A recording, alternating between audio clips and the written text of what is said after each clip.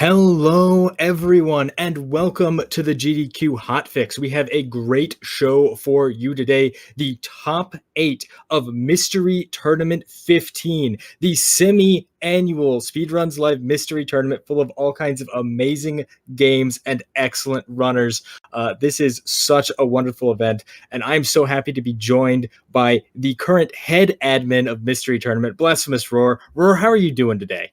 Hey, doing, what's the words? Panicking, freaking out, ecstatic, excited. Mostly just excited. We have some amazing racers. We have some amazing games. We have, oh man, we have so much that is going to be happening during this. We certainly do. And then I got blasted by audio. So I got distracted because one of the racers' audio just popped up in massive. Yeah, totally good at this. Yeah, so we've got races. So to explain a little bit about what we're dealing with here, this is the now annual mystery tournament. What we do is we do blind races. So you and your opponent get a game that you may have never heard of, never seen, not even knew that it existed, wasn't even aware that that console actually existed in the first place. And you're told, hey, so here's the deal, all right? Maybe you have a little document that gives you just a little bit of information, like you need to jump on that switch in Zardion. Maybe you don't have a document that says you need to jump on the switch in Zardion and it leads to a half an hour kerfuffle. Maybe you do. But this is all the information that you get. That's it. That's all the information that you get in regards to it. And then you have to just jump in and go. You have to jump in and go.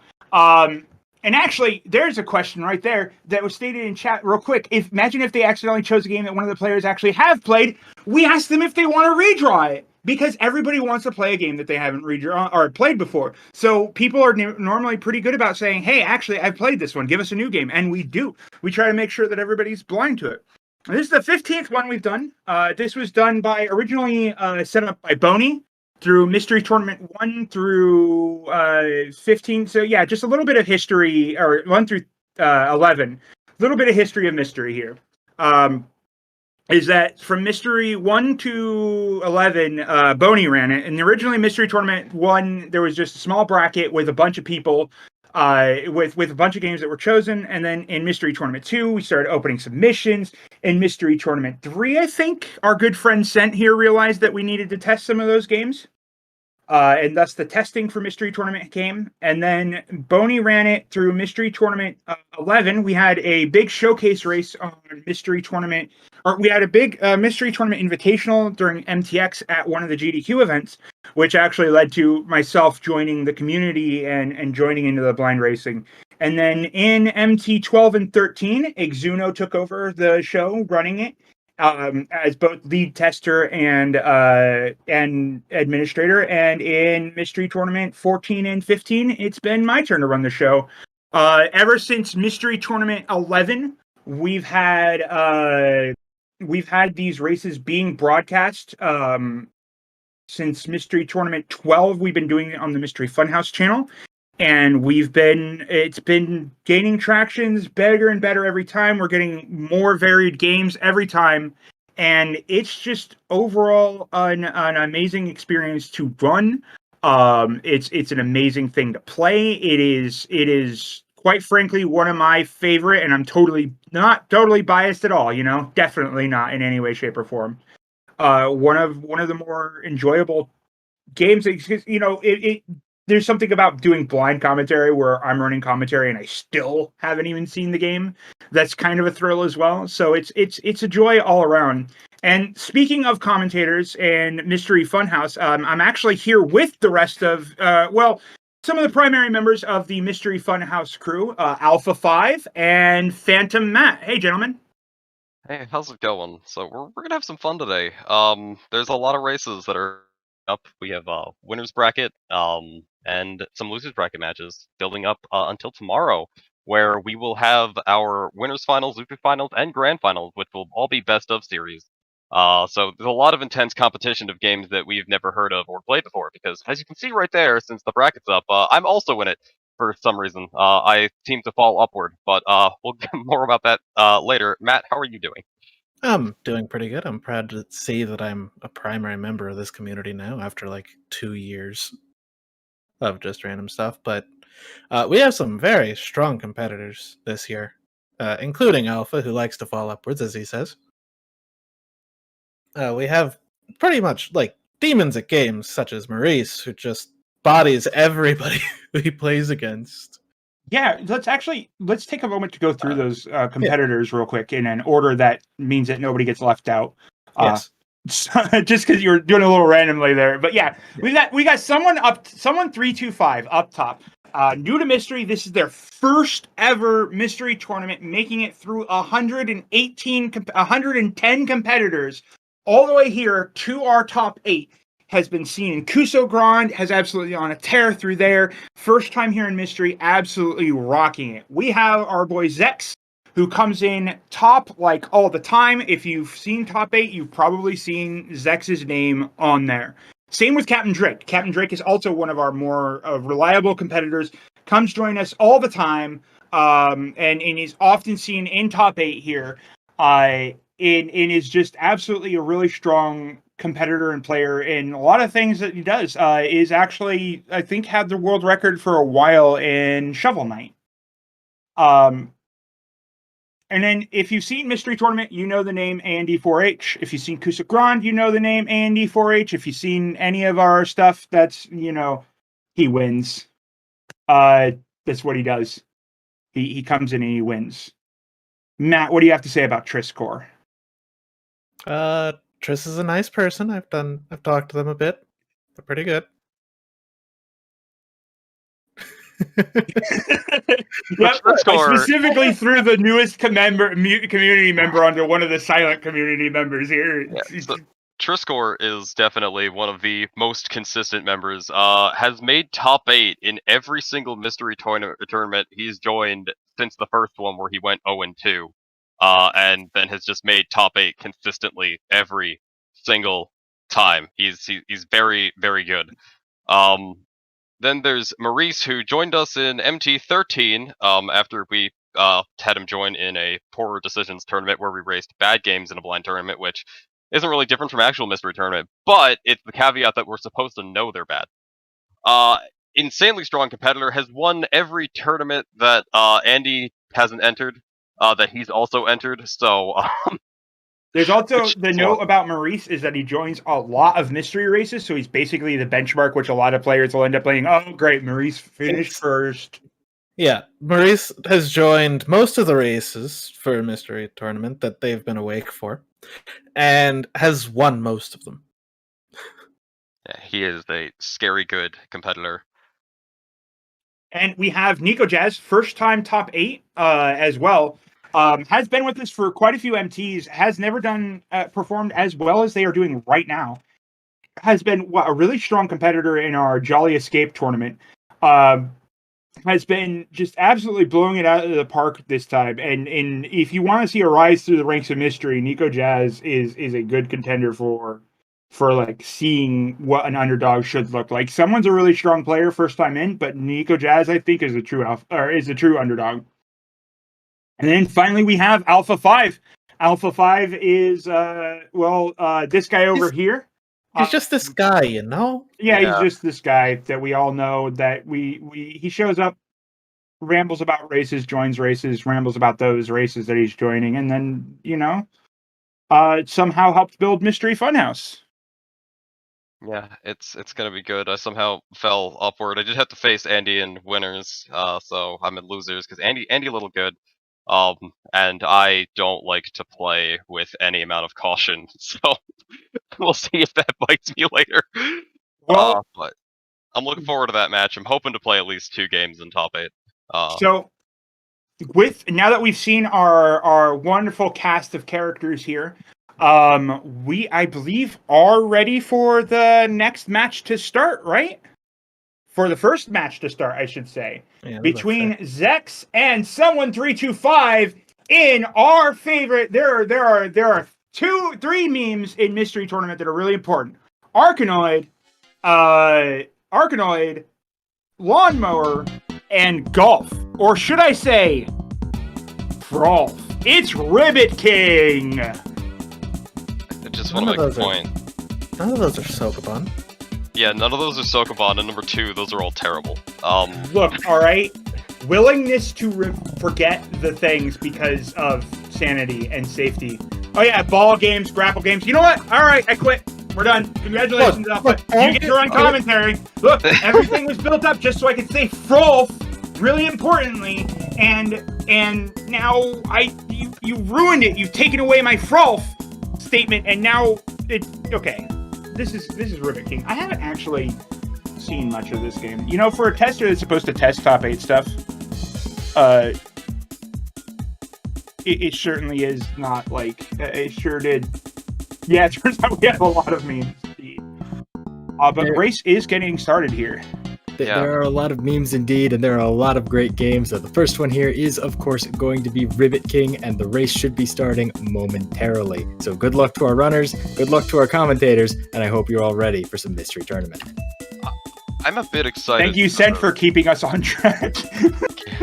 I'm a bit excited for this game because, one, it's a GameCube game, which is criminally underrepresented because, one, everybody's played all of the good GameCube games, and 2, downloads are big.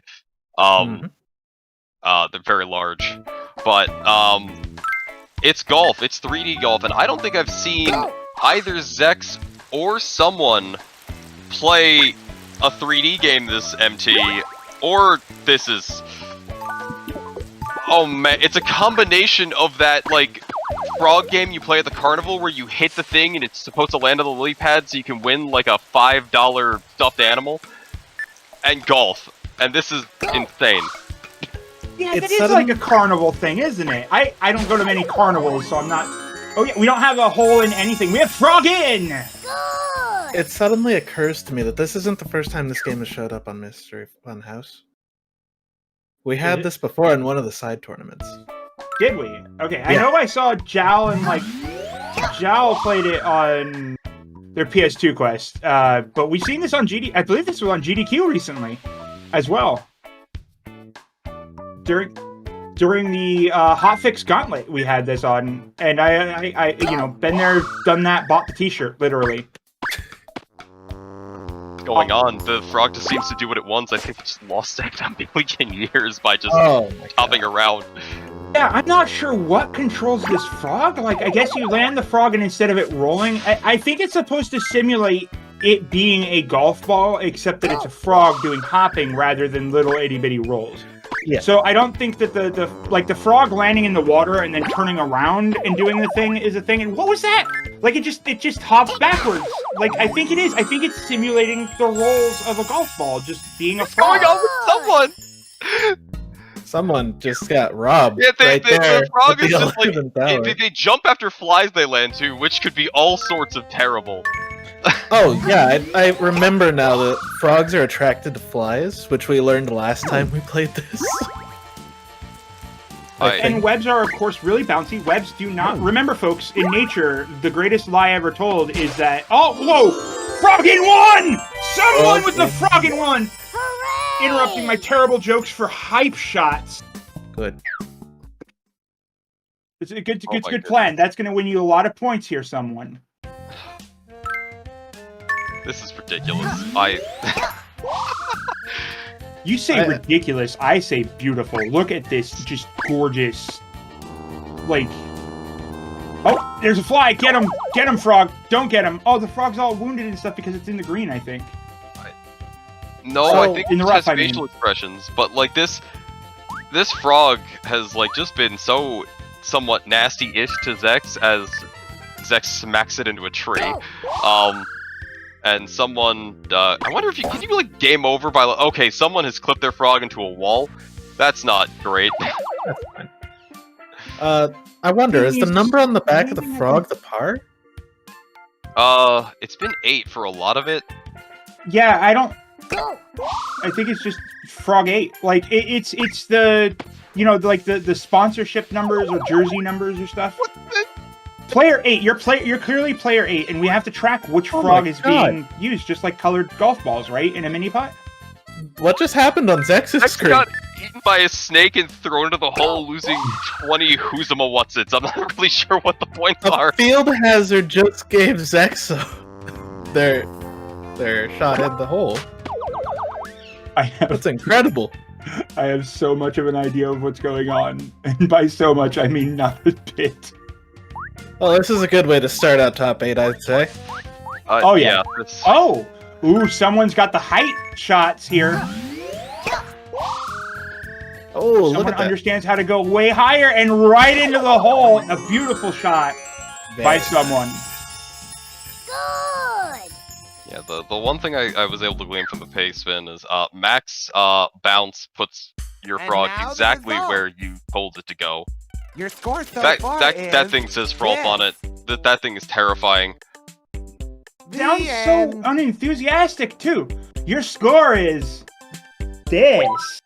The end. Like, oh, come on, get some more hype in your bones. Alright. So, the goal here is to clear all courses. I don't know what all the courses are. I want to Did know what that someone Metal Gear just- Solid Kojima-esque cutscene that just showed up for someone. I think someone just reset their console. I might have been a menuing error, which has caused them to go back and try to adjust, which is understandable. Okay. Alright. Okay, Moving so on it to looks the like we next have 5 courses overall. We've just cleared Ribbitopia, and now we're moving on to I did not actually see the name of this one. Hold on, that's in the face bin, We're in isn't it? space. We're in space? We have hypertubes, too! Zecks tries to land on the elephant, doesn't work out, and now has a mashing game? I'm not sure what's going on. Okay. So, according to the paste bin, the name of the course that someone is known as Hypnotron? No Tron. Yeah, no, you know. I guess if you're gonna name a thing something, that certainly is a name you can go with. Wait, Yeah. what's the pterodactyl doing now? The pterodactyl just grabbed Zecks and is just Zecks is just being It's torturing earning this points. poor frog. no, it's earning points though. But the frog's being eaten by a pterodactyl. Yeah, but it's getting the where's it job putting done him? or something like what? Where is it going? It's putting him down the mountain. The range seems to have gotten shorter. Go.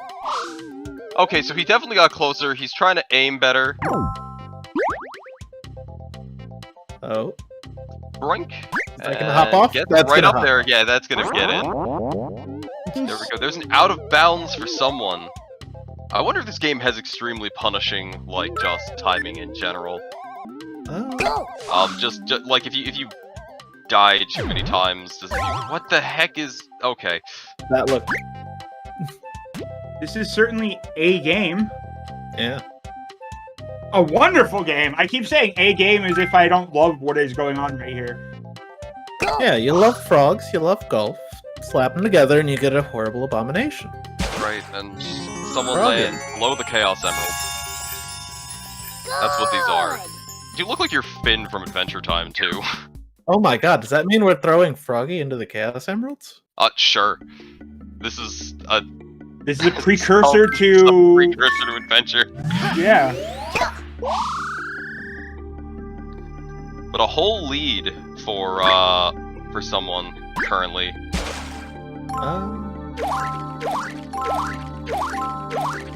By about a hole and a half? Right?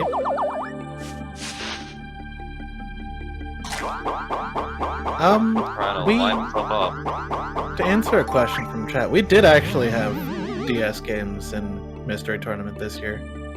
I know We one did? of them was, what was it, the Donkey Kong one? The grappling one? Yeah, the jungle, whatever. Someone's having a real hard time in space. We're doing great earlier, but Zecks is caught up just. No, never mind. We also had That was- Scribblenauts and Monster Tale and Henry Hatchworth in the Puzzling Adventure. That was a video game.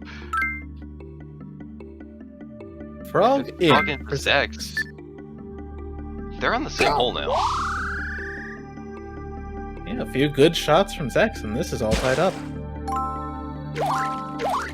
Although these courses are very large, from what I'm seeing. We have a question of why is Zecks so far on a different course? Because they're behind.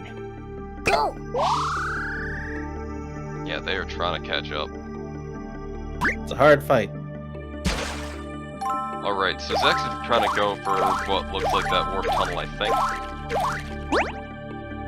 So apparently this is a continuing situation where poor unfortunate Zecks continues to get golf games in top 8. Board games, really. Why do you do this to Zecks every year? I did not pay attention to who was in what match when deciding games. To be fair, we tried to give him another game that might show up later, but no. Good. It's all someone's fault or something. I don't know. Probably my fault. Yeah, probably my fault. We could have made it through. Hey, use the. Oh, get this! If you spring on it, it just gets big. What? I love it. What are you doing? Is that love an it so alien snake in the background on Zecks' screen? Zecks is really trying to get inside the turbo tunnel. Does do so successfully. Like, are these Meanwhile, like weird someone's on a targets? dartboard stage. Yeah, I hope that you get points for landing on these, like, center bullseye marks, right? Like, that'd be cool. Or you can just go out of bounds. So, remember what I said earlier about the players being blind and stuff? And the commentary being blind? This is what I mean. This is... Wait.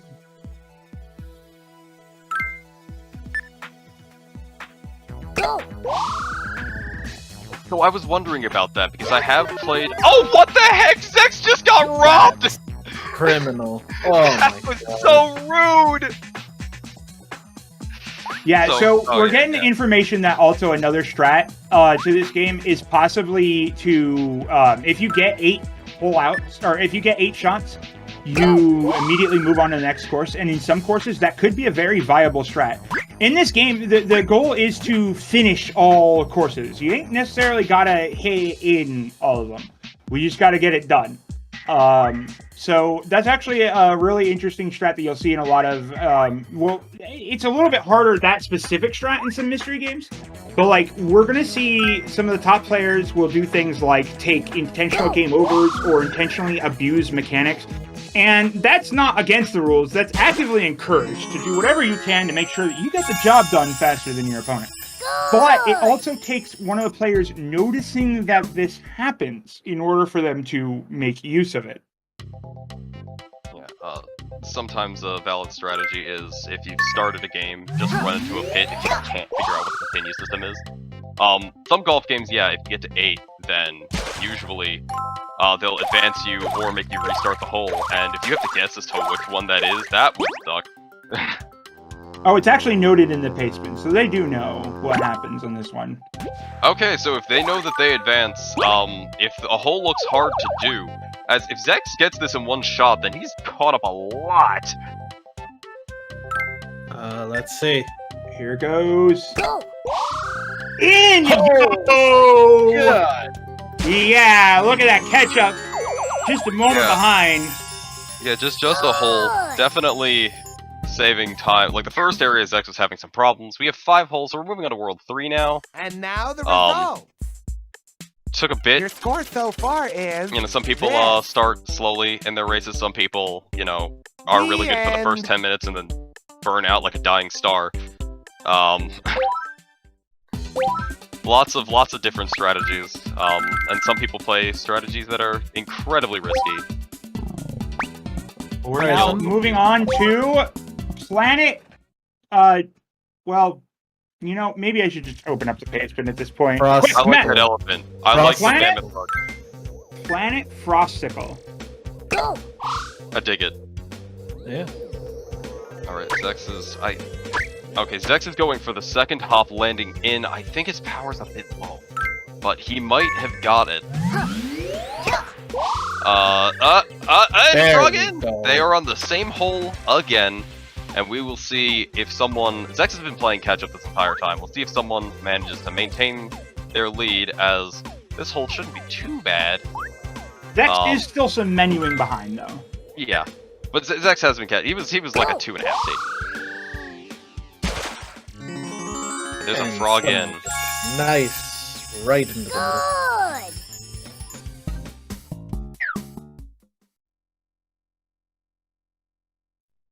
But right now, someone has been consistent. I think what's going on in this game. So there are a few games, because this is blind racing, that you have to make decisions. Like you have to. Sorry, let's try this again. Learning the game is all a part of the big hangups that you'll have, or one of the most important things about it. So whoever learns the game, catches on to it faster, typically has a really strong advantage, and I think that's someone in this case. But Zecks, being a consistent player, once you do learn the mechanics, though, are also very important. And Zecks is able to just, on the fly, do things a little bit quicker, actually progress through a little bit faster, maintaining just a one stage being behind. And oh, no, wait, just a little too hard. What's this? Where did this come from? You had no way to know it was there? Zecks, free yourself! Don't get consumed! Gets 50 though. At least Nice. 50 points, I guess. Yeah. Yeah. That shot from someone looked not great. Yep, it hits a wall. Out of bounds. Right over. Oh no, that looks so painful for the frog. Frog in. Zecks. There you Got go. a hole 2. Good. The ice physics are. This! It's so rude how you can just wreck yourself for stuff you would not have any idea about. Yeah, it seems like... So, that's one of the things that during testing we try to avoid with games is RNG being a determining factor. This game is not really like... You might think that there's some degree of RNG with this that's affecting it, and it is, but it's not like an unfair amount. I think that overall, if you make sure that your shots are consistent and located in specific spots that you want them to be, you're going to overall progress with good speed. There's nobody who's going to like get a power-up that's going to trivialize the game. And, oh no, Snake again! No! Someone, get free! Oh, No! throw I him can't left. help to see He gets I thrown can't look! left. I can't look! Throw left. Come on. Nope. Into the hole. Frog in. Here's the thing that I noticed. Someone sure had one more bounce left on their frog. Because it always bounces 3 times. As far as I've seen. So they should have gone off instead of getting caught by the snake, but I guess that's like the snake takes priority over Yeah, the the third snake, bounce? the snake gets it. The frog is... This is frog jumping. Frog jumps on its own accord. The snake has frozen it with fear. It can no longer continue forward. It must make decisions, and apparently someone has just gained some sort of spaceship part or something. This is actually the sequel to Toe Jam and Earl, apparently. Does that look like a spring? Yeah, it was some sort of spring. Maybe it's a power-up. We'll find out soon as Zecks is taking on hole 3. Oh. Wait, is it going to fall down, or... Yeah, it is. There it is. Okay, bye-bye. And back onto the question mark. But does that do anything? Oh, you got a question in chat? Let's go ahead and find that answer. Who submitted this? This was submitted by... This poor frog. By Polari. It's good So- stuff from Polari. That gives me a moment to talk about that, actually, is that this game, during Mystery Tournament, part of the requirements to join is that you've got to submit games. Lately, it's become a bit more of a loose requirement. Just make sure that games get submitted in your stead. You got to submit games to the tournament to cover up to cover the matches, and that's how we make sure that we get all sorts of weird and varied games. Is because everybody's got a different game pool of their knowledge base. Like I don't know all the NES games, but we sure do have players that know that and can submit the best. Or in the case of well, let's not. And so basically, you do submit games to the tournament. So all of these were submitted by other players of the tournament, which means, of course, we can't we got to make sure that we're not giving players their own game submission. And so this one was submitted by Polari, one of our regulars, and it's nice because we don't really see many GameCube games. there's actually a bit of a problem with a lot of later, with a lot of 3D consoles, especially in like the PlayStation and GameCube range, is that a lot of games have really slow startup, really long startup, where you have to like watch a few cutscenes, get all of the deep story, does a ton of menuing or other problems with it like that. So it's nice to see like, oh yeah, no, this game has a save file attached to it that lets you get into the game, lets you go do the thing, and get the job done. So I'm excited to see more as we become more approved with some of these consoles, because we do have an approved console list at the time, and then if you want to put something up outside of that console, you have to provide the information for it. But we're looking to improve what's standardized across the board.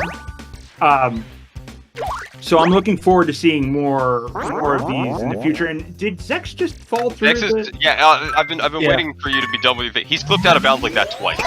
That's by the frog just going out of bounds. And then just as I thought would happen. Yeah. Like he was gonna catch up, but he has clipped through the stage twice, which big unlucky. Although wait, maybe he clears anyway because the fly. Okay, he'll get it on the next hit, but that was gonna be a really nice catch up for him. But instead, the game said no. Yeah.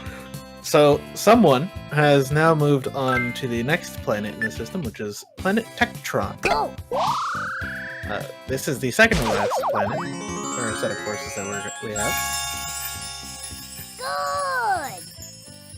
Yeah, so far, this game seems somewhat skill-based, like more so than thought originally. And I could definitely see this being like a ridiculous type of game that if you were to plan and practice it, you'd have all these weird shots. As someone who has seen the 8,000 line pace bin for the people who speedrun Kirby's Dream Course, golf games are no joke. They're serious business, man. Yeah, they're also very, very fun races because things can just happen. Like, what's just happening to someone? Is they on the same stage yet again? Hole 2 versus Hole 1. Oh, Hole 2. I missed the Hole 2. You can navigate the conveyor belts better. Zecks has been consistently one stage behind. The game just doesn't want them to move up. Yeah, they do not want them to catch it. Conveyor belts control. Yeah, because I swear that this is the part that someone just fell on. Are the holes out of order? I mean, a game like this, it's kind of hard to track the holes a little bit. I think it might just be similar layout. Extremely similar layout, I guess. And that's very, very good for Zecks. Very good for Zecks. Frog decides that it wants to go in. Frog in for Zecks. That is going to be on the same stage now. Yeah. We have We have two more courses to go. For this game, so we do actually have. Oh, stages are random inside the course.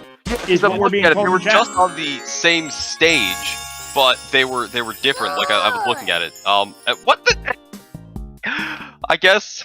Hello, Snake.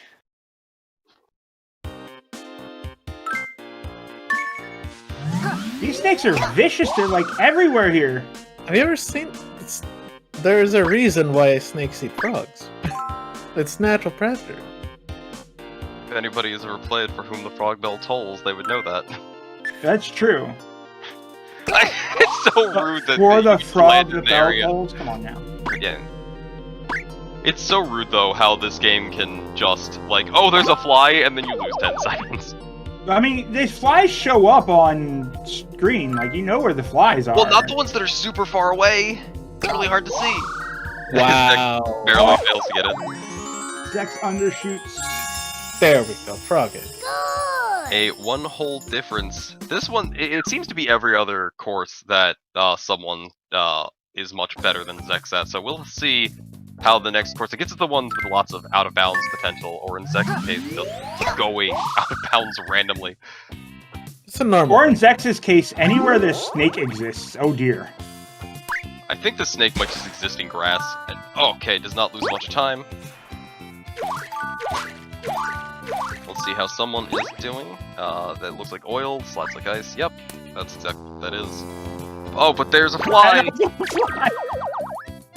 And I think he's gonna get an event, maybe? Nope, not quite, but sees the diamond at the end of the rainbow. I don't know if this is a good shot. This is There's definitely a little bit questionable shooting for the wall there when you could try to undershoot it. But in the end, here we go. He's gonna maintain that 1-stage lead. We'll have to see what Zecks' stage 4 is, how quickly that goes. As someone's moving on to the final course, right?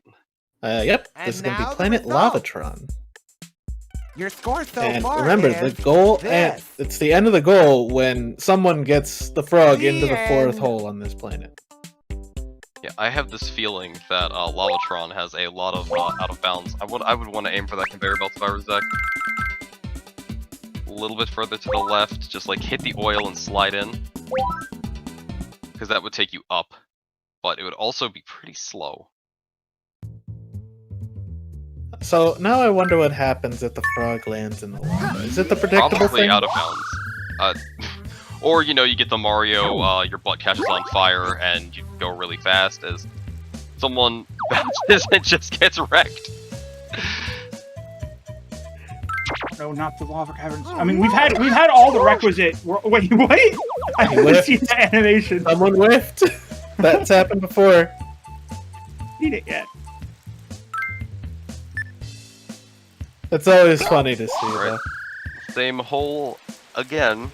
I mean, this game has had all of the prerequisites. It's had Happy Grassland, it's had Cold Mountain, Technoland, Spacey World, and Lava Land. So like,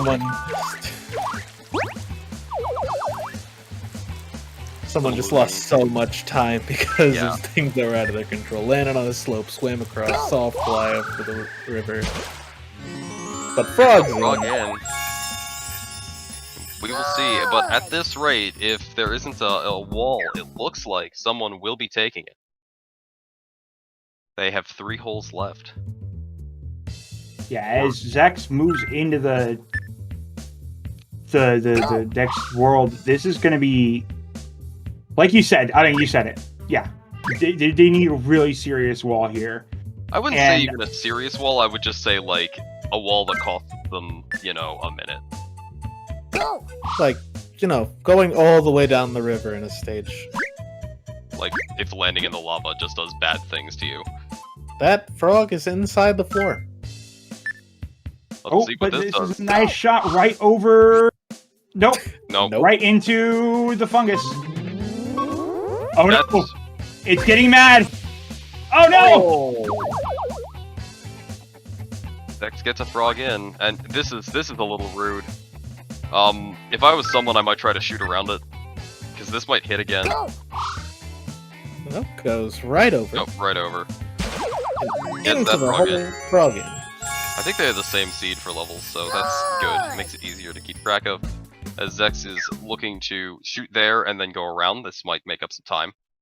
You can kind of see what he's planning out. Okay, no, it hits way earlier than I thought it would. I thought it was going straight towards the lava, but it was not. Man, I hope. I want to see what happens to this frog when it jumps in lava. Oof. Yeah, That but was you close. want to see that at Zecks' expense? Is that really who you are, Matt? I just want to see it, period. Okay, that's fair. Yeah, I'm an equal opportunity person who wants to see suffering. Yeah, alright. Someone's moving on to the final hole, as Zecks is clearing hole 2. So, let's see what happens. It's been very close before.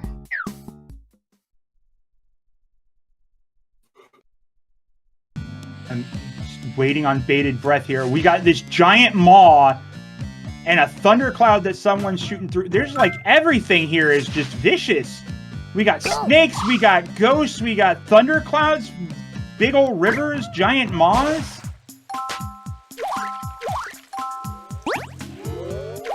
Nice waste of time. Swims into a giant mouth, that would be some... Oh, okay! Well, I guess technically, did swim into a giant mouth. It's just gonna go swimming again. And it's gonna slide. Does the snake persist? That would be rough. Oh no, going way further down the river. This is exactly that wall that Zecks needs. Not really a wall, just as things that have happened to Zecks this entire match. Yeah, the equalizer. Oh, we also have a ghost in the background there. 2 ghosts. That's King Boom Boo. That's what that is. Yeah.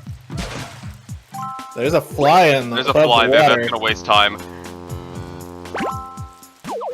Sorry for my terrible King Boom Boo impersonation. Not sorry. It's okay, you didn't come through. And nobody heard it. Apparently the noise reduction is so good that it just... Oh no! Oh! And out of bounds. And Zecks is looking for where to aim.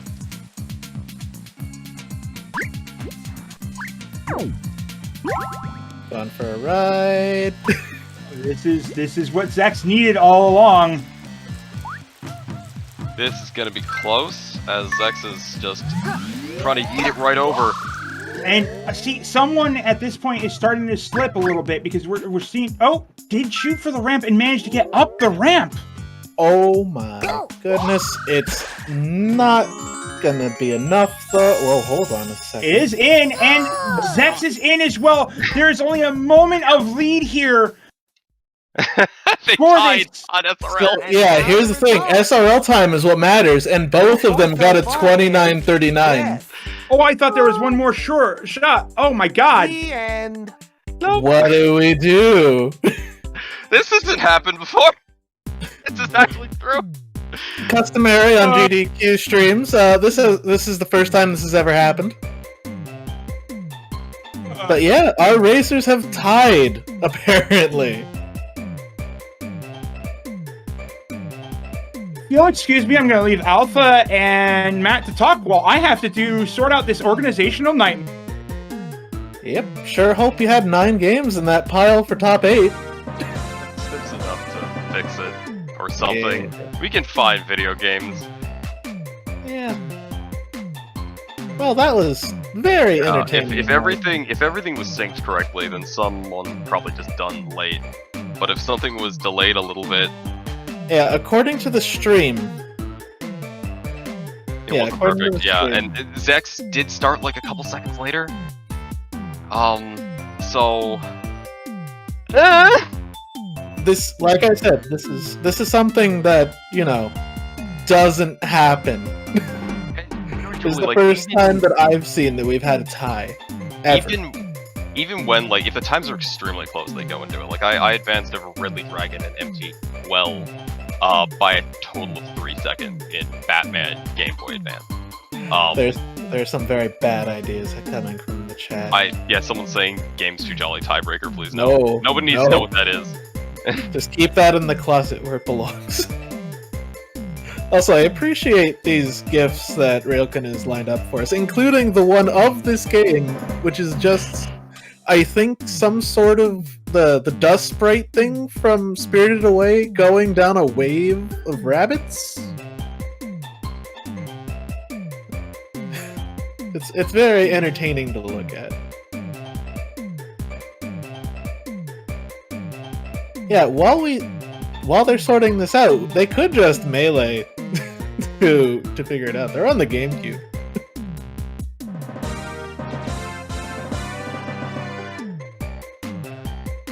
It's okay, the GIF is small enough that I can't tell what they are. It could be mushrooms.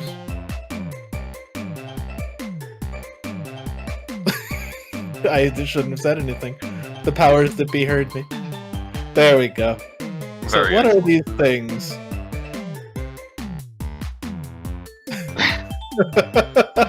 I do want to know what they are. I don't They know look what like they- they look like sprouts, like bean sprouts. Well, what now? The answer to that is that we are currently sorting out what to do in the circumstance of a tie, because we go off of SRL time for Mystery Tournament and all of our tournaments. So we are currently trying to figure out a tiebreaker of sorts. Yeah.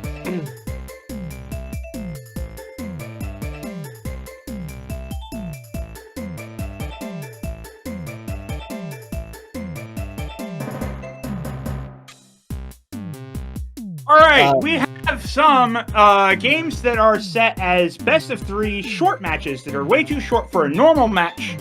That are really hard because normal mystery tournament matches are supposed to take between 20 minutes to an hour or so. If they came in under 15 minutes, we decide that they are too short to have determined an effective act to be determined by skill.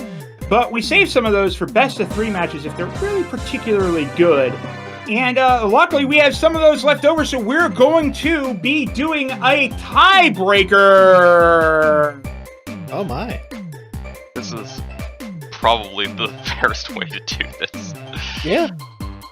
Because there's no real way to tell, at least from our end, whether or not they got done late, or whether or not latency was on someone's side. So we are getting a short tiebreaker running underway here in just a moment. We just got to get it set up. So this will be me crossing my fingers as the admin that somehow this doesn't auto tie, because at that point, auto defenestration. No, I say we do Mortal Kombat net play. And whoever wins. I say we fire Matt already. Roar, you're the one whose fault it would be, so I think you would have to be fired. Not the one that made them play Mortal Kombat. He could have picked any other game that's not Mortal Kombat. That's What's wrong with true. Mortal Kombat? Everything. It's the worst fighting game basically ever. Well, so yeah. While we're getting set up, because we gotta get set up for a new for this short match. Since we have a lot of new people here while we get set up here, this is Mystery Tournament 15. We are a tournament that's dedicated to blind racing. You and your opponent get games that neither of you have ever played before, and you gotta get in and go. You get just a mild document that might contain some pertinent information, might not contain some pertinent information. Nobody knows. It's all on the submitter and the testers to figure out what is pertinent information or not. And then you check if you're both blind, and if you're both blind, you're racing the goal faster than your opponent. And so it's all about how to say, like, it's the equivalent between, if you consider speed running to be like orchestration, where you have the people who practice the same bit of music over and over and over and over again until their muscle memory has it 100% right, and they practice and they practice and they practice, and that is an absolutely wonderful skill. And then you have other people who can't sit there and practice, but can sight read and just go through and just read through the notes and play them. And that's what this is. This is the sight reading of video games, where you've got to play through your game by understanding, the more games that you've played means that you have more understanding of how devs think. You have to react to things. You have to move quickly. You have to be able to figure out puzzles sometimes. I mean, it's really rare to see puzzles outside of arcade puzzlers, like drop puzzles, in a speed game context. But we get to see those in mystery because you have to think quick. You have to be able to move quickly.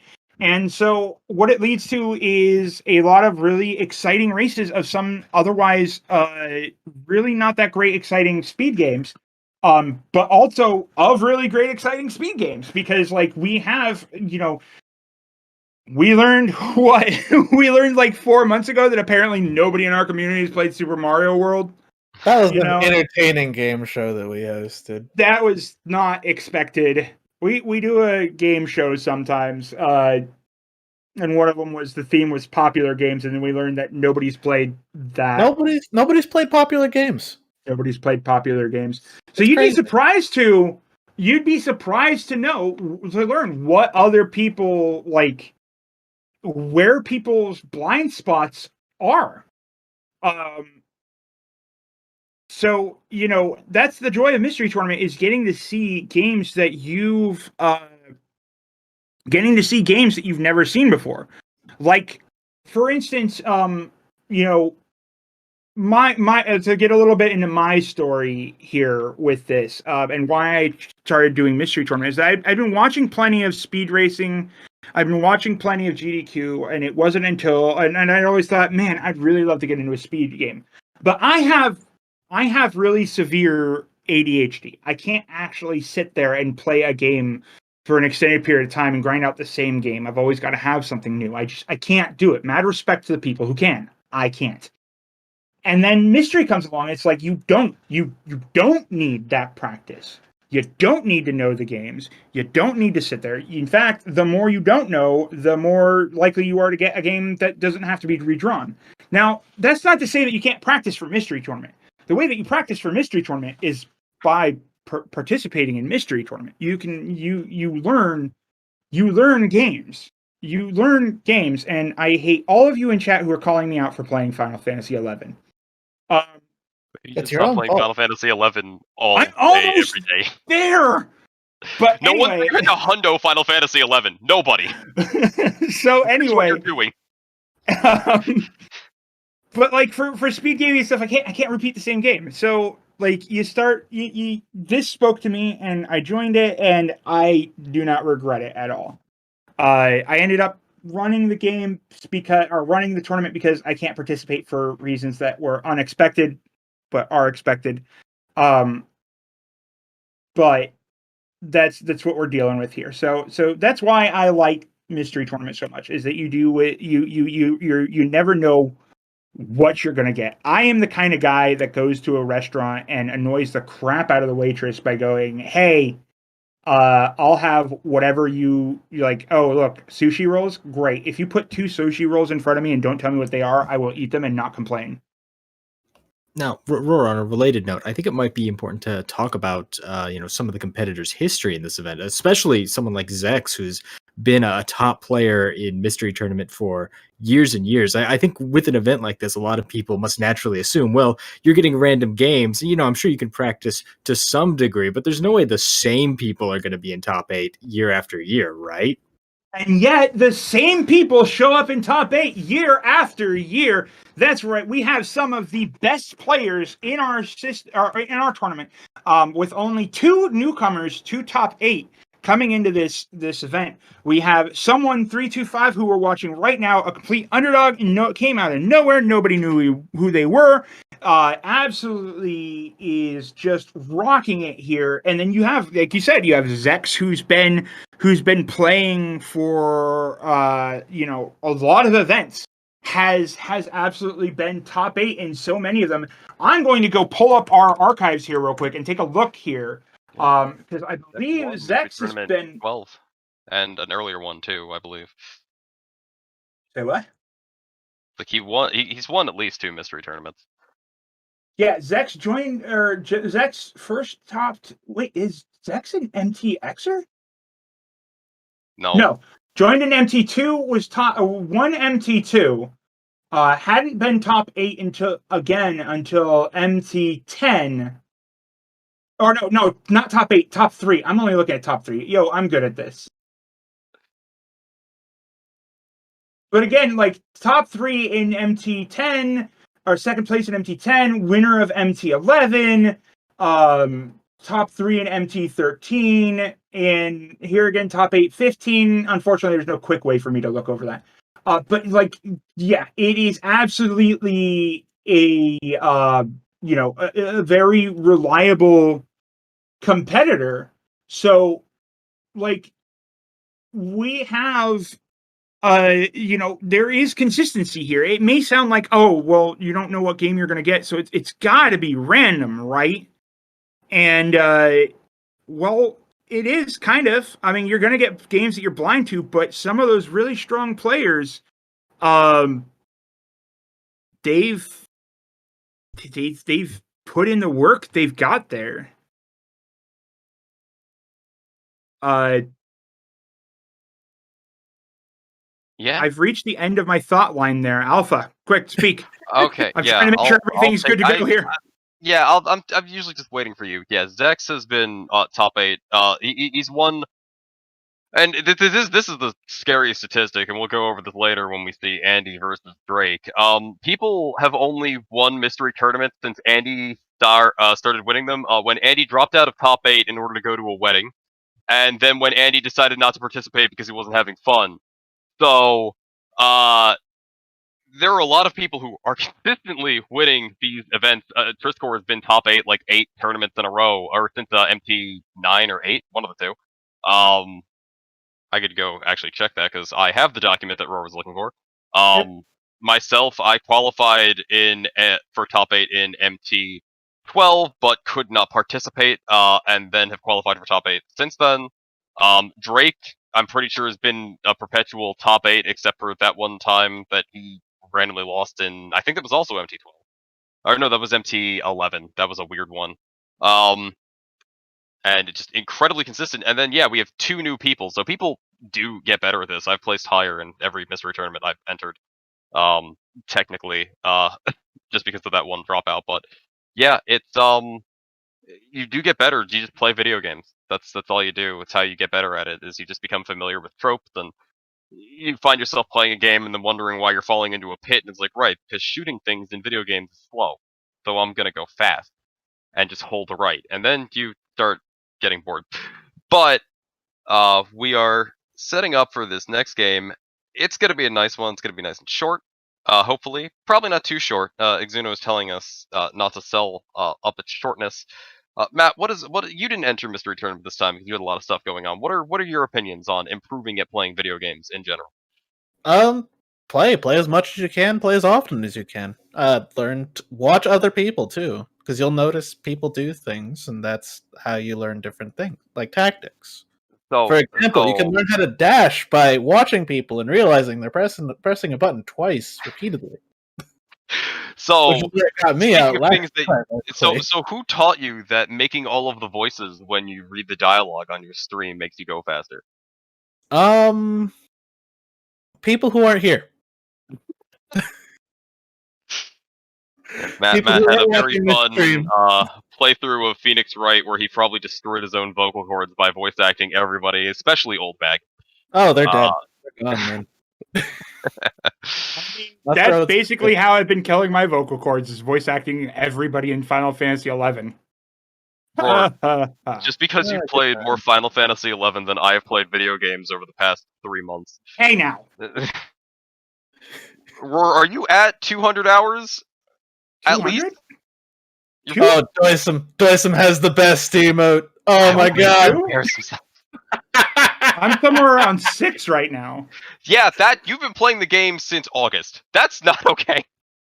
This is an intervention now. Stop playing Final Fantasy XI. It's not this mystery tournament. We're pulling your parachute. We're getting you out of Final Fantasy. You got to play different games. You got to play more. We got to get you jolly, man. No. Okay, so you may hear multiple references to Jolly. So we do a lot of tournaments. Yeah, I'll let Matt explain. Let me just get down to the crux of the issue. We are not what you would call intelligent. Matt, please continue. So we do a lot of different tournaments. Tournaments in our tournaments now. Yeah, they're tournaments. For example, we have going on right now simultaneously with Mystery Tournament because people got very bored. The Jolly Escape Tourney, which there is a company called Games Too Jolly that just makes tons of just terrible flash games, in my opinion. It's just like escape games and puzzle solving games, and sometimes it's a cocktail of both. That's very important. And they've just been racing these repeatedly, just forever.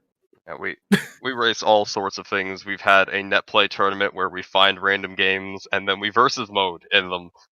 We've had the games that get rejected for Mystery Tournament. We had a tournament of that, and there's one coming up after Mystery Tournament. Yeah, we've explicitly gone, these games are not viable for a blind race. Let's blind race them! So we've had a tournament where we've raced every game that's ever been raced on Speedruns Live. We had a blind race tournament, a racing tournament, where we just raced whatever game is on the Giant Bomb database, which is a lot. And if you ever wanted to learn how to race NCAA football for the PSP, we came up with something. But if there's a video game, if you just can't really, because like you just get bored with speedrunning, you put 10 hours into a game, like okay, yeah, I'm done. I don't really feel like playing. It's a good way to just keep context switching. It's nice. It's just fun. And how are we doing on setup, Roar? We are still working on getting that going. Okay, Right, so we need more selling. To add on to that last one that we were talking about, it was called Giant Troopa, for Giant Bomb. Yeah, Giant Troopa. The most important part about that was that it was rules as light as possible. That was Heavy Troopa. Heavy Troopa had, and it's still pinned in the server, Roar asking one of our other competitors, Neptunia, asking the person who was quote-unquote running it, Exuno, if they could net play Mario Golf, because that's what they drew, for the GameCube. And the comment from Exuno was, I guess that technically isn't against the lack of rules. Yeah.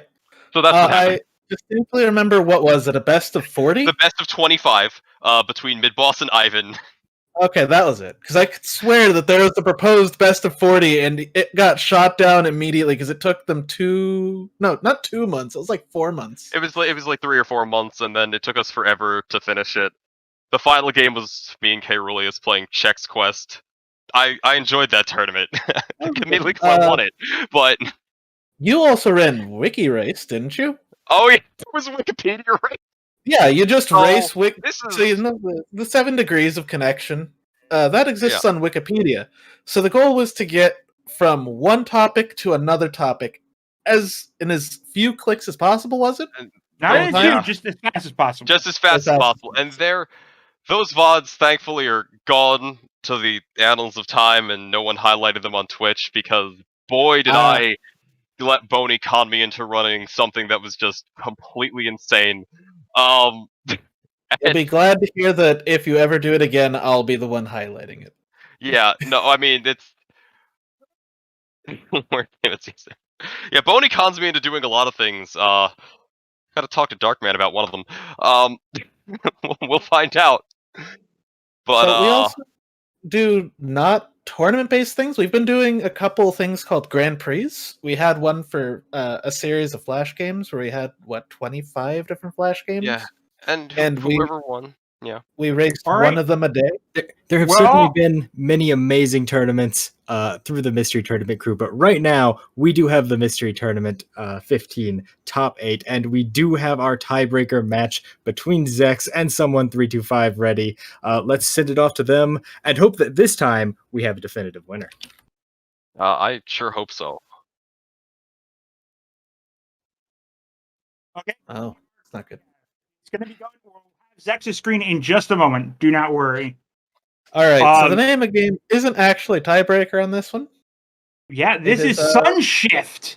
Yep. This game is a game that I tested, and this game is great. This game's great. It's great. Looks like you go straight down. Okay, you rotate around.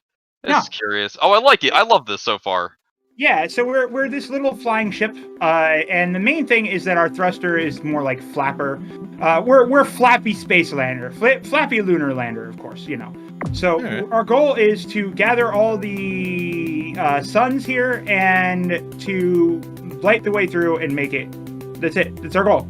And so we're gliding, we're moving, you're flapping your little flappy wings in order to get enough thrust, but you don't have a strict control of how high you go every time. One thrust, one press is what is a specific movement forward, basically.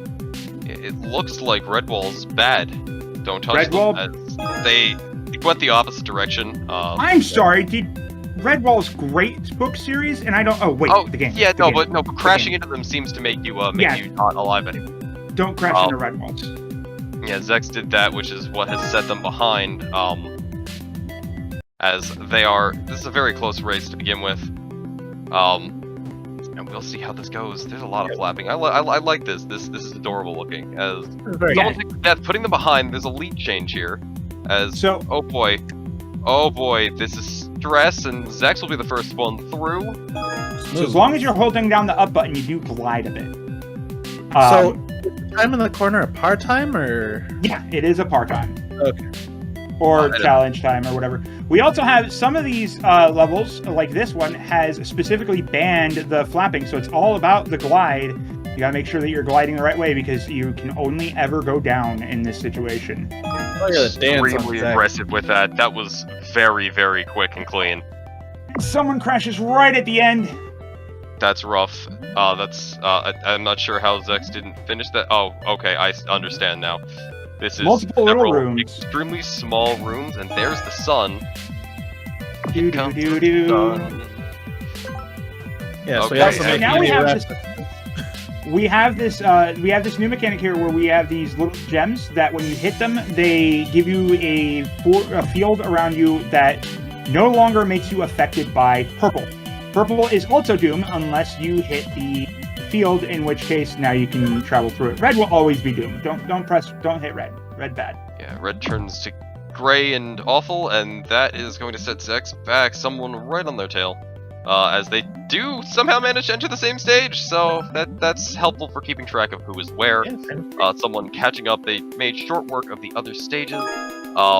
And right behind Zecks, let's see if they have a small hiccup here, being very careful. Being safe is good, but sometimes it is not fast, and you really need to go fast.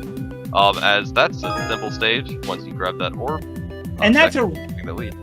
that is a really important thing about mystery. That is like that Alpha keyed into there is that being safe is not going fast, except for the times when it is. Because in mystery tournaments, since you don't know what's coming ahead of you, like you do in most speedruns, you don't know what strat is too risky or where safety is.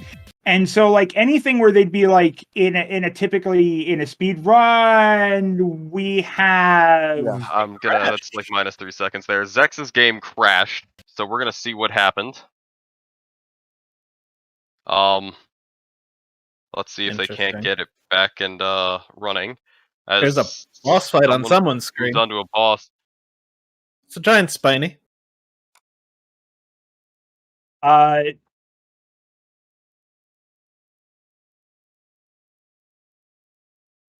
That's unfortunate. Get it back, folks. Hopefully Zecks didn't lose progress. As stated, right, there's a prototype and an unfinished game, so, you know.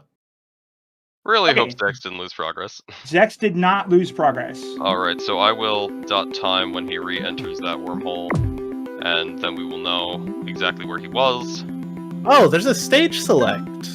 I didn't realize that. Okay. There we go. So yeah, so sometimes during. Oh, that's not okay. Good. Okay. So don't want him to do this boss fight. This is gonna have to be a redraw, and we're going to. This is an issue. So.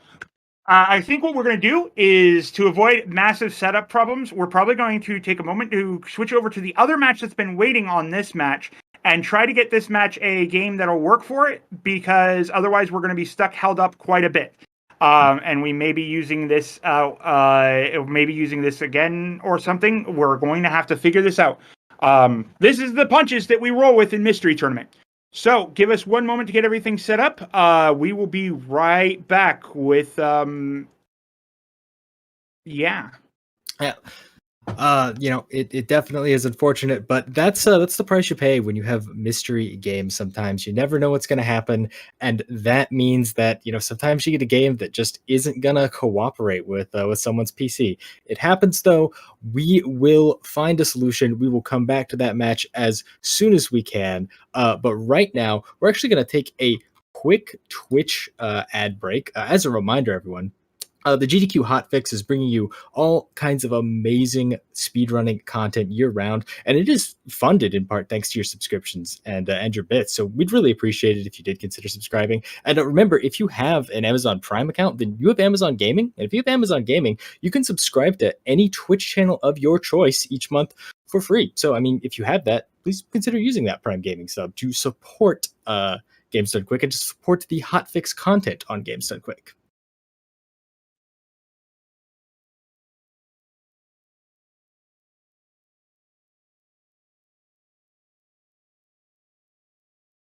Well, hello and welcome back to the top 8 of Mystery Tournament 15 for everyone out there watching on Twitch right now. But for all of our friends who are watching this on YouTube after the fact, if you'd like to support the live content of the GDQ Hotfix, please, consider coming over and seeing the shows live, participating in the community, and really getting to enjoy it.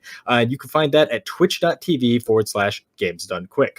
I am here, I'm Sent, and I'm joined with some amazing commentators, including Blasphemous Roar, the current lead admin of Mystery Tournament, as we head over to the other side of the winners semifinals for the top 8 of Mystery Tournament 15. The winner of this match goes straight into day 2, goes straight into winners finals, and Roar, we have one of the most iconic matches possible in Mystery Tournament right now. Oh my god, Capndrake versus AND4H. There are some hype matches that we get here. We have some amazing competitors throughout, but these two are like the creme de la creme fighting here in the top. AND4H, the only reason why he's even probably possible to match up against Drake right now is because he wasn't in Mystery Tournament 14, so didn't get seeded into the top bracket. So we, is fighting here against Capndrake in the top, and I'm. It sounds like I'm overselling the hype factor of this match, but really, no, I'm not. This is a hype match. We're also joined. You certainly are not overselling the hype of it. And you know what? Let's not wait any longer to get into the hype of it because our racers are ready. Let us commence the second match of winners semifinals in Mystery Tournament Top 8 with Andy versus Capndrake in a pretty fun game that I actually got to test called Cleaning the System. Roar, did you get to experience Cleaning the System? I did. Me and Hopscotch tested this in a race, and this was an absolutely fantastic race. I say that giggling and because this is just all right. How do I explain this other than we're a pogo stick? This is the second pogo stick game we've had in Mystery Tournament 15, and this is the better one. We are a stick constantly bouncing. We are a pogo stick, not a pogo stick rider. We are just a stick bouncing. I'm still mad about Pogo Sticker. That game was a thing. Well, don't be mad at it when you have this game. Yeah, so, this game looks sick. What we're trying to do here. Oh, no, go ahead. What we're trying to do here is get through the stage. We're just trying to get through the stage. And so momentum and how you bounce off of the wall is going to be a huge thing in this game. You don't have bounciness on the wall. You don't have bounciness on your side. You only have bounciness on the bottom. And you actually do have to take care of how momentum and angles happen. And I don't if you've been watching this game for as long as we've been watching it, 1 whole minute, it's everything it says on the tin. It is a pogo. You're cleaning the system. I don't know how we're cleaning the system, actually. Don't ask me that part. I don't understand how games are named these days. But we're certainly going through a system of sorts. Yeah, we're doing something here. There's a lot of bouncing and sprunging. I hope there's fun sound effects. I don't have any sound currently. Maybe we're a pogo stick of RAM. Who knows? Oh, good. I'm being told that there's quiet springs. Andy, big fan of quiet springs. In fact, did defeat Drake in Mystery Tournament. I want to say 12, thanks to no, not 12. 13, due to discovery of a honk button. Oh no, wait, no, that was 12. I'm mistaken. No, wait, it was 13. Something about this game that I really like is that they do zoom out and they show you the entire level when you've completed it. That looks really cool to me. Yeah, that's neat. I do like games like that, as Andy's taken an early lead. This game, Roar, you've played this. Sent, you've also played this. Is this as impossible to control as it might appear, or is this fun? Do you actually feel like you have control over this pogo stick? This game, this pogo stick is very controllable. So you definitely have basically your only real controls are to rotate And you can actually get some really interesting movement off of these diagonals, and it's not so much important to actually controlling the pogo stick is not as hard as it is to recognize where angles, momentum, and other bounces are going to put you, because you know basically the force of the pogo stick at any given point. It is based off of the amount of speed that you're hitting the ground. But really, it's all about it's all about how you hit those corners, what angle you're going off of. Yeah, I was about to say, Andy seems like he's got a good handle on it. Drake as well, picking it up. Andy having some problems. They're only about 2 screens apart right now. As Andy, just barely. So, is it possible to stall out, lose all your momentum? Nope. No, because you could just spin around and you could bounce. And then no, because this is the game that's superior to Pogo Sticker. Yeah, Pogo Sticker also had a health bar. Why would you have a health bar in a Pogo game? Fun fact, kids: health bars are not fun in Pogo games. Also, don't hit your head. So one of the key things actually that's really I think that like moreover over the pogo stick's control, what's actually one of the most important things to recognize is how is your ability to hit on the side of your pogo stick to not have to bounce. Like there where Capndrake just made it over that ledge by specifically hitting the wall there, and has managed to hit ahead and behind and hold. Yeah, Andy's having some problems with this very, very, very first one, and just clears it. And now, and now Andy's back in the lead. This is some hype pogo sticking action. This is why I don't declare any leads until stages are actually done. It's so close. Also, yes, we should mention that this game was submitted by Maurice, who is also in top 8. Yeah, that's the fun thing about top 8 is that because a moment about top 8. You see, during Mystery Tournament, you know, we have 118 competitors. All of them. Nice, and they both get clear almost at the same time. Do not give me another tiebreaker, you two. Do it. You're supposed to behave. Do it. You're supposed to be the good kids. Listen, if there were 2 people who were closer in skill to at least Andy, it would be Drake, I would say. At least in terms of, like, maybe Maurice, but I have a feeling Maurice has some weaknesses in their game pool. Oh, we got wind now. Mainly around old SNES games, and Andy just yeets himself to great victory right across that screen. Drake's still trapped by this fan. We have fans, yeah. So fans, I am a fan of them. Because they actually do have some momentum, and Drake just took a shortcut. Oh my god. Because shortcuts are in this game, they're just unmarked little holes. As long as you remember how the map looks. Different, a little bit. Well, the thing is that unfortunately Andy has the bottom of his screen cut off, so we can't see the little holes on Andy's side. But they're there. They are there. Okay, Andy, retaking the lead.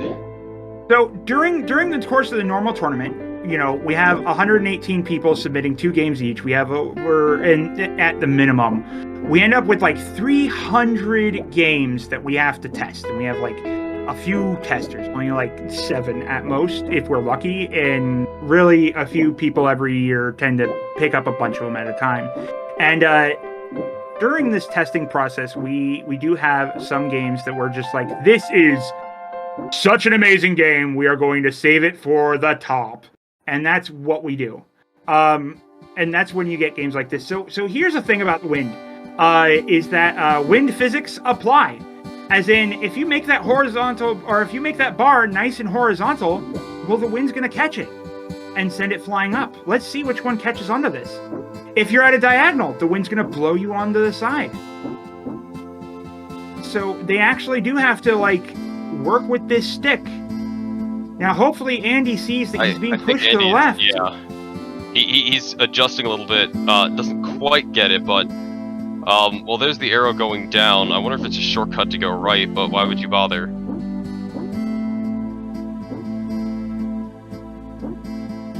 All right, looks like Drake is having some trouble catching the wind. He's gonna. Oh, that was very, very close. Yeah, it looks like Andy wants to spin himself all the way around to make himself perpendicular with the fan, so it doesn't really affect him as much. That seems hard, though.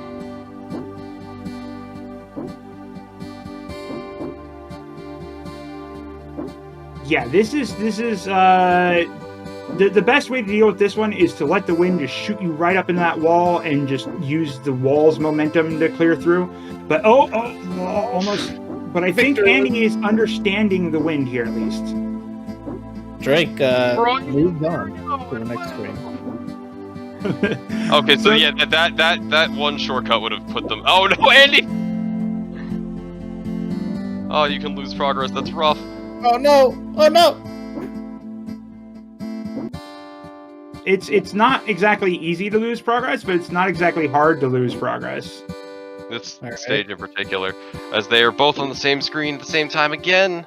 They sure are tied. Roar, how does this make you feel? As Drake takes a definitive lead of one room. They are actually tied. You can't. Okay, so after Matt asking me how does that make you feel, and me going with an anxiety joke but avoiding the prescription meds joke, you guys can't hear it, but Railkin decides to chime in on the background with, oh, by the way, the streams are actually synced up this time. Thanks, everybody. Thanks for giving me a heart attack. It's fine. We'll just play Hades. We'll just evolve Mystery Tournament into Hades new game. Oh dear. Yeah, like we said, we do race a lot of games, a lot of them, and like some of people have been doing a lot of Hades races. So just saying, we race games. That's the joy of the Mystery Tournament scene, is that we really do just find any game to race. We've had actually like continuation series of games where like recently we played through all of Crystallis in 2 parts. What else? We had like an entire Prince of Persia series, Metroid Prime. We did a lot of, so we do, like we said before, racing games is just what we want to do. We like racing games. So, Drake has figured out the wind to a degree that he's able to push himself forward, but it's still a little bit heavy there.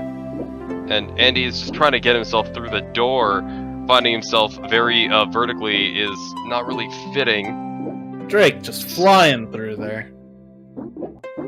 Yeah, apparently we've even got like an Ocarina of Time continuation race happening soon too. The only people blind to that are Maurice and Saiho. We also technically had a Minish Cap blind race. Yeah, that was one person who was blind and everybody else who was farming. We also did that one time that we raced Chinese Minish Cap. I have the world record for that, I'll have you know. It wasn't so much that people were farming the Minish Cap race, it's and that Andy they thought, threw the bat. And 3 boosters. Cap was a good idea. Andy's just following the arrows, he trusts them, but I think the other paths are, in fact, shortcuts. They are. There are actually the first one you'll see is shortcuts. So here we have the blue. Can anybody guess what the blue is? It's a booster. It's a booster! It is not ice physics, it is a booster. Goodbye, Andy. That's some line writer level of chicanery right there. Oh yes, no, it is a booster. Like that is a little fast. I love it. I love it so much.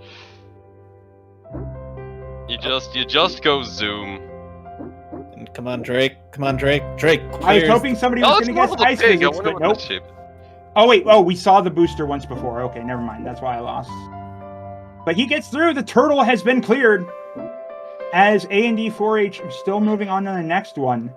Actually now about 1 world ahead of Capndrake. Yeah, I mean, the world Drake is on was relatively short compared to all the other ones, and he just falls down to the bottom of this and then is on boosters, so he's gonna go fast.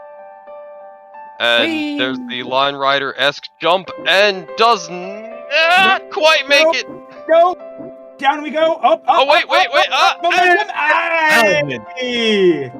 And falls all the way down. He's just gotta bring himself up over that. Bounce. Very well controlled. Look at this control. Turtle Land. Here we go. Aw, and he misses it. Yeah, but he's going for the bounce back, and he will get over. Good. That's another level clear. What's That this? is, I don't know what that is. That is more than a full lead. So now we That's- have water. This is no longer a pogo game.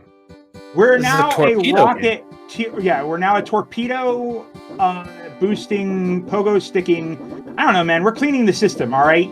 And if it's anything like my system, it needs some massive cleaning, which contains all sorts of questionable, like water pits and booster rockets and stuff. Take better care of your computer if it's filled with water. Almost like, it's cooler. Just saying. Well, as somebody who likes to stay hydrated, I do like to keep my massive amounts of water gifts folder for 700 gigabytes of just pure water gifts.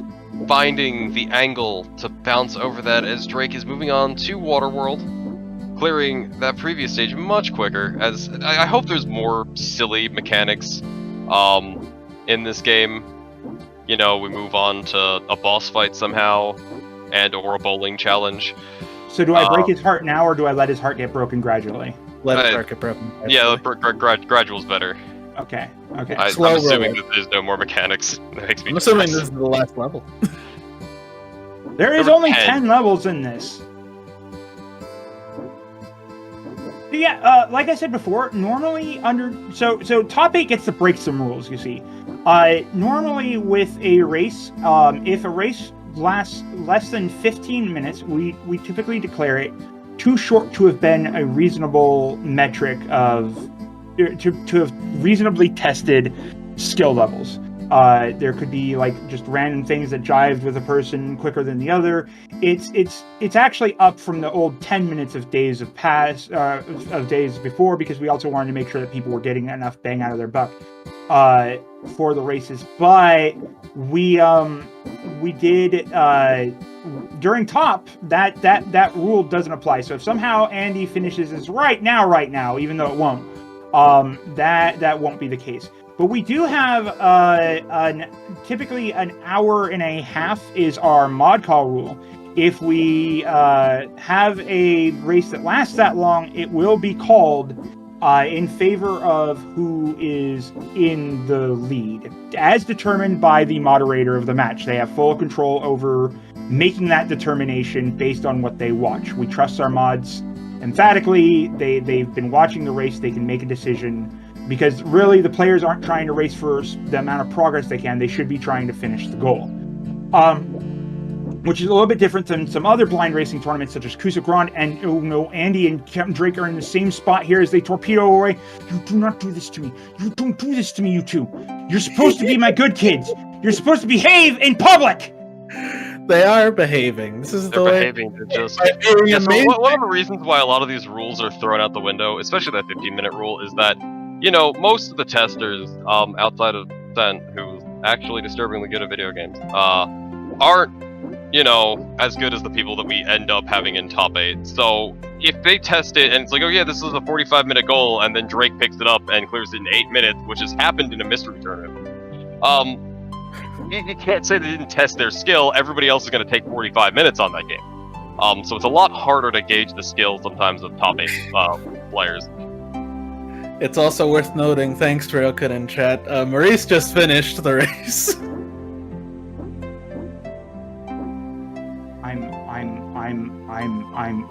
I quit. I mean, Maurice has played this game. Yep. He stopped it. Yep, Maurice sure does sound like top 8 is now in Sense Court.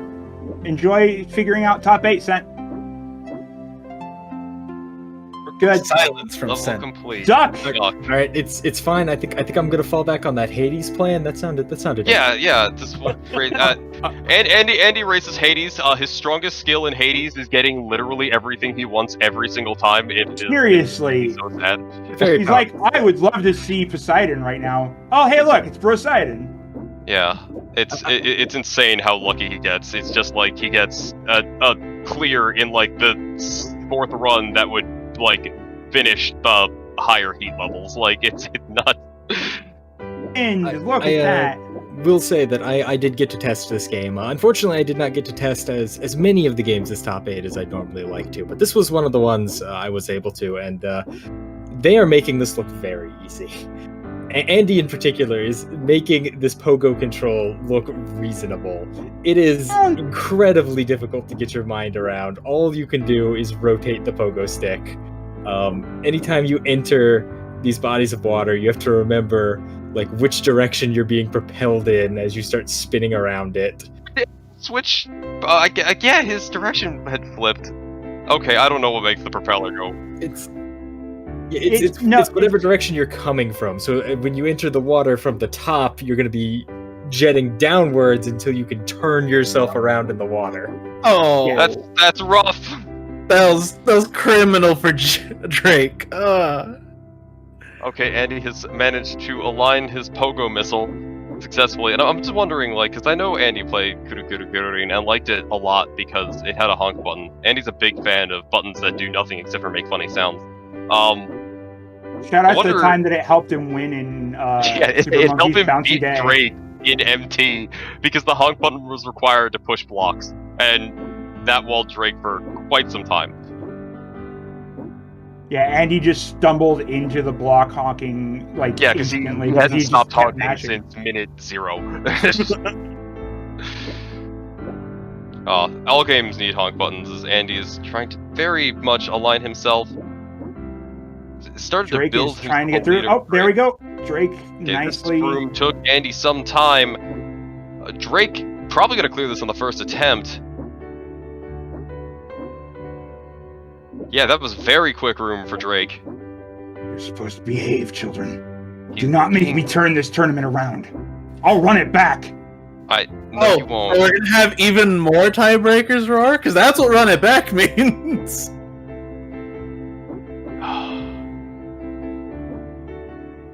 I promise no such things when I race. I'm just gonna play the video game and see where I land. If they somehow tie, I'm just gonna make them play this game again. Do it again. Run it back. Yeah, There okay. we go. So, Dragon's done, but that's it. Andy, I believe that is the last level. A difference yeah, they just both. 9 seconds. I say that's too close to call, and we should run it back. No, you shut up. You shut up. You know. I'm Close. GDQ, so I'm gonna be polite to you.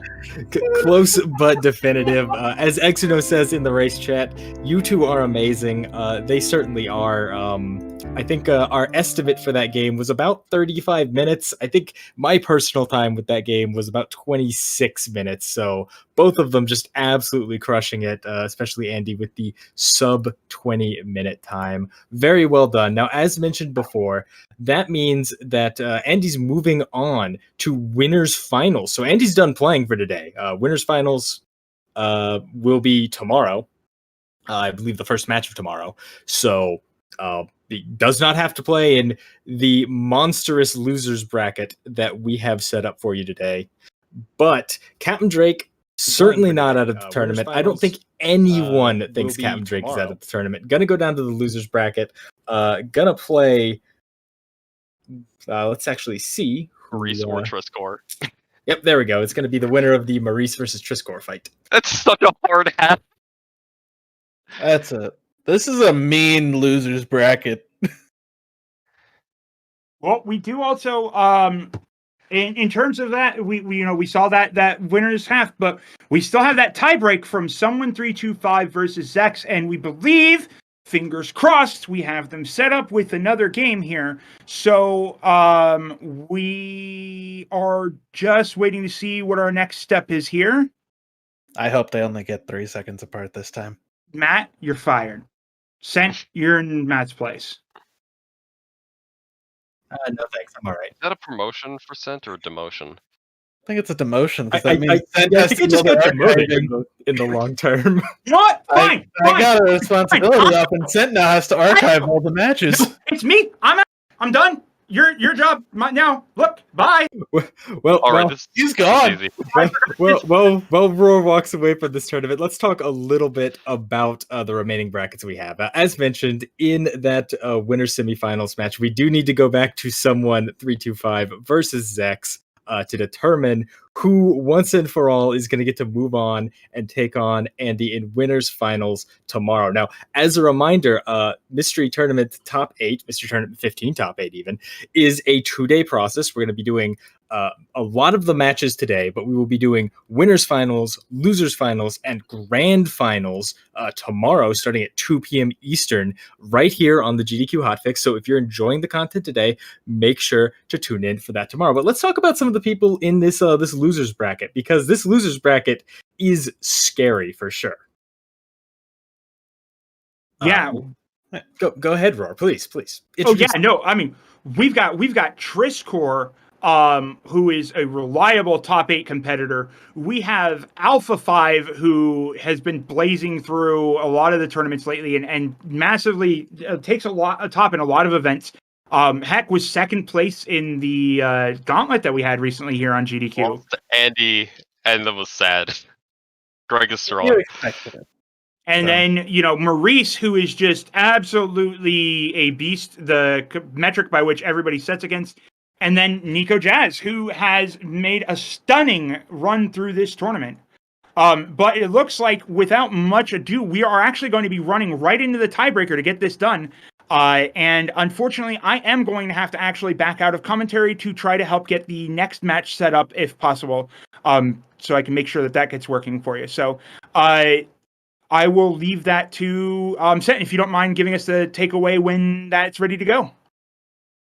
Certainly will do. But yeah, as Roar mentioned, there are plenty of incredibly prestigious players in this top 8. Again, someone 325, I believe, is the only newcomer to a mystery tournament top 8. All of these other players have made appearances in the past, and judging by their skill level, will likely make appearances again in the future. Now, it looks like we are just about ready to actually go back to that Someone 325 versus Zecks tiebreaker. I'm just going to make sure that our runners are ready, and if so, then we'll just get right back to it. Yeah, no, it's someone 325 and Nikojazz. This is someone's first mystery tournament. It's the first mystery tournament top 8. So great showing. Did along the way beat Maurice in the fan-made Granddad remake, which Granddad 7 being a interesting Mario Flintstone ROM hack, but it's a remake of that. Maurice being known for very strong competitor. They're rating up pretty soon. I want to know what this game is. It's pretty interesting sounding. Yes, it is. Yeah. This might be so. One thing that Mystery Tournament does test occasionally, and what I was saying, there aren't a lot of 3D games there, is that sometimes they will force you to play on keyboard. And some people are not. They just can't. If they play on keyboard, they'll just lose everything, even if they're exceptionally good at the game. This is called Tricky Keys, and I feel like they might need to be good at keyboard. Maybe. Yeah, And if you can't play on a keyboard, you're not going to have a good time, because the tiebreaker match is indeed going to be some tricky keys. yeah, this what are we doing? Start game documents. Hello world. There is a virus that is taking over your computer. Oh no! It's a virus that's taking over your computer. We're going to be running to the recycling bin every time, but now the virus is staring at us, so we can see down in the bottom, we can see the keys that we're actually able to use. For in this instance, in this one, we can't actually press right. Now the virus has started to actually attack us, and it keeps mashing the space key for us. Oh, I like this. This is great. This is So- phenomenal. It's a Now the virus platformer is- with game interference. Yeah, so now the virus is holding down the space button, so you're constantly jumping. And we've got folders which give you a boost when you land on them. So yeah, we're trying to get through this. One could say that we were trying to clean the system, except we already did that. So now we're trying to purge the virus because, we cleaned it, we found what was wrong, and now we've got to deal with these files. Also, discs destroy your cursor. As somebody who has, thrown his cursor at a disc before, I guess. I don't know. That segue didn't work too well. Just avoid them. They're like saw blades. This is some effort for the wall jumping. Here we go. As somebody who's currently playing Yakuza 7, I know discs are dangerous. And Zecks has taken a lead. Oh my goodness, this is this is so good. This game is amazing. Very well designed gameplay right here. I like this. So we have Yoku blocks effectively because the virus is the one toggling them. Or is it you're toggling it? Someone's having problems on this stage. You can't ever hold left. So the big difference there is they have to use the wall jump to align themselves correctly, and Zecks has taken a 2-stage lead because of that. Yeah. So it doesn't appear like they were actual Yoku blocks, they just switched whenever you jumped. Well, I think that maybe, because I think the virus might be auto-jumping based on the color pink. I think, and what they have to do there is they have to jump so they can actually make it through these sections, yeah. So the pink is what the virus is doing, and they had to shift while they were being forced to jump. And so to go fast and quickly through that is hard. So yeah, you can't push any of these buttons that the virus is doing.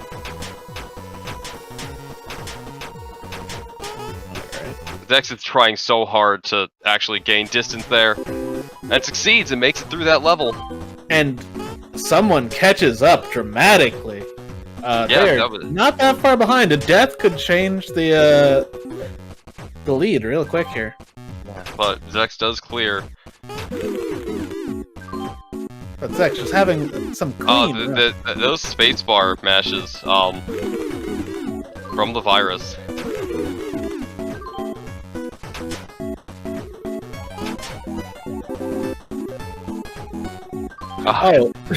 We're being told by voice in our ear. The virus is laughing at us. That's nice. Zecks is trying to get that wall jump off. That is some stress. That is some tight platforming. And they make it. Someone's right behind them. Oh man, this might be another tie. Try jumping on cannon shots. Doesn't look like the virus you're not doing any on interference. commentary tomorrow.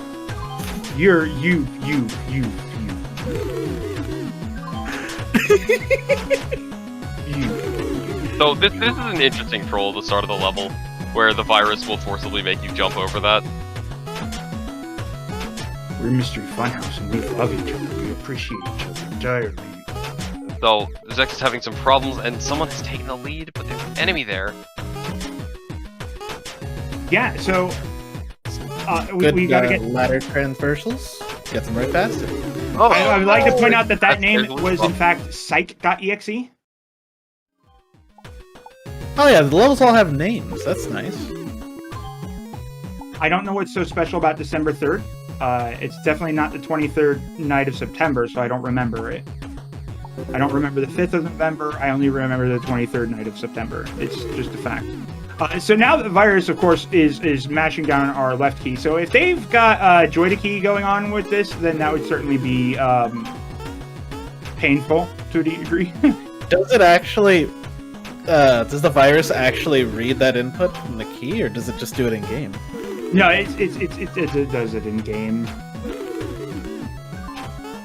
I mean, even if the Joy to key only switch, it basically makes your controller pretend like it's a keyboard. That's all Joy to key does. So it does. And they are tied up again. I'm trying to figure out what the patterns the virus is using here. It's pushing you right. Oh, Zecks almost gets it. So you gotta wait is... up the right click. Exactly. So a lot. This is actually fun fact. This is actually a rhythm game. And so we've got to make sure that we're doing it with the right rhythm. But now we have the down button is going to control our block shifting, and the virus is of course controlling which direction we're going, and it is being not nice. Oh. So we've got to make sure that we're switching the blocks at the right timing in order to not lose horribly. And it looks like I believe the virus does. Well, it might be a limited amount of keys. Strokes, actually. Okay, so this one... okay, so you gotta dodge. Or just stand there.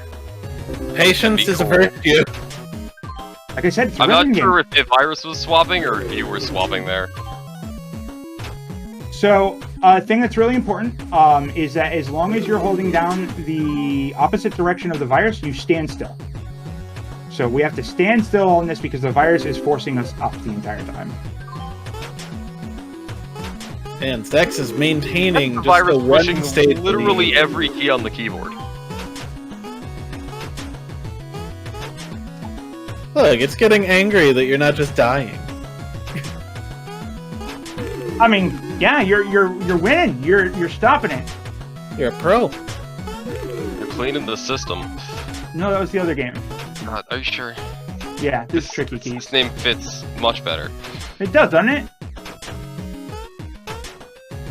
Zecks having some problems climbing this section and just barely makes it, and will make it through that stage. How much longer do we have? Oh man, that was quick. Oh, Gavel, smooth stage. dips and blobs. Oh, Had to go a little lower.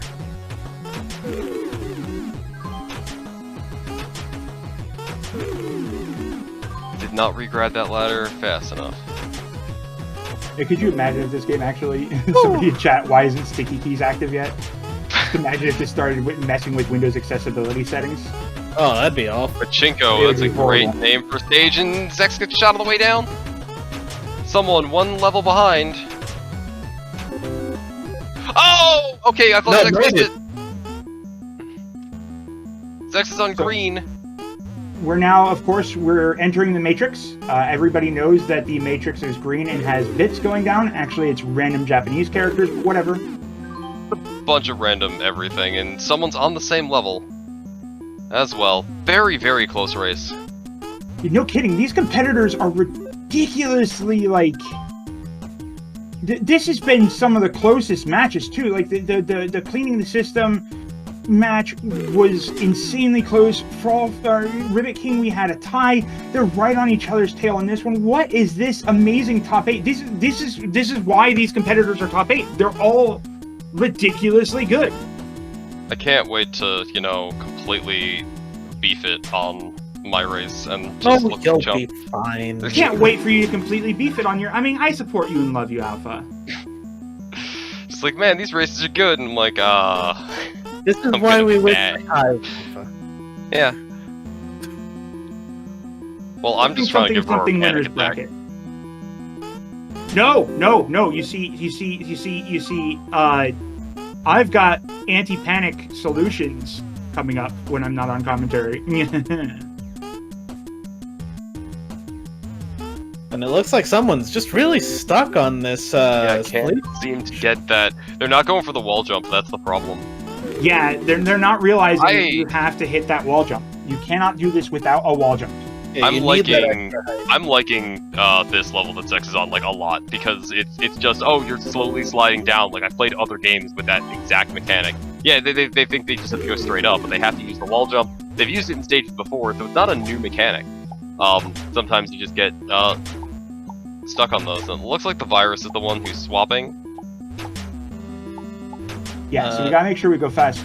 Unfortunately, this looks like this is the spot. There's sometimes you end up with stuff that doesn't click, and in this case, someone has hit that spot where it just didn't click. I'm really worried that Zecks is not going to make it through that, but it's just enough time. And unfortunately, with game, you need to be consistent. This is a tournament. Consistency is rewarded. Be the king, as the saying goes. Is that a thing? Yes. Oh, well then, yeah. Consistency is king. I don't know if someone's gonna figure out that they need the wall jump. By the way, if you hadn't noticed, also the jump button is the same as the shoot button. Is controlling when those planes come out. Oh, that's interesting. I wasn't aware that you controlled those. There we go, someone finally understood it, but is it too little too late? Oh, look, a growing sense of paranoia on Zex's screen. Yeah, so this one is a jerk level. The virus starts mashing at a random interval, and then stops for a bit, and then mashes a few times, and now you're good to go. Let's go. Go, run, okay, quick! There we go. Yeah, I feel like that's one of the ones where you have to read the what is that thing? I'm a dog. Well, it's Balrog, of course. No, how dare you? That's an insult to my toaster. Yeah, that Balrog is... I love Cave Story. I own it like 5 times. It's not Balrog, but...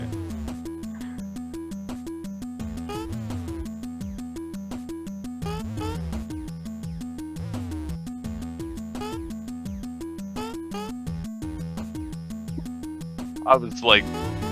That was crazy from Zecks, that dodge. Oh, but unfortunately was in a position where they really weren't gonna make it. Someone catching up slightly.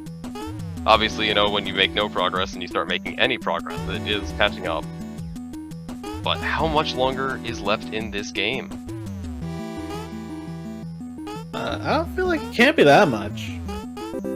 I feel like it'd be a green world or like a very red world is the final area. But that final area might be very short as well.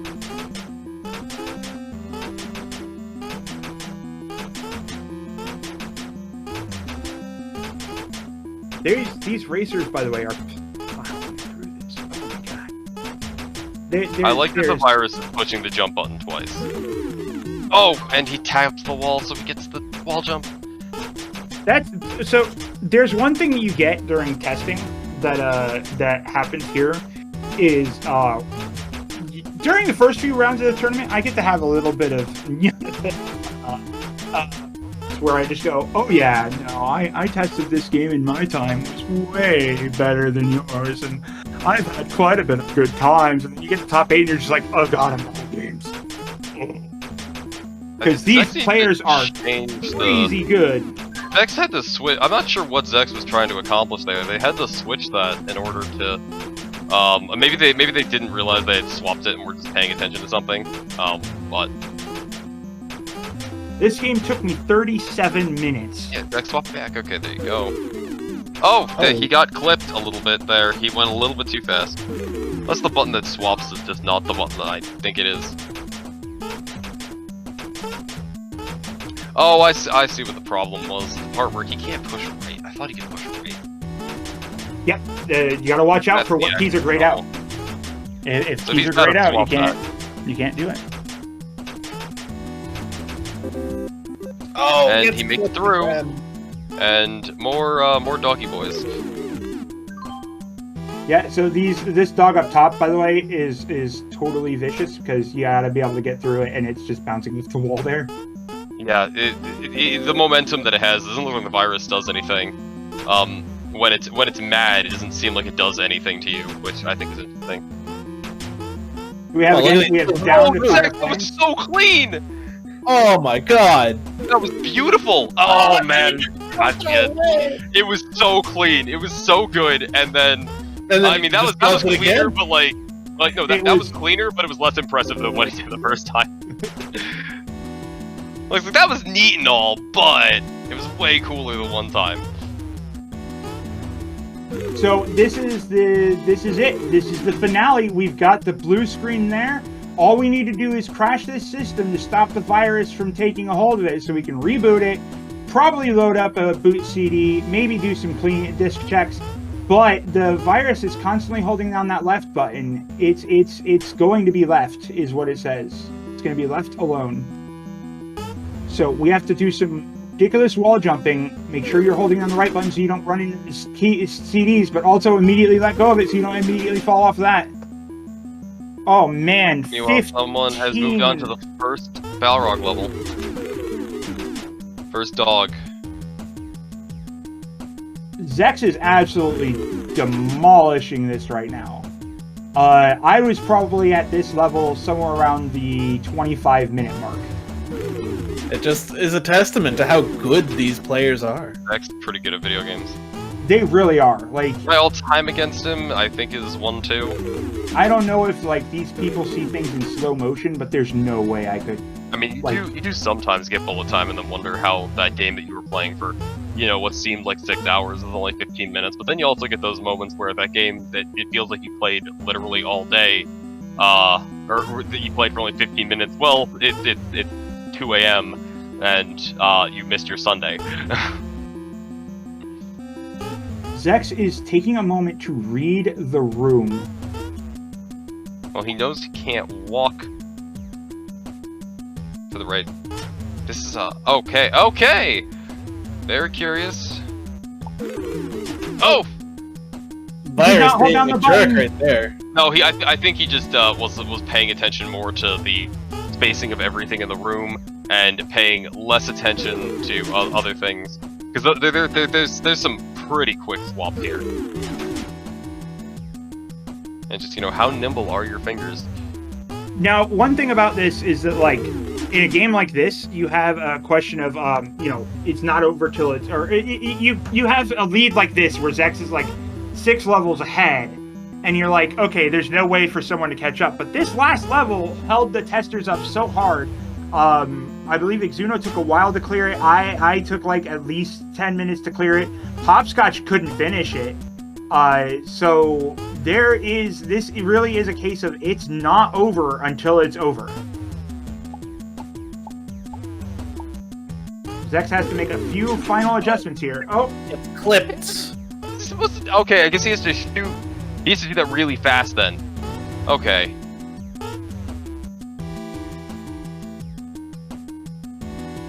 It's like I can see how to do it because they shoot every time you do that input. So curious.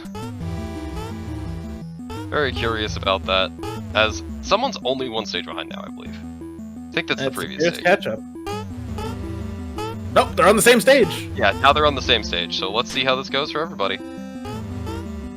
This is going to be a very tight finish.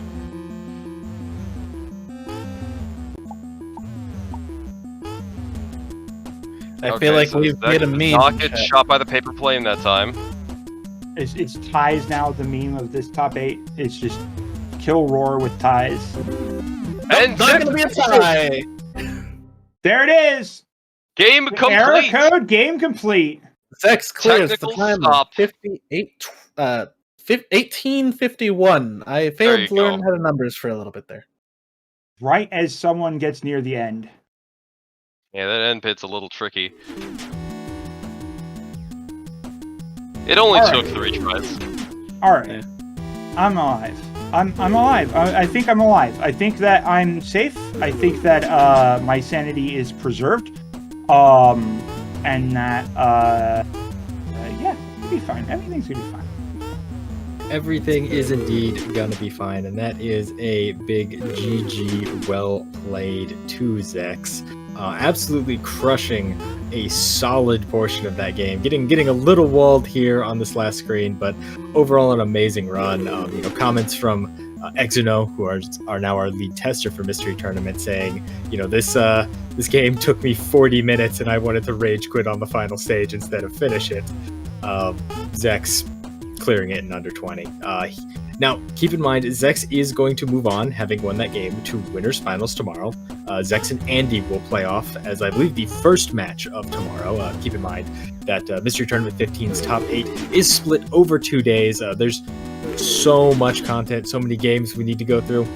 We can't fit it in one day, but that's okay, because, there's always great content all year round on the GDQ Hotfix.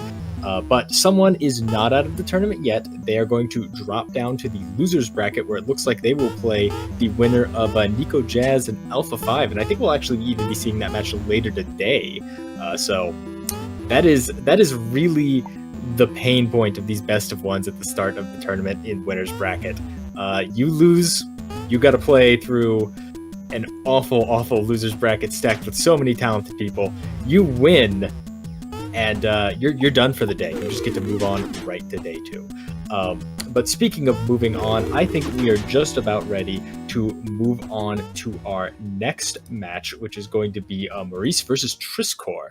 But before we do that, we are going to take a quick Twitch ad break. As a reminder, everyone, remember that the GDQ Hotfix and all of the year-round amazing Hotfix content is funded in part thanks to your subscriptions and bits, and we really would appreciate a subscription in order to support the stream and the content.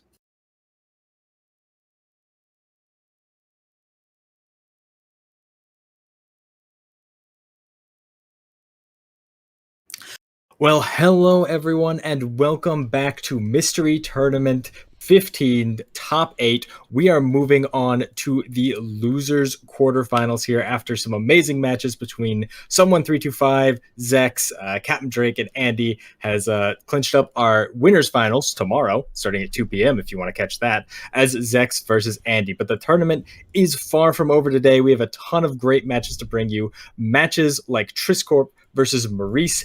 And to go along with those matches, we have a whole host of amazing new commentators, some amazing other members of the blind community. We have joining us Mythical 9, Some Girl, and our very own Railcoon on tech. How are you all doing? I'm doing pretty well. No one knows who to go first. All right. I'm also doing well. I'm doing great. No, we just had to pause there to make sure we could all talk at the same time. It was planned. Don't worry about it. Yeah. That is the only way to do it, of course. Have you all been able to watch the first couple of matches this event? Oh yeah, that was so exciting. Like the tie.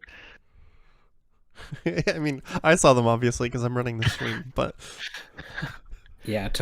So I'm pretty good friends with Andy. So I was rooting for him, and like the back and forth, it was like no, yes, no, yeah, oh. But he I pulled want it to out. play cleaning the system. Like, that just looks fun. It does. Well, it's probably fun until it's really not. You know, like it. It's nice to seems be like able to it's- stop playing if you want. Yeah, it seems like it's short enough where it doesn't sort of overstay its welcome in terms of being like difficult and awkward to control. I grew up playing Game Gear though, so like my definition of fun might not match yours. I mean, I've been in the blind racing community, so my definition of fun definitely doesn't match most people. The blind racing community certainly has a very interesting definition of fun. All I'll say about cleaning the system is that it is an incredibly enjoyable game until you're suddenly about 4 screens backwards and you have no idea how you got there. Certainly some awkward scenarios. But it sounds like Trisscorp and Maurice are ready. It sounds like Tech is ready as well. Commentators, are you ready? Are we all ready for the first round of Losers Quarters? I am very ready. Yeah. That sounds good. Well, the race is going to be on the way. Now, it's important to mention that these are still best of 1 matches, and now we are in losers bracket. So if you lose one game in losers bracket, you're done. You are out of the tournament in 7th place. Let's see who between Trisscorp and Maurice will keep their tournament life on the line. They're playing a game called Trizzle, and I'll read from you from the paste bin. There's standard WASD mouse controls like you would in any kind of first-person shooter. Left click to place corners, right click to slow down time. The scroll wheel changes triangle color. I have no idea what we're in for. Very good. Now Well, it's some kind of first-person game. To do this, shoot a point There's here, a voice here. giving a tutorial at the moment that I don't know if All the right, commentators so building. can hear, but Solve all the puzzles, Yeah, and I can- you will be considered ready for work. How do you feel about voiced tutorials in your blind race? Like, that information can be kind of like more difficult to process, I think, than if they There just should- put some text. there should be subtitles at the very least. That's Yeah, I mean, I think as someone in a blind race, you definitely kind of appreciate that you don't have to stop and read. So it looks like they're just spraying triangle. Oh, okay. So the way this looks like this is working is they shoot 3 times to make a triangle, and then their next shot replaces one of those vertices. yeah, they're numbered, so it'll replace the one that's numbered 1 currently, and then the 2 becomes 1, and then the next shot replaces that one. Like you watch how the numbers shift when Trisscorp is shooting here. It's very reminiscent So the of one on the right is going to get replaced, so this isn't going to work. Oh no, it will actually. Never mind. Reminiscent of what? It's very reminiscent of Portal, but with like 3, swapping interfaces instead of 2. Wait, are there different buttons to shift the different numbers? Yeah, that's what I'm thinking because I think so. Ooh. Yes, I remember. I believe so. You can choose which vertice you want to replace. Okay, that's an interesting twist then. The small number at the bottom of the screen shows which number you will shoot next. do they have control over it? Or does it go in order? It goes 1, 2, 3. So their first shot has to replace Vertex 1, then the next one will replace Vertex 2, and then Vertex 3, and then it loops. Oh yeah, it does loop. Which is perfect, because generally you want to be standing on the thing you made, and then change the thing that you made to go somewhere else. So like the earlier back point is probably the first one you fired. I guess you want to make sure it's the first one you fired, so that your fourth vertice is replacing that further back one, and you're putting that somewhere forward. Whatever forward is. Looks like we're going up right now. Yeah, going up seems like a particularly sort of interesting task in this game. Maurice chooses to do it by sort of jumping because of not wanting to lose the platform underneath, and I think that's a really good strategy. Yeah, Trisscorp was trying to go up too quickly before and found out that you can't stand on a slope that's too steep. So you do have to kind of control how quickly you're going up. Oh, okay, we got something that tries to kill you. Trisscorp's got that steep slope, but the triangle's going crazy. Manages to save it, but wow, does have just enough height to get out. So nicely done by Trisscorp. So it looks like this red thing, if it can see you, is going to hurt you. Yeah, but it's got some wind-up time on hurting you, because he definitely got seen and then got to the exit. So yeah, like there with Trisscorp, was able to barely survive, then make it to the exit. Okay. So they do have a button to slow down time, and so far it hasn't been very useful, but now we're seeing hey, this thing will shoot you, right? Suddenly something like that can become more useful. Okay, blocking the lasers and then moving past them and then trying to block the other one, just barely using the single vertex to kind of almost like using a hand or something to all right, so now we got a ship. Slow time for Maurice has now shown up as a tutorial on the screen. So it sounds like something ridiculous is about to happen. Oh, because you gotta change which side you're blocking. Oh goodness, that's stressful. That triangle was so thin towards the end. Of course it is. It goes to literally a single point, so you really do have to be precise with where you place that in order to cover enough lasers. And Maurice This is decided a very to go close fast. race. Did you see that? He didn't slow time until he got very close to the lasers. Trisscorp trying to do the same thing. Teaching us something about how to use these yellow orbs. These are bombs that you can pick up and carry around. That looks like hieroglyphics to me. Well, the paste bin makes this a little more clear, and thankfully the players have had plenty of time to study it. Yeah, well, we need you two to be the arbiter of information on paste bins, because I'm setting things up, not reading paste bins. Alright, so they are on the same level. Yeah, But the it first looks like- obstacle is just break this Oh, I purple see. thing, and Trisscorp just did that, so they're basically tied. He's It trying to create looks a like- ramp to send the bomb over there, I see. Okay. I wonder if it might be better Here to it try and comes. have this the other way around, to where the ramp is wider on the exit. Yeah, you don't. It's it catches in the middle, right? So you can have a single point up top. Yeah. It's fine. It's going to land in the middle where there's some actual width to this shape. Just trying to do it the way that Maurice is trying to do it right now is, it's doable. It's just gonna be difficult. Did it go behind the purple? Is it going to detonate from there? I don't think it is. Oh, Hello? You got it in there. Please. Try What to now, though? whistle for it like a dog. So it looks like okay, so they blow up the purple. Could they take the bomb from the beginning? Does that work, or is the bomb just dead once you blow it up? Yeah, both Maurice and Trisscorp have gone back to that first shoot to try to get that one because it would be a lot easier, but looks like it stops producing bombs once you're out of the initial room. Okay. Oh yeah. Maurice trying it now.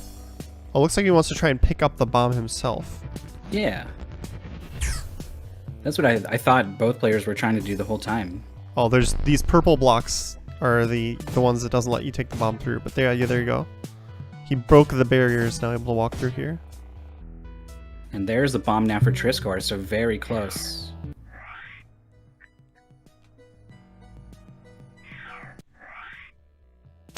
Length of the goal, by the way, 25 levels they're going to be playing, so I think there's still quite a bit more of this game to go. Well, yeah, we got through 10 levels in 7 minutes, and they sure aren't going to get easier. But this is definitely a very sort of interesting game to see in Mystery, because I definitely think this is not sort of the typical thing that these players might be used to.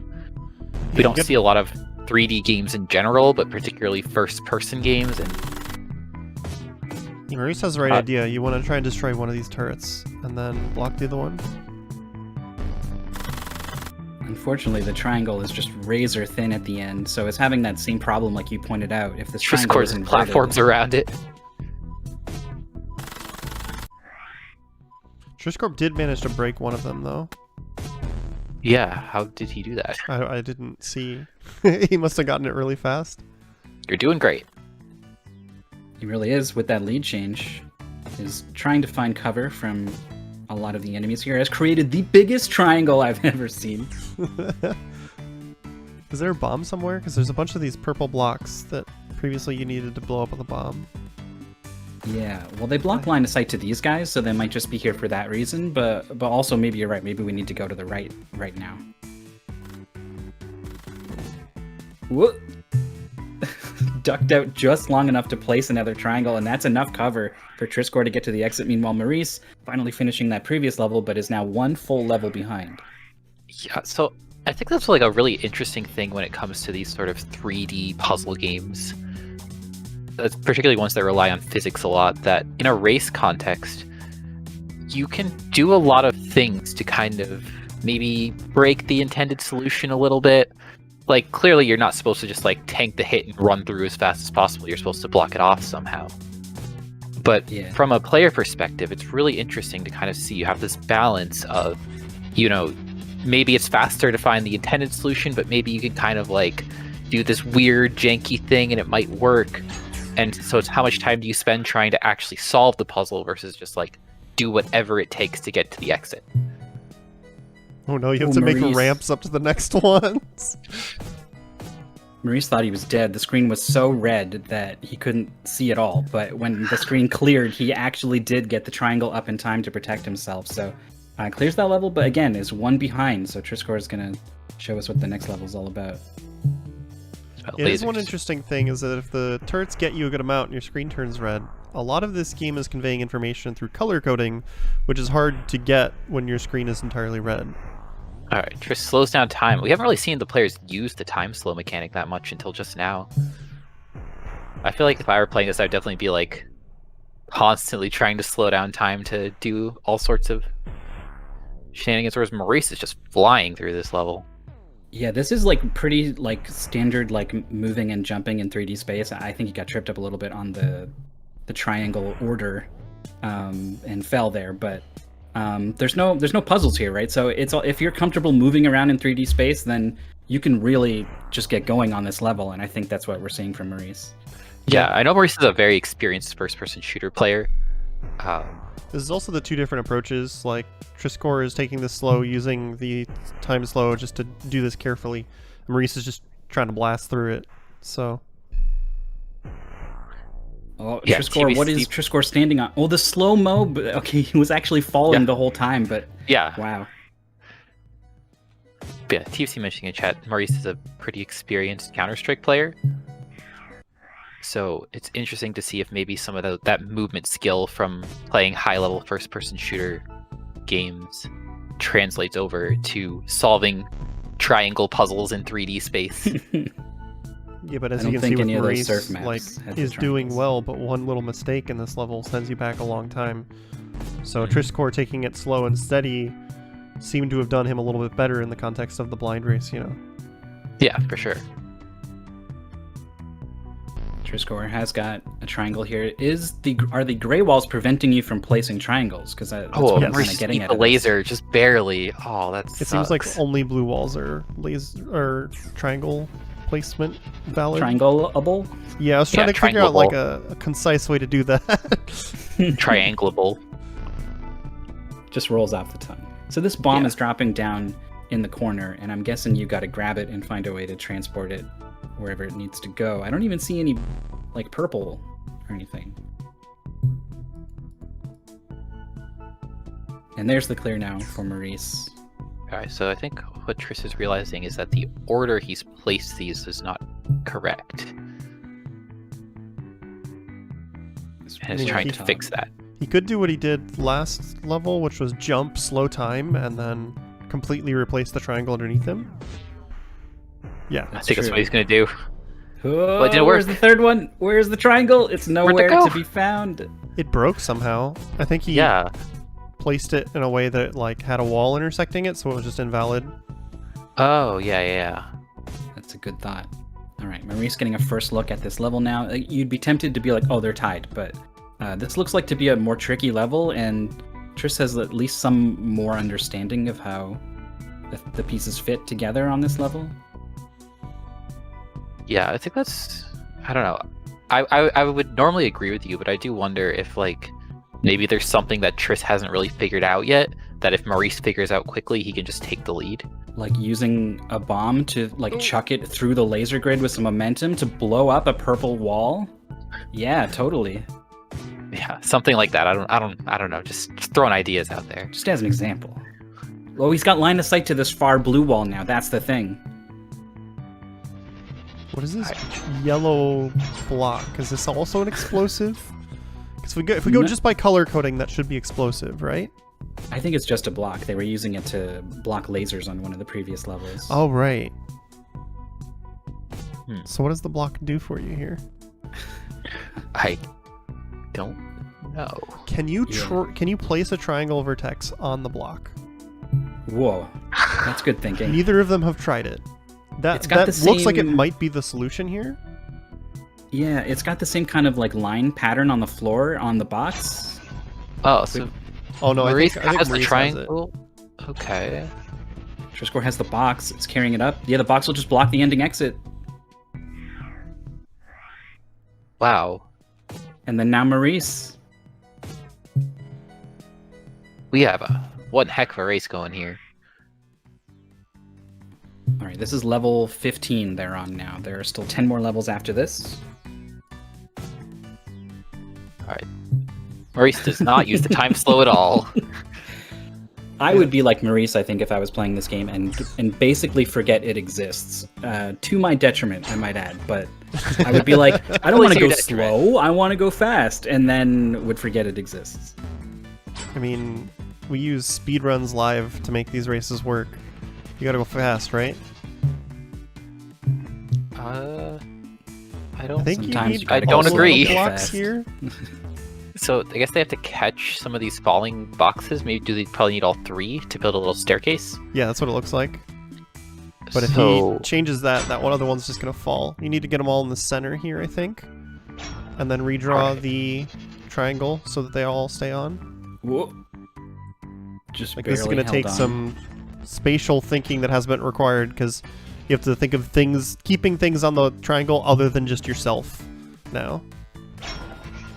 There's two blocks. Maurice has the jankiest staircase you've ever seen. Yeah, He's able to get step 1, step 2. It's falling apart underneath him. He's that in. should work in theory. Yeah, I don't Amazing. sort of half block placements. 'Cause this is a full, and again, I think this is part of the what I was saying before about with the 3D puzzles and sort of having this really huge range of motion. Is if you're used to classic puzzle games like Adventures of Lolo or something like that, where you're very much locked to a grid and all you can do is move in discrete steps.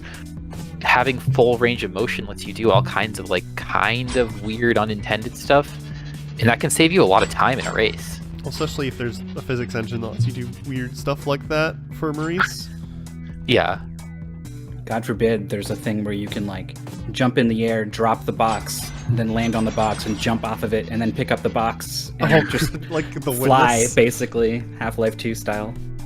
Have you ever seen The Witness? That's kind of a big thing in The Witness, is being able to like pick up items and then jump off of them. So Right, like I players are said, in Maurice is a new pretty level. experienced Counter-Strike player. Maybe he knows that those Source Engine exploits and is gonna... So Maurice is picking up the separate boxes, but I don't know what is going to be done with the boxes once they have been acquired. Has a triangle covering the entire like ceiling and is just kind of freely able to roam around the Oh, level. there's a hole in the center of the ceiling, so I think Yeah. you want to try and staircase your way up there again. See, I don't think they're gonna be able to do it with 2 this time. I think he can, given that he's got it leaning against the wall there. I think the ceiling's a little too high. I don't think it's quite... Maybe it is. It's so hard to tell. Well, Maurice goes for 3 and has got the blocks stacked entirely on top of each other with tiny little edges poking out. There's a tiny ledge there. I don't know if it's enough to land on, though. Learning what like the edge of the box, like what is enough to stand on, is going to matter a lot. We're finding out now, and it looks like the edges are kind of like almost rounded. They'll kind of like shift you off of them unless there's a good chunk of surface to stand on. Well, Maurice gets the clear, and Triss doesn't seem particularly close to getting the clear right now. No, has been having a lot of trouble with triangle placement, I think. Is getting bogged down by having to think about like the 1, 2, 3 and what's going to change if I shoot now, and so just having to move around this big space gets slowed down in that way. Oh, there's like 5 or 6 boxes available to them. Yeah, there's a lot of boxes on the level.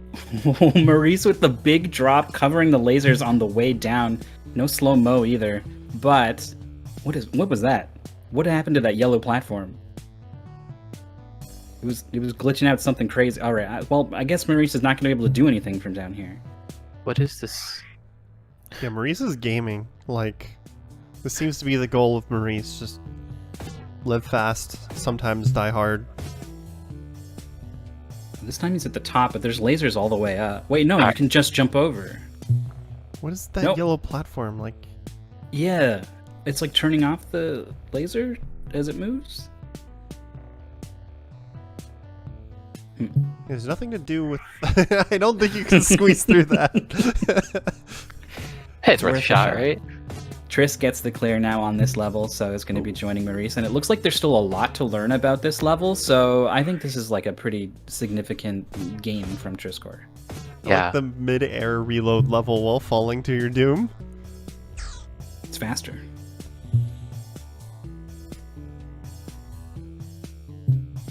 Like you said, like Maurice just kind of flying. If you want to talk about like different players' strengths and weaknesses and stuff, like the truth is, to get to top 8 in Mystery Tournament, you have to be pretty good at just about everything. And I think it's not true for any player, except for maybe Andy, as it is for Maurice. Just seems to excel at absolutely everything, and the 3D movement and the puzzles are proving to be within his grasp, except it just died right at the end of the level there.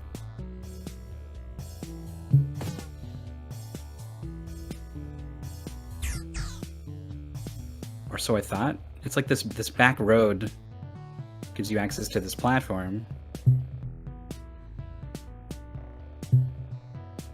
It is the danger of Maurice trying to live fast, is that turns out this level was pretty simple and was just overthinking it a little bit. Yeah, Trisscorp is doing the exact same thing, actually, is like, this ledge where all these lasers are coming out clearly must be important. What a strange level. Oh, great. Now we've got bouncy triangles for Maurice. Well, the gun is different color, yeah. Oh, that Pipin note about mouse wheel to change colors is finally relevant. As if it wasn't hard enough to keep track of what you're doing with your triangle, now you gotta manage what color it is.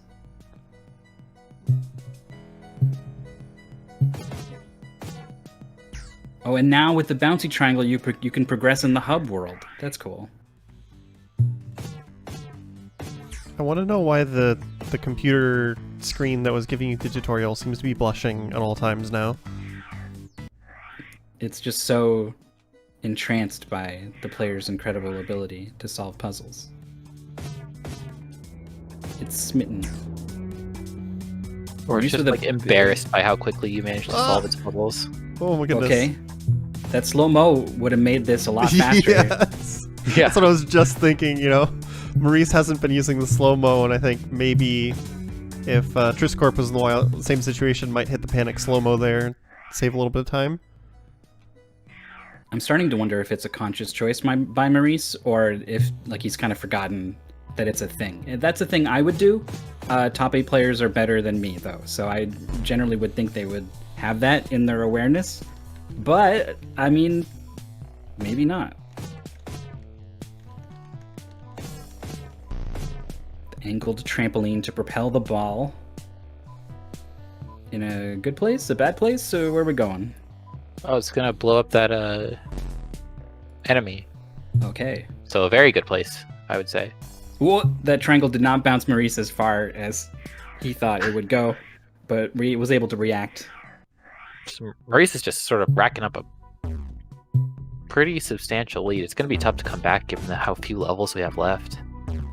Yeah, Trisscorp, like Maurice, has just got the complete wrong idea about this level. This whole laser thing up is so elaborate that you think it must be part of the solve, but it's just not. And then additionally, when you go over here, the platform freaks out and flies off into space. It's very it just strange. looks important. It's kind of an unintentional red herring, I would say. Might be an intentional red herring. This is the last level. We're very close now. I think it's like 23 Maurice is on out of 25. Is it 23? I thought it was 22. I don't know. I've lost count. Yeah, I'm not positive. 22 sounds right. This is one of the things once Trisscorp realizes what's going on here and that there's an entire section of the level that has not been visited. The next couple of levels are possible to get through pretty quickly. And Maurice does seems pretty seem kind hung of up on this stuck one. here. Yeah, there's a lot of boxes falling. You can use your trampoline triangle to kind of bounce them out and into your possession, but finding the angle is proving to be quite difficult. Maurice might have put that one too far. Can he actually retrieve that? Come on. Okay. He's got 2 boxes. He's going to go into the middle with these 2 boxes in order to go get the other boxes himself. Yeah, that's smart. I like it. Oh, I'm really brave just jumping out and putting the other triangle underneath him. Oh, no! Slow motion! The weakness of not using the slow motion. All right, so I think Totally. we can definitively conclude that Maurice has totally forgotten about the slow motion.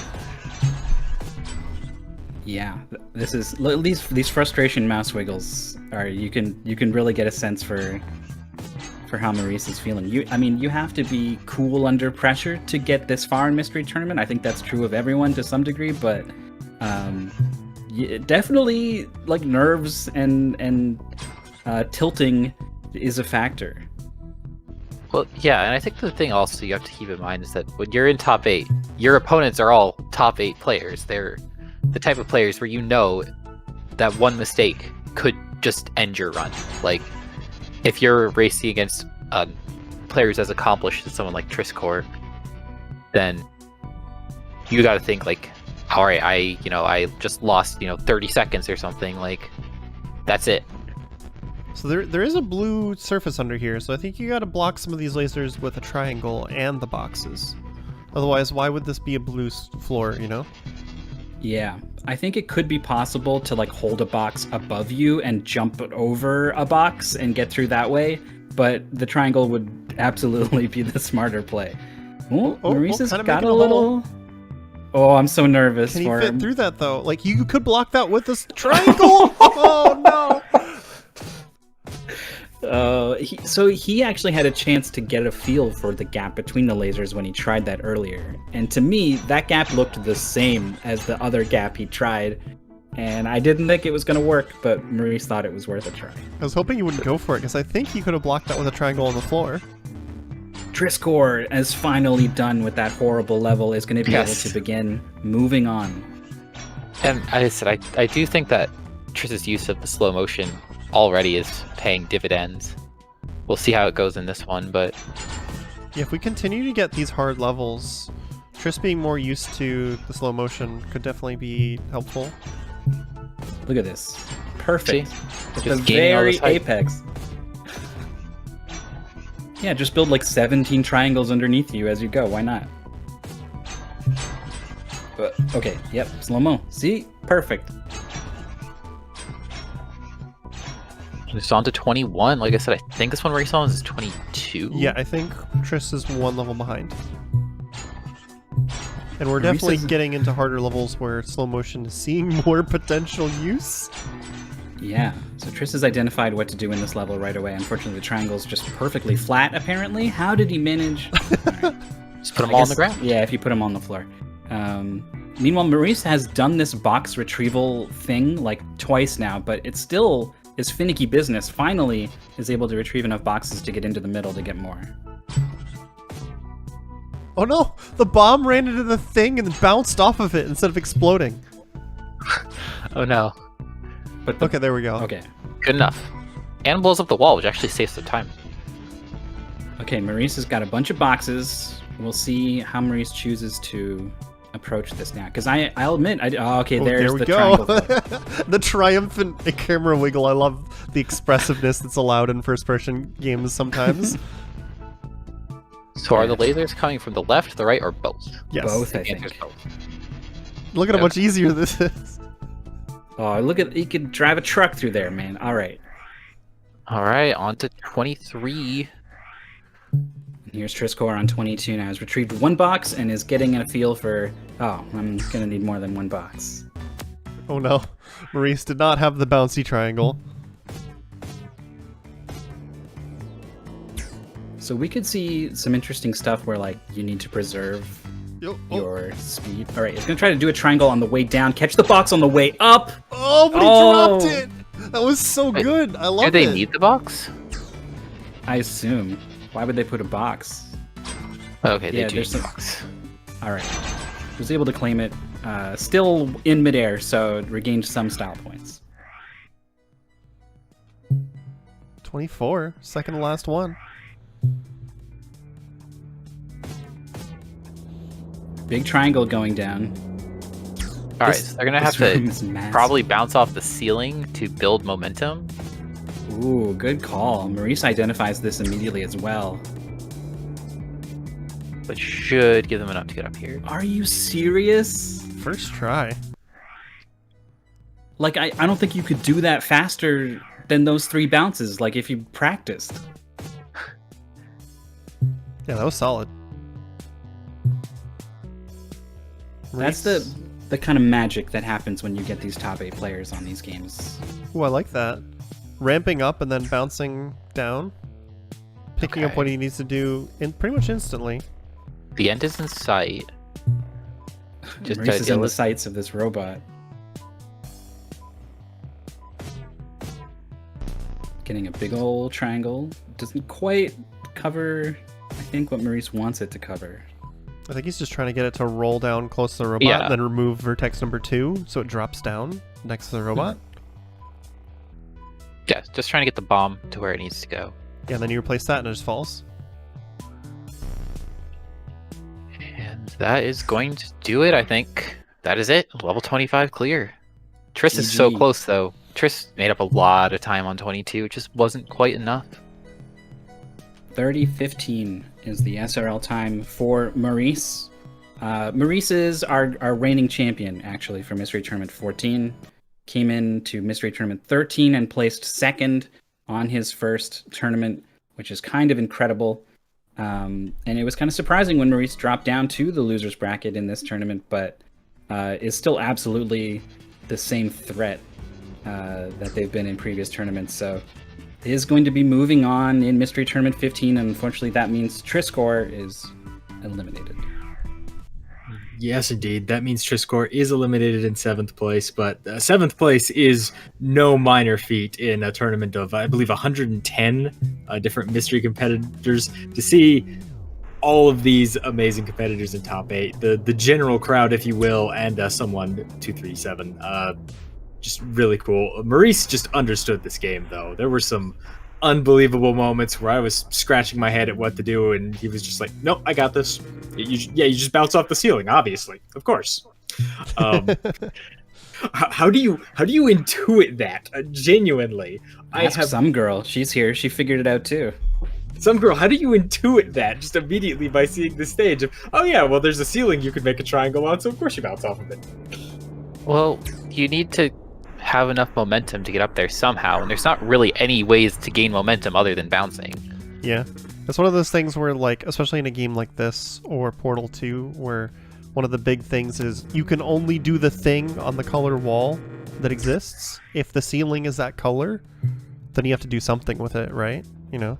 Sure, once you're thinking about that, there's only a couple options.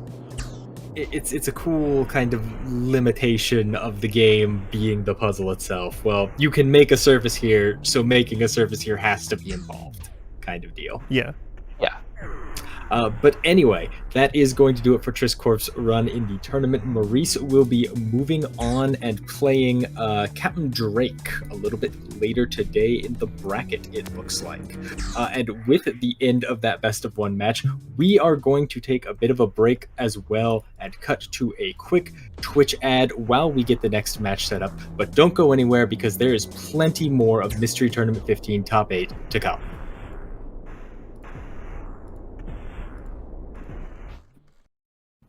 Hello everyone, and welcome back to the top 8 of Mystery Tournament 15.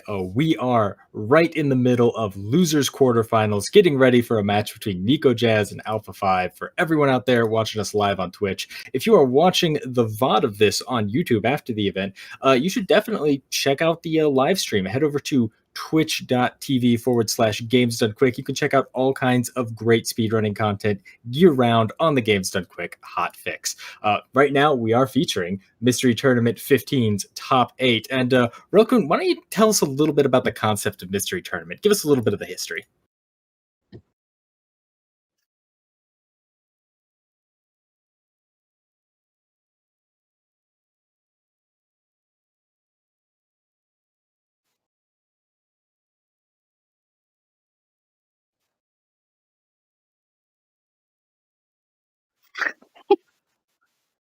Hello?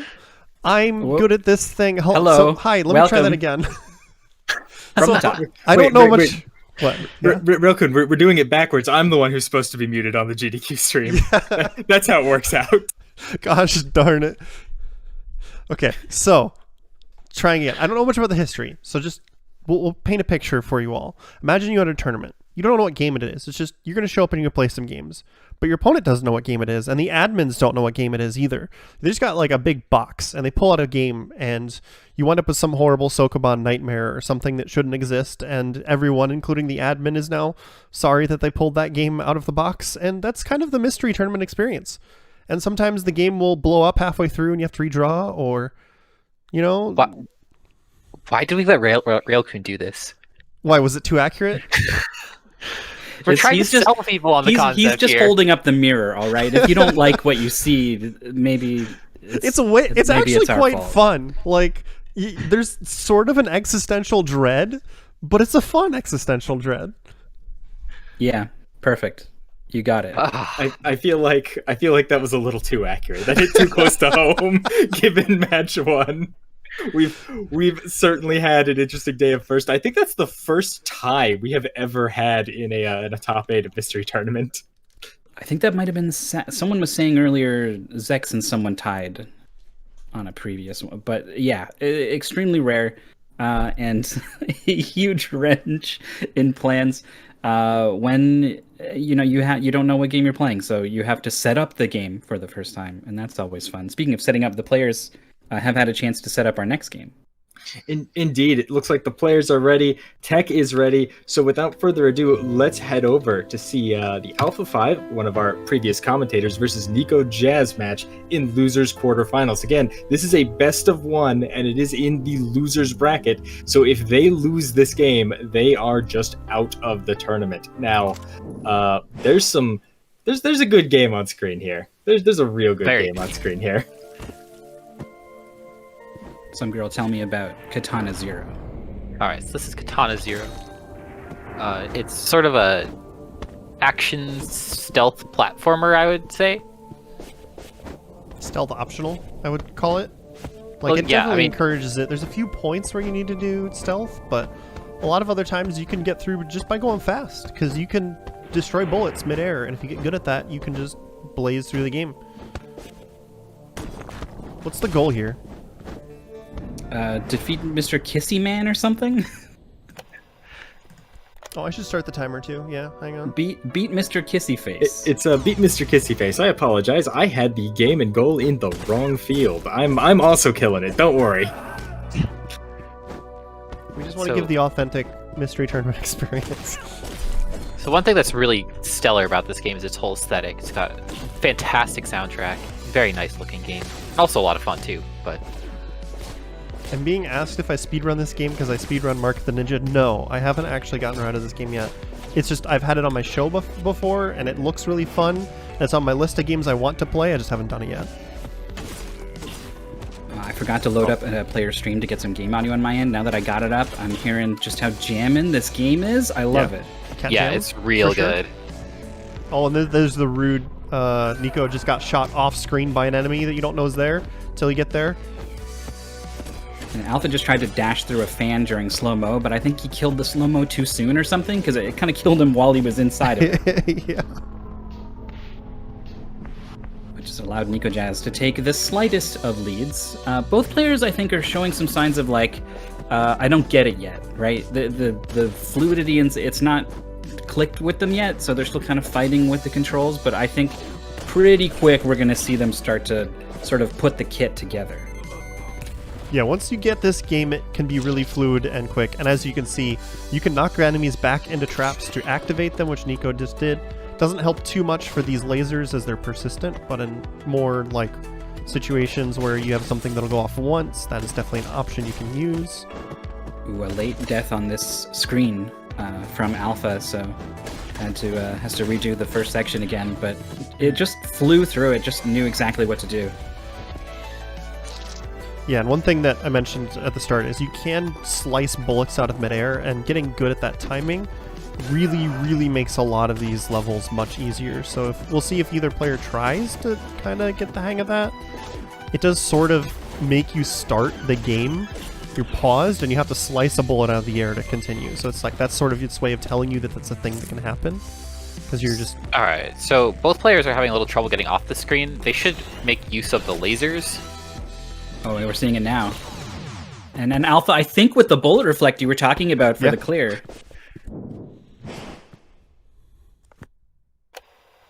See if Nikojazz gets it this time now. That switch is there, just begging you. Okay, there we go. Oh, you bait them in and then you kill them. Oh, that's great.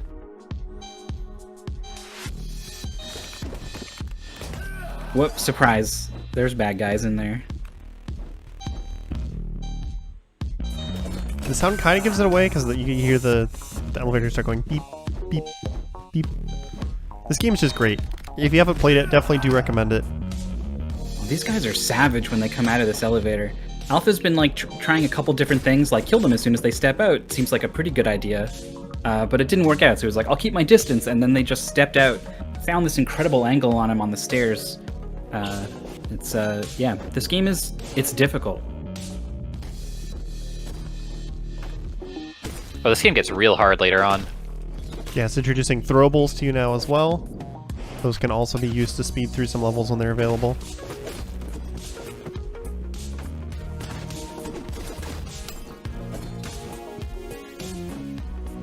I would be very distracted by these arrows that are like, hey, you can grab this thing. I would be grabbing absolutely everything just because of the arrow. Alpha's starting to get a hang of this. Yeah, Nico too. Nico is like just behind Alpha 5. They've been very close through the first 4 minutes of this match.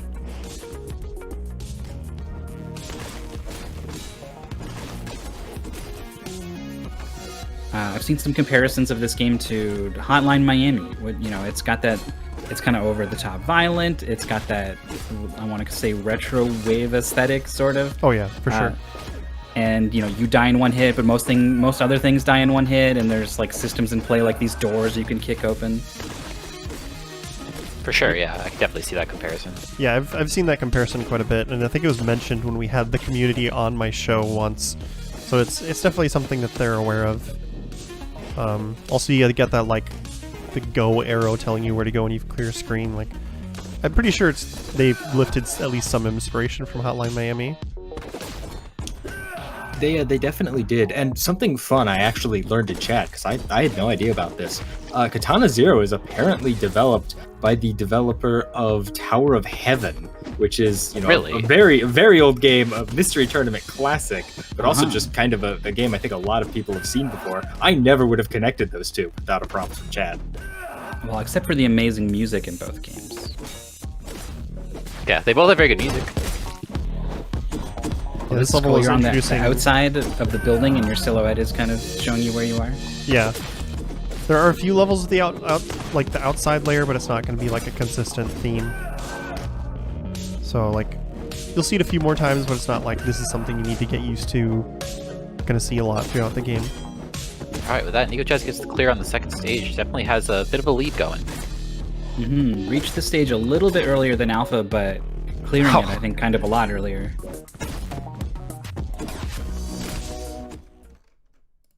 Club Neon. You get the dance club. This one's going to be fun. Yeah, alright, so there's a pretty important stealth mechanic here. They can hide among the crowds of people. It's got even a little animation of their guy dancing and stuff. Yeah, this is one of the required stealth sections. There's not many of them in this game, but this is one of them. Well, I'm guessing that keyboard prompt above their heads is telling them how to do this. Yeah. Yes. We need them to dance. It's such a good animation. Come on, show us the dance. And Nico's lost like all of his lead by not figuring out this mechanic. He's trying to just run through. He's not reading the box that says "I can't be seen," and I think Alpha stopped and read it, but is still trying to go fast. If there's one strength of Alpha's, you have to be so good at so many things to get this far in the tournament, and it's true of both players here. But Alpha in particular has a really keen perception and game sense, so like he's able to play at a high level while also like spotting these little things, and so I think not surprised to see him pick up. There's the dance. Oh, but he gets caught by the second guard immediately after. Oh no. Like, I understand trying to see if you can get through here quickly. Like, that's, it's worth a few tries. But when it's taken this many tries, just take the hit of going slow is what I kind of think, Alright, Nico's figured it out. Yeah, Alpha's only just a little bit ahead, like one cycle ahead. Yeah, but from a blind race perspective, having stealth as a game mechanic is really interesting, because it's one of those things where, in theory, you can go real fast through a lot of stealth games, but it's a huge risk versus reward. As we can see, Nikojazz took the lead back. Yeah.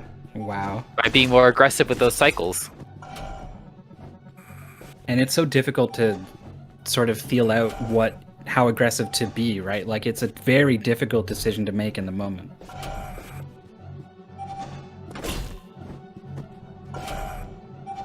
And this camera is spotting the players, but it will signal the door to close if it sees them. Yeah, and they can hide behind the crates, and then it won't see them. So this turret is one of the required bullet deflects. So this could be a stopping point if they haven't gotten the hang of it yet. I mean, I think it's where... I mean, you're going to just, like, naturally try to dash through the door and attack. And maybe make use of the bullet time? Yeah, there is a slowdown. It makes the bullet deflect much easier. That's what we saw from Alpha. He slowed down time and then kicked down the door. Well, he slashed it down, really, but... or then, just do that, okay. Alright, Nikojazz... Nico's solution there was, Gonna have to do that solution again, though. Unfortunately, died to the enemies afterwards. Alpha's opened the door. There it is. No, he aimed just a tiny little bit too high. Oh no. So it's interesting that it looks like both players are using mouse and keyboard. That is definitely not what I did when I played this. Really? I played with a controller. Ooh, Alpha just rolled under the gun there, and that worked out. Has Alright. a cleaver? Yeah, that's one of the throw items. Just edged the door open and then threw the cleaver immediately. Alright, they need some way to evade the camera. How about this thing on the ceiling?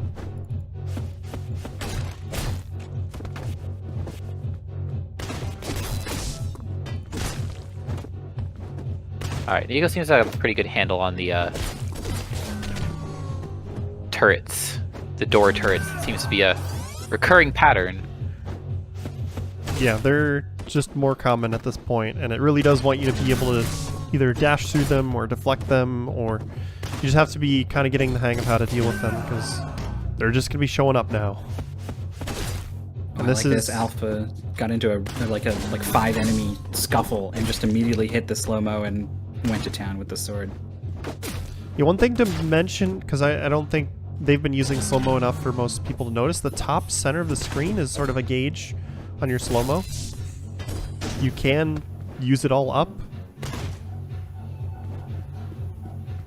Is it like across an entire screen, or like the whole stage, or what? I do not remember. That would be, I think, some girl maybe will answer that. What was the question? How much, like, the slow-mo timing?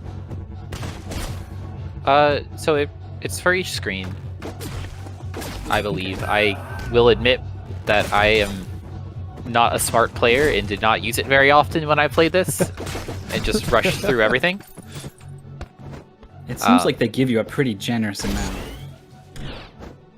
Just fries those dudes. Oh no!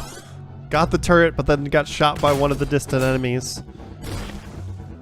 It's a pretty big setback. It is definitely possible, and I know it is kind of the speedrun strat to avoid deflecting bullets as much as possible, but casually, from what I've seen, it can be very difficult because it requires some very precise timings of dashes to get through these rooms when you're not deflecting a bullet back to kill multiple enemies.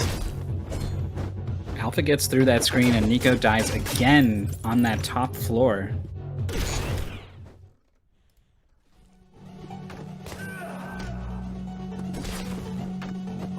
Nico poked his head up above the stairs and got caught by that turret. Once that door is open, that turret becomes a lot harder to deal with if you retreat.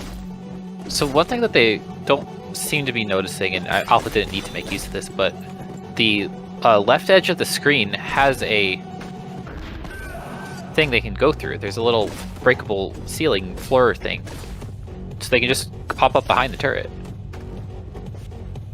But Nico baited out the shots first and then was able to get through. Had to, work a lot harder than the route you described, but it did make it work. Yeah, and Alpha was all the way at the end, used slow-mo, tried to deflect a shot, and missed. It was the last enemy on the screen. This is sort of the difficulty curve that happens in this game. It just gets tougher on your first playthrough pretty consistently the entire way through. Oh yeah, the last section of this game is quite challenging. I mean, we're not going to see that in the skull, obviously. Oh, threw the throwable item into those again? stairs.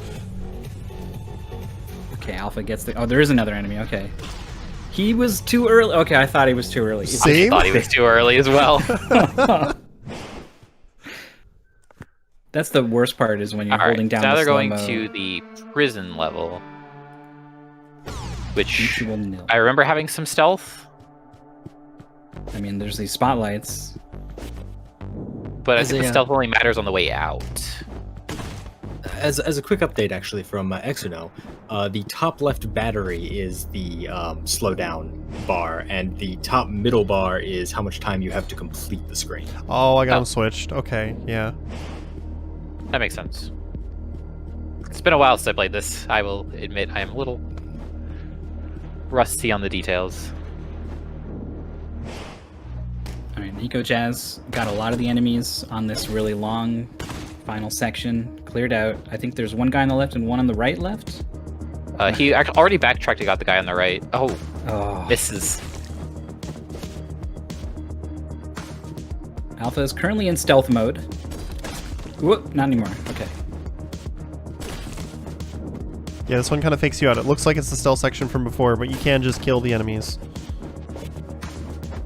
That's And Alpha generally has how I figured end up that out. playing stealth anyway. Yeah, there's like a bonus objective for not getting seen at all in this section, but you absolutely can just go through and kill everyone. Which is funny because they're not on high alert or anything, so like they're actually just pretty easy to take out.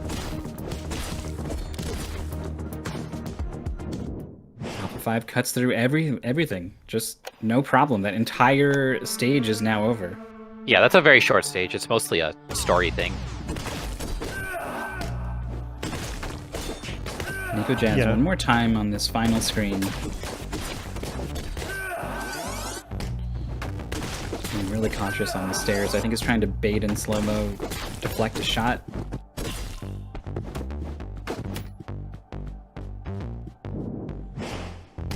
Oh, but he's too slow. Oh, so Alpha. So on this level that Alpha's on, they have 3 different floors they have to clear out before they can go, and some of them are pretty interesting. Particularly Chapel of Doom. That's personally my favorite. I think the players might not like it, but I will. So.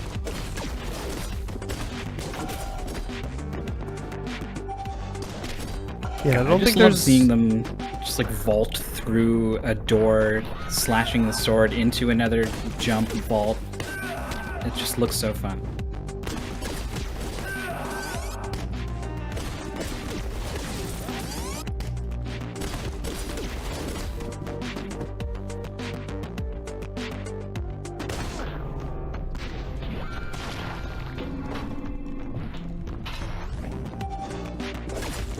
The smoke bomb to cover the camera, and as well, I guess probably lets you do some stealth-like stuff if there are enemies around, maybe? It does. In fact, it's what you're supposed to do in this section, I think. You're probably not supposed to die to the very last enemy and have to replay the whole thing. Yeah, that's typically not how it's supposed to work. I think Nico just doesn't understand the bullet deflection. Yeah. That's a pretty good guess. Because otherwise, like, what do you do? Like, you're just out in the open, there's all these guys with guns. Ooh, just dashing around is working so hard to do this without the deflects.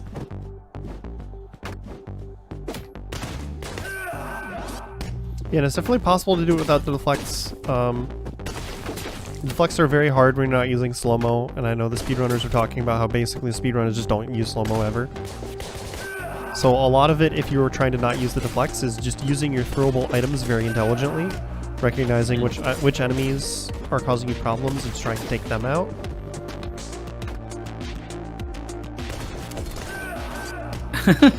Alpha had a moment to reflect on what was going to happen, laid out a plan, kicked open the door, and then immediately got shot in the head. Yeah, that's a lot of that in this game.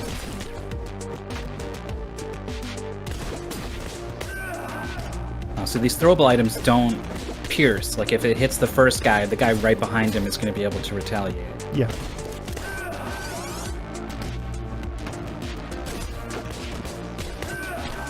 Like, I shot the throwable item out of the air. Did you see that on Alpha's screen? Wow. I didn't know that happened, actually.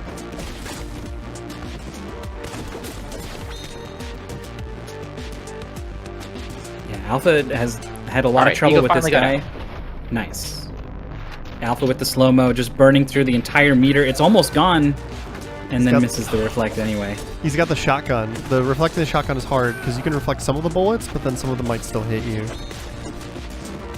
I think that's happened to Alpha a few times now, where he tried to deflect somebody with a shotgun. This is where maybe, yeah, they're holding onto that throwable item is really nice. Alright, smoke canister. Yeah, well done. It also has collected one of the 3 key cards in this level. What was that?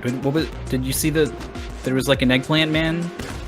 Yeah, I don't remember what that guy is. Was that Pyramid Head, actually? Was that just a straight up... Yeah, wasn't that area called Quiet Hills? Yes. Okay, I get it. Well...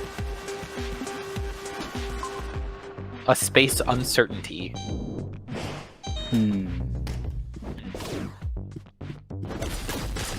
3001, a space uncertainty. Was that like the direct-to-DVD sequel to the absolute classic?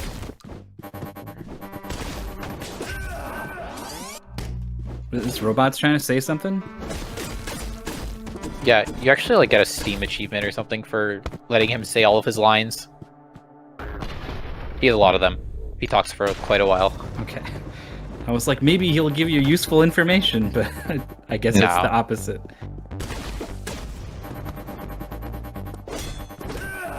Ooh, Alpha's sword deflected by that enemy. I think that's the first time I've seen that. Alright, but Nico's now through the prison onto this level. They said the prison's kind of just a non-entity if you're not watching cutscenes.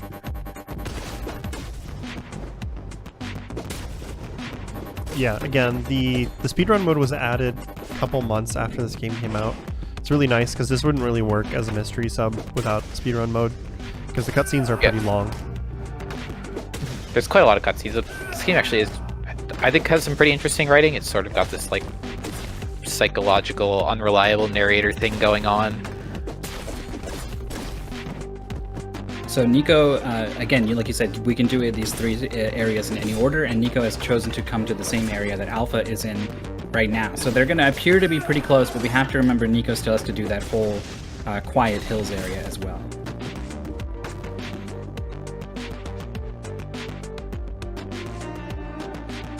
It'll be interesting to see if Nikojazz figures out what Alpha did, that if you throw the explosive at the door, it makes it do a big extended explosion throughout the entire room instead of throwing it at an enemy. Because Alpha is making good usage of that through this level. Oh no, it's blowing up the barrels! Okay, I see. Yeah, there's a lot going on screen at all times in this game, and so it's difficult to sort of just visually parse what's happening sometimes. Some pretty obvious stuff like a prompt on screen with some controls on how to dance can be a little bit harder to spot than you'd think. I think Nico blew himself up there. Yes. Does not seem to understand the barrels. And then because the door opens, the enemies afterwards have a shot on you, so a well-timed roll gets Nico through, but again, having that deflect in Nico's toolkit just makes, like, it would make such a big difference. For sure. Both players in the same doorway. Yeah, Alpha's been trying to do the deflect more often, but unfortunately he just kept trying to do it on the shotgun enemies, which doesn't work out very well. But I think he's recognized which enemies are the shotgun enemies at this point, because he hasn't tried it in a while. Also, Alpha is absolutely the kind of player who, if presented with something that is more challenging but faster, will always try to do that thing. Often to his own detriment, I would agree with that, yes. Well, I left that part out to be nice, but... But no, I mean, I think it's a fair point that, you know, you have a lot of mechanics where it's like, okay, I know this is possible, and if I can pull this off, it'll save a lot of time. And it's the question of how confident are you in your ability to pull off sort of something very difficult that could be a big time save. Are you ready for the auto-scroller? Yes, so this is the minecart level. What was this area? This is the Chapel of Doom? The Chapel of Doom. It makes a lot more sense now. Can't wait for I the like this big level a techno lot. boulder. Though I know that some people are not a fan of minecart levels. I think minecart levels are great, and every game should have them. Every game. Every single video game ever made. My This is quiet, not a thoughtful nice minecart puzzle game. ride. Yes. My Like, imagine walking how simulator. cool an Adventures of Lolo minecart level would be. Oh my goodness. This is the second time Adventures of Lolo for the NES has come up during this broadcast. That's how you know you're dealing with a mystery crew. I don't know, I just said, like, puzzle game, and I had it on my brain because I said it earlier. We had Adventures of Lolo on Super Boss Brothers a few weeks back. Oh, So well, it was there you actually go. on Hotfix as well. Nikojazz has got a lot of ground to make up, and I'm not sure how much more game there is to play, right? Like, we've thrown this 30-minute estimate up. But Yeah, It's a bit hazy. I think the boss they're going after is the one you get to after Yeah. completing all these areas. I believe that is correct. So Alpha's getting pretty close, just has to finish the minecart ride. That sounds simpler than it is, as you've seen. There's like quite a bit of tricky things you have to fight on your way through. Yeah, there's several screens of this of increasing difficulty, so... Nico's going to have a hard time on this section because Nico's been rolling past every bullet, and there's no room to roll in this minecart, I assume. Unless you can do like a roll in place. You can jump. Ooh, Alpha doing the deflect without the slow-mo that time. The cart... Oh, no. I think that's how it works. Yep. Just got that intuition, I guess. Like, you might think, like, oh, it was lucky that he jumped out of the cart at the time he did, but like, I swear, these top 8 players, you just develop a sense for these things, Ooh, and and it's kind Alpha's of lost his inexplicable minecart. where it comes from. And the He game also- tells him, I need the cart to continue, and it kills him, so... He tried to hit the switch from the minecart the previous time through, and it didn't work. So I think he just jumped out because he needed to hit the switch. But also in games like this, they're more of a fully produced game as opposed to a lot of things you'll see on Mystery Tournament. A lot of these really well-made games will actually put extra effort and time into kind of making you be able to intuit what you're supposed to do next. So, You know, that's actually a really interesting point I kind of wanted to touch on before Katana Zero ended rail is, you know, for the regulars of Mystery Tournament here, how do you feel about getting a game that is clearly like a polished commercial release instead of some of the more experimental games we see in Mystery Tournament a lot? Yeah, I think that's especially applicable here in top 8, because when it comes to top 8, you have no idea what you're gonna get. You might get some, like, you know, 2005 Windows game that only 3 people have ever played.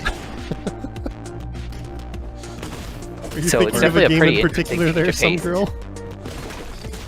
You might get a game someone made for the tournament Yeah. in Unity. Oh, I remember in Mystery Tournament 9, someone submitted this one game. It was like I said, it was a Java game from like 2003, and everyone was like, "Where did you find this game?" He was like, "Oh, I was just browsing archive.org and I just found it." Well, it's like the showcase we did to kind of advertise Mystery Tournament entries were open before this one on GQ. We had I forget the name because I'm terrible at names, the developer of Baba's You had that Oh, laser absolutely. game that was given to us a little bit early to play on that show. My roommate is a laser gun. Yeah, that one. Campuli, thank you, chat. I'm just terrible at names, so I appreciate the help. Alpha didn't know quite what to do with this guy with the gun who had position on him, so he just held the slow-mo until the enemy reacted, and then he was able to dodge and get to what I assume is going to be the boss fight and the end of this goal. I think this is Mr. Kissy Face, yeah. Yes.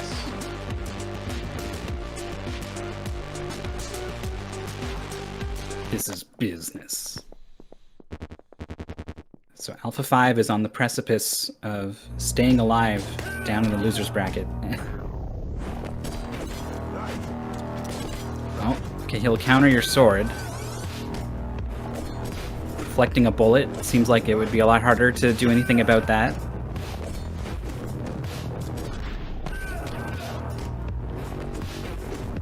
Meanwhile, Nico Oh, is there's on another the half chat stage. Okay. room. I don't remember which guy's which. Okay, so there'll be a little Okay, bit so more that's the play next guy. after this. Okay, yeah. Alpha lands a hit. Meanwhile, Nikojazz needs to deal with this temple and then also, I think, still go over to Quiet Hills. No, he's on Quiet Hills. Yeah? Okay. This is his last one, so he's not far behind. No, not far at all. You might recognize this from the beginning of the game. Pretty sure this is the first screen of the game again, Mm-hmm. Yeah. but with enemies this time. Yeah, and I think Alpha hit the point where it just advances you because you're not actually required to win that fight. Yeah, like I said, there's a lot of story in this game. You're obviously not seeing it here because they're playing speedrun mode. But I'm pretty sure that's a fight you can't win. There's at least one fight against that guy that you can't win. I think you can win that one.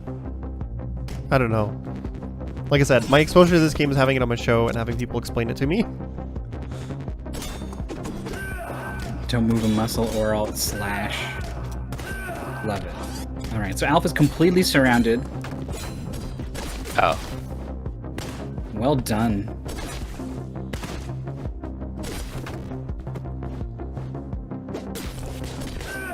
Oh, that was a really good roll under the bullet. Just didn't kill him before the second shot. Alpha is getting good at this game.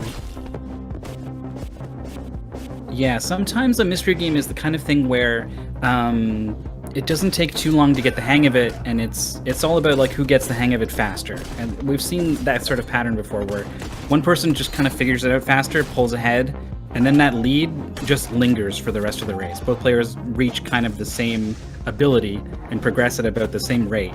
But because one of them got there faster, they carry that lead to the end. Where at this game, there's still room to get better and better and better all the way through to the end. Yeah, I mean, you gotta wonder, like, there was that one screen that Nikojazz was on for a long time. You gotta wonder, like, how much of the difference between the two is that one screen? Totally. I mean, Nico's kind of schmoovin' right now. I think he actually got through the minecart section a little bit faster than Alpha did. So I think that's a big part of it. But you look at, like, Nico is just getting to that first fight here, so it's actually pretty close now. For sure. Some of the... I don't remember which fight is Mr. Kissy Face, but there are some full-blown boss fights in this game. I think that's the first, like, real boss fight. Yeah. So there is definitely potential for Nico to catch up, given that, you know, he's not far behind right now. And given Alpha 5 just died to the very last enemy on this screen, just was a little bit unsure how to approach, and got shot in the face, so...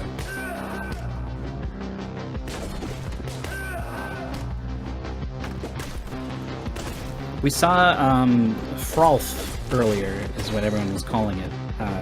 But it Ribbit was a Ribbit King, and it was a situation where I think if you were like 8 strokes over par or something, it just kicks you out and moves you to the next stage. Yeah. And it was like, it might be faster to do that sometimes. And so I'm reminded of that with this boss fight, where the players don't know it, of course, but it would be faster to just totally tank this fight as fast as possible, I think. I think the thing is you just have to not get shot. I don't remember if you can actually win the fight, because like some girl was saying, there is one of these where you can't.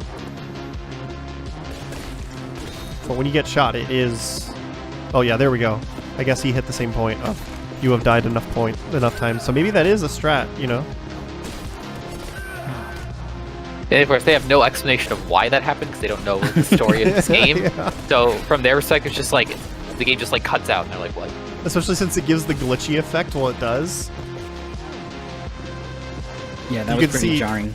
Nico was kind of standing there for a second. You could kind of feel the what from his lack of gameplay there. Especially because it bumps you back to the first screen of the game, right? Where you might be like, am I at the start of the game again? What the heck just happened? Yeah, but there's much more enemies here. There's higher tier, more difficult enemies than there were here before. So it is different, just... Yeah, for sure.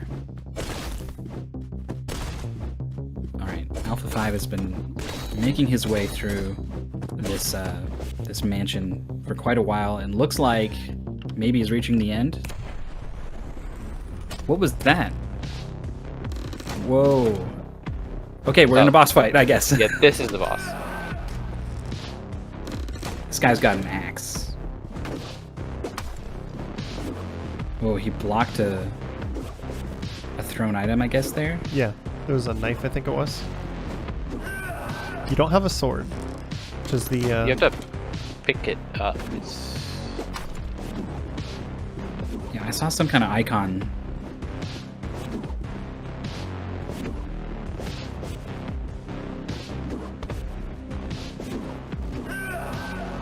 Alpha is completely at a loss. Meanwhile, Nikojazz finally now getting into this mansion. Gets the canister and is safe in the smoke. Oh, I remember. You need to get him to hit that one object in the background with his axe, I think. Which object? The car on the right? The left, shelf on the left? The left pillar before the shelf. That really doesn't seem significant. Like, just visually. That's where the arrow was, and when he swings at you the first time, you don't die because he hits the pillar. Okay. Oh, he hits the chair. No, he hit that. No, I'm thinking of something else then. I don't remember how to beat this fight. Neither do I. And I've played this game, so. Neither does Alpha, because boy, is sure just rolling around. And not at the speed of sound. Nikojazz, however, moving at the speed of sound through this area is past that first screen, which was really difficult, so... And long. Yeah.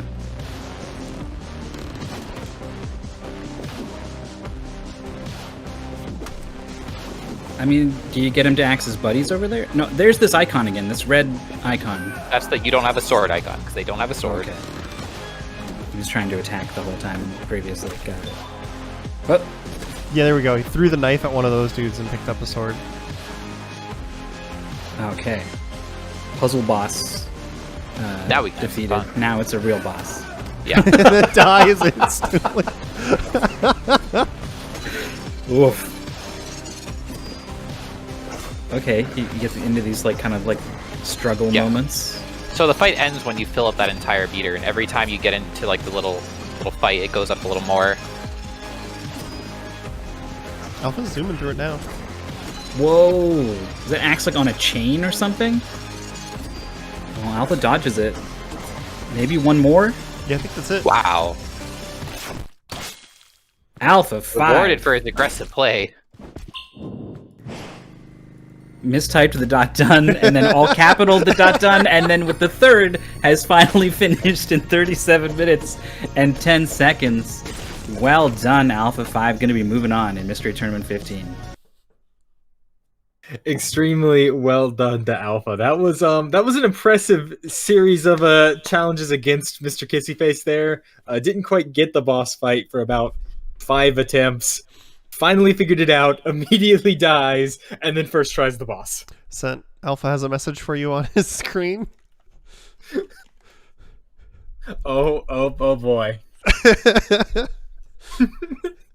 I see. Unfortunately, Alpha, we cannot stop, and you cannot stop either. Earlier, Alpha mentioned that they tend to fall upwards in Mystery Tournament. But not today, because today they are falling to the right, at least in terms of the bracket. They are going to move on and play someone 3-2-5 just a little bit later. But huge shoutouts to Nikojazz, again, tied for 7th with Trisscorp.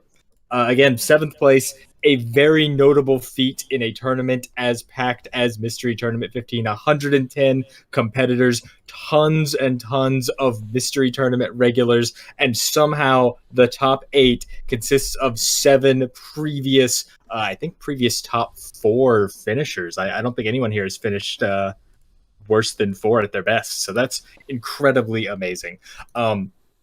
Don't go anywhere. There's still plenty of more Mystery Tournament 15 action. We are going to go all the way up to Losers Finals. We're not going into Losers Finals, but we're going to figure out who's going to be in our Losers Finals to see who plays the loser of Zecks and Andy tomorrow. But right now, we're going to go to a quick Twitch ad break.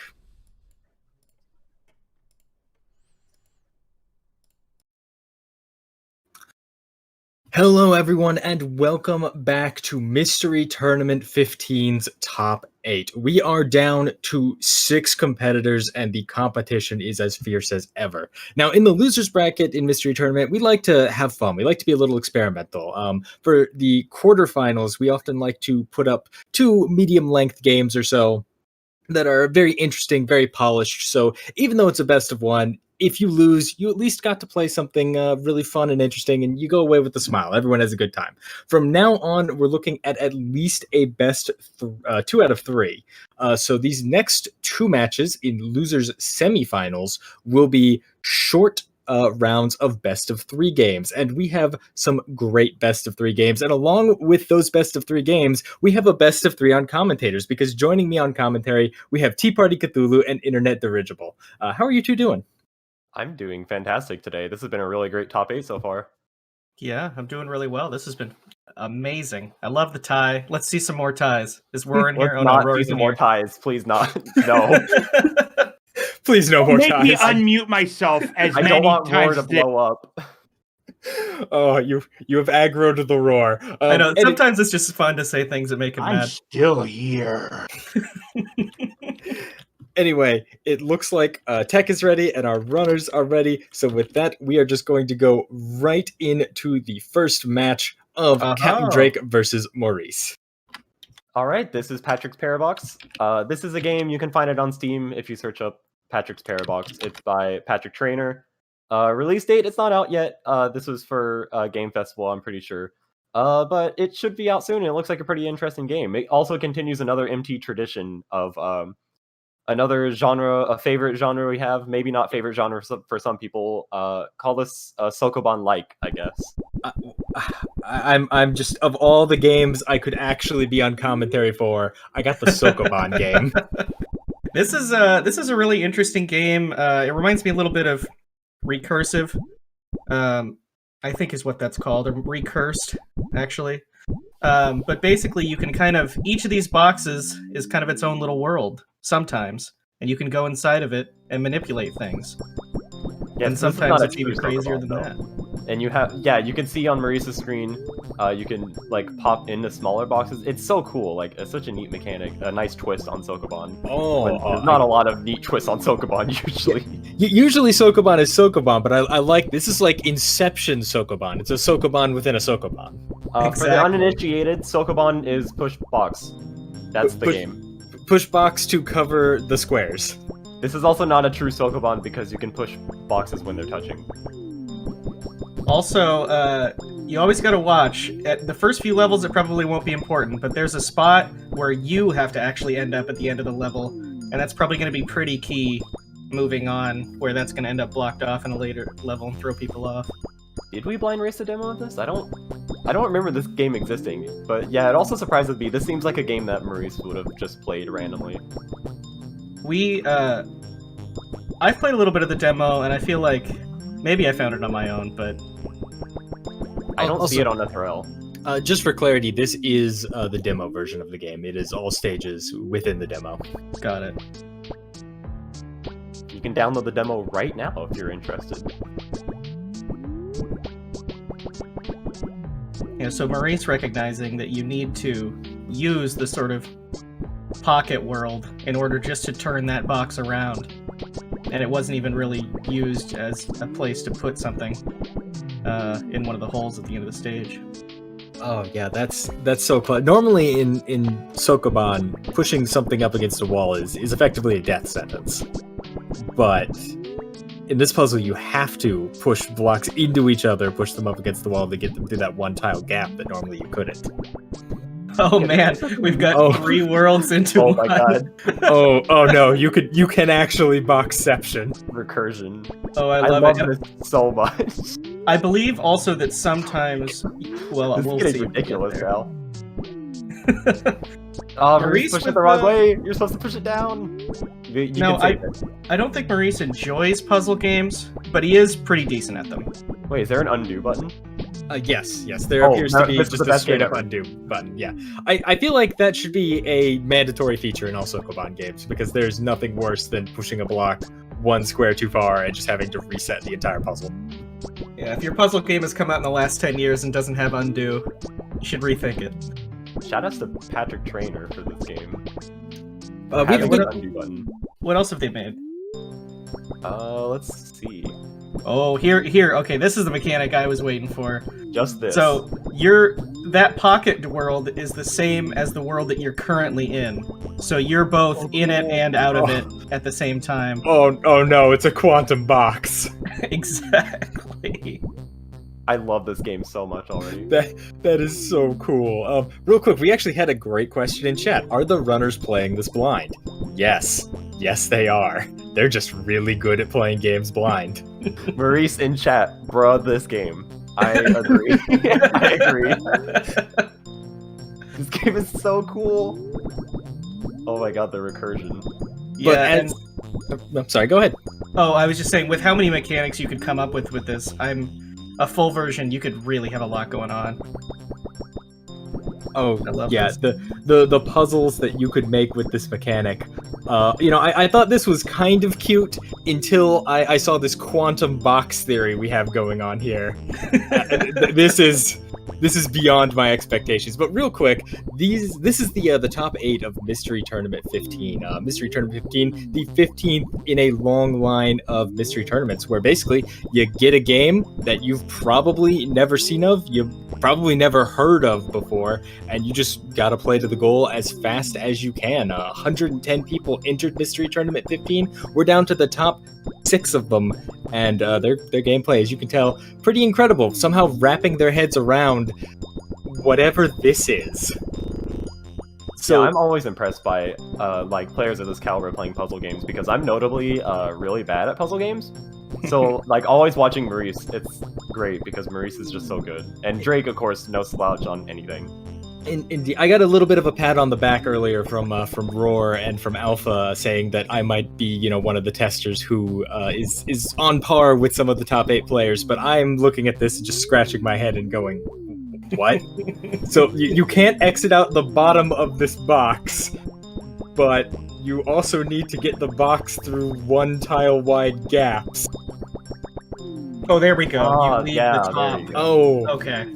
I actually haven't seen it yet. Clever! Oh my god, this game's so cool.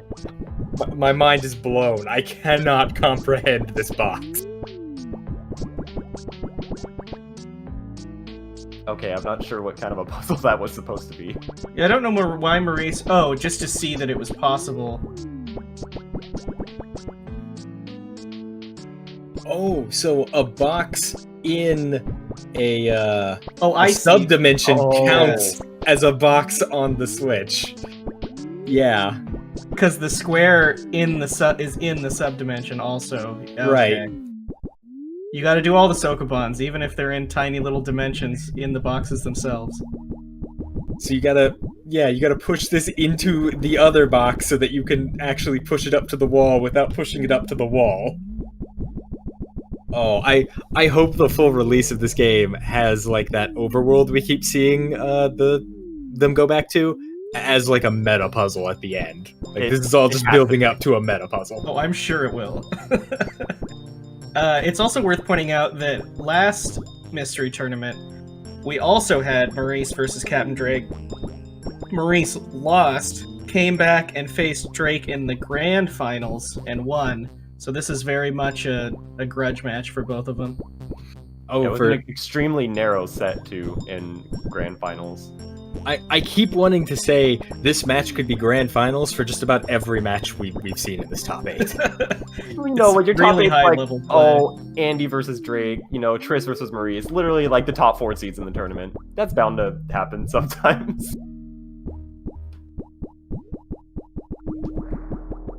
Okay. Man, I mean, a lot of times when you commentate puzzle games, you try and say, oh, well, you got to do this and this, and because you might get it before the players, but I don't know if I see that happening this time around. Yeah, sometimes you get like Wait, watching what? the puzzle syndrome. What happens if you push the box out of the box that it's in? Oh, no! Apparently, you enter the box paradox. The Parabox. I know, Maurice didn't end up doing that, and I think that was a level they already completed. So... That did not happen in testing at all. It's a quick reset, press the R key, and there you go. I love seeing the giant like your giant box's face on the side. It makes me so happy every time. Oh, good call on Maurice having to leave the pocket. Understanding the geometry there for sure. So now they are on the same level, it seems. This could be the final stage. I would assume the demo doesn't go outside of this room. I would doubt it. I believe that it is just the puzzles in this room. Maurice takes back the lead. Drake had the lead right there for a while. Yep, There it there we is. go. That's the demo. Yep. So that's going to be a victory for Maurice. Yeah, Drake had the lead for a majority of that, but just got walled by that last puzzle. Couldn't quite wrap his head around some of the geometry there, and is going to wind up losing one game there. But again, this is a best of 3, so we are going to see at least one more game, maybe 2 more games if Drake manages to win the next game. And from what I understand, the runners have already gone ahead and set up all 3 games in the series, so we should hopefully be able to just bounce, back to back to back between these 3 games and get this best of 3 out of the way. Fantastic. Wow. Like I said, this is actually the first mystery tournament in many, many years that not only have I not had a hand in picking the top 8 games, I haven't actually played most of them. I was not expecting a puzzle game of that caliber or that quality this early into top 8, and I cannot wait to see what else is coming up in this best of 3. Yeah, I added it to my Steam wish list immediately. It's so good. For a game with such complicated mechanics, those were incredibly fast solves from both Drake and Maurice. I can't believe actually quite how fast. I played some of that demo and I did not solve the levels that fast. So now we have a little downtime. I want to cover both these players' histories in Mystery Tournament. Maurice actually doesn't have a lot. You'd be surprised with a player of this caliber, but Maurice joined us for MT13. The first tournament he actually joined was when we had Reject Tournament, where we raced all the games that were rejected in Mystery Tournament because we have really great ideas all the time. He did okay there, but then came in MT13 and blew everyone out the water and made 2nd place, only losing to the wonderful Mr. N4H, who is sitting in winner's bracket right now. And then went through MT14 and won against Capndrake in grand finals. And then Drake is no stranger to Mystery Tournament, has had 2 first place finishes. Yeah, 2 first place finishes, MT4 and 6, and has been a regular in top 8 almost every single time besides that.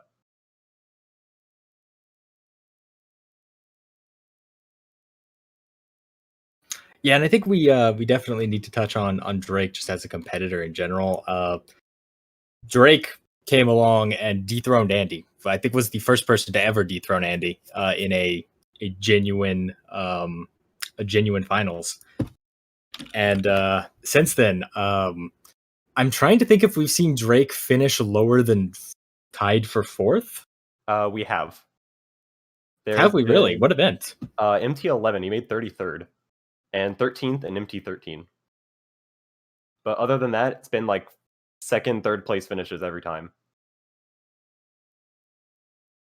Yeah, Drake is someone who is shockingly consistent, and I think that is probably the biggest question we get with Mystery Tournament is, well, if you're playing random games and you're just going in and you have to beat the game, and it could be literally anything, how could anyone be consistent? How could you have someone who's won Mystery Tournament 6 times now? And we do. We just see people who inherently understand different genres of games. Or even just picking up on mechanics quickly, I think is the biggest thing. I think it almost might be more important than execution, because execution's important and you don't, if you have a Twitch platformer or something, but just sort of understanding the language of game design and what the game is asking you to do, you can end up going straight to the end of the level and not even really thinking about what you need to do because you just get it. Yeah, given how much of MT, there's a lot of puzzle games in MT, so that's definitely probably more important than execution. It's true. If you only watch top 8, you might think there's 10% puzzle games, but there tends to be quite a few more. It's like 50. Maybe not quite a lot that of puzzle. There tends to be MT14 definitely was a lot of puzzle. This time I think we've had a lot more balance.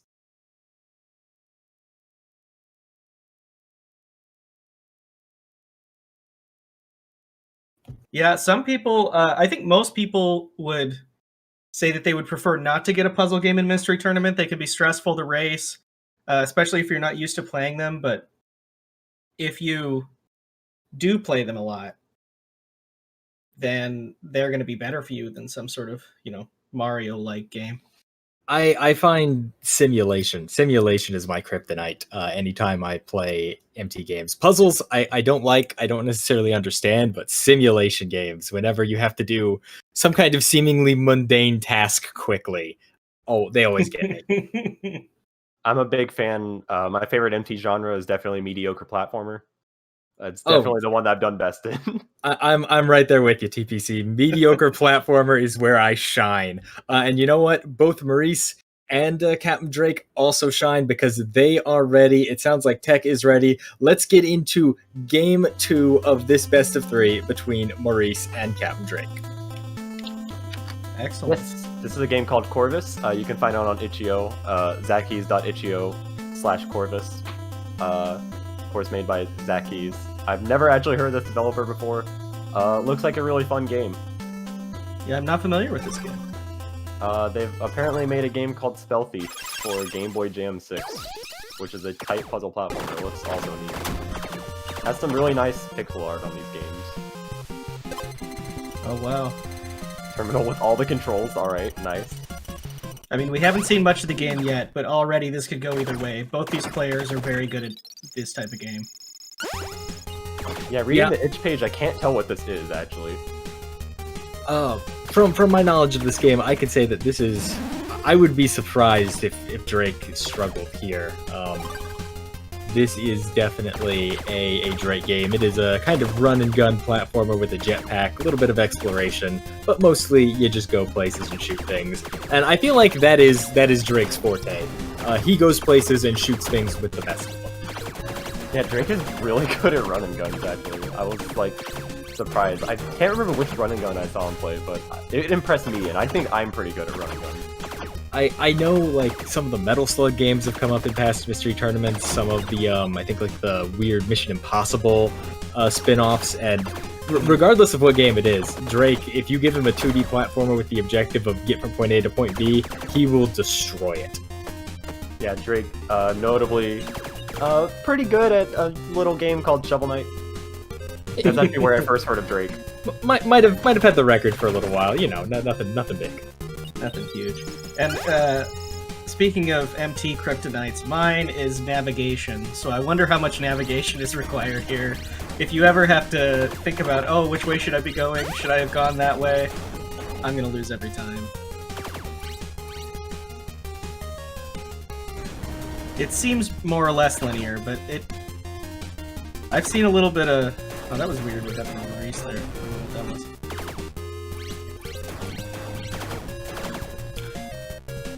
Yeah, I wasn't seeing. Navigation is definitely a difficult skill to pick up in a game, like, or in a setting like Mystery Tournament. Naturally always want to go, you know, right. It's been instilled in us forever with platformers. But in this game in particular, you do need to, you know, check the floors, check the walls. There are these hidden areas, as we've seen, and some of them contain terminals that are required to activate these keycard switches and to open doors. So they're not going to get everywhere by just kind of blindly moving to the right here. Yeah, we see the little shmup warning screen on Maurice's end. I think every single game should have that, by the way. Like the big skull symbol right there. Beatitude for gains. Okay. We've got a boss fight here. I don't know if... I think we've seen a death or two and it just resets the room, so not super punishing. And this doesn't seem like the kind of game that would have limited lives, so you're probably good there too. Yeah, correct. You can retry as much as you want. But the death does put you... Yeah, I can't actually tell what happened there. I think he might have accidentally just reset the game. Oh, it sounds like he maybe got stuck at a floor. And wasn't able to move. Yeah, I noticed. It's very unfortunate if true. Itch.io. We love our experimental games. Yeah, I'm gonna blame Maurice having a 144Hz monitor. Maurice and Alpha have 144Hz monitors, and it constantly creates It is problems. never to their benefit, ever. PC games are always, very difficult to test because there are so many factors that can, change how they perform. Even something as simple as, Maurice has a higher refresh rate monitor than maybe some of us do. Unintended consequences. Yeah, classic Maurice 144 Hz problem, probably. It could be a retime if just a reset did it and then just offset the time by a couple minutes. We'll have to see. So if this winds up looking like it's somewhat close, I believe what we'll probably do here is we will just retime Maurice from the start of the boss fight, and if that time is lower than Capndrake's finishing time, then that will be the end of this best of 3. Otherwise, we'll go to game 3. Shouldn't take too long. I believe we already have some of the admins working on that on the back end, so nothing to worry about. Yeah, don't worry guys, this is actually a fairly common occurrence well, not fairly common, but it's not rare in MT that we end up having to retime things because things go wrong or something. That's what happens when you have like a million games on all these different platforms that can't get tested to full extent because that would take longer than the tourney itself. Yeah, and frankly, it's worth it. It's worth it to have freeware in the tournament to have to do this every once in a while because there's just so much of it out there. Yeah, it's nice to allow games that aren't just like nests for testing purposes. Yeah, I think one of our biggest untapped markets right now is PlayStation. PlayStation emulation is much easier than it was in years past, and so we just end up with all sorts of really cool PlayStation games. This is cool too, though. Yeah, freeware is a classic. Especially like new itch.io stuff, because new things come out on itch.io like every single day. There's always some neat platform that happens. We have a lot of people that end up going trawling on itch, and they find a lot of cool stuff, which is always fun. A lot of stuff that's not so cool too, but it's easy. Just don't submit it. Yeah, that's never stopped anyone before though. It's difficult to tell exactly where everyone is. Yeah, who's in the lead? Well, Drake is in the lead because Maurice's games had to be reset, but also, all the rooms look very similar to each other, so it's difficult to tell exactly, which room each player is in, even if we have seen it before. I have the odd feeling that Drake is still ahead anyway.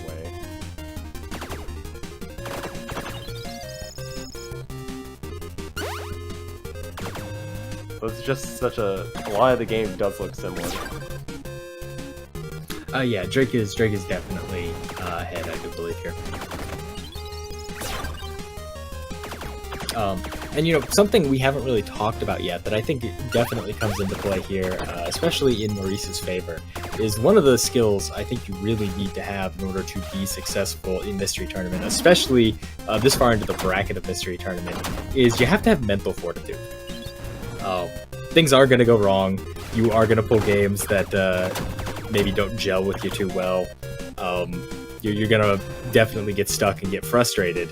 And I think consistently we see people who have a good attitude and the ability to bounce back from setbacks as people who progress fairly far in these events. Yeah, that's always hard for especially players like this because Drake is Dutch and Maurice is German, so these nothing ever happens at a good time for them. I feel like it's something really weird with top 8. If you look at the overall entrance for MT, it's overwhelmingly America-centric. But if you look at top 8, it's actually a pretty decent mix of other people. Trisscorp, I think, is Finnish. Drake is Dutch. Maurice is German. Zecks? I don't know, but I know it's somewhere in Europe. But yeah, there's a really good mix, and it's unfortunate because it has to happen at a bad time. I believe Zecks is from the Netherlands, actually. So yeah, I'm pretty sure that's it. The pretty diverse European cast here in top 8, despite, like you mentioned, I'd say maybe 70 or 80% of the entrants being from the USA. Nikojazz is German as well, or at least I think German. But yeah, Europe is dominating top 8. Europe has always dominated top 8, though. We got good old Alpha and Andy representing America. No one can submit Jazz Jackrabbit or something. Popular European games.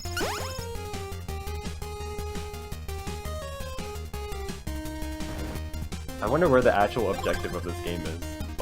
We're just kind of trawling around rooms at this point. I like it when games show you a very clear progression and endpoint you have to get to. It's nice to know. Especially as somebody who doesn't... I was not wrong about 75% of those countries, some girl. That was not... I know Drake is Dutch. I was wrong. And I know Maurice is German. I'm pretty sure Nikojazz is not German.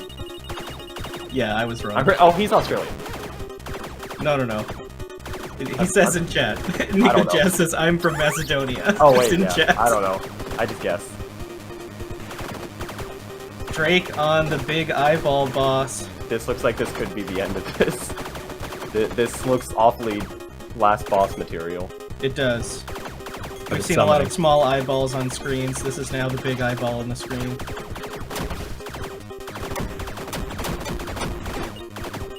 Bit of Reminds me bit a of little an, bit of the... I'm sorry, go ahead. No, you go ahead. Oh no, I was just gonna say, it looks like there's a bit of an ad phase here. Oh man, the eye's angry now. Yeah, Adam Numbers is Australian, that's correct.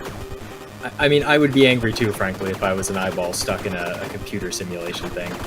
True, Maybe and he's being from, actively shot too. Yeah, I do like the health bar. The diagenic health bar is really cool. Oh, I like the lasers. It even has like the little bars to show you when it's going to go into the other phases. Oh, that is cool. Yeah, these lasers, this is a good mechanic. These ones are pretty... Well, I say just as he gets hit. I was gonna say, these are pretty generous. But, Yeah, he's got stuck to the floor again right there. I'm gonna blame it on 144 Hertz.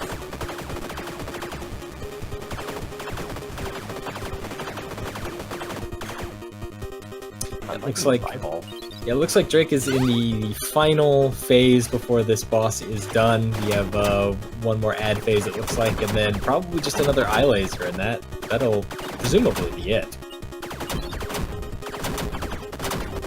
You'd have to think so. On a game of this scale, this is a pretty impressive boss for it not to be the final one.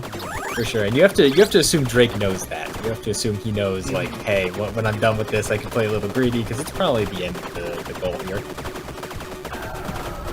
Oh no, Maurice. Oh, that Saying looks in like chat, a boss explosion. I am become ground.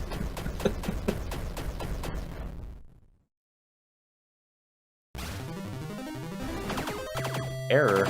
And a big treasure chest. Get that computer chip. the white, that's probably it. Collected it in yeah, the air. Completed. Wow, that in-game time is not even close to accurate. No. That's actually... I'm really curious how it came up with that time. That's very far off. Interesting. It includes the time from the cutscenes you skipped, maybe. Total death 0. I don't think that's true either. I don't think that was right either. Well, regardless, it sounds like we are having some admins retime Maurice's run here as soon as he finishes. We're going to go ahead and play Game 3 regardless of whether Drake has won this or not. But if it turns out that Maurice has won Corvus, then Game 3 just won't matter, and it'll be a nice, fun little distraction. And more games getting played. That's always more fun. Yeah, more games getting played, more stream value. It's all good. And yeah, we see Maurice here starting the boss. Maurice actually. The saddest part about getting knocked out of Mystery Tournament is you don't get to play more games.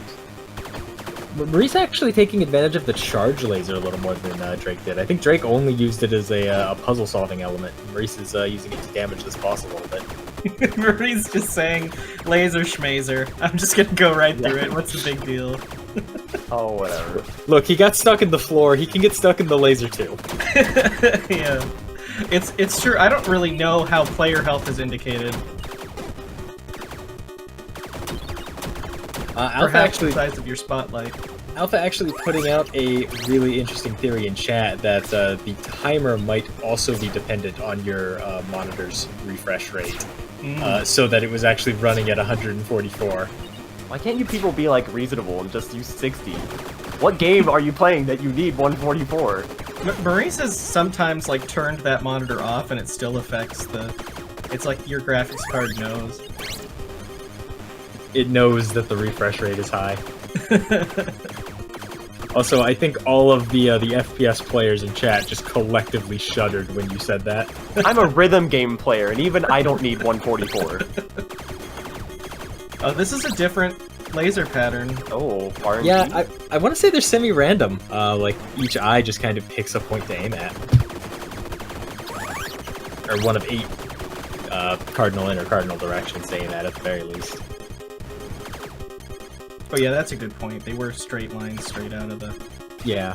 I think Maurice actually had an extra laser phase there. It looked like, ooh, and a death to the boss. That's gonna reset him right before the fight. Let's see if it keeps its health value. It doesn't look like it I don't does. think it will. Yeah.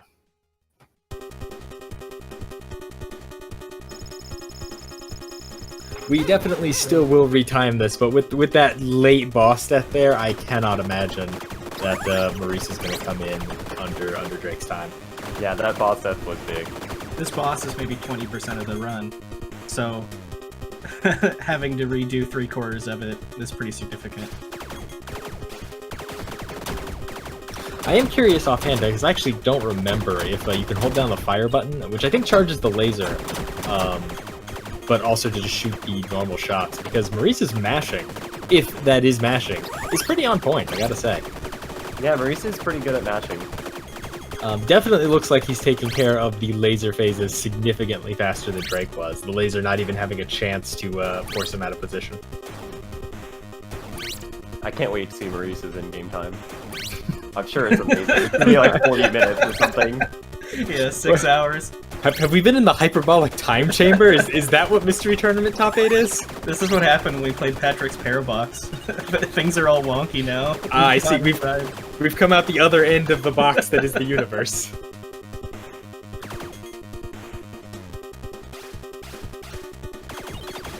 You know what? I agree with chat. This game is called Corvus, and yet there were no crows. What's up with that?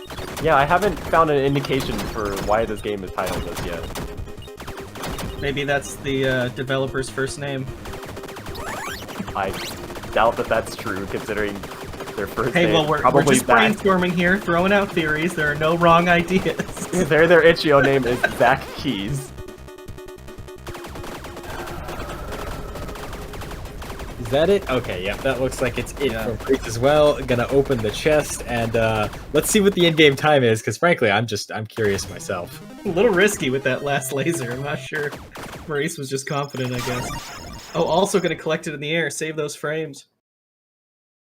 Well, that's not right at all. That makes even less sense, frankly. Yeah, that reset, but like that still doesn't make any sense. Wow, maybe this game was secretly designed around 144. Maybe. We are hearing that Maurice wound up resetting the game about 3 minutes in, so if that's true, then that is actually fairly accurate, which just makes Drake's time, in-game time, even more confusing. Regardless, we are going to retime that completely to make sure that we have a fair result, and meanwhile, Capndrake and Maurice are going to just go ahead and play the third game in this best of 3. Hi, annoying interjection from the testing. We actually already have that retime. Oh, wonderful. We retimed it at 2 minutes, 10 seconds lost to the reset for Maurice, putting his official time at 14 minutes and 16 seconds. All right, well, thank you very much, Roar. And with that official retime, that means that Capndrake did indeed win this game, and we're going to game 3 anyway. But lost in game time, which, you know, who's the That's real what winner really here? matters. It's like losing the popular vote. I do agree with Aaron Dobe in chat. I think that would be a great mechanic for a game. Just have an in-game time that lies to you. Just gives you completely wrong information. Not even logically wrong, like it's counting like cutscenes or anything. Just completely. It adds like 4 minutes to your in-game time because it feels like it. I'm pretty sure actually Skyrim on 360, like before some patches did that, because my little brother's in-game time was like, it was something like 100 hours less than he had actually had in the game. And it didn't make any sense. It like counted logarithmically for some reason. Shoutouts to Games 2 Jolly tournament, where we know that the in-game scoring time mechanism is just wrong half the time.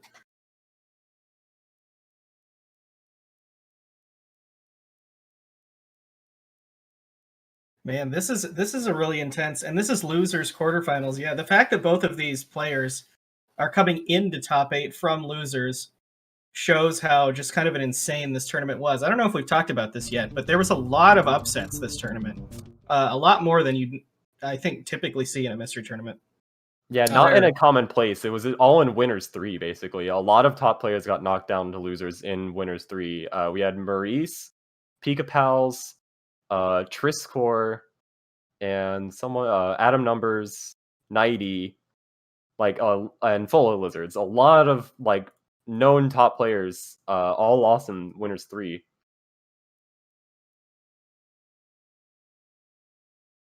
which has just led to a confusing but really fun tournament. And it ended up that it kind of got normalized by the end. These players that we're seeing in top 8 are, with very few exceptions, very typical of who you would see in top 8. But during the earlier stages of the tournament, the bracket was pretty crazy. Really, anything could happen. Also, when we've been talking about consistency in players and how, you consistently see the same players make it up, the same goes for the more that you play in these games, the better you get. Somehow practicing games that have nothing to do with the next game you play does make you better at the next game you play. So generally people improve their performance in tournaments. And I improved mine, not much, but I was in it for a little while. I actually got worse. Nikojazz has been competing for a while, I think, and made it to top 8.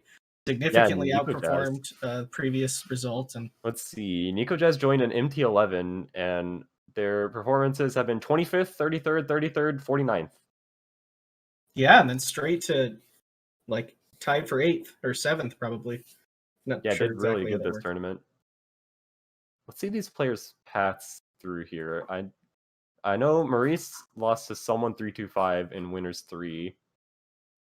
Went down to losers. Now I have to try and read this bracket. And took out Swerve, FFAO, Boney, and Draconic Dawn, and then Trisscorp earlier today to make it to this match.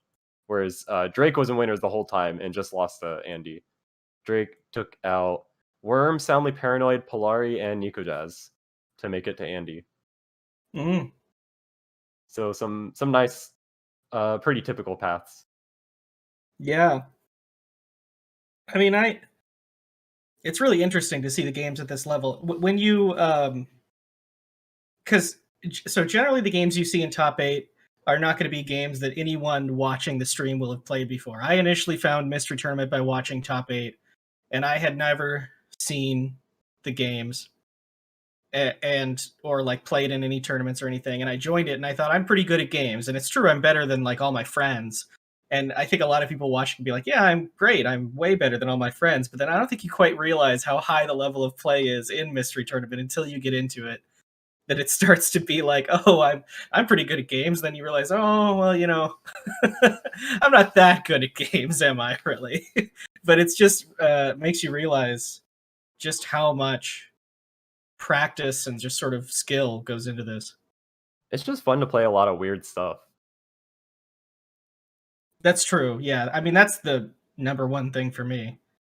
I think that's the takeaway. You gotta go into Mystery Tournament with the mindset of, maybe I'm gonna win, maybe I'm gonna lose, but I'm gonna play some really weird video games.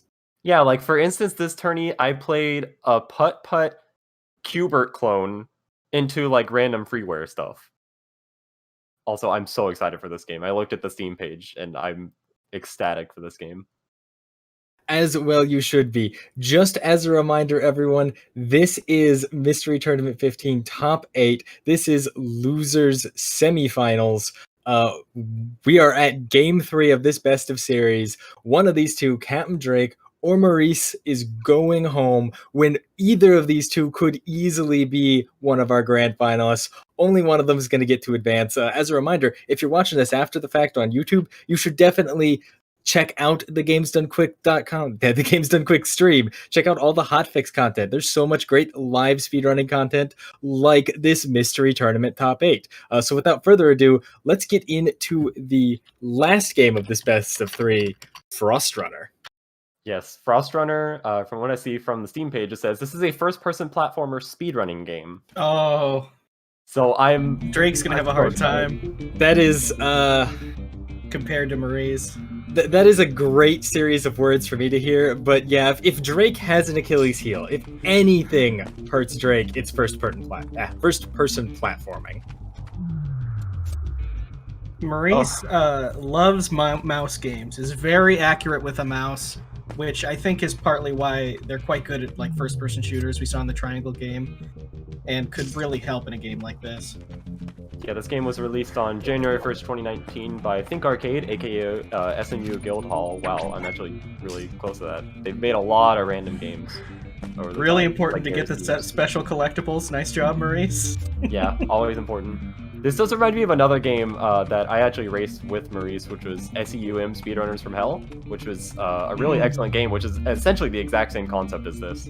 And Maurice was really, really, really good at that game, so... Also really good at Verlet Swing and similar first-person platforming games we've seen. Cyberhook also.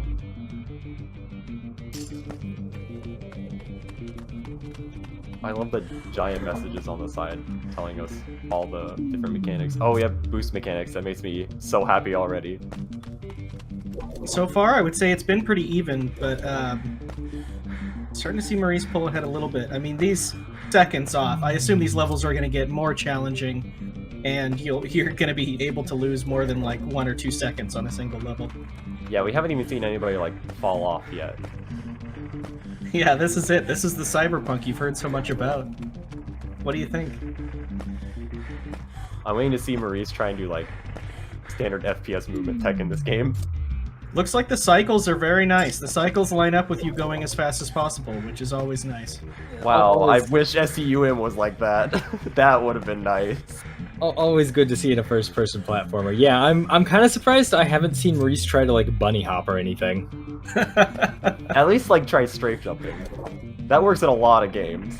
It definitely looks like you retain momentum with the platform, so I'm really surprised we haven't seen an attempt with that. God, that was an impressive jump, actually. Yeah, so Maurice did take a shortcut, but it looks like, I don't know if it was actually shorter or just got you the special collectible that's not going to do anything. Oh, ice. Not in this race, at least. All right. Ice is scary. Well, it is Frostrunner, so I mean, ice is ice physics and makes you go real fast. Which is already so exciting. Oh my gosh. I'm adding this to my Steam wishlist right now. So fast. I wasn't expecting to go this fast based on the beginning of the game. This is crazy. It sped up quite a bit. Oh gosh, slipping. It's Wow. like Counter-Strike surfing. Yeah, come on, Maurice, you should be really good at this. Drake actually pulls ahead because of that. Oh, do we have a... I really hope we get a loop-de-loop at some point. We better get a loop. Oh, that's an incredibly good point. This is the return of the ice from cleaning the system of the blue boost. Yeah, we get Pogo Boost now. Oh, grapple? It's a grapple game? This is a grapple game. Yes! This is officially Grapple Bapple. I love it. I'm wishlisting this game. Yeah, this is we've made it. Human Unlock. That's also. I love. Oh my God, Maurice, the shortcut. Way to go. Okay, so there are certain genres that show up a lot in Mystery Tournament. Well, maybe it's not that they show up a lot, but they're really fun when they do show up. We've got lawn mowing games, grapple games, some others. Yeah, ball games are always fun. But I like how this one kind of just like teased it out slowly. We didn't realize it was going to be this exciting, and then it's just like, oh, new mechanic, oh, grapple mechanic. All of a sudden, we're getting into it. I'm bummed that the estimate is so low. Yeah, Drake is playing super good, by the way.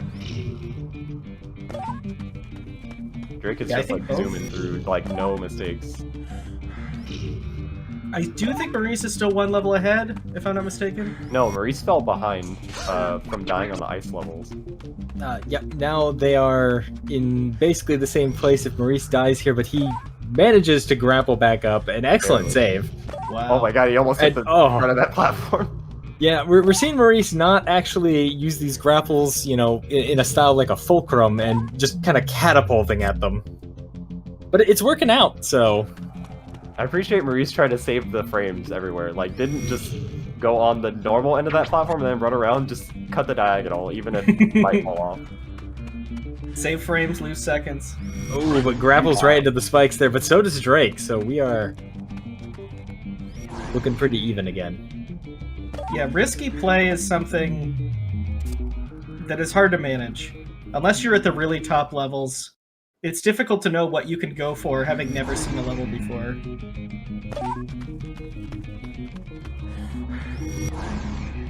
I feel like this is the kind of game where you would do it anyway just because it's more fun. Honestly, that's actually something that's really hard to keep in mind. This is a competition. These players are all trying to take home first to dethrone some of the regular mystery winners here. But sometimes you get into a game where you're just like, no, I could do this. I could skip half this level. It's gonna take me twice as long, but I could skip half this level if I keep retrying. And you got to tell yourself like, maybe I should play it a little safer and just win the match. I could play this later. It's so true. You get into a sunk cost fallacy thing too, where you like, I've put so much time into doing this skip. I have to do this skip. This has got to be the best way to do the level. But then the skip is definitely possible, right? Like, I can do this. And then by that time, your opponent is 3 levels ahead. It's a dangerous mentality to get into for sure. And I really like that Drake at least is not taking these extra grapples, just launching himself across the biggest pits he can find. It looks like you can jump off, like you can kind of divert your momentum to not even really being the direction that the grapple took you, if you're going mostly forward, which is nice. Yeah, it looks like you can jump out of the grapple, and Drake is doing that to kind of redirect his momentum upwards to skip using some of these lower grapple points. But he's out of grapples, and how did he make that? Oh yeah, you also have a limited number of grapples. That's okay, that's interesting. Yeah, I believe they refresh when you land, but... Yeah, they do. I can't wait until levels that actually, like, use that mechanic happen. One thing that always throws me off in games like this is how big the player character is. Like, I never know how close I can get to spikes. Is there a whole person behind this hand? Or are you just the hand? You gotta watch your feet, even if you can't see your feet. Exactly. Oh. Yeah, so Maurice... that was a neat skip. Yeah, Maurice didn't really want to go that direction, but grappled behind himself just to be able to have an extra jump. And I think Maurice has played Cyberhook, and that this game reminds me a lot of that gameplay. Oh, there's a big sign that says Frostrunner. Oh, this is probably the end. That could be the end. Oh, it's a boss! Oh, that's exactly what the game... No, I see credits. I think it's just a fire ring. I wish it was a boss. I thought it was a big golem at first. Oh man, Drake is like right behind. Wow. What? I see the credits, so... It's coming down to the wire. A single mistake would cost this whole thing for Maurice, but did not make the single mistake. Yeah, there's a fade out. So Maurice probably 10 seconds behind, maybe, at the most. Yeah, 10 seconds. 11 seconds behind, times of 8:15 to 8:24 by SRL's timing, which is... That's incredible. Roar probably ecstatic that this was not a tie. It is definitively not a tie, but we probably need to roll this back. That was definitely... Have a paper bag for hyperventilation. That was definitely an amazing set, and with that, Maurice is actually going to take it 2-1 over Capndrake there.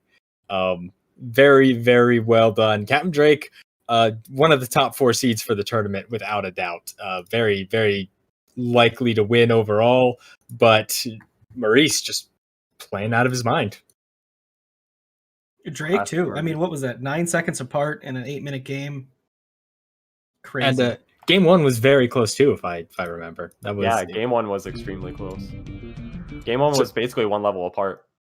Yeah, certainly not a big gap anywhere. A bit of an unfortunate game 2 with Corvus, but it happens, and I just hope all the competitors had fun. Very good job to Drake, finishing tied for 5th place, I believe. An excellent run. And what more can you ask for? This is an amazing top 8. It's just such a stacked bracket. Some favorites are going to have to lose. And speaking of favorites, next up, we will be able to see a match between Someone325, the plucky newcomer, taking on all of these Mystery Tournament veterans, and Alpha 5, someone who I don't believe has ever been in a Mystery Tournament final, but has been very, very close so many times. But before we check out that match, we are going to take a quick Twitch ad break. Just as a reminder, everyone, the Games Done Quick hotfix content and all of the stuff they do is funded in part thanks to your subscriptions and your bits. And, they would really appreciate it if you did consider subscribing. And if you do have Amazon Prime, then you have Prime Gaming. If you have Prime Gaming, you can subscribe to any Twitch channel of your choice once a month for free. So, consider using that Prime Gaming sub if you have it lying around, and check out all of the amazing hotfix content throughout the year.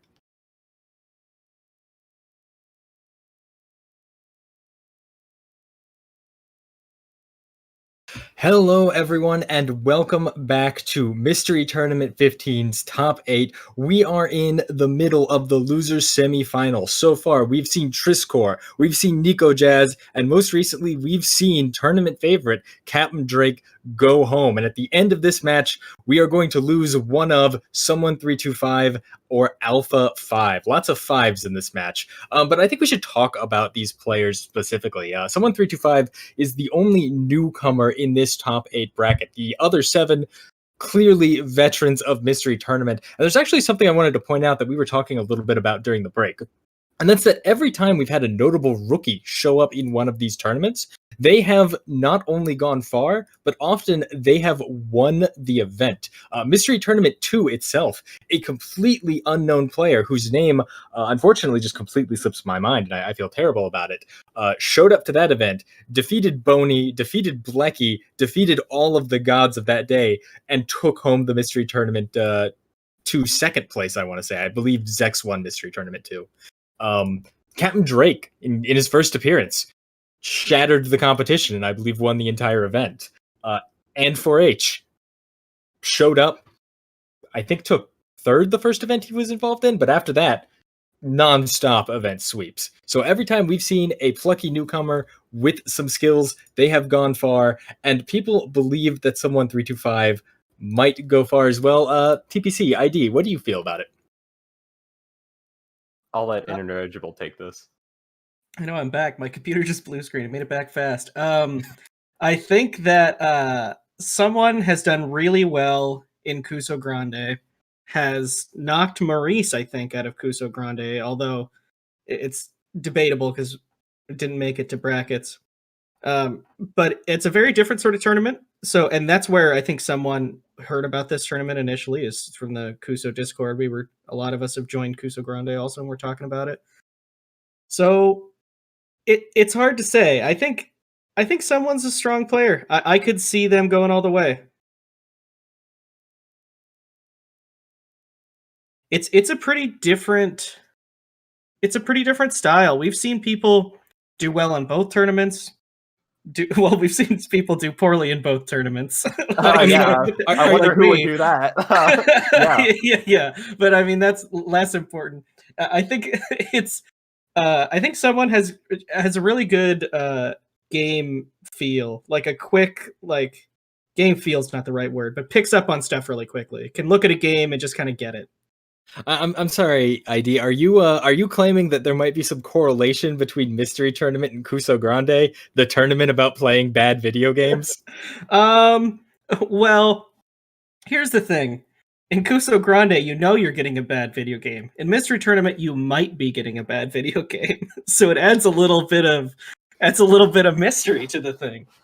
I mean, we were talking about it earlier with Katana Zero, that it's really uncommon to see a polished commercial release as a game in Mystery Tournament, and that can by itself sometimes completely throw you off, because you're kind of maybe expecting a little bit of the jank, a little bit of the unpolished mechanic you could take advantage of, or of the uneven difficulty spike that might let you get ahead a bit. If you go out on certain retro consoles, you can get some cool stuff that no one's heard of. Maybe a Japanese exclusive that no one has taken the time to get. But this is the 15th Mystery Tournament. So every time I've thought of a really weird game and I'm like, no one has ever played this ever, I go to SRL and then someone raced it in like MT4 because I would not be surprised if a large number of the games that are on SRL solely because they were involved in Mystery Tournament at some point. You can usually tell by probably the both of them. names. But speaking of Mystery Tournament, TPC, why don't you give the chat here kind of a rundown on what we're doing here at Mystery Tournament 15 Top 8? All right, so Mystery Tournament, to put it short, is imagine you enter a tournament, and unlike you might be familiar with some speedrunning tournaments where people practice the game a bunch, they've played it, let's even get a fast time in a no reset situation. In this case, the players have never seen, never played, sometimes never even heard of the game that they're getting, and you get the game and go beat this goal. You might have a small little paste bin, a little document that just tells you, hey, here's some stuff you might want to know about the game first, just so you can get started. And otherwise, it's go and do it fast. And that's basically what Mystery Tournament is. We have a tournament of it, and everybody who's in the tournament submits the games for it, so it's even bigger of a mystery. You can be unfortunate and get all my submissions, or you can get somebody else's submissions that are usually pretty cool. But yeah, tournament, never heard of the game, and just go. Yeah, and one of the great, I want to talk about the user submitted games. The games are all tested by very, a mix of strong and not as strong players to get a good time. And not all games are accepted. In fact, many games are not accepted because they just don't work out really well for a blind race. So we should be getting some quality stuff. At least quality in the sense that it'll lead to a fair race. That's really the goal with the testing. Not necessarily that, this is definitely going to be a great game. No. But it's going to be a fair race. That's the goal. And it's inevitable joining one of these tournaments that you'll end up maybe playing a game that you're not super into or playing one that you're really into. And that's the great part of it. Speaking of games that we're really into, we have our game for this match. This is Rerun. This is Rerun. This is a really cool game. But this is one of the games I did get to check out before the event. But TPC, have you also been able to see it? I literally just pulled up the itch page. I'm somewhat familiar with this game. I like to collaborate with Maurice when testing games, and I know that this is a Maurice submission, and it's a very Maurice-style game. Dead. Yeah, I love it. Yeah, so this is a first-person game. I think you have a double jump, if I remember correctly. You do. And you just gotta get to the end. Nice, simple game. I think more games should be like that. Yeah, I love this game already. You can find this game on itch.io, made by... there's a lot of comments here. Wow. Danny Dev on itch.io. Let's see what else is made. Olga Boga, YouTuber Tournament, Milkman Carlson. Wow, a lot of really excellent games. And then you get this. I mean, what more could you want? It is first-person platforming where the goal is to touch the giant blue cube. Why do you need to touch the giant blue cube? Stop asking questions. Go touch the giant blue cube. And you get a sword, which is like the most important part. Alpha was caught up on level 1, and in a game with only 10 levels, that Alpha knows only has 10 levels because they've seen the screen. That could be kind of worrying as a racer. Yeah, that's the important thing. He did find the Easter egg though, which is not helpful right now, but that's cool. That is the worst feeling, honestly, when you're playing one of these games in an event like Mystery Tournament, when you take a path that you think is like the big brain strat, you are onto something, and then it turns out to be a completely useless collectible or, like a cheeky dev Easter egg. You're just like, well, that was a waste of time. Kind of weird that the game like rewinds you whenever you pick up the power. That's like so weird. Yeah, that's why it's called Rerun. That's I the don't gimmick. think someone is taking the correct path through the stage, but it's working. So I'm just go with it. That's such a tight jump. Wow, that Alpha made. I was really impressed. Actually, sword. Like when you pick it up and just says sword. Yeah, it has this game has some super hot vibes, I think. Dead. This game does not look simple to control. No, figuring out the arc on throwing the sword seems really awful.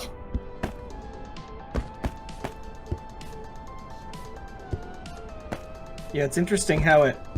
So yeah, rerun. So basically you go through the level to get a power-up, then it starts you again from the beginning of the level, but you can take a different path because you've become stronger.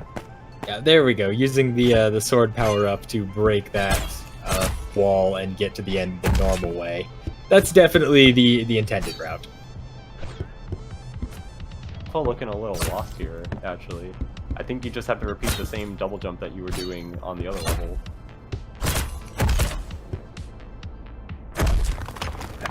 I think Alpha's... I don't know if it's on purpose, if he's like meaning to look for shortcuts. Yeah, I don't know what he's doing. I think it's gonna come back to bite him. I do feel a little bad for someone there.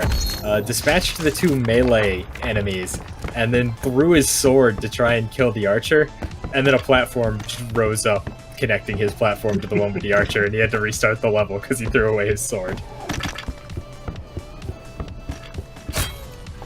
Dead. There's a little trap on the floor. Yeah, it does seem like one hit does kill you, so gotta be careful around those archers. Oh, there we go. Fine. Alpha found the button. Nice. And that's, I think, level 3. Is someone on level 5 at this point?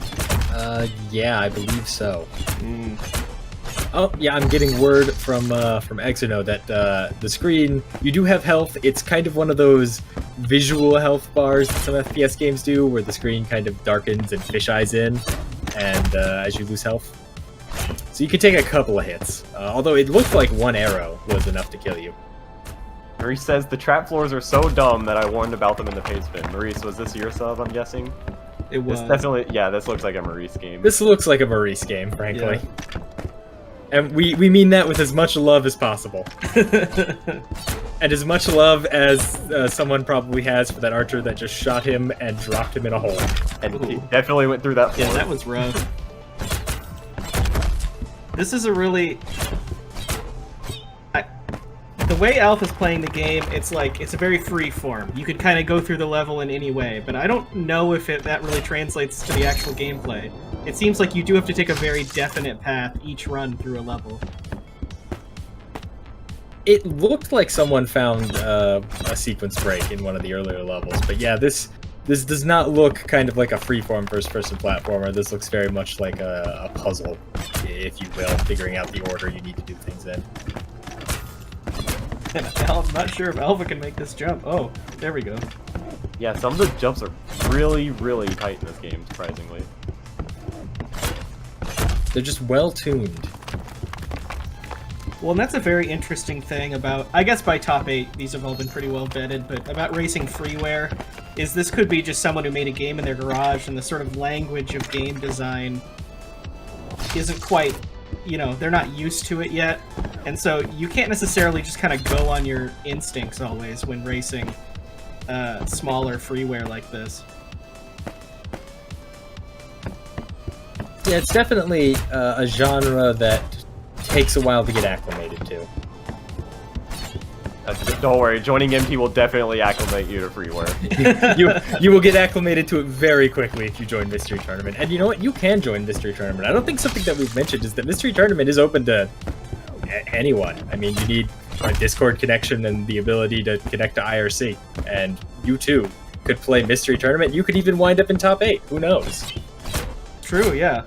Maybe you think you're really good like me and think I'd probably be pretty good. And you play and you're like, well, I'm okay, I guess. Go prove it. I like the fighting mechanics. The fighting is interesting. That's not something that you commonly see in like MT games, like actual like methodical fighting sometimes. It's true, yeah. It can be difficult to fit a game with like combat in it. Yeah, that's why you will pretty much never see a beat 'em up in MT. That's one of the reasons. One of the many reasons. Yeah, a lot of games that kind of have a combat focus generally don't have great opportunities for someone to come from behind, if you will. Like we've seen in a couple of these races. you know, the auto-scroller games are very similar as are Metroidvanias, any game that really relies more heavily on exploration than platforming sense. Tend to be a little rough, tend to be rejected just because, you know, it's hard to make that an interesting race sometimes. Okay, Someone 325 definitely skipped most of that last level. Yeah, that was not intentional, but you know what? It worked, and that's all that matters. Oh wow, the people shoot like that actually carries momentum, and if Yeah. like, it'll push you back. It happened. It happened earlier where an archer sniped someone over a hole and just knocked him right back into it. That sequence break could do it. I mean, a sequence break in a game with only 10 levels is huge. For sure, for sure. I kind of wonder if there's any way to use that that momentum to your advantage. If you could get an archer to shoot you in such a way that it propelled you past a gap you might normally not be able to cross. I mean, I love seeing speed strats and mystery races. Sometimes that one might be a little too ambitious, but I would love to see it. I want it. Yeah, one thing I will say is Mystery Tournament definitely ruins your ability to play games casually. Oh yeah, definitely. You will just sit around and think like, but I wonder if I could submit this to Mystery. Could I do? Would this be a good goal? I don't know. It's so true.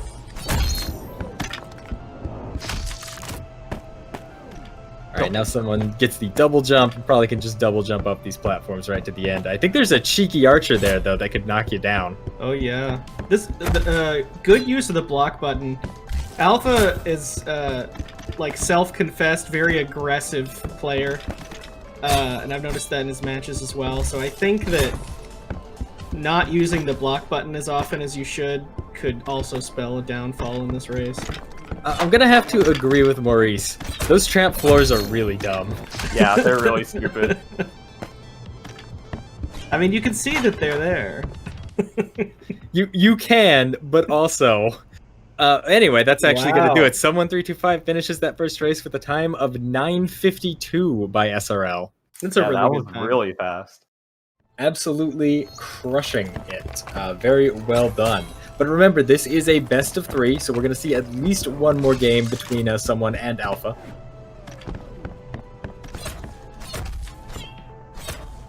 So we certainly have time. One thing we've been doing is we've been having the loser of these best of 3 short races forfeit just to kind of speed things along. But yeah, it looks like Alpha at least wants to finish this level, so that'll probably happen first as we move on to the next game in this best of 3. Wow, already has it up. Yeah, no, someone ready to go, ready for this match, and Pipin Hot delivery is really cool. I don't know if either of you have seen it yet. No, I haven't. I literally just pulled up the page. I'm not familiar. It's something really cool. We'll wait until Alpha gets it up on a stream to go over the mechanics of it. But real quick, we were talking a little bit during the break about brackets. In addition to running the mystery tournament, we also do kind of a fun bracket prediction thing where everyone kind of fills out what they think the tournament's going to look like overall. And TPC, I think your bracket's actually fairly accurate, all things considered. My draft is, not the bracket predictions. Right now, Kieran H is winning in bracket predictions with a current score of 128. It could potentially change based on how top 8 goes, but Kieran's prediction is looking pretty good right now. But for drafts, a lot of the drafts were not close this time because a lot of people kind of blew up the brackets accidentally, but one of the draft groups in particular, the one that me and Internet Trizzle are in, is extremely close right now. So adds another little layer to watching these matches. No thanks to me, but I am there. There is a score next to my name. It may not be anywhere near the scores next to the other people's names.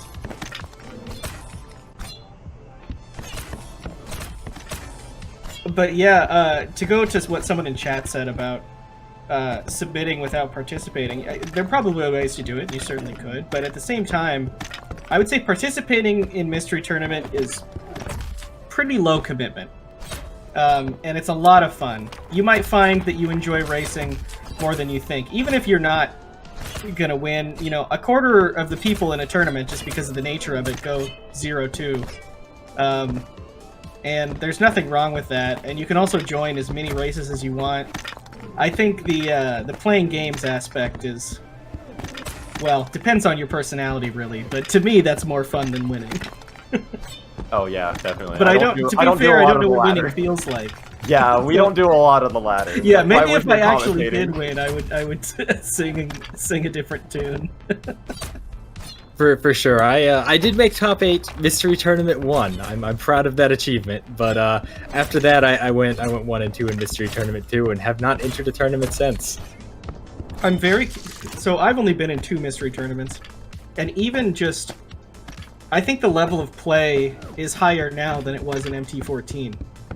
And I wonder if, if we got Blecky sent, you got to come back, how the sort of Mystery Tournament 1, 2, 3 people would stack up with the kind of competition that we have now.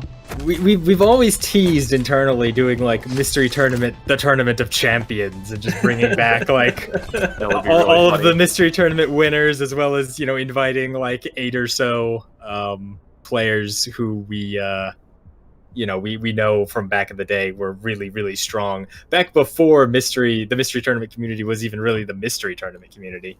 But yeah, no, we've seen a lot of really good old players kind of fade off with time. But I'm curious. I'm curious if top 8 would look the same if, myself, if Blecky, if some of the other long-standing members of the community entered or not, or if we just go 0-2 and quietly drop out. I wouldn't be surprised at the latter, frankly. Yeah, we do still have 3 people that have been in every single mystery tournament, I believe. Lightyear, Mundungu, and Nighty, all the way since MT1. Have Mundungu and Nighty been in every mystery tournament? I know they've been in since MT1. I don't know if Lightyear's been in all of them. Huh.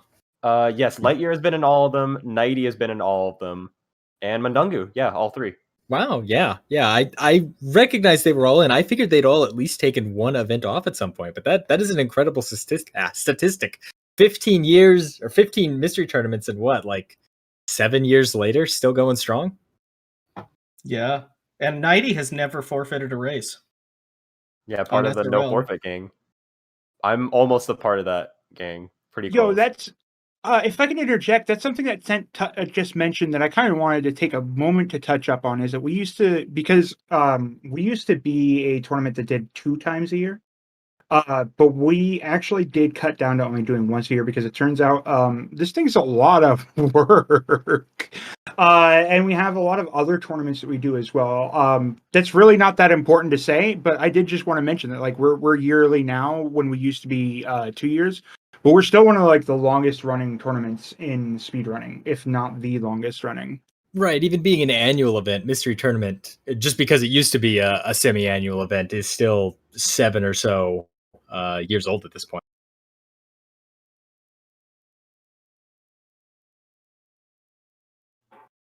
Yeah, this year I tested because you can submit a game that was in a previous Mystery Tournament. It's not a pretty hard. You pretty much have to be all freeware all the time. But I tested some games from some very early mystery tournaments, and a lot of those early times still hold up. Yeah, just look at Blecky's SRL history, be like, wow, Blecky was really good. That's a lot of wins. Yeah, that is certainly a lot of wins. But speaking of the old guard, we have a submission here from our very own Boney, the original creator and maintainer of Mystery Tournament, Pipin Hot Delivery. This game is piping hot. So let me hit you with the story. You are a pizza delivery boy here, and you're running through these stages. You got to deliver the pizza. But the problem is, it's snowing and really wet out. So you can't let the pizza get wet. If the pizza gets wet, you got to restart the stage. That's not good. Now, thankfully, your pizza you're delivering is an interdimensional pizza. So when you open the pizza box, you'll reveal an entirely alternate world around you, because that's what pizzas do when they're really good. You got to get a really good pizza to experience that, though. So the objective of the game is pretty simple. You just got to deliver your pizza without getting it wet, and navigate this weird interdimensional space. Yeah, this game is so cool. I literally pulled up the itch page and I saw like the bubbles with the interdimensional stuff. I was like, oh, this game is so cool. I love it already. Whoa, whoa, whoa, whoa. I have to stop you guys. I'm sorry. Interdimensional? No, your pizza is piping hot, yo. Yep, It's so hot that when you open the box, it melts the ice. Oh yeah, that happens too. Oh, by the way, if anybody in chat wants to argue about pizza toppings, this pizza does have canon toppings. The Itch.io page says it's a jalapeno pizza. So, sorry, you can't argue about what kind of pizza it is. Actually, we are incorrect. According to the Itch.io page, it is a Pipin hot pizza. Yeah, it's also Pipin hot. This is made by Daniel Pin on Itch.io. You can go find it. They are a Chilean artist, and they have done a lot of neat games that you can go look at on their Itch.io page. This is for a game jam. Which game jam was it? Jackpot Jam, apparently. Pretty impressive for a game jam. It's a really well made game. So here in 1.4, we kind of see the first mechanic they need to use. They need to put that pizza up on the box so that they can kick that other box and have it slide all the way through without landing in the water. Hit the switch and let them move on. Now, so you can't move boxes in any way other than by kicking them. And you can only kick them a fixed distance unless they're on ice, in which case they'll slide. So managing where the boxes are is a really important part of this game.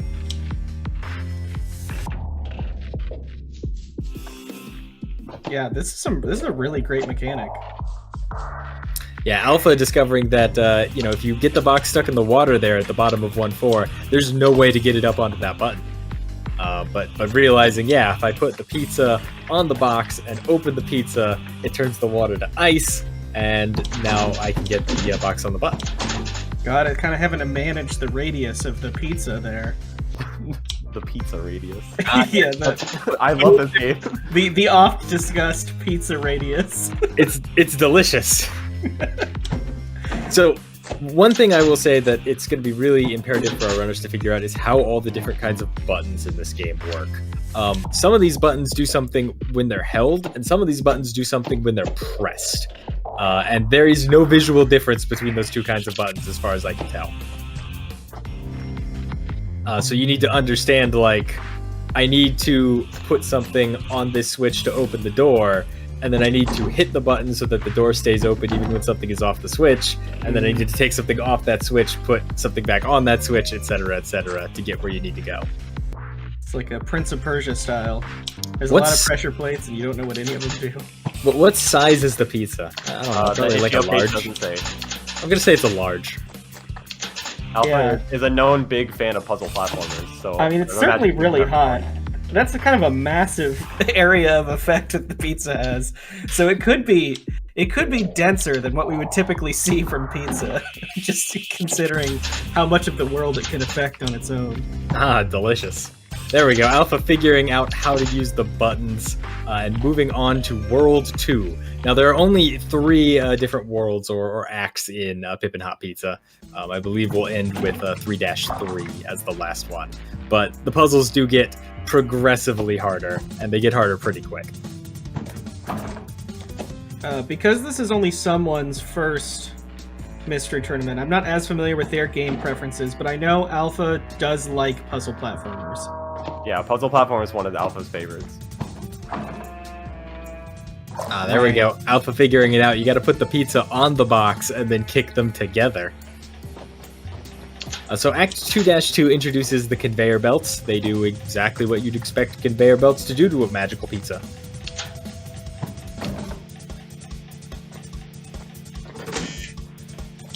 Oh, there we go. Oh, I was going to say, how's Alpha going to get the pizza back? There we go. But unlike Prince of Persia, in that you can't run into spikes sideways. I do like Alpha's little stutter step technique right there, just to make sure nothing goes wrong. That's something little that you just pick up on playing a lot of puzzle platformers. Yeah, one interesting thing about this is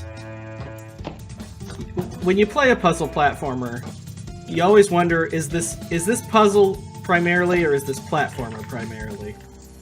And the game's not on a grid, so I mean, it is very much, it's physics based, and you can kind of It seems like there are definite solutions, but things are a little wishy-washy sometimes.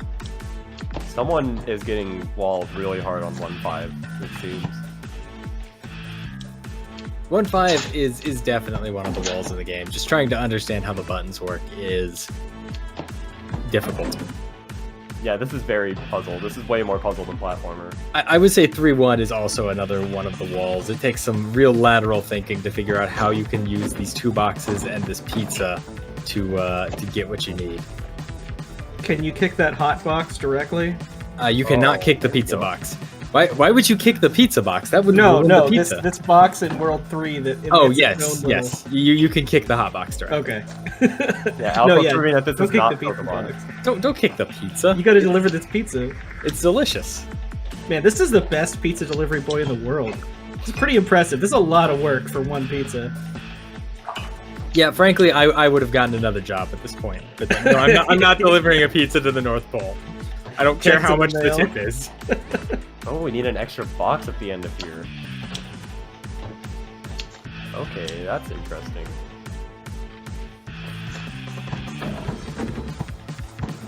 Yeah, I can see this puzzle getting pretty tricky.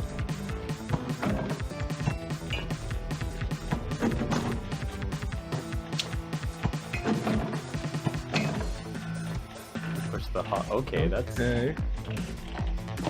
So the cold box is coming through. Oh, yeah, and you use that to push the other box. Alpha's so smart. Alpha just instinctively understanding how these work. Now, 3-3, I believe this is actually the last stage of the game. We have a note in the paste bin about this one because there is a mechanic here that is incredibly unintuitive. And I think every single person, myself included, who has tested this has basically just stood here going, what? For like 5 minutes before understanding it.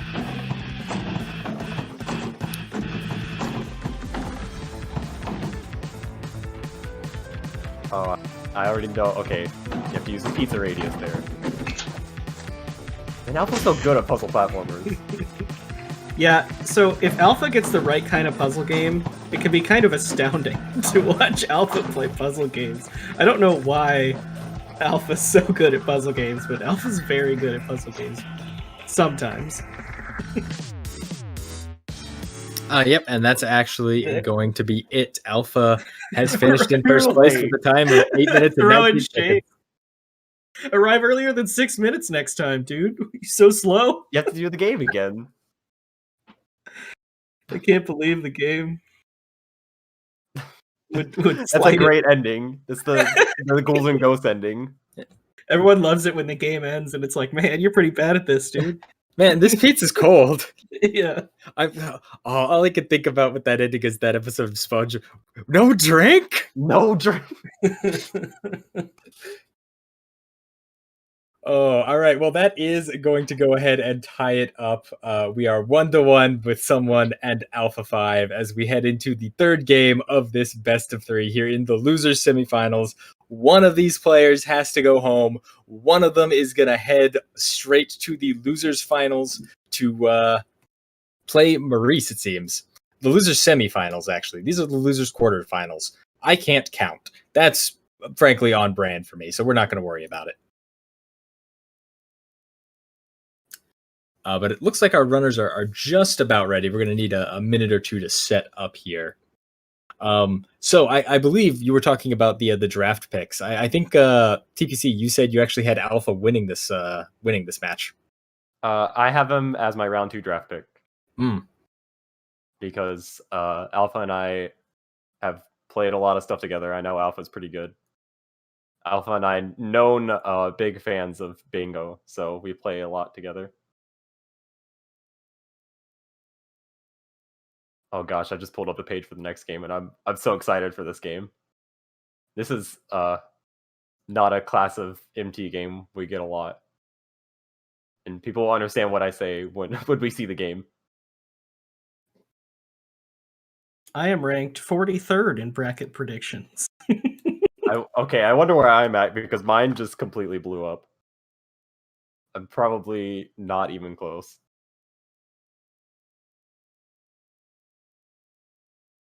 Yeah, the bracket predictions were pretty interesting this time.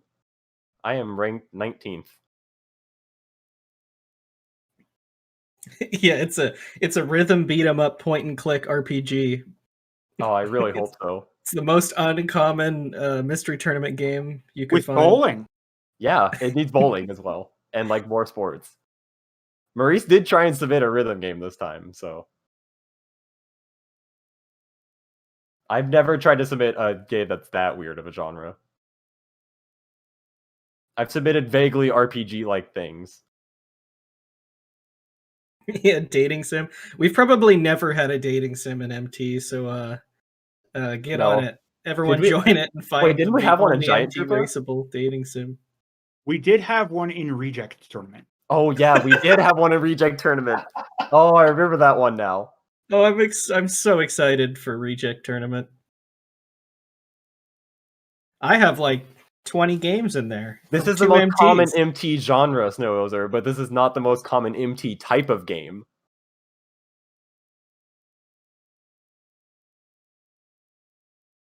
You'll understand.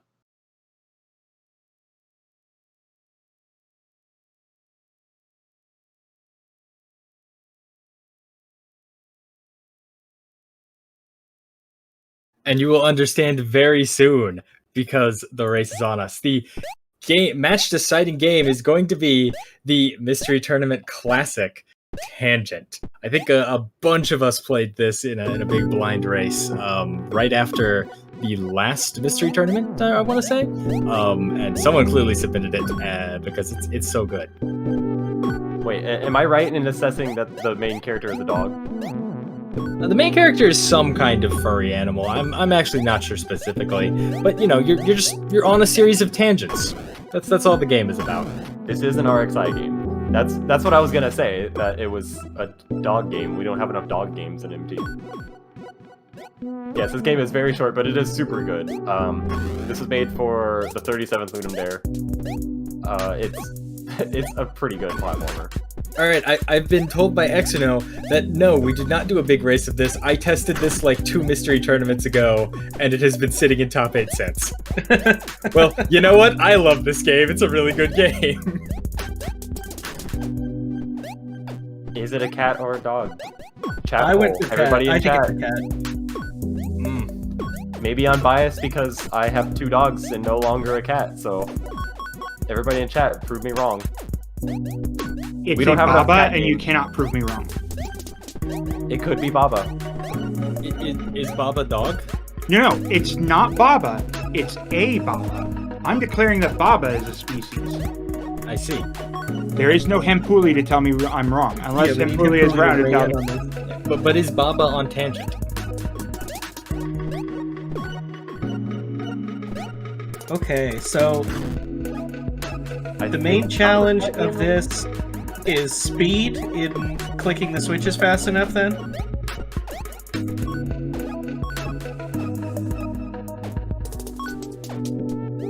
The main challenge is just kind of figuring out where you need to go in each room. There are multiple exits to some places, some of which you can't really do anything in until you hit a switch in another terminal.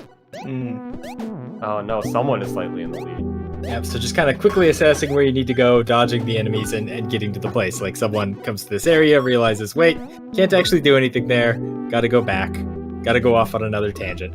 Alpha gonna make the same mistake, it looks like. Oh yeah, surprise.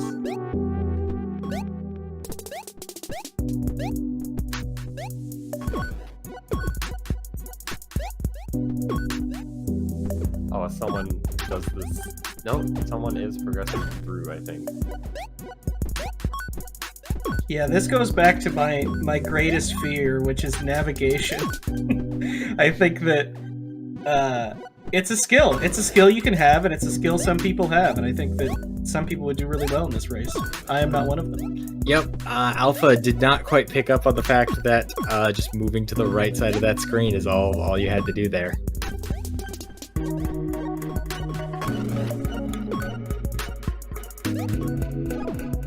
Oh, there we go. Was just inches away from that border constantly. I would hate this game in a race, wow.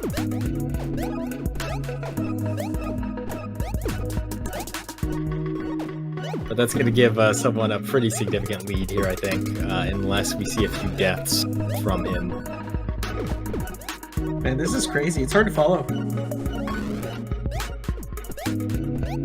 Yeah, you just gotta constantly be aware of your surroundings. It's a very different kind of game for a platformer, action platformer than we usually see. I think Alpha barely made that in time. Oh yeah, just barely made the cycle while the door was still open. Oh, surprise! Wow, that actually set him back kind of far.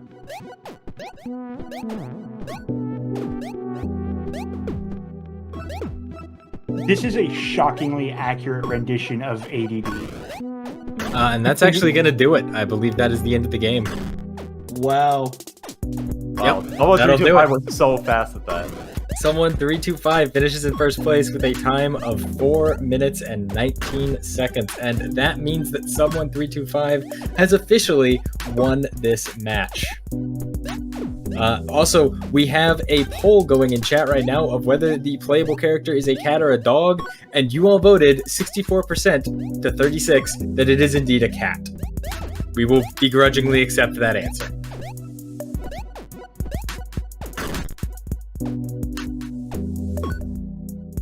That is a win. Yep, a 2-1 victory for Someone over Alpha. Again, I talked about it earlier. Every time we've seen a newcomer in Mystery Tournament make it into top 8, they have made a run for the pennant. And I think Someone is someone to watch for sure, because we're going to be seeing him in our final match of the day against Maurice. But first, we are going to go to a quick Twitch ad break. Before we do, I wanted to thank my co-commentators here, Tea Party Cthulhu, as well as Internet Dirigible. Thank you both so much for coming on and doing commentary, and for supporting Mystery Tournament over the years. Anytime. Thank you. Happy to be. Always a blast. These set of games were probably my favorite so far, top 8. It's certainly been a really fun set of best of threes for sure. Come back tomorrow. Come back tomorrow. Make sure to catch winners finals, losers finals, and grand finals. But for now, stick around as we get ready for the last match of the day. More Mystery Tournament to come. Hello, everyone, and welcome back to the top 8 of Mystery Tournament. My name is Sent, and we are here as we get ready for the last match of the night, a best of 3 between Maurice and Someone 325, the plucky newcomer tearing up this loser's bracket. Now, I am not alone here. I am, of course, joined by so many amazing mystery community members, including the current head of testing for the Mystery Tournament, my old position, actually, Hopscotch 007. Hopscotch, how are you doing? I'm doing pretty good. I love having your old position. It's great. Thank I'm so you sorry. very much for making me test all of these games. I'm so sorry. I'm also joined here by some of my other great friends, Tetsuya and Spicefather. How are you two doing? Hey, doing well. Good to be here. I'm doing great and loving watching these races today. That is great to hear. We have certainly had some really exciting races overall. This bracket is not playing out like I expected. I'm going to be honest. Zecks beating Someone. I expected Capndrake versus Andy. That is a classic grand finals match, but Capndrake going down to Maurice. Maurice is on fire today. Yeah, well, he didn't win the previous MT for nothing, He's Yeah, a very strong competitor. Insanely good, and he's just getting stronger every mystery tournament. I was talking to Drake before today's games, and he says, I'm pretty scared about Maurice. And it's somewhat appropriate, I guess, since he was the one who knocked him out. But Maurice he keeps entering games. He enters other people's games and wins them for them. He's so good. He is such a good competitor. Yeah, and especially in top 8, where we see a lot of freeware with mouse-based games, he's a very strong mouse competitor. Really helps him out here. For sure. He's definitely very powerful in a lot of categories. I'm actually hearing from chat that Maurice was knocked into losers originally by Someone 325 in the brackets. Oh, grudge match. So this might be the rematch. Yeah, that was a bit of a surprise for the mystery community. Someone was rather unknown despite their being in Cuso Grande a few times. So when he came in and dropped Maurice, we're like, okay, who is this guy? It's someone. Yeah, it's someone. It turns out that they're also really good at games. So this is gonna be a good race. Yeah, I'm looking forward to it. Yeah, as a reminder, Maurice is the defending MT4 champion. Andy, the person who has won more mystery tournaments than just about anyone, as far as I can tell, also still in this bracket. Zecks, one of the longest time running mystery tournament competitors. We've got a great top 4 here, but by the end of the day, we're going to have to whittle that down to a top 3. And whittling it down to a top 3 means we're either saying goodbye to Maurice or we're saying goodbye to someone. Let's get some predictions from our panelists here. Who do you think is going home at the end of this match? Personally, I'm gonna have to say someone, just due to the lack of showing. I mean, maybe I didn't get to see the bracket match that knocked Maurice down to losers. It's crazy that Maurice is in losers at this point, but I don't know. It could go either way because the one who knocked him into losers was someone. So I'm going to say I think someone's going home. Maurice has got this.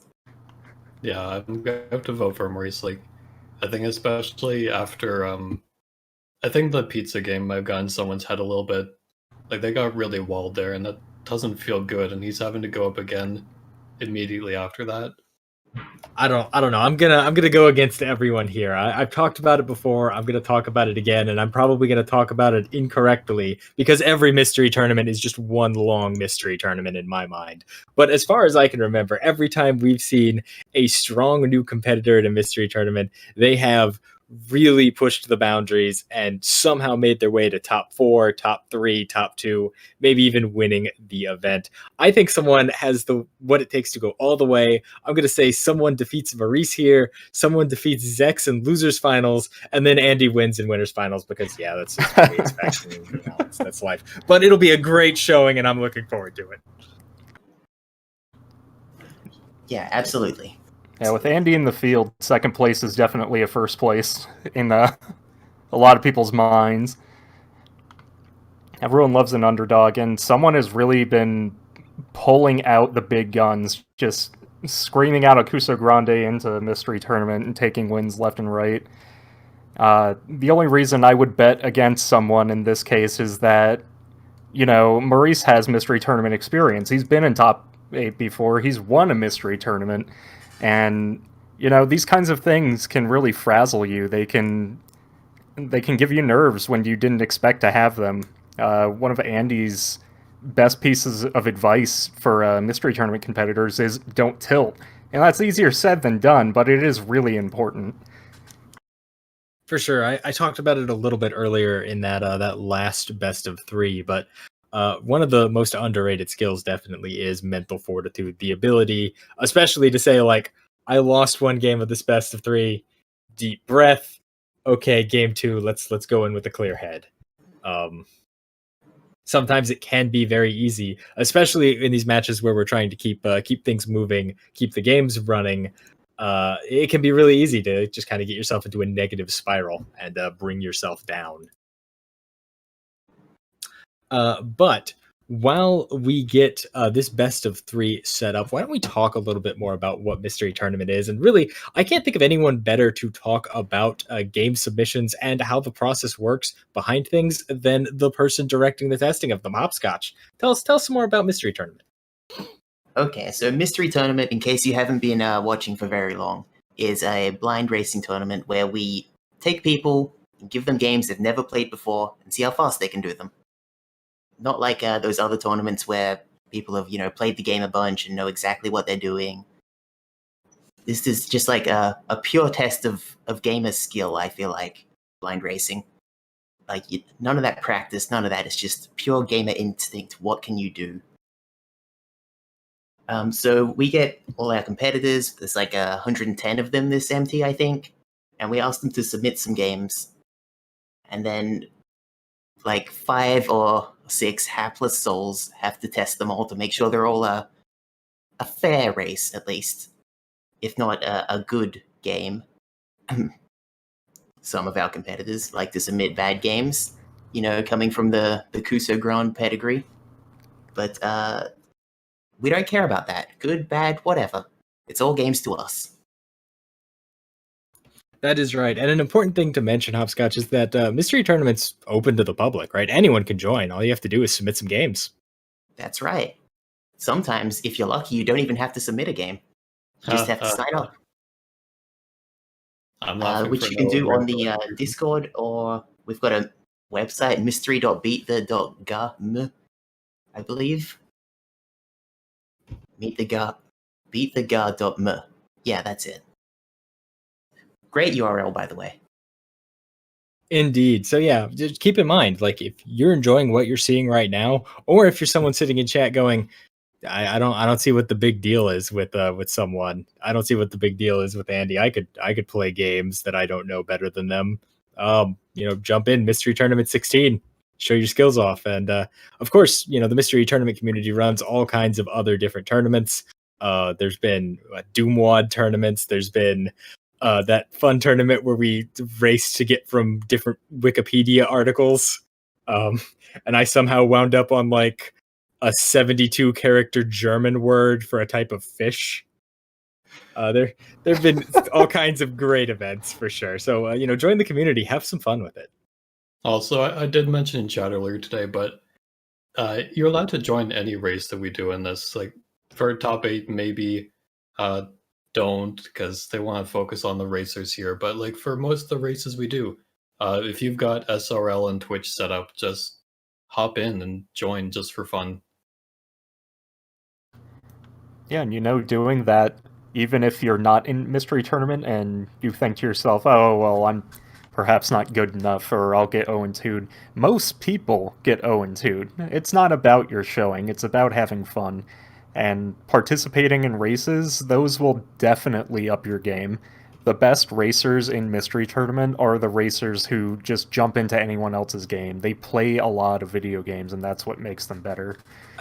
I mean, on that exact note, and I'm sure somebody will correct me in chat because it is on brand for Scent to be horrifically wrong about everything. But I believe Trisscorp went 0-2 or 1-2 the first time they entered Mystery Tournament, and then just joined every single race, just like every single race that Mystery Tournament, and then showed up in top 8 next event. I believe that's correct. I think it was MT8. Well, that's not comforting to hear, Hopscotch. I'm supposed to be horrifically wrong. Come on now. Oh, I think you're right this time. Yeah, I can't believe it. One of the rare times. Sometimes it happens. We captured it on video, everyone. We did it. But we're just still getting the game set up. Like I mentioned earlier, with those first best of ones in the losers bracket, I always took the mentality when I set up top 8, and I'm sure Hopscotch has passed on a similar mentality, that if you're going to lose a best of one, you might as well play a game that's super enjoyable. So at least you go out with some fun.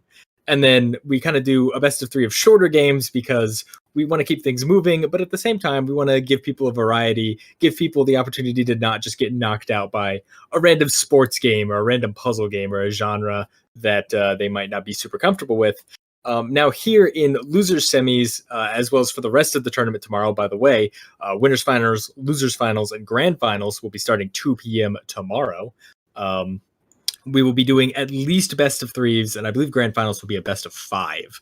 And these will be kind of full length, the regular length you might see in a mystery tournament goal. Yep, that is correct.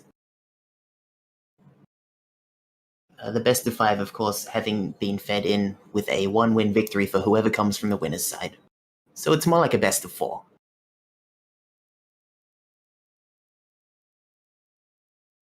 There we go. Tea Party Cthulhu giving us the good information in chat. Trisscorp did indeed go 0-2 his first mystery tournament, and then took it all the way to grand finals next mystery tournament. I believe losing to And4H. Yeah, Mystery Tournament 9 was a heck of a tournament. But yeah, Trisscorp just came screaming out of the brackets, and eventually, yeah, he lost to Andy. But everyone loses to Andy. It's a rite of passage. Everyone's got to lose to him at some point. Andy, the king of Mystery Tournament, who won so many tournaments that he had to take a break because he was sick of winning so much. So he went and won Kusa Grande. And we'll see if he can continue that winning streak to Mystery Tournament 15. But right now, we're going to head over to our last match of the day. It's Maurice versus someone 325, losers bracket semifinals. Someone's going home, and it might be someone. Let's find out who as we get into our first game here, Exodemon. Oh wow, so it looks pretty Doom-like. Yep, this is a Doom-like game, first-person slash 'em up. You do get the ability to shoot later on. What was this? This was a Spin Beast sub, I believe, from MT14 that we've held in our back pockets for a little while. It's a very fun game. The levels can be a little mazy to begin with, but I feel like once you get the hang of the level design, it's pretty straightforward where you need to go and what you need to do. So it is definitely similar to Doom in that respect. Yes, definitely very similar to Doom in that respect. So here we see them killing some enemies that's believed to open the doors. I believe they're locked until you kill all the enemies. It's been a while. We've got health on the left arm. Oh, was he shooting with the right arm? Yep, you can shoot with the right arm once you get the shoot power up.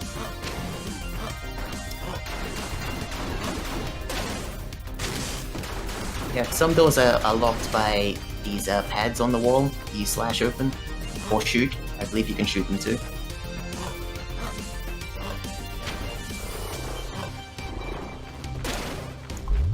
I believe someone said earlier that Maurice has a background in Counter-Strike? Or is that Maurice? Yeah, they mentioned during a triangle game that he has a bit of familiarity with FPSs.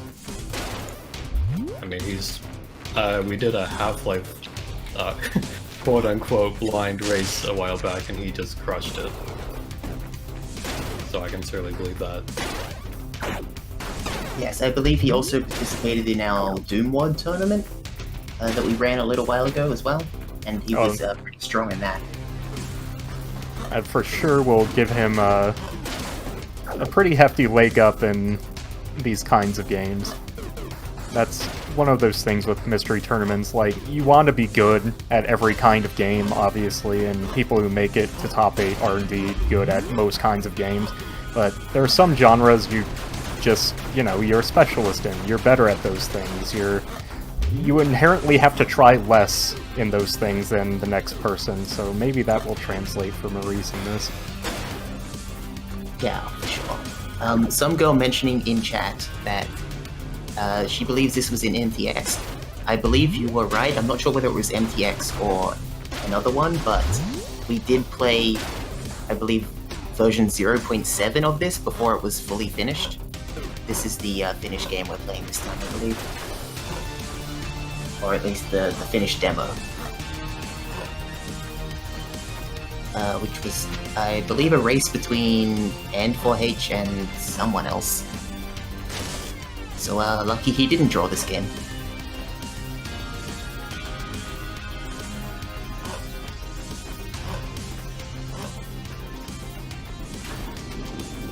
Hey, it does seem to be side strafing quite a bit more than someone does.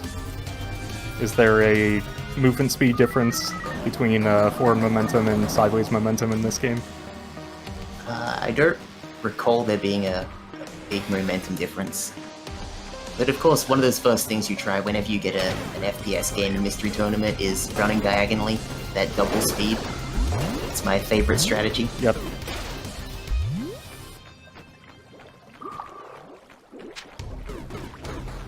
This game gets pretty dark, doesn't it?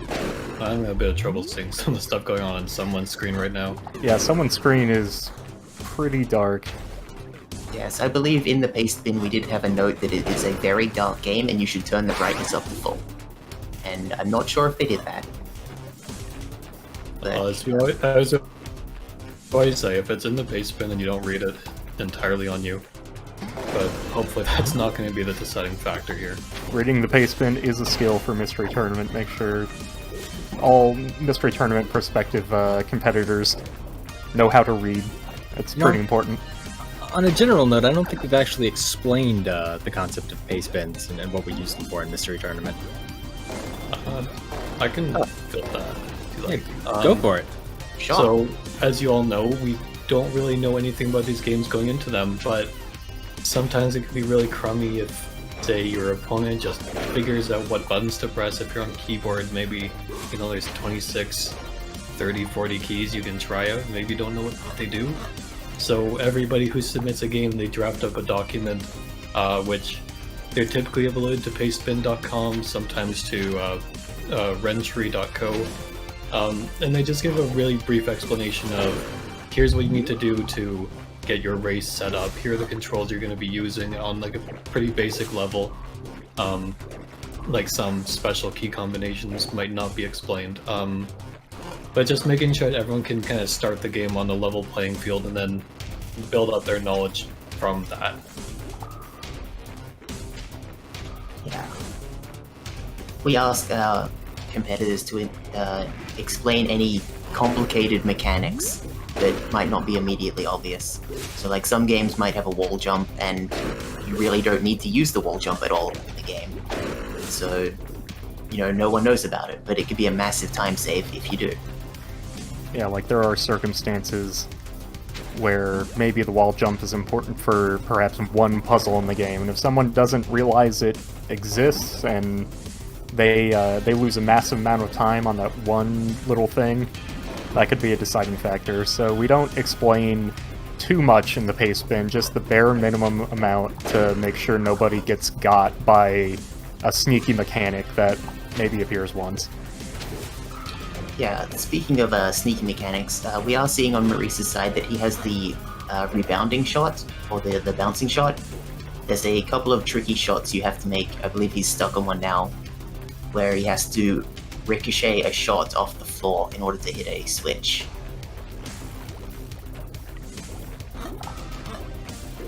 Which is not easy. Yeah, it looks like Maurice has been kind of going in the same, well, maybe circle, I'm not sure, but he's hitting the same spots more than once, definitely. He seems to know where he's...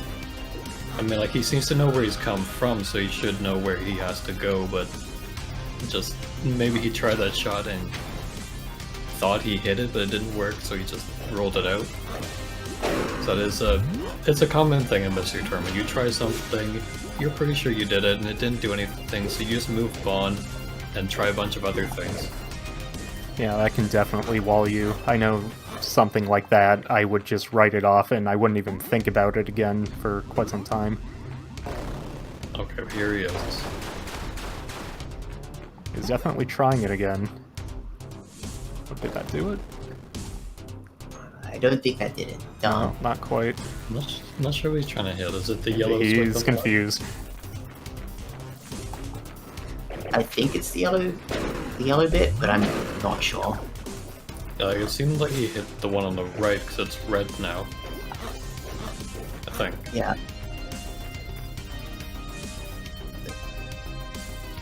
Maybe there's 3 there? It's hard to see with that crossbar there. Yeah, the crossbar being in the way is a huge complication. Yeah, a little bit poor on the game design. Yeah. Well, maybe it's only there because he's playing on 144 hertz, so like stuff's rendering slightly differently. The 144 hertz rendering problem. Oh goodness, Maurice in the race chat is asking, can I just forfeit? No, you must continue to play. We here at Mystery Tournament Inc. force you to play games. Yeah, Maurice is ahead, but you know, he doesn't know he's ahead, so it's one of those circumstances where he might feel incredibly far behind because he is being completely walled by this little bouncy ricochet puzzle. Keep trying, Maurice. It's something we discussed earlier. Not just, Maurice assumes, well, I must be behind because I've been walled here for at least 5 minutes now, and there's no way. But also, my opponent is someone 3255 who's been tearing up this mystery chart. Like, surely he's already figured this out. He's probably on like stage 4 by now. Like, there's no point in me even playing anymore. Right. That goes back to the mystery tournament's hot tip. Don't tilt, because you never know. You can't know. You're not sure where your opponent is. They could be having the same problems or worse problems than you. And in this case, that emphatically is what's going on. While Maurice is lost, someone is still trying to get through this first area.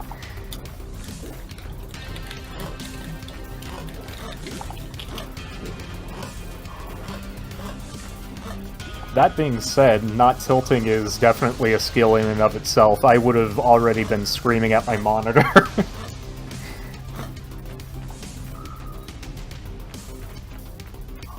Yeah, I mean, like, as we said, like, going up against someone who you know is a pretty tough competitor, when you get walled like this, you're sure you're done.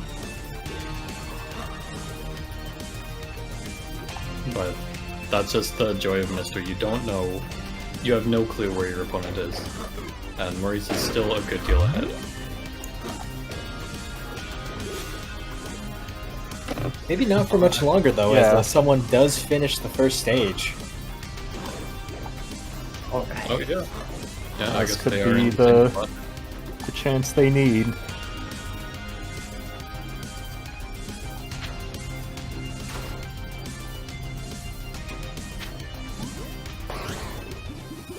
Oh! He does it! That was it, right? Yeah, that's it. That's it. Tangible progress. Yeah, he just threw out that desperation shot and it actually worked.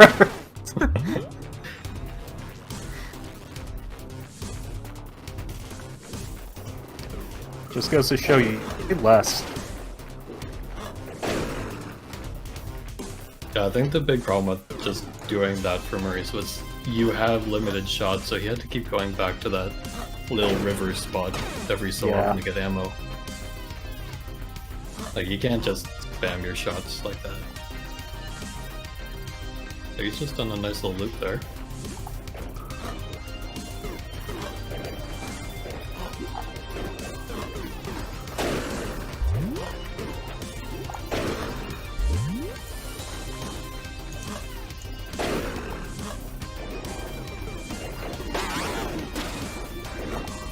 This is another lesson on why you should never give up.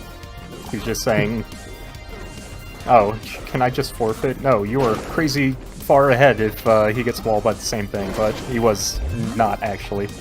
Someone's, he's cruising through this level. I think someone we're talking. clearly understands the rebounding mechanic very well. Oh yeah, they got through that immediately. I was just gonna say, during the Corvus race earlier, I think it was, people were commenting on how some games are just like really cleanly designed to really like shepherd you where you need to be going. In this game, like, at least for me, just watching and not playing, it does nothing like that. Right. Like, it just We're feels talking very about mystical. yeah, talking about navigation being a definable skill, and that's true too. I'm the kind of player where if I have to backtrack and go left at any point in the side scroller, I'm lost. I don't have that skill that some people seem to have.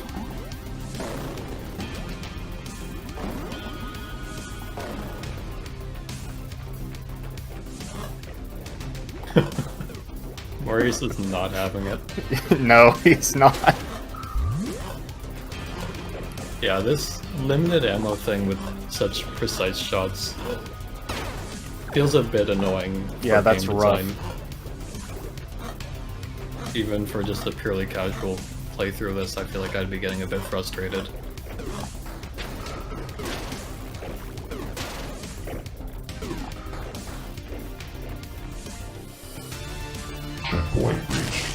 but it seemed... I loved Maurice's little, jump backwards up the stairs to save those, 3 frames of movement. Yes, He's played Mario 64 once or twice. They've both got this platform going back and forth across that room, and do they just need to figure out how to get onto that now? Yeah, it seems that way. Yeah, I believe so.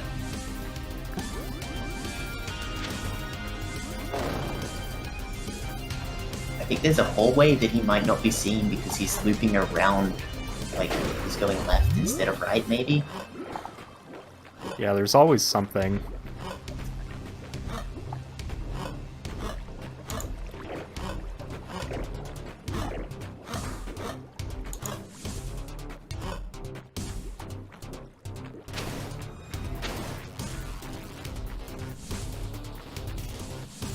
Oh. Is this gonna take him where he needs? Looks like someone's already...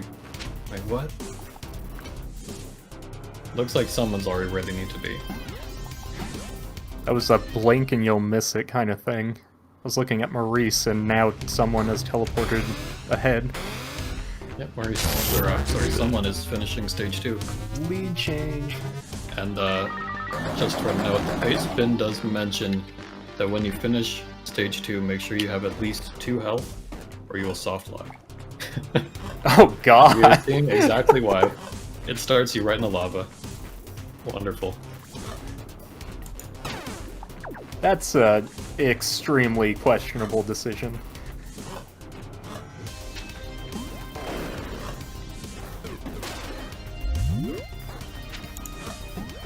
And Maurice is coming back up the same lift he was just on a minute ago. Maurice is definitely tilted. Yeah. It's got the telltale head movements.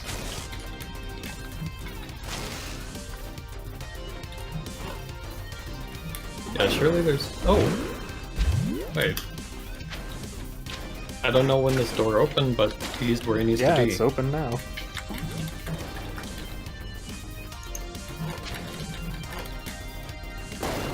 We're gonna get some telltale happy head movements from him. Oh, just going through.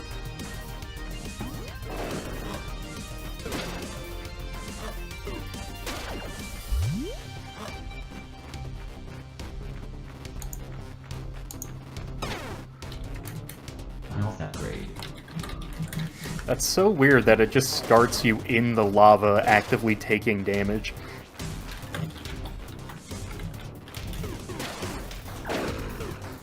Yeah, I wonder if the developer actually tested that with only 1 health.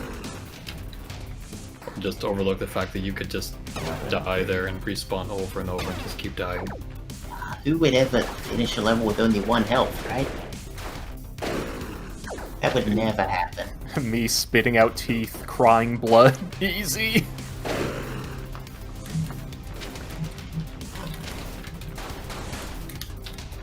Checking if this is an itch game, but this is in fact a Steam release for $10. So you'd think that they'd put in that due diligence when they're taking people's money. But, these things happen.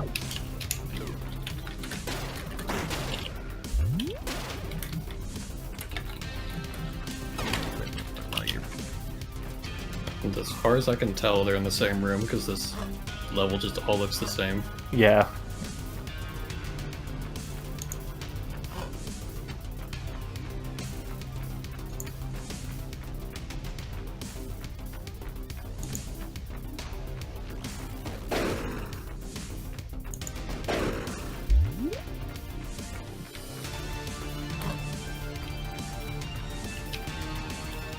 At this point, I think someone is still in the lead. It's just hard to tell.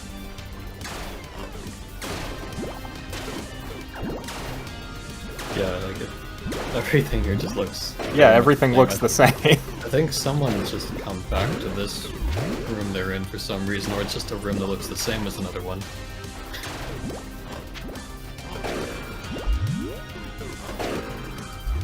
So like from watching, whenever I look over to Maurice, it seems like he's progressing like pretty cleanly through areas he hasn't been to.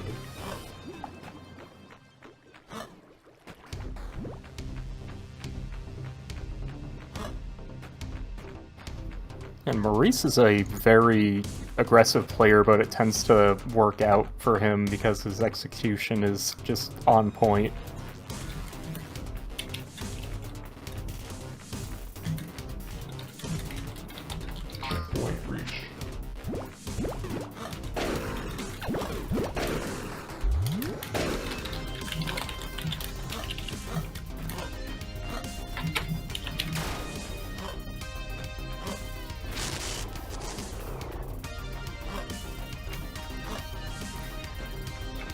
Someone is in the area that Maurice was just in, so maybe Maurice is ahead.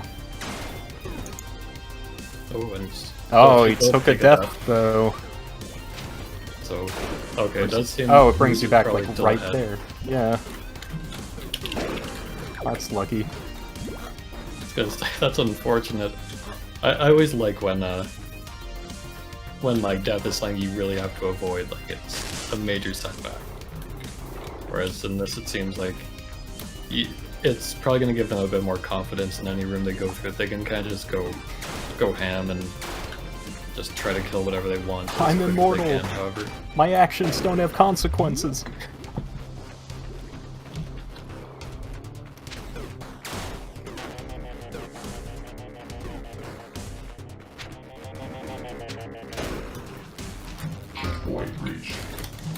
Maurice is a little low in health now. Very low in health. He might be playing a little bit more carefully. Meanwhile, someone's going through the same room, but they might be going in the opposite... Oh, they're going to the same spot. Yeah, same spot.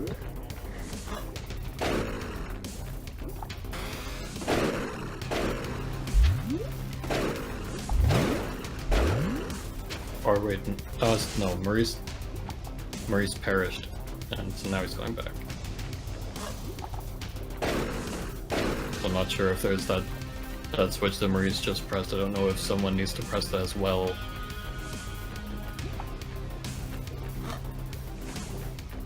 Generally, if there is a switch, I believe it needs to be pressed. Yeah, sorry, I mean, I don't know if they have pressed it yet.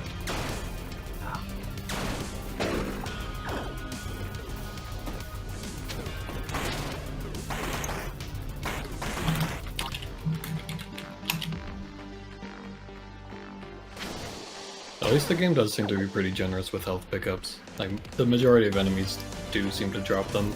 Right.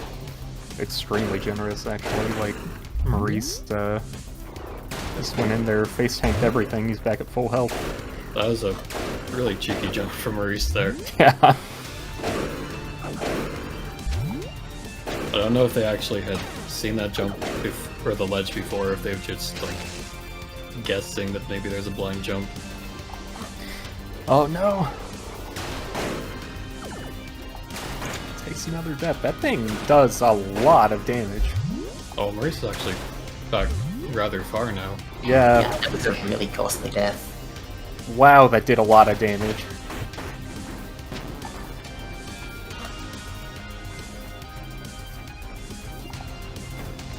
That guy just beamed him with the steel chair, and all of a sudden he's not in the leader.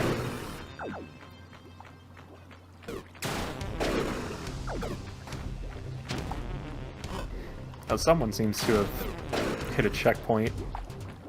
They took a death and it was not nearly as bad. Yeah, maybe Maurice's complex platforming just made him skip a checkpoint. Yeah, you know, maybe.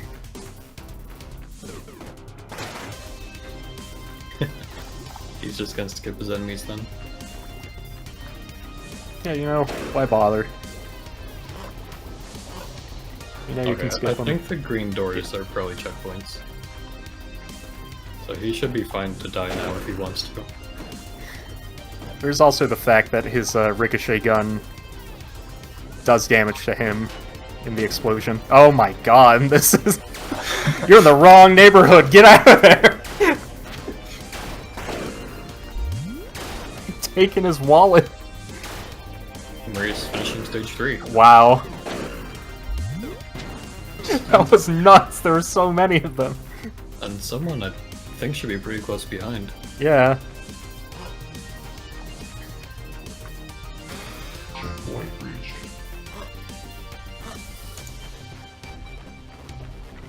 Or maybe not. Maybe they still need this switch that Maurice has been back to a few times.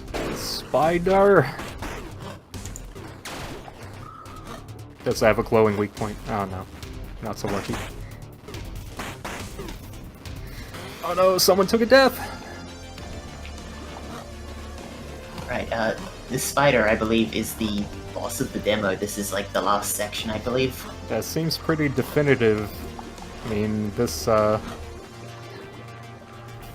boss definitely has a lot more to it than anything else in the game so far, so I would assume. Yeah, I really enjoyed fighting this boss. I ended up running out of ammo a few times and had to get some drops off some enemies. Hopefully, Maurice just doesn't have to resort to melee, because... Oh no. Ooh, took a death. Standing on that platform in the middle is not easy. Yeah, I can assume. I was about to say if Maurice is doing a good job of using the pillars to block the projectiles, but then he's... Yeah, he was, and then he just caught him with his face. But the fight does seem to be, like, somewhat forgiving in terms of ammo and health drops. And you've always got the lot spiders hanging out. And that death that someone took might seal it if Maurice doesn't get walled by this guy.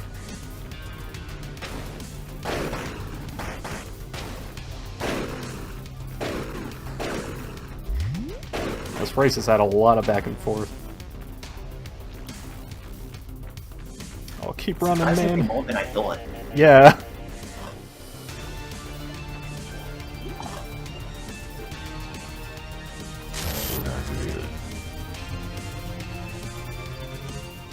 Oh, someone finally finishing up the level.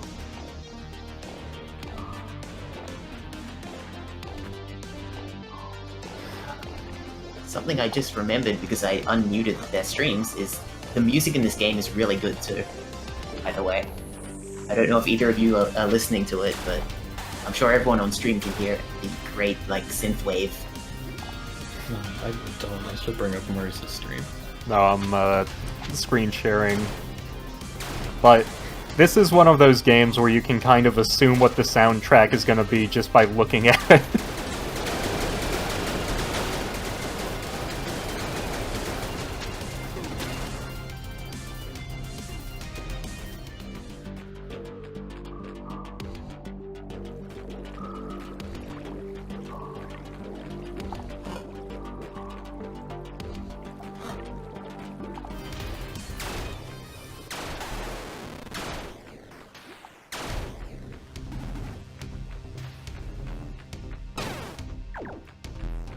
You really need to be good at circle strafing for this. Yeah, boss. no kidding.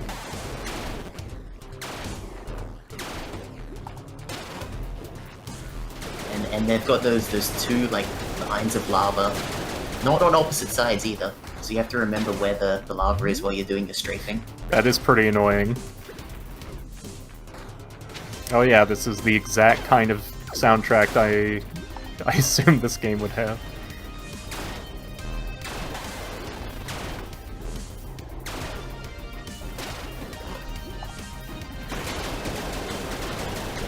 Oh no, someone no! So this is it. No? Did Maurice not actually kill the boss? Is it still alive? It looks dead. It looks dead. Oh, yeah, there's another door. Oh. Different door. Of course. Oh my god, no! Get out! Get out! Don't die here! No! Oh my god! Goodness. That was so close! That would have been a fantastic way to lose the race. You ever just lose it all in the 11th hour? Holy moly. Luckily there was a checkpoint right before that pit of lava. The developer did at least give them that much.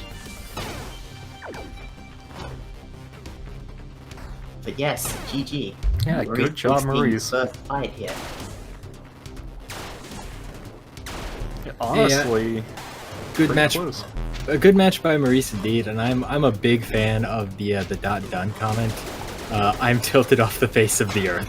Yeah. So your suspicions on commentary were not off, frankly. I mean, this is a cautionary race. Never give up. Luckily, FPSs make it really easy to be expressive about how you're feeling, like the quick agitated wiggles to show how you're mad, and like the slower side-to-side wiggles of like, oh, I'm having a lot of fun here. Just so much expressiveness. That's true. You don't get that in any other genre. It's like you're playing a battle royale and some guy crouches 3 times next to you. Can you trust him? Yes, I would die for him. He gave me the sign of friendship.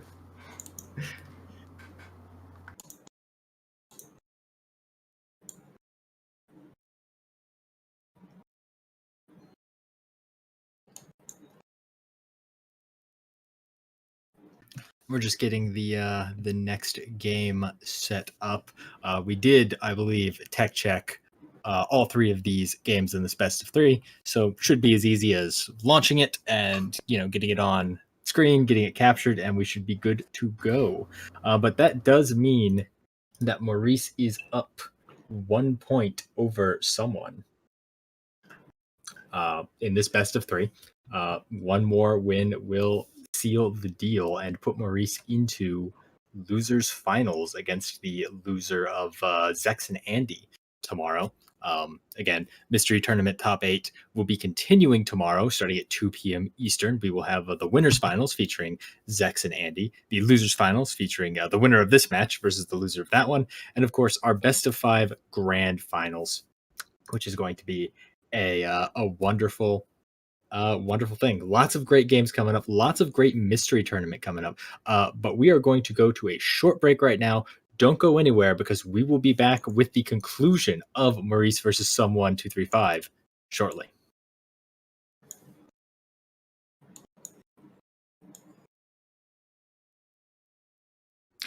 Hello, everyone, and we are back for Mystery Tournament 15's Top 8. We are in the losers semifinals. Currently, we have a wonderful final here between Maurice and Someone 325. Right now, Maurice is up 1 point in this best of 3 against Someone 325. Again, it's a best of 3. I keep saying that, but that means you need 2 points to win.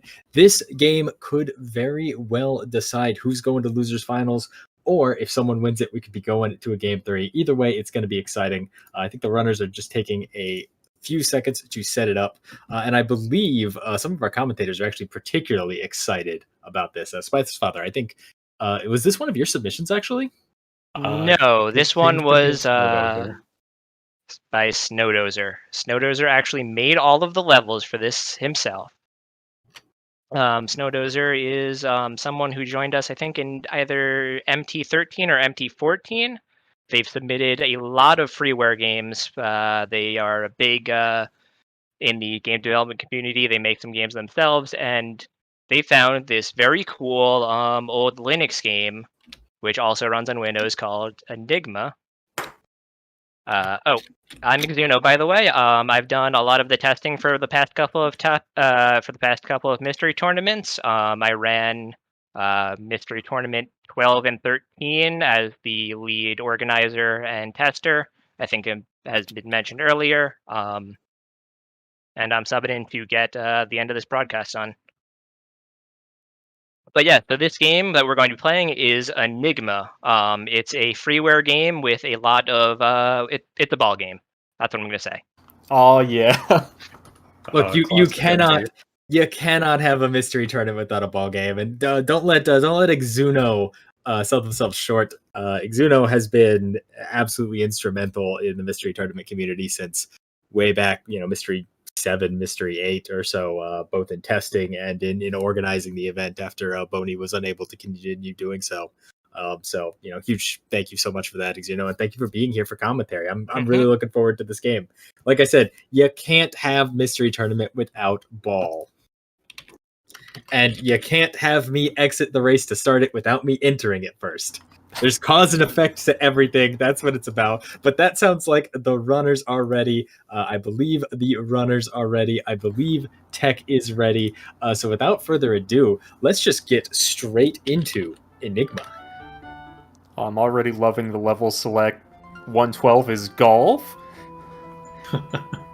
The minor spoilers on that, but I don't think it should affect too much. There's a lot of levels in this goal. There are a total of 81 levels, and this is going to be a long one. Oh, wow. Oh. Maurice instantly going super fast. Okay, yeah. So this is a mouse-controlled game. Your ball will accelerate based on the movements of your mouse, and for most of these levels, your objective is to just hit the blue things. Oh no, I played a little bit of this game, not Snowdozer's levels, obviously. Yes, Snowdozer just made these levels in the past couple of months. I'd be very impressed if you had, but... Yeah, there was a version that was like a kind of Simon Says / memory game. Like I wanted the to... levels in this are quite varied. I actually wanted to real quickly shed a bit of light real quick before I disappear entirely. This game has been around for a while. The main core gameplay of this does involve there being a lot of those little blue stuff, and basically the game is memory while moving around trying to make sure you're matching them. If you hit another one, they all close, for instance. So when when Snowdozer joked about, so can I submit Enigma, my initial response, because I'm familiar with the original game, is no way, no how, and he said, lies. Watch me. But yes, your movement is only limited by how fast you're willing to whip around your mouse, and Maurice loves mouse games and is extremely good at them. We've talked about his skills in Counter-Strike and other FPSs. We've talked about some other games he's played, but this is the game that's absolutely up his alley, even though someone is actually in a slight lead right now. Yeah, Both of them still very early on. Yeah, Maurice made a large mistake on 2 or 3 levels where he didn't hit the blue block at the very start and had to backtrack all the way to it. Yeah, massive loss of time doing that. Yeah, whereas someone clued in after the first one of those. Maurice is also going pretty fast across this tightrope, and I think it's working against him, not having the control of these slow movements that I don't think he's as accustomed to. And I should mention... Okay. I was just going to say, for the controls, my recollection is that when you move the mouse in a direction, you gain acceleration in that direction. That is correct. So when you're going to cross that bridge, you can be doing that fully by getting a little bit of right at the start and then just up and down to account for it. There's jumping. So they've had these inventory at the bottom of their screen. They've got 2 batteries on every level to start with. Those are just extra lives, so if they fall into water or something, they will respawn without losing their progress in a level, which will matter in a couple of them. For this early part, it won't really affect too much because these switches are very out in the open. They're also getting these springs now, which means if they click, they will go into the air and can jump over pits. They are reusable. So once they get that jump power up, they can use it for the rest of the screen. That's good. Man, it looks like you can go very fast. You sure can. Yeah. Like Maurice is banking off the walls at light speed. Yeah, as I mentioned, like your mouse accelerates you, so you're trying to get across the other side and you want to slow down but not fall in the water, so maybe you think it's safe to just press against the wall. But you do that and you kind of just explode off of it back into the water. It's very, very finicky. And I'm not sure if, the classic Maurice joke of 144 hertz. I'm not sure if we actually had them both check, because they both do use 144 hertz monitors, and when we first opened up the game, they were moving way too fast, even considering how fast they like to move. So we got them to change it to 60 hertz, and it's still pretty fast. Maurice is not getting the quite movements for these jumps, just the timing of when to click this button, and it's fallen behind. Someone getting a couple of levels ahead. Oh. Look at someone's ball just... Yeah. He's just smacking it as hard as he possibly can, so he ricochets all the way to the end. That's definitely the way to do it. You just have to make sure to be able to control after you've landed. Alright, Maurice has got that first jump. There he goes. I think he's just Hey, there you finally go. slowed down and just Yeah. done it. One of the toughest things to learn how to do is to brake, sort of, when you're going fast, and to move your mouse in the opposite direction. So you can, actually come to a stop. Maurice doesn't have the angle for this, keeps missing right Yeah, to the he side. keeps, Oh my like- god, that was so close! Okay, That was gets right clear. there! There it is. So he's, I think, just one stage behind someone at the moment. Although someone's probably going to finish this one pretty quickly.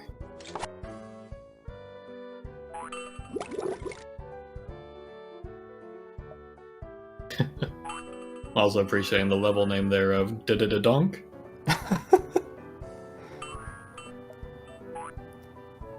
Yeah, we missed it because it happened in such a short span of time, but I love that the golf one was replaced the ball with the golf ball. Maurice just jumping all the way across that stage.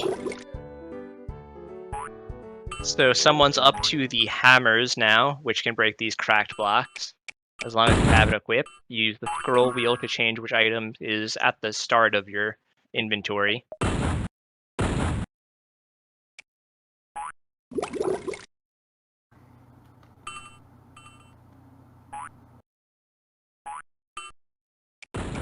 And nicely enough, the level that Maurice is on is named Scroll to Change Items. And Scroll Practice. Thanks for that, Snow Dozer. Yeah. See, this is what we mean by just nice level design. It teaches Yeah. you these skills one at a time. Like, the game doesn't Hey, have to be complicated to have some nice design decisions. The Pipin actually mentions that it's suggested to keep this in a window so you can see the level title at all times, because some of them are hints. Okay, Yeah. here we go. Wow. Anyone who's been in Wow. Mystery Tour probably recognizes this. This level is called Quirk, This and was these are actually the one of- rotating gates. Yeah, this was actually one of Maurice's races in this mystery tournament. Yeah. Yes. It was.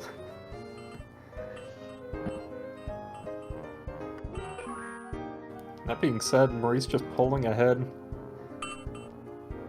Unfortunately, Sokoban. I'm sorry, Roar.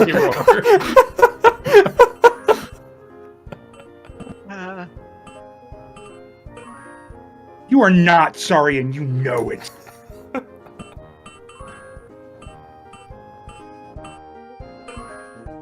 Luckily, those are pretty simple Sokoban levels so far, and in fact, Yeah. they're hardly even Sokoban until this one. You do have to hit the block with some amount of force to get it to move, so that does make this a little trickier than it might look at first glance. Especially on these levels where, you can't bounce off into that water.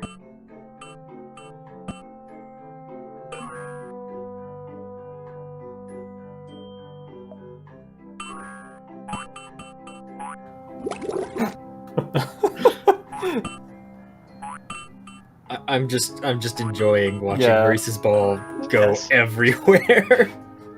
The amount of imagine force used. Yeah, just imagining him throwing his arm out, trying to get the force on his mouth. So I know Maurice does use very high DPI normally. This level is called Use Your Lives, and you will have to. I'm not even sure unfortunately- Maurice could get enough speed to, bounce all the way back across. Almost. Yeah, his first attempt, he Hey. kind of just rolled into the water to start off. Doomed from the beginning. And we're up to Dynamite. Dynamite will destroy even the solid blocks. It'll also leave that hole, which affects your movement a little bit. But nothing too bad here. As long as Maurice can place that on the right tile, these should be easy to hit. I'm surprised he's not testing if it kills you. 'Cause that's certainly something that I'd do. You don't quite need to do that until, there's a time it would save time. And while you're waiting for it to go off, you may as well be, like on this level, going to the other side to plant some more dynamite.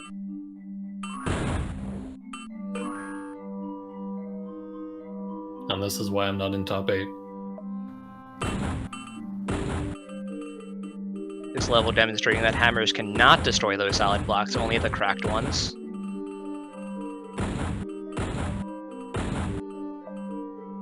Well, it seems that someone has actually caught up a little bit, because they're only one stage behind now. Yeah. Yeah, they've got some really nice fast movement. A little bit of a puzzle here. Maurice recognizing that you need to get more dynamite before you do anything else. And gets this first try, gets the hammer. So you can get this more dynamite and finally get the spring.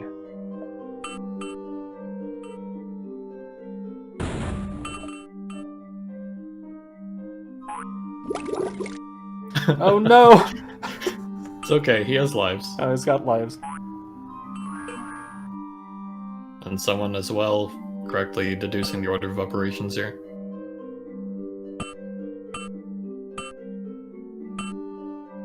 Maurice having no trouble realizing get the spring first so you can get the other items. But having trouble realizing that when you get the hammer, it goes in your first slot. Yep, that is pretty tricky. And also missing that button on the left Yeah, side. it decides not to press the blue block at the start of the level. We'll have to go back for it. That'll cost some time. Yeah. Especially if these jumps don't go well. Just flies across the screen. 312. Oh no! It It's is Mo! Now it's time for Enigma Mower. The classic mystery tournament genre. There's always got to be some moan in top 8.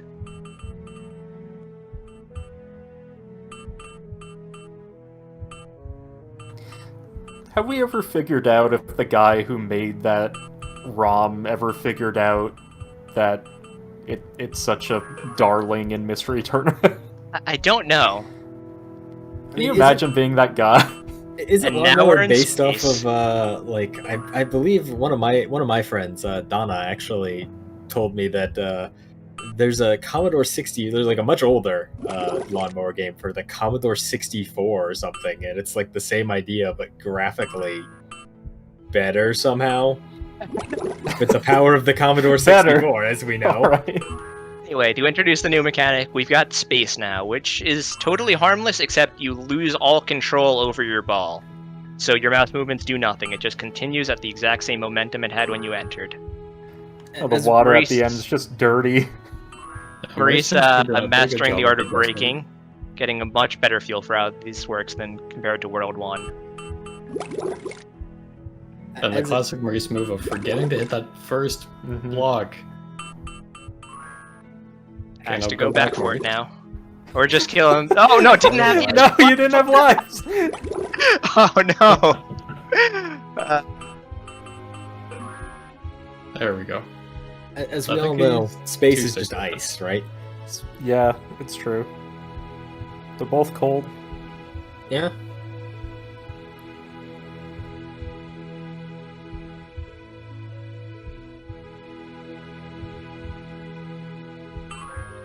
Impressive that Maurice did not try to go through that full speed. Yeah. Because it's absolutely possible, but getting the clear first try is probably better.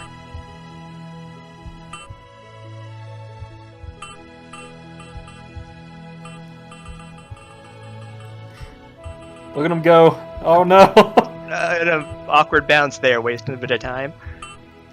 I love how this is kind of like an FPS thing where you can tell a person's mental state through their mouse movements.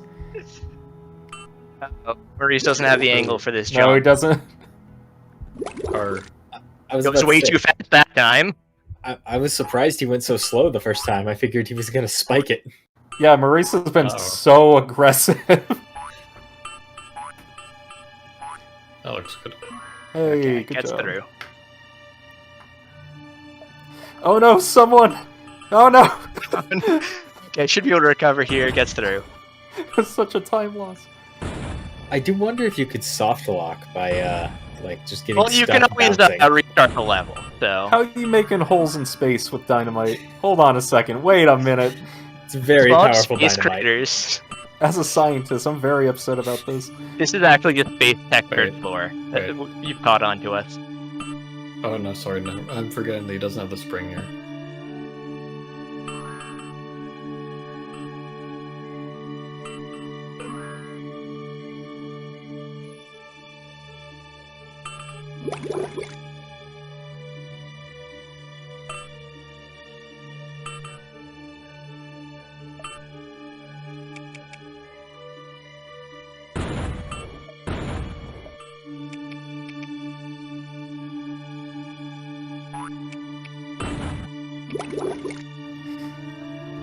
Okay, didn't make the jump back. Yeah, I didn't Has make an the extra jump. life for that.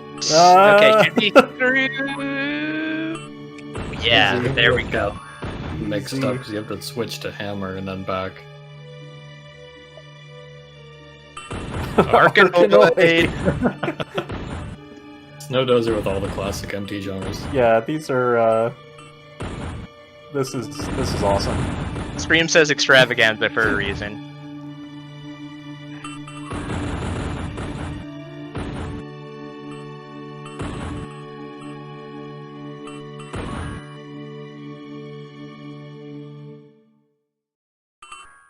There's two of them.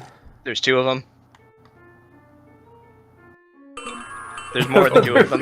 Oh my god!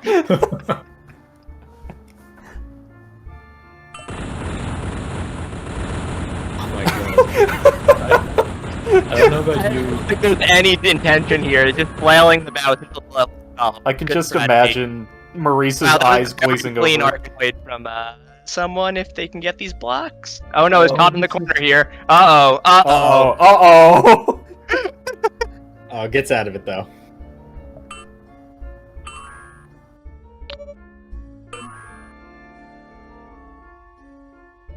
Okay, Maurice has got into black and white balls, which can be switched using the yin-yang. And we'll now have to solve, I think, one of the only actual puzzles I had to stop and think about when I was testing this.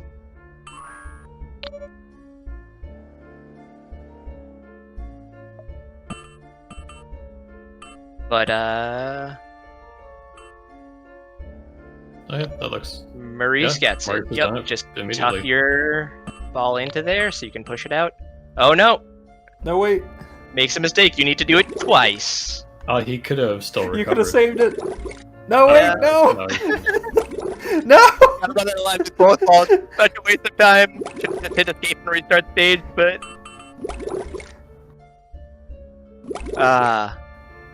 oh yeah. Okay, but that's a probably long won't time. make that mistake again. Yeah, that's Yeah, that's evened this up. Let's see yeah, it's what someone happens to getting on the someone. same stage.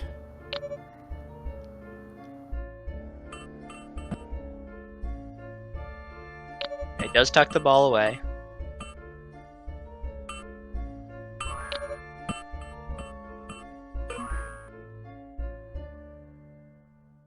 Oh no, someone's going the long way.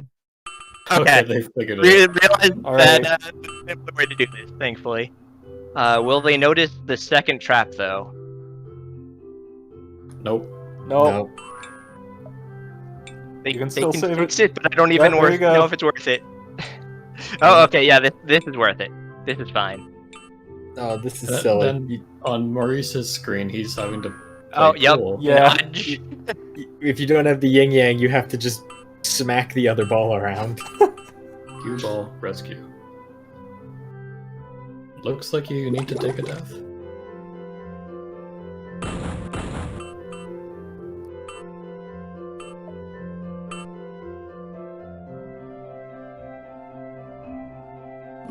Just gotta jump. No! Misses the jump, but has got a a life life, to deal with yeah. this. Just has to Okay. remember to switch back to the spring. That'll be Yeah. the trick. Gets it. Okay, free your brother. Let him out. Free ball.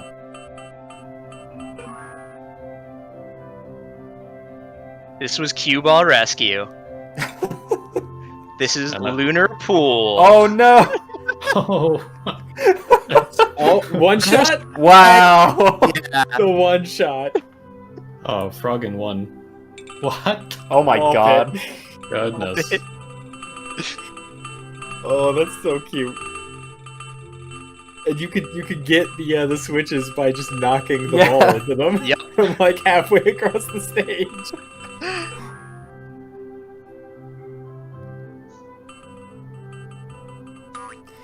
Oh, this game's got grapple. everything. It's got grapple mechanics. Oh, you still fall in the water though. Maurice going back to Frostrunner. You can't escape. The mouse acceleration. Yeah, is so so this level intense. is in fact constantly pulling you in towards where you're attached to. So you have to keep moving your mouse away from it to control yourself at all. Oh my god. And it takes a lot of getting used to. There's actually a couple of levels that we asked Snowdozer to make a little bit easier just so that one player doesn't get walled for an amount of time. I'll try, I think it might be the next level or the level after it. This submission is a very good lesson. Don't ever let Roar tell you no. Just make it so he has to say yes. Oh god. Goodness. This level was, initially there was a lot more water in it, and a lot less walls. Oh god. This is horrible. This is awful. Snowdozer, why would you do this to someone? And to Maurice too.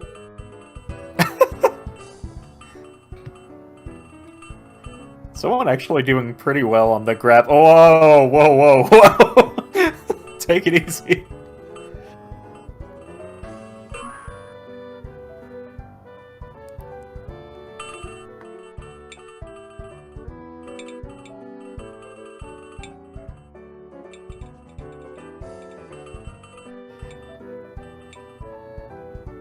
Like how Snowdozer just like, yeah, okay, 2 balls, we got them tied together, and we're gonna make every level from now on like that. Oh, I hate this, and I'm not even playing it. Minor spoilers, it's not every level. We've still got some more things to introduce. Some more excitement. I think we're at level about... Oh, what about 81 3? total. I think we're at like 63 around now. I'm so looking forward to just like the pressure of the 2 other balls pushing the other one out of line into the water. Yeah. Maurice is doing a very good movement to get these lined up the right way to get on that. This one. No! These balls will not be in a straight line because they're not like that. They're gonna force themselves back to that square. So, good luck. Maurice is just waiting. It's not gonna stick any better the longer you hold it there. Did happen to get like some of them twisted up. Okay, get enough of them in there to just be able to match Close through enough. even if something bad happens.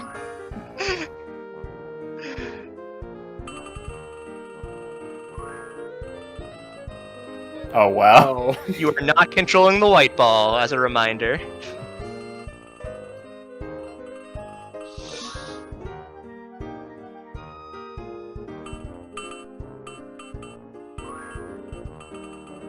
Oh, it's worse the other way. I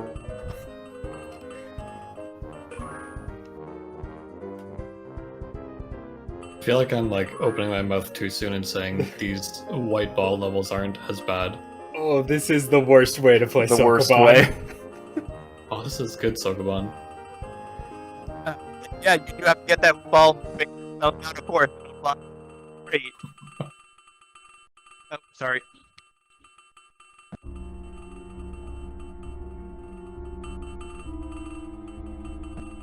But yeah, I don't think that you can soft lock this Sokoban unless you get it all the way into that lower corner, which would be pretty difficult. So You can put it in the upper right or the upper left too, but as long as you just keep going around and pushing in the right direction, you should be able to get clear. And Maurice does.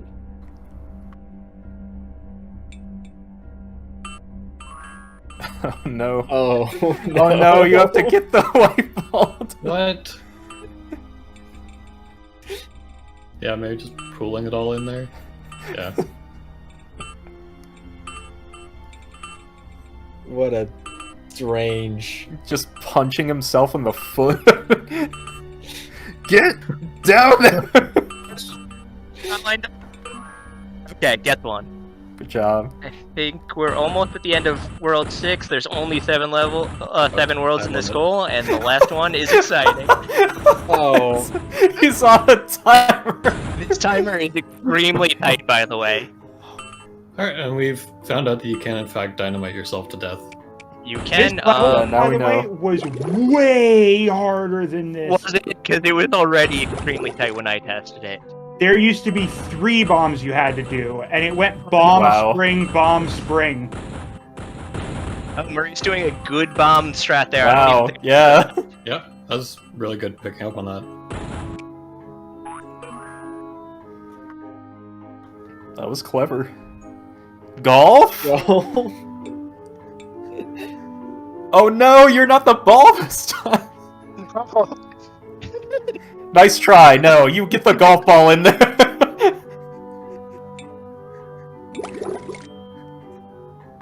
And oh, okay, the blue does respawn. Or the white It will does use respawn. up your lives too, though.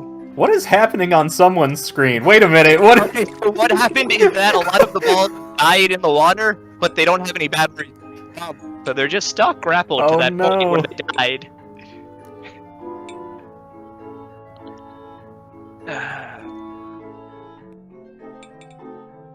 Okay, Maurice is discovering pushing strats, which is an absolute no-go in real golf, but it's okay here. Yeah. It's because it's not golf, it's golf. Yeah, I'm not sure what the ruling is on Frolf, but suspect it's not okay there either. Everyone, pay attention to that title. The last world is golf. It's... Oh boy. God, sometimes you get one of those games that just commentates itself and you're along for the ride. This is one of those. What's the Snow par Dozer on knew this what they were stage, do you think? 107. I feel like Maurice did that at sub 20. Yeah. Space golf. Oh. Oh wow, that's awful. That's actually awful. Yeah. I don't remember whether I relied on the strategy of hitting the ball from the top or just angling it so it got into that nook. Both of them will work out. Both of them are pretty difficult. We'll see what Maurice goes for. Yike. Okay, hurry. On the top. Easy. Nice. Well done. Well timed. Let's have a nice little golf clap for Maurice. Indirect control. Oh no. Oh no. Wow.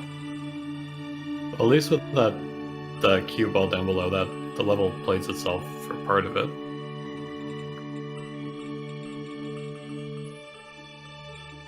I know that we've been focusing on Maurice because there's always a new exciting level on that side, but someone is really destroying this goal as well. I know we're at 30 minutes into this race almost, and it took most of the testers about 55 minutes to finish this level pack.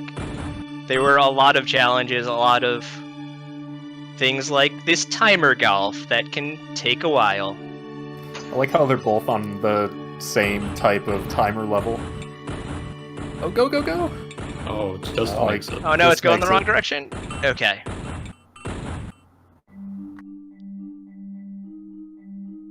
So someone did include into using that corner the way Maurice did, but they still got through that just fine. Oh. Wow. Oh, this is awful. So it does seem that the tiles covered in white slow the ball down a little bit, right? No, I think they're just only passable by that. It's just the ball will slow down after you hit it because it's grappled to you, so it's trying to pull back. Okay, it just seems like it's coming back more slowly than it ought to be. Someone about to first try golf? Oh no! The ball is still right there, though.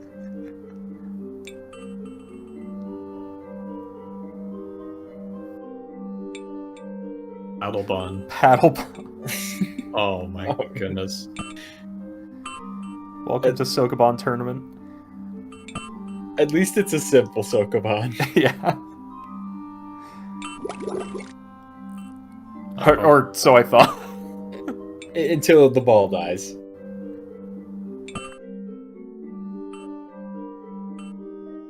Okay, Snow Dozer, I said in chat that normally the game has slightly different frictions on different floors, but to keep it consistent, all the floors have the same friction.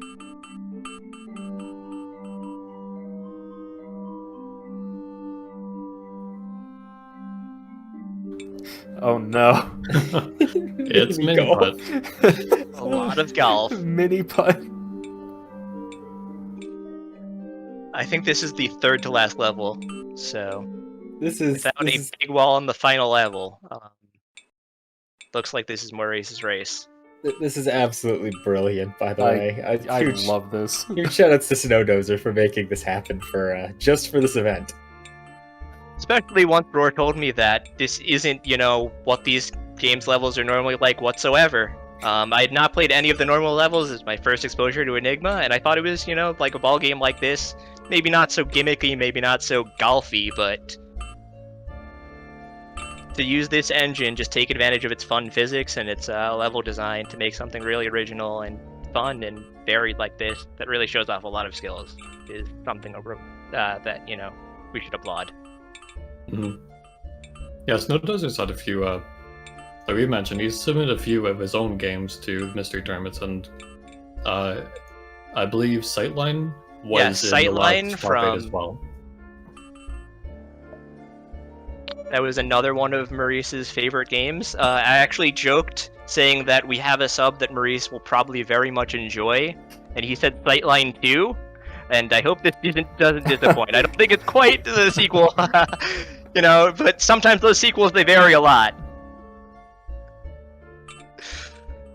And this is the hole with almost everything.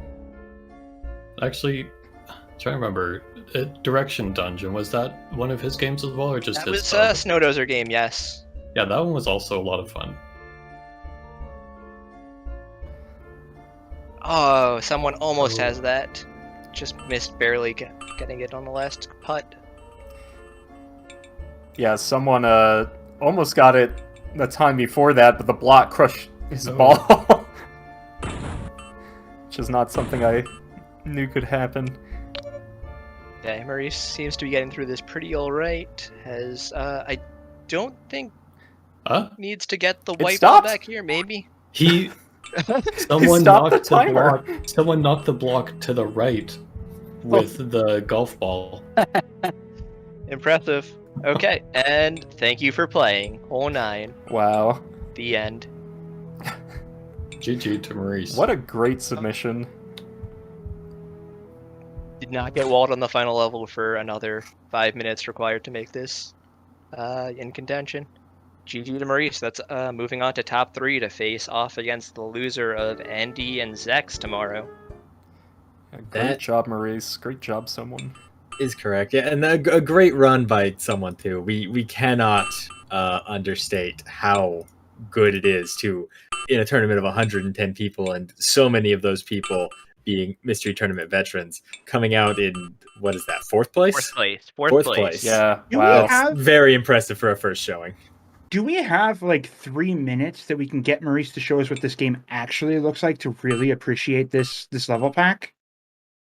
I mean, we've got some time. Yeah, you know what? I think that might be a worthwhile thing. Let's try and get in touch with Maurice, just to give everyone out there in the audience the understanding of how far Snowdozer has gone to make this a completely unique experience from regular Enigma. Yeah, like as I briefly mentioned earlier, the levels I played were like Simon / memory game, and it's not really that fun, to be honest. Okay. It looks like Maurice is going to the tutorial Enigma levels. Yeah, okay. So here's what we're doing. We're exposing these colors, apparently, and we have to do it in the correct order. Oh, hey, look. We're going through time and doors to play memory. Yeah. Why? So, and these blocks, by the way, are randomized. They're not the doors can kill you too. Every color is randomized every time. This is awful. This is so bad compared to what Snowdozer did with it. Yeah, okay. I understand why you told Snowdozer that this wouldn't be a good submission now. It seemed like a really cool engine, so I was like, maybe the default levels would have been, not as fun and grand finals worthy, but cool, but no. No, they're not. No, you were when Snowdozer said, "Should I?" So I'm totally gonna submit a big Enigma, right? I'm like, no, banned instantly. I did not expect the level pack to come out of it because it is all of these black squares are randomized every time. It's RNG which ones are actually good or are actually the ones that you need, it is it's not a great game. Oh. Also, Alright. there are a ton of objects you can work with in the levels. We actually did cut out World 7 because we needed to save some time on this on the game because it ran a little bit longer than we expected. We didn't expect them to clear it in 30 minutes, otherwise World 7 could have stayed, but it was full of like some of those wonky objects and the like. But yeah, I wanted Maurice to load up some of the bad levels so we could see exactly why Snowdozer's submission was more beautiful than we actually thought. Oh, by the way, that's actual Sokoban right there. Maurice in the There it is. SRL chat is saying, why is this dumb memory mechanic in every level Lamau? This is Oh actually God, just this is actually Sokoban. Imagine like pouring your time and effort to code this game, program this game, just make it from the ground up, then having some guy years later blow it out of the water with just mystery tournament memes. I think there's a lot of user-generated levels from what I was seeing in active community, and I'm sure not all of them are memory, but I'm sure. But anyway, big shout outs to Snowdozer for putting that level pack together. Big shout outs to Trisscorp, to Nico, to Capndrake, to Alpha 5, and most recently to Someone325. Unfortunately, the 5 people we had to say goodbye to as a result of today's bracket. Tomorrow, 2 p.m., Top 8 will be back for the final 3 matches. We have winners finals. We have Zecks versus Andy. This could be the grand finals, and no one would be surprised. Nobody except Maurice, the Mystery Tournament 14 defending champion, waiting in losers finals to see who he's going to have to battle to get into grand finals. It is going to be an absolutely thrilling day of mystery excitement. I'm looking forward to it. The games have already been so good. I cannot wait to see what we have lined up for day 2 of Top 8. But I want to thank Roar and Exono and Spice Father and Tetsuya for joining me here on commentary. Thank you all so much. Oh yeah, for sure. This has been a great Top 8. Like, any match in this Top 8 could have been grand finals. It's so stacked this year. It's been exciting. The submissions are great. The runners are great. I have a great time commentating. Thanks for having me. Yeah, the runners are so great at the games. They're giving me massive anxiety over here with that tie early on, and then almost a tie, and then almost a tie again. Like, can we not? Can we not? We only have limited Top 8 games, folks. Just wait till tomorrow. It's been so close. Before we go, Roar, do you and Exono maybe want to plug a little bit about the mystery community one last time? Yeah, Roar, take it over. Okay. Yeah. So again, we're the mystery community. We do a lot of these tournaments that are blind oriented mystery games. We did Reject Tournament. We've done Giant Troopa. Actually, this year we are without spoiling dates and stuff and exactly what tournaments are coming up. We are looking at we do have a full year full of events. This is actually me mildly officially. It will pop up on the Discord soon saying that immediately after Mystery Tournament is over, signups for Reject Tournament show up. Reject Tournament is coming next, where we take all the games that we said, these are bad games for Mystery Tournament. We can't allow people to lose from these games. And then people were like, we should make a tournament out of that. So here we are. All the games that we've declared are not acceptable for racing are going to be erased. Reject Tournament 2 is coming up next. We've also got more races throughout the thing. We've got our weekly blinds over on the Mystery Tournament community. So we've got weekly blinds.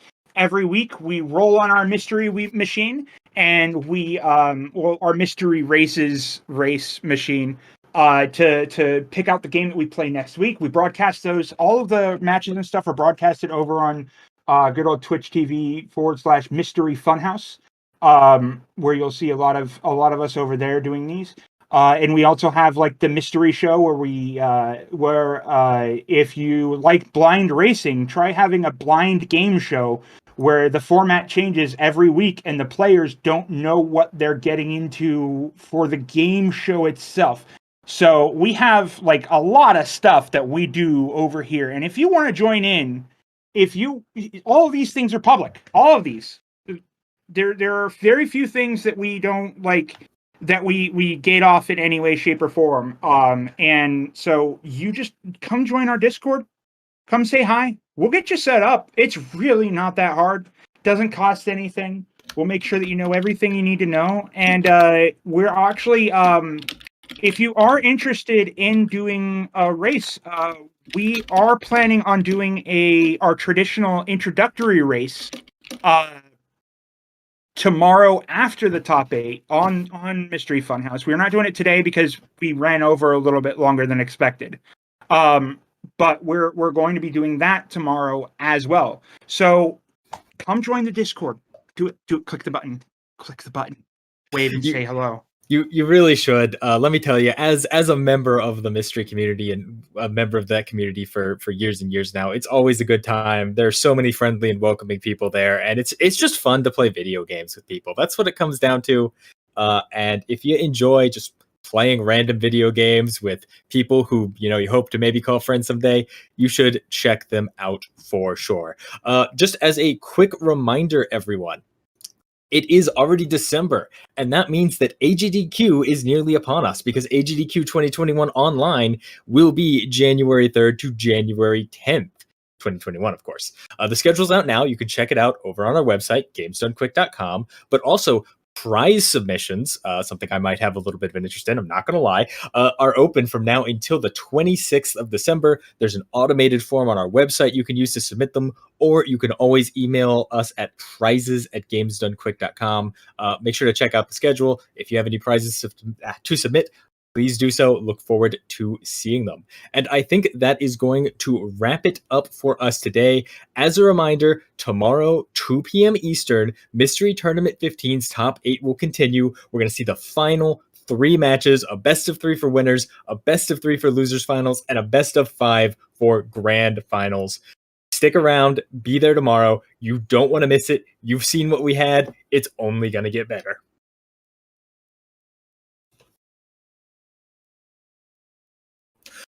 Hello, everyone, and welcome back to day 2 of Mystery Tournament 15's top 8. Today, we are down to the final 3 competitors in the event. In winners finals, we have the legendary matchup, Zecks versus Andy. This could be the grand finals of any Mystery Tournament event, but it's only the winners finals here because current Mystery Tournament champion of Mystery Tournament 14, Maurice, is waiting in losers finals to see what the path to victory is going to be like. Now, I am, of course, joined by a couple of wonderful commentators. A 5th place finisher from yesterday, Mystery Tournament veteran, and one of the few people I've ever seen who can legitimately somehow fall upwards, Alpha 5. Alpha, how are you doing?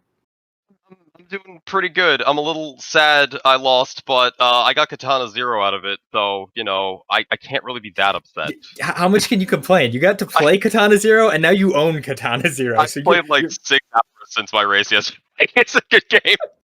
Glad to hear you're enjoying it. Also joining us is the only person in this top 8 who will actually see me in Plus R, Tea Party Cthulhu, TPC. How are you doing? I will not see you in Plus R, but I'm doing great.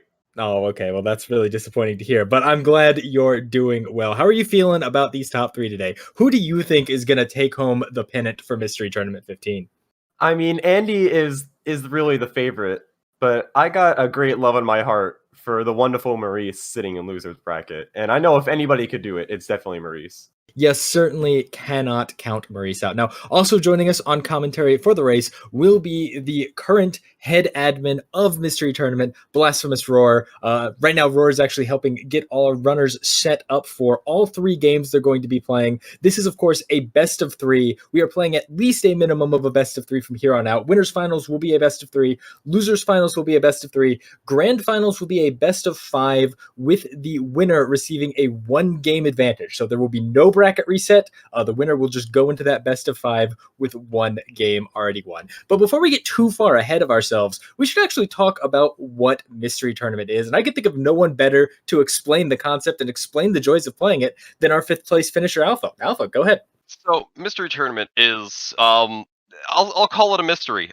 You join a tournament and you're given a game. You have no idea what that game is. You've never played it. You've probably never heard of it. And someone as part of an entry, you have to submit games. So someone else has picked out this curated piece of obscurity for you to play. And sometimes, we get the interesting things here and there that are more common. We've had people who were blind to Contra, then somehow Contra got past testing. But more often than not, you'll find these very, very weird titles that are just fun to play. And it's a good time. A lot of people tend to, have an amount of fun. Sometimes you get unlucky. You have a bunch of puzzle games. You're not happy about puzzle games. Sometimes you have a bunch of platformers and you're not happy with platformers. But all in all, it's a great experience. It's a lot of fun, and this is going to be an exciting day. We have really good racers left, so it's gonna be good. I mean, this entire top 8 was just an exceptional cast of racers. The only real wild card, the only real Enigma was, I should say, someone 325 who unfortunately tapped out in 4th place last night, but still an amazing run for their first showing at a Mystery Tournament event. Any of the matches we've seen really could have been grand finals. I mean, someone 325 versus Zecks, Capndrake versus Andy in winners semis. We of course had Trisscorp versus Maurice, Nikojazz versus yourself, Capndrake versus Maurice. All of these names are household mystery names. Now, it's important to mention that this is, of course, Mystery Tournament 15. Mystery Tournament's been going on a good, 7 years or so at this point. It's kind of an SRL tradition. It's super fun. And keep in mind, entries are completely open, right, Alpha? I mean, there's very little you have to do to join a Mystery Tournament event. You basically, all you have to do is submit 2 games, and even then, if you're too lazy, Tea Party Cthulhu is going to submit like 70 games that are all Japanese freeware, and he'll just, submit them in your name for you, so it's fine, just join. The more people there are, the more sleep-deprived we all become, and the harder the tournament gets. But it's a lot of fun, and just as an interesting oddity of these top 8 matches, and how good everything is, top 8 is usually the cream of the crop in terms of games, but also because we have to make it so that these really good racers are, 1, not finishing them in 5 minutes, or 2, definitely haven't played that. We get some really, really, really obscure stuff in top 8, and so it's a whole different type of meta game. Qualifying for top 8 is one thing, playing in top 8 is a whole different beast, and the top 3 games, the losers finals, winners finals, grand finals, it's gonna be a lot of interesting stuff. And I've seen some of the names, and we are in for some good things today, from what I can tell. Oh, we certainly are. Now, TPC, you had the benefit of joining us for commentary yesterday, of watching most of the matches. What is your takeaway from this top 8 so far? I mean, we've already said, I think all 3 of us have kind of predicted Andy is the favorite to win. But if Andy has a weakness, if Maurice or Zecks have a strength, what do you think it is, and what do you think is going to give them the edge to take home the crown today? I think Maurice actually might have a slight edge in freeware, like newer freeware stuff. I don't know. It might just be me thinking that. Like, Andy is very strong in that, but Maurice plays a lot of freeware and knows a lot of freeware. So I've raced Andy in several tournaments and had a ridiculous race against him in the gauntlet. If I were to pick anything that Andy is weaker at, it would be one when the games are simple enough that his risky enough strategy falls to the wayside to someone playing completely risk averse. They don't, or rather, they only take risks. He can fall behind there if he thinks he has to play safer than he needs to. The other thing that is his big weakness, it knocked him into losers in Cuso Grande that he won, and it knocked him. It had me beat him in the Heavy Trooper tournament that we won, where we raced every game that had ever been raced on Speedruns Live.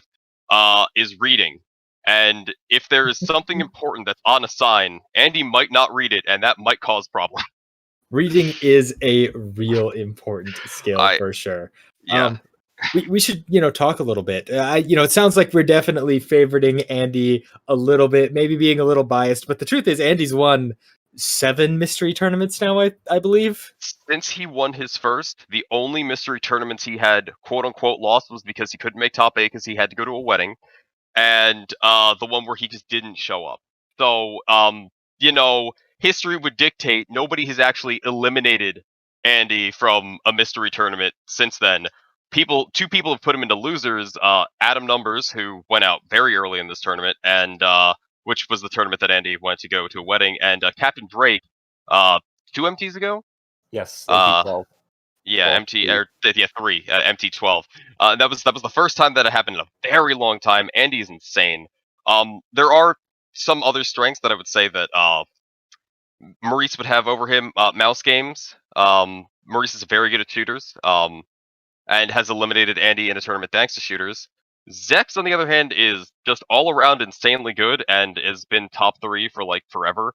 So he's very strong. I know his strengths are jump and shoot, and I don't know how many jump and shoot games we're going to be able to get when both of these players have raced basically every jump and shoot game.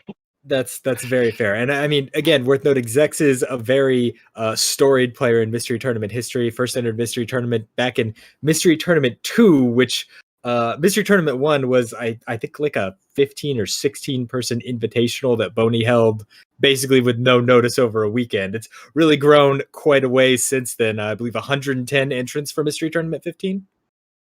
Yeah, it was like 110 or 118, something like that. But yeah, numbers been going up and down at the same time. So most people just forget to sign up. We've had plenty of people like, oh, I meant to do that, but I was lazy or didn't sign up. So we're working on fixing that problem, getting the word out more. But we really want more people to join. But it's been growing steadily, other than the crazy thing that was MTX, which had over 300 people. And if you ever want to go 8-2 and finish 33rd, that was the tournament to do so. There were way too many games. That was a thing. I tested that tournament. Let me tell you. It hurt. There were a lot of games. And we had the rounds were half as long, so I fell into losers immediately and had to do a race every 2 days. We fixed that. We made everything basically you have a week or 2 weeks to do your race. Much more comfortable. But definitely, it helps when you don't have like 300 people. Yeah. 300 people would be fun. The more games that everybody gets to play, because every single race is open to everybody. With top 8, we usually try to be a little bit more stringent to kind of move things along as quickly as possible, because we can't take up all of Sen's time as much as we want to. The races are open for everybody, so I joined probably 50 some odd races that weren't mine this MT. Maurice joined all like 500 matches or whatever. It's just what happens. Oh yeah, for sure. And joining a bunch of races is a documented way to improve. Trisscorp, one of our regulars in top 8 at this point over the past couple of mystery tournaments, who went out in 7th in a very close race with Maurice yesterday in losers 8s. I believe the first mystery tournament Trisscorp showed up in went 0-2, completely dropped, and then joined every single race up through top 8. Like, I do not think there was a single race they missed. And then I think took 3rd or 2nd the next mystery tournament. He got 2nd. It was an absurd improvement.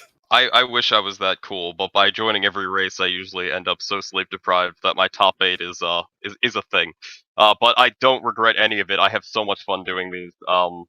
Because I like playing video games, and it's really how you get better, is just play video game all the time. I mean, that's the joy of Mystery Tournament. It's all about just playing a bunch of video games, and a bunch of video games that you've probably never played before and that you've likely never even heard of before. Something I want to touch on, and you kind of touched on it a little bit when we were talking about Andy's reckless enough strategy, is what kind of strategies runners can employ to be so consistent. I mean, we're talking about this top 8 of a tournament where you get a completely random game. How can we have so many people involved in it with 110 entrants who have been involved in so many previous top 8s? That doesn't add up. Surely there's a ton of randomness to it. Yeah, no. So, I mean, they're just people who are crazy consistent. Like, you get people who sometimes you could consider it a little bit lucky. The person who would be beat them in every single game. They went out in the round previously because the previous person who raced them got something that, they were just, it's like this is that one person's genre. They'll beat everybody in and they'll lose everything. Like, sometimes that does happen. There are upsets. A lot of them happened in this tournament. Maurice lost to someone in a old schoolish style platformer, which is admittedly something that he hasn't really played a lot of NES and SNES games. It just wasn't a thing that he did. So those are on his weaker side. But just in general, like when I was talking about Andy's risky enough, he plays as risky as he feels the game lets him get away with. And I can actually use the race I had against him in winner's bracket. I play a style that basically, if I go home, it is only my fault because I will throw everything out the window and just hold forward, go fast. Alpha is one of the most reckless players that any platform I've ever seen. And the main reason I do that is because I don't really have fun not doing that. It's just not something that I ever have. I just can't ever find the slow button. And then sometimes, I'll die like 30 times, calm myself down, and try to go slower. But Andy, I ended up taking a bad death against Andy and lost to him by about a minute. Andy will play at that pace where he never really, it never looks like he's making any mistakes ever unless the game is uncontrolled. It has always looked like something is nearly practiced, and it's very, very impressive to watch. Zecks is very similar in that same way, where if you look at them, it looks like they've played the game before because of how quickly they'll master the mechanics and understand the strategy. They're going to be picking up basically within the first 5 seconds of playing the game. Both Andy, Zecks, and Maurice, all three of them, will basically understand exactly how their character can move unless there's a mechanic that doesn't move. And it's you have to pick these things up, and then you have to figure out, okay, is this game going to be one that I need to go fast? Is this going to be a game that is going to force me to go slow? Or is this a puzzle game where where it's really hard to figure out how you're supposed to do it? Sometimes puzzle games are the bane of a lot of their existence. Top 8 doesn't have a lot of puzzle games because, yeah, I mean, we had the pizza game yesterday. That was a good puzzle game. I like that one. But, yeah, puzzle games can sometimes be the bane of a lot of their existence. Between, I would say Zecks probably have a better leash on puzzle games. I say this like they're ever bad at them, but they're actually all really good at every type of game because they just play all of them. Yeah, saying has an edge in puzzle game is like, oh, Zecks finished like 20 seconds faster than Andy. Whoa, it's suddenly me. Okay. Oh, hello. That is, of course, Blasphemous Roar, the current head admin of Mystery Tournament. Roar, how are you doing? Doing good. Doing great, actually. Doing mildly kerfuffled because this is Mystery Tournament. Setup is a thing that we suffer through or do or just deal with as a thing in general. And sometimes it takes a little bit because, we got to deal with all sorts of different... I think the problem is when you're serving a game up on a platter that has never been, these racers have never savored before. They don't know that they're supposed to, de-pit the olives. All right. They don't know that they're supposed to, my food pun or my food analogy here is completely broken from the start. And I don't know why I keep running with it, but there are problems. But we got to solve those problems. And that's what we do. We sort out the problems. We solve the problems. We move on. We try to get going where we're going. And we finally sorted out the problems, got going where we're going. So we are about ready to go. Whenever everybody's ready on this side. So, yeah. Hello, everybody. Well, yeah. That's good to hear. Yep, we're just getting the runner set up, making sure that everything is ready.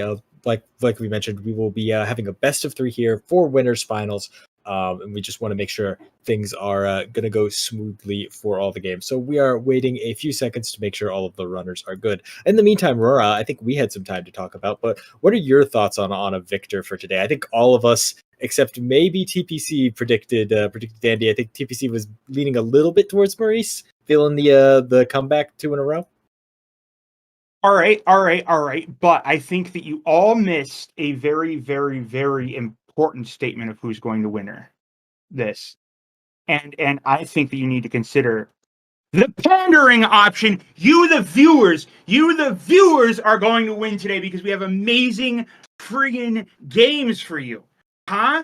Where's your pander all at? That means Roar thinks that Zecks is going to win. Yeah, probably. If you asked Andy, he'd say Crankdud. Yeah, Andy would probably still say Crank. Crank said is also going to win. Yeah, Crank. I actually really want to highlight a comment we had from Maurice last night after defeating someone in losers semis.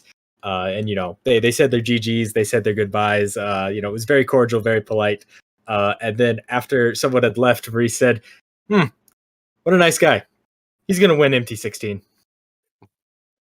Yeah, so we'll have to see if that prediction agree. comes true next time. Maurice has been riding the train of someone ever since he got bopped by him in winners. So I could definitely see someone being a strong competitor, but they played a lot of.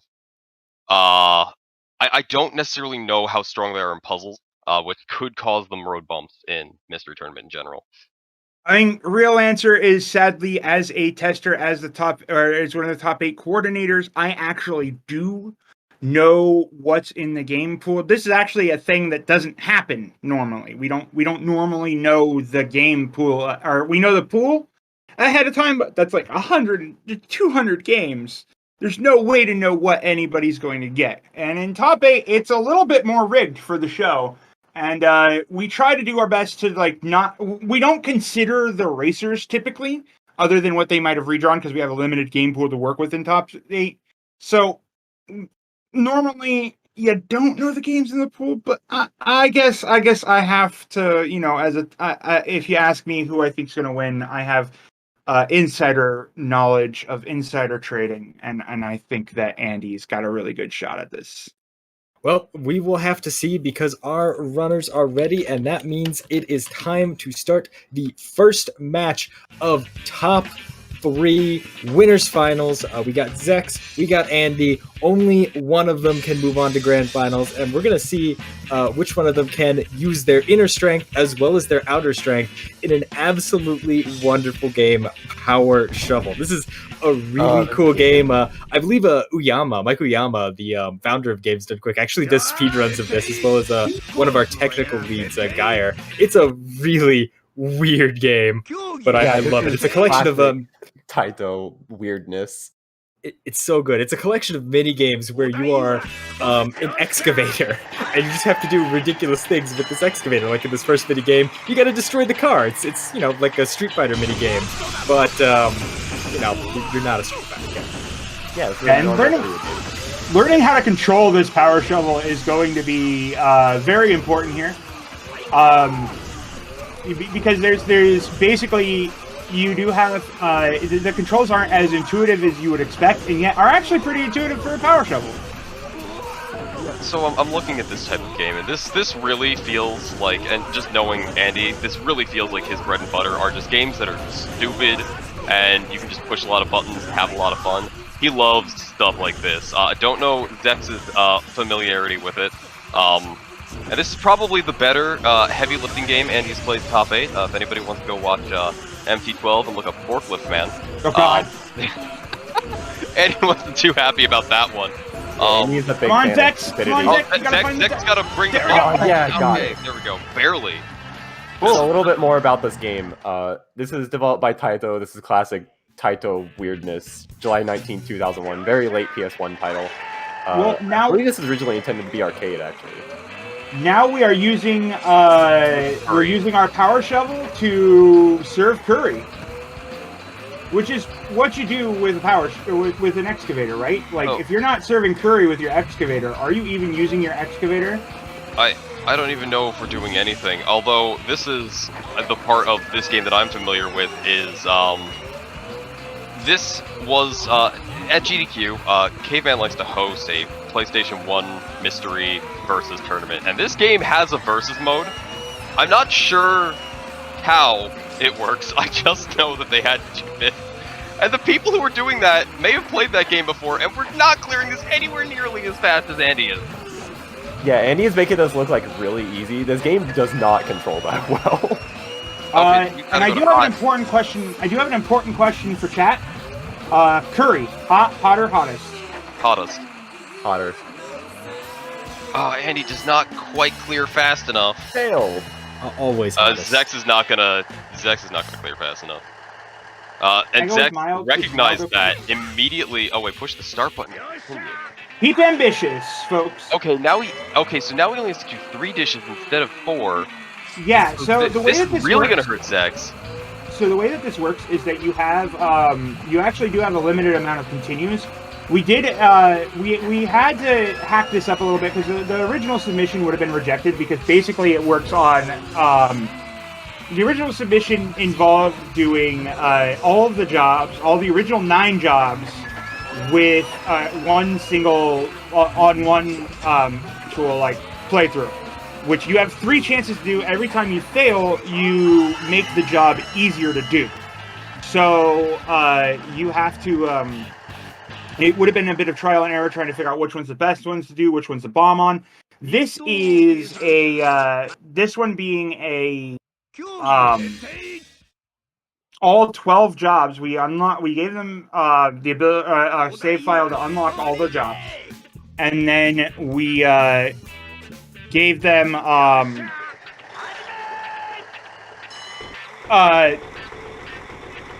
sorry, I got very broken there on that. We gave them the save file to unlock all 12 jobs, and so it's going to be easier on any given job if they fail a job.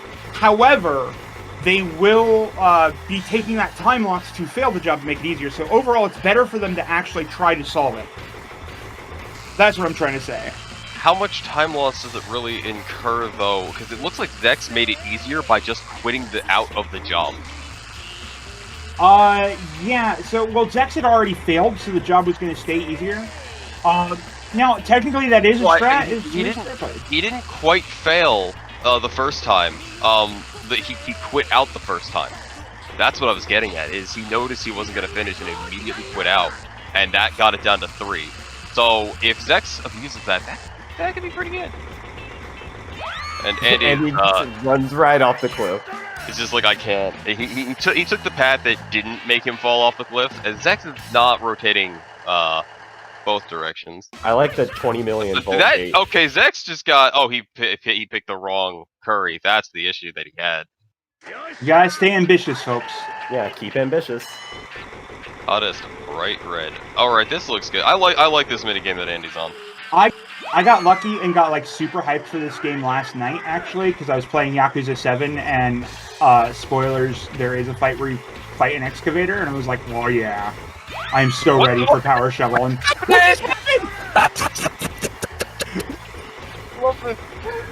I love this so much. This is really good. And it's hilarious. This This is great. I know Andy's having a blast right now. I knowing him. I don't remember how you control this, but I don't think that's it. Wow. Okay, he Oh. made it. That was close. Cycle skip.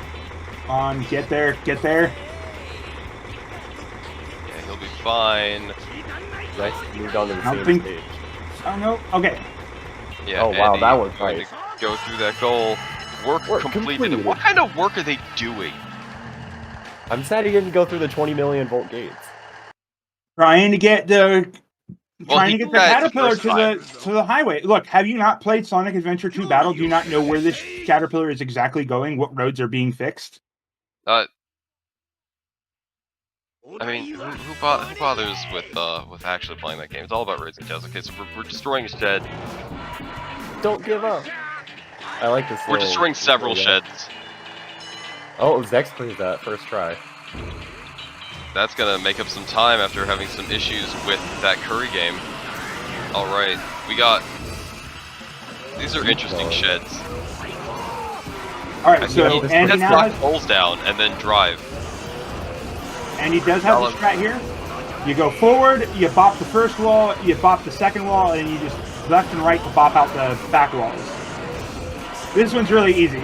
And as soon as you catch on to what you're supposed to do, it's just a matter of getting it done. And he's got that last one, and he should have no problems once he also has to reach that goal. And he does.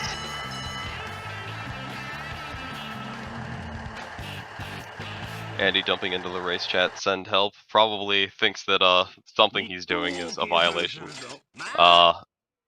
Andy is one with the excavator. I'm liking the position of Zex's. I don't think he had to move that. I think he just had to wiggle and drive. He just had to change anything. Because it seems to be just tapping. Zecks is going to be very close on this clear. Oh Should be god, I okay. remember this minigame from the Versus tournament. The dig a hole. This is digging a hole. This is the first job I failed because this is not easy.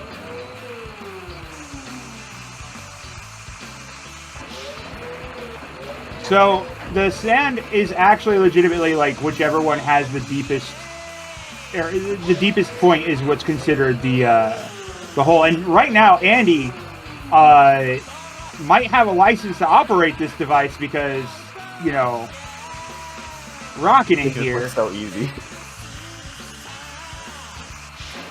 You don't want to dump the sand back in. Yeah, that would be a bad idea. This really looks like a game that is just like controlled very poorly with a VR headset. Like this When game. are we getting like Power Shovel VR on PS4 VR? Oh my god, Sony, make it happen. Taito, I don't know how many things you still do nowadays, but please. They make money off of Space Invaders. Yeah, it's probably like mobile games only. Alright. Andy was at 90, Zecks is at 100. Maybe Zecks hadn't failed enough? I'm not sure. Andy has to redo anyway. Start work. This does not look easy in the slightest. This game's not Kuso. This game is amazing, is what this is. This game is Kuso, but it's great Kuso. Yeah, it's like top quality Kuso. So the main types of games that we are looking for, it doesn't matter if it's a good game or a bad game. We're looking to see if it's a decent race. In comparison to Kusagran, which doesn't necessarily have games that you could call decent for races, or at least for a blind race, very specifically. You know, there's no game overs that are terribly too punishing. Like, you might have hard game overs after 2 continues, but the games are easy enough that you'll get back to your spot in like 3 minutes the second time after spending 20 minutes the first time. You won't have games that are like Metroidvanias. You have no idea where to go. We try to make it as fair as possible and less of a guessing game. If someone goes left instead of right, they shouldn't lose the race. And that's exactly why, like, we did the 12 jobs save instead of doing it where they had the limited amount of credits, because basically we don't. In Mystery Tournament, we try to avoid it being like, oh, I bombed out completely, got a hard game over, have to redo the whole thing. Because there's a number of things that it causes. One, we've all seen the stage or the game at that point. 2, it seems like the first person that game overs has an advantage because now they're further in the game, or they're back to the start earlier. And there's just we try to avoid that in Mystery Tournament. For Kuso, where it's like most of the games are bad enough that you expect them to cause failures. Yeah, it's a quote of statement Brosensha made when I was racing in that last weekend. Soft locks are part of the experience. We try not to have that happen. Work completed. But yeah, it's very important. You will get something that is at the end of the day raceable, and if it's not, just blame Boney because he created Mystery Tournament. Therefore, it's all inherently his fault. Imagine not blaming the testers. Actually, to be fair, I think I'm the tester that blames himself the most before anybody else that's does, definitely true. You can blame me because I submitted all the weird games. Yeah, that's what happens when you submit like 60 games. Yeah, Andy did go 90, 80, 60. All right, everybody remembers the Phantom Toll Booth. We're trying to move sand very slowly, except that he didn't have a shovel. We do. It's been a very long time since I've read that book. God, I remember the opening, the ending, and very specifically the Weatherman. But nothing else about that book. Yeah, Zecks is definitely having a tough time with this, but this is hard. Yeah, on 60 he should be fine.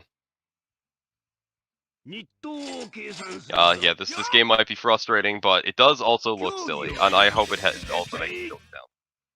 Turtles! If you thought, now I have to grab a moving target in a ambiguously deep pool, and this is going to be a good idea, you are the dev of the Power Shovel. Yeah, thanks, Taito. Also to this music. I don't know whose audio we've got, but this music is jamming. And the most confusing thing about this game is that it was actually localized. Yeah. At least, like, Yeah. why? Yeah, that I'm going to agree with you on that. It's absolutely that it was localized. I mean, what? You think that excavators are tools that are only used in Japan? No, just listen. Why, Taito? Oh no! the You turtle fought the fell turtle! out. Oh no, the turtle! Someone did bring up a point. Are the turtles worth 3? My experience with Mario Party will say yes. Yeah, I think they are worth 2. I think Andy is just trying to figure out. Where are you? Okay, he got. A Okay, that turtle out. just It went flew out. somewhere. Where are you supposed to put these turtles? Zecks is moving on to the same game. There is a pool to the left. Yeah, it also says 4 pieces. for Ambitious. turtles, which is great.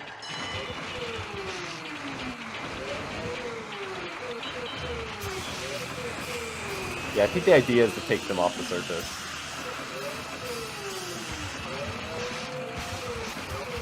Also, This is everyone. you can hear the turtles like. Got a gold turtle. No, hold it, hold it. Oh, Keep it. gold. Gold. Get it in. Oh, it is 3 points. Oh, we're completed instantly. Zecks almost had a gold turtle too. Oh, these This strat does not fail us until you only need one, because instead you could be fast. Yeah, fail or just get a gold and a regular turtle. By the time I had actually gotten to this part in the game, I was a lot more proficient with the shovel than you would imagine. So yeah, hold on. I don't even. Zecks, you got it. I don't even.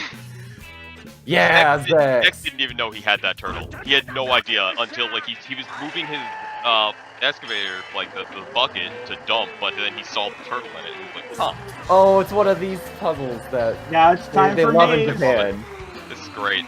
The don't touch the walls puzzle. This has an actual name. There's a PS1 game that's by Taito where they made this, but I can't remember the name of it. Oh, you know what? Wait, it's on Tattoo. Stuff like that. Zecks is only moments behind Andy though. Spends less time in the tutorial, which will be helpful. This is this one seems. Yeah, Andy's doing that so he sees all the controls. This one seems much more Andy's speed, just this mini game in general. Oh, I can't remember the name of this game. It's a really popular thing. And a first try clear for Andy, I would not be surprised if a first try clear for Zecks as well. Also, work over that! Just the audio clip that will stay with you forever. How many what number are we on? Okay, it looks like we have 4 left. Yeah. Let's see. Alright, so now we've got to be a good buyer. Oh no, Zecks! Oh! Ripperoni. Zecks is going to have to restart. So here we need to, I hope you're good at math. We need to buy the exact amount. 110. You can only buy 1 of each. Now he's going to need a 4 and a 1. Yeah, it is. Cash it out. Cash it out. There we go. Next up, we've got to make $89. I love this so much. I think more MT games should have math. All right, here we go. Yeah, I bought Cash it out. 112. And he goes straight for the bub. Oh no, I don't think you can do it with that much. Restart.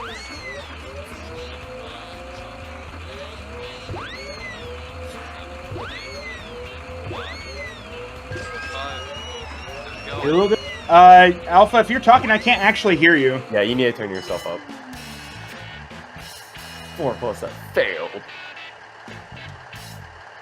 Who would have thought the thing to best Andy would have been math? Yeah, also there was 7 and 4 and you could have done that. Alright, Zecks is now on the shopping trip. You're a little quiet. But yeah, the Discord changed settings apparently. I mean, I just have you muted by default, so it's fine. I have you at literally 200%. Yeah, I don't know. 190. But Purchase. Purchase complete. Of Donkey Kong Jr. Oh, 76. Look at that Yeah, RNG so in your easy. favor. You need like runners of this like reset for RNG on that level. X is just not mathing fast enough. Yeah, I'm kind of curious know- if we've maybe found one of Zex's weaknesses. I don't know if we've ever really seen Zecks play math games in Mystery Tournament before. Yeah? Oh gosh, yeah, this definitely looks like Okay, PS1 we're starting. now. So it's time for, of course, everybody's favorite game, Ostrich Islands. Yeah, another fantastic Mystery Tournament game. Am I still too quiet? You're better now. Alright, let's just increase this all the way and see what happens. Another fantastic Mystery Tournament game, Ostrich Islands, courtesy of Internet Dirigible. Is Ostrich Islands Taito? Because Is it? I think it is. I don't know. It seems like a game that Taito would make. Taito, what they make never makes any sense. Nope. Shoutouts to Denshidego. Yeah, Denchidago's Dura game. Ostrich Islands. Oh, whoops. Not that one. That's a 3D, like, adventure RPG game. Oh, we're so close. Yeah, so this is Mega Man, right? We're just feeding Mets. Kind of look like Mets. No, Splash Lake is by Bits. I don't know who they are. They've done a lot of random stuff. Okay. All right, here we go. 1 and 5 for Zecks. Cash it out. Oh, he barely. That enemy just barely landed on the ledge for Andy. You guys are being rude, Andy. Oh, because they No jump. joke. Okay. I mean, would you not also jump? And he's stuck. Okay, no, I don't think that this game is that bad. Or rather, I do think it's that bad, but I feel like it's bad in a way that you'll be able to recover from. You know, you clipped out of bounds, that's fine. Just clip inbounds is as easy. It's a PS1 game. All right, here we go. And Andy goes for the dunk. There it is.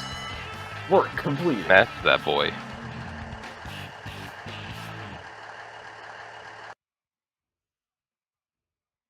And Zecks probably got stopped there by realizing you have to do it twice.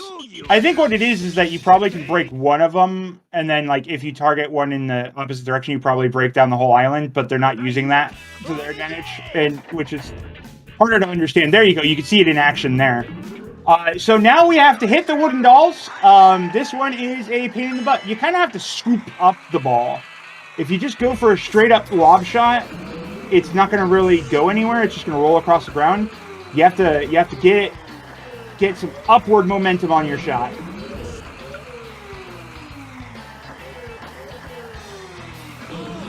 Okay, I love Zach. Try smashing it, but maybe if he smashes it from the other direction, it would work. Okay, can Andy drive Trying forward during stuff. this? I don't know, actually. I don't think I I'm tried. pretty sure you can. Oh, there you go. He's got the we're scoop. too high. Scoop action. Oh, there you There's go. one. There's one doll. Oh, Almost Really there. close. Dude, Catch it. Oh. It was really, really clean. Oh, probably will let you go for a high score. Of course, Andy's gonna go for the high score. I mean, I don't think he has. He's gotta wait. Work completed. He did it. This makes me so happy to see in top 8. Like, my favorite genre of game is quirky Japanese PS1 nonsense. Hey, do Translated, you so think it's fine. Do you think it's an accident you're in this commentary block? I knew it would happen. Oh, there we go. I mean, quirky. All right. Hit Now the we got to Missile Man. defend from the invasion of Missile Man. Of course, it wouldn't be a Taito game without random invasions in space. Completely normal video game. We got to defend against 17 pieces of Missile Man. I really hope that it's making like the Space Invaders sounds right now. Oh no! It's coming! And he gets Oh, no, missiled. he got blown up. It looks like it doesn't actually do anything. Oh wait, no, you, it hit 3 times. you do have one more failure, and Zecks gets the clear here as well. Let's see if he can figure out the wooden dolls. Yeah, Zecks cleared on 0 seconds left. And he's got 1 credit left. I think after this one. Well, like we said, there is a reason that the goal is all 12 jobs in part-timer mode and not all 12 jobs in 1 credit. So in order to save himself there, that guy's too close, you can swoop around in order to defeat the missile men, or in order to push the missile men back. But it looks like Andy's going for just the crush strats here. Yeah, only needs 7 more. Yeah, honestly, it would look like the best way to do this would be if you can just bat them off to put your arm on the caution part and then just spin around like a maniac. And Andy gets it. There's a victory for Andy.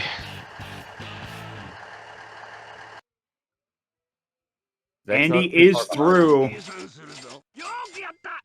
And with a time of 23:47 by SRL, Andy is going to go ahead and win the first game in this best of 3 match. Power Shovel just absolutely powering his way through the game. Again, Andy and Zecks certainly made that look easy, but it really is not an easy game to wrap your head around. It is tank controls wrapped in tank controls. But we are going to go ahead and get them set up for the next game shortly here. In the meantime, let's take some things away from this. Now, one of the things I think you can kind of get at in a meta sense is in top 8, we generally don't repeat genres too often. Now, I think it's fair to say in top 8, we generally pick games that are fairly off the wall, fairly unusual. As mentioned, playing top 8 games in itself is kind of its own skill set.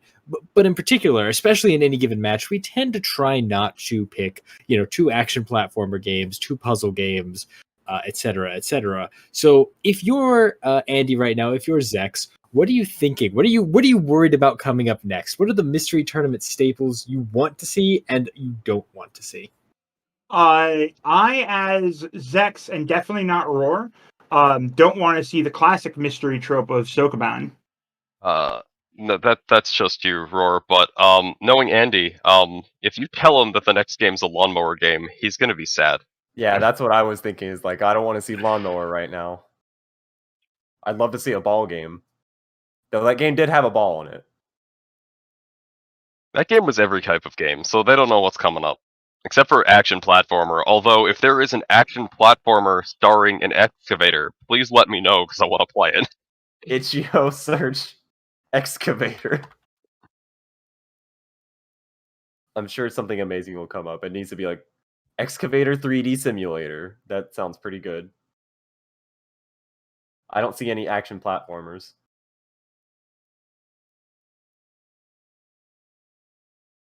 Well, you never know what's going to come up. And that's genuinely what makes, Mystery Tournament Top 8 so fun, is just like regular Mystery Tournament, you really could roll into just about anything for your game. Definitely a good time. Now, I think we've actually had quite a surge of viewers since this match started. So let's go ahead and kind of reintroduce what we're doing here. This is, of course, the top 8 of Mystery Tournament 15. In fact, it's more condensed than the top 8. We are down to the top 3. Right now, we are looking at the winners finals, where Andy and 4H is up 1 game against Zecks in this best of 3, with the loser dropping down to losers finals to play Maurice, our reigning Mystery Tournament champion, and then the winner of that heading back up to play in grand finals, which will be a best of 5, with the player from winner's side getting a 1-game advantage automatically.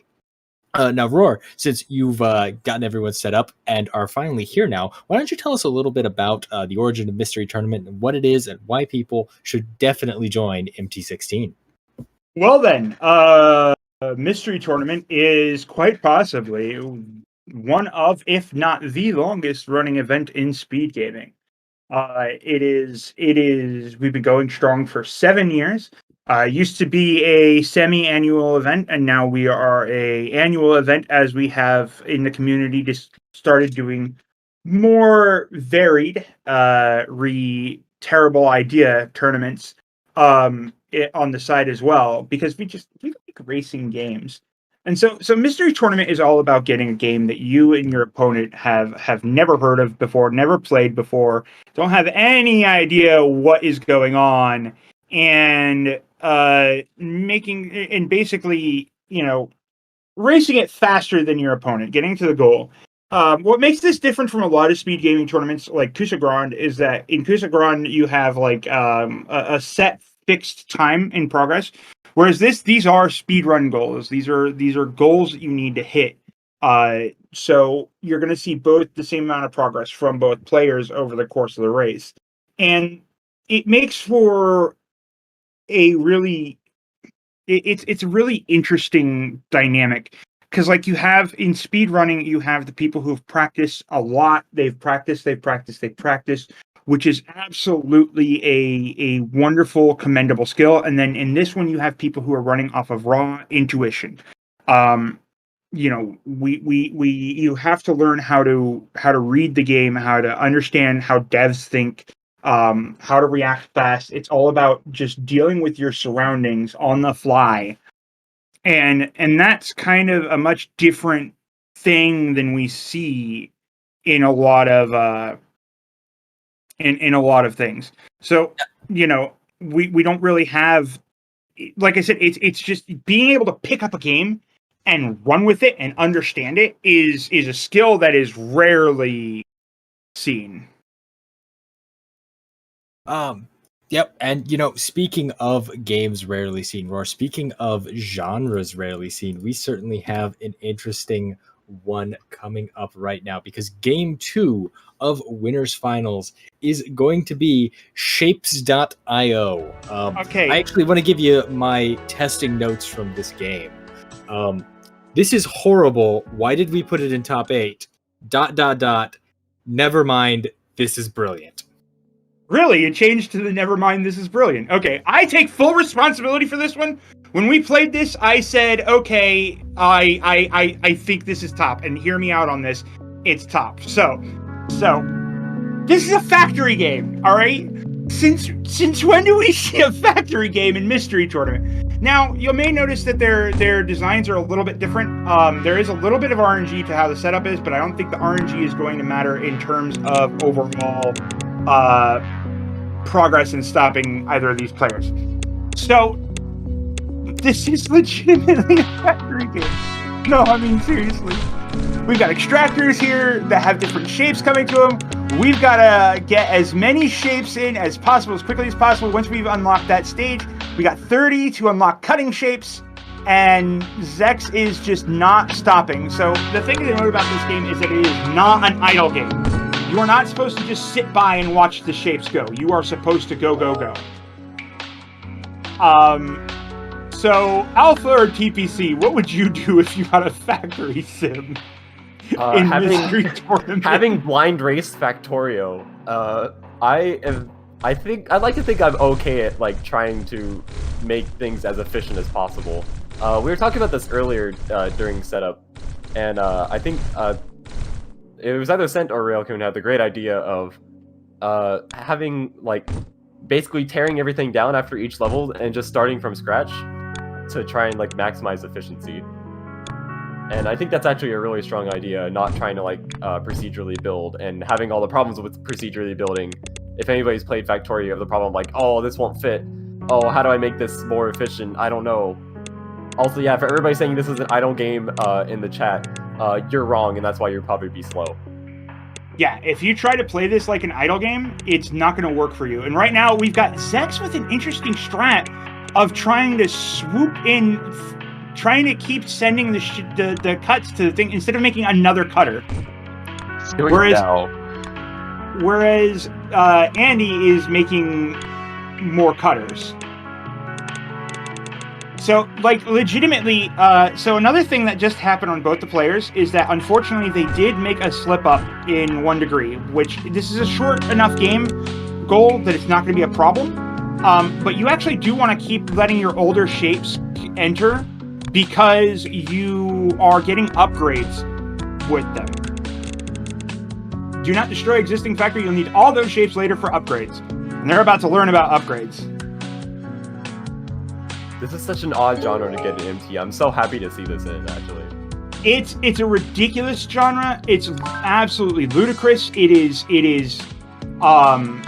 the tester that tested this and suggested it for top 8 should absolutely be fired. Please fire me. Please, for the love of God, get me out of here. I mean, this is the kind of game I would love to draw on MT. I mean, it's a great game that definitely has no flaws and definitely was not a terrible idea for top 8.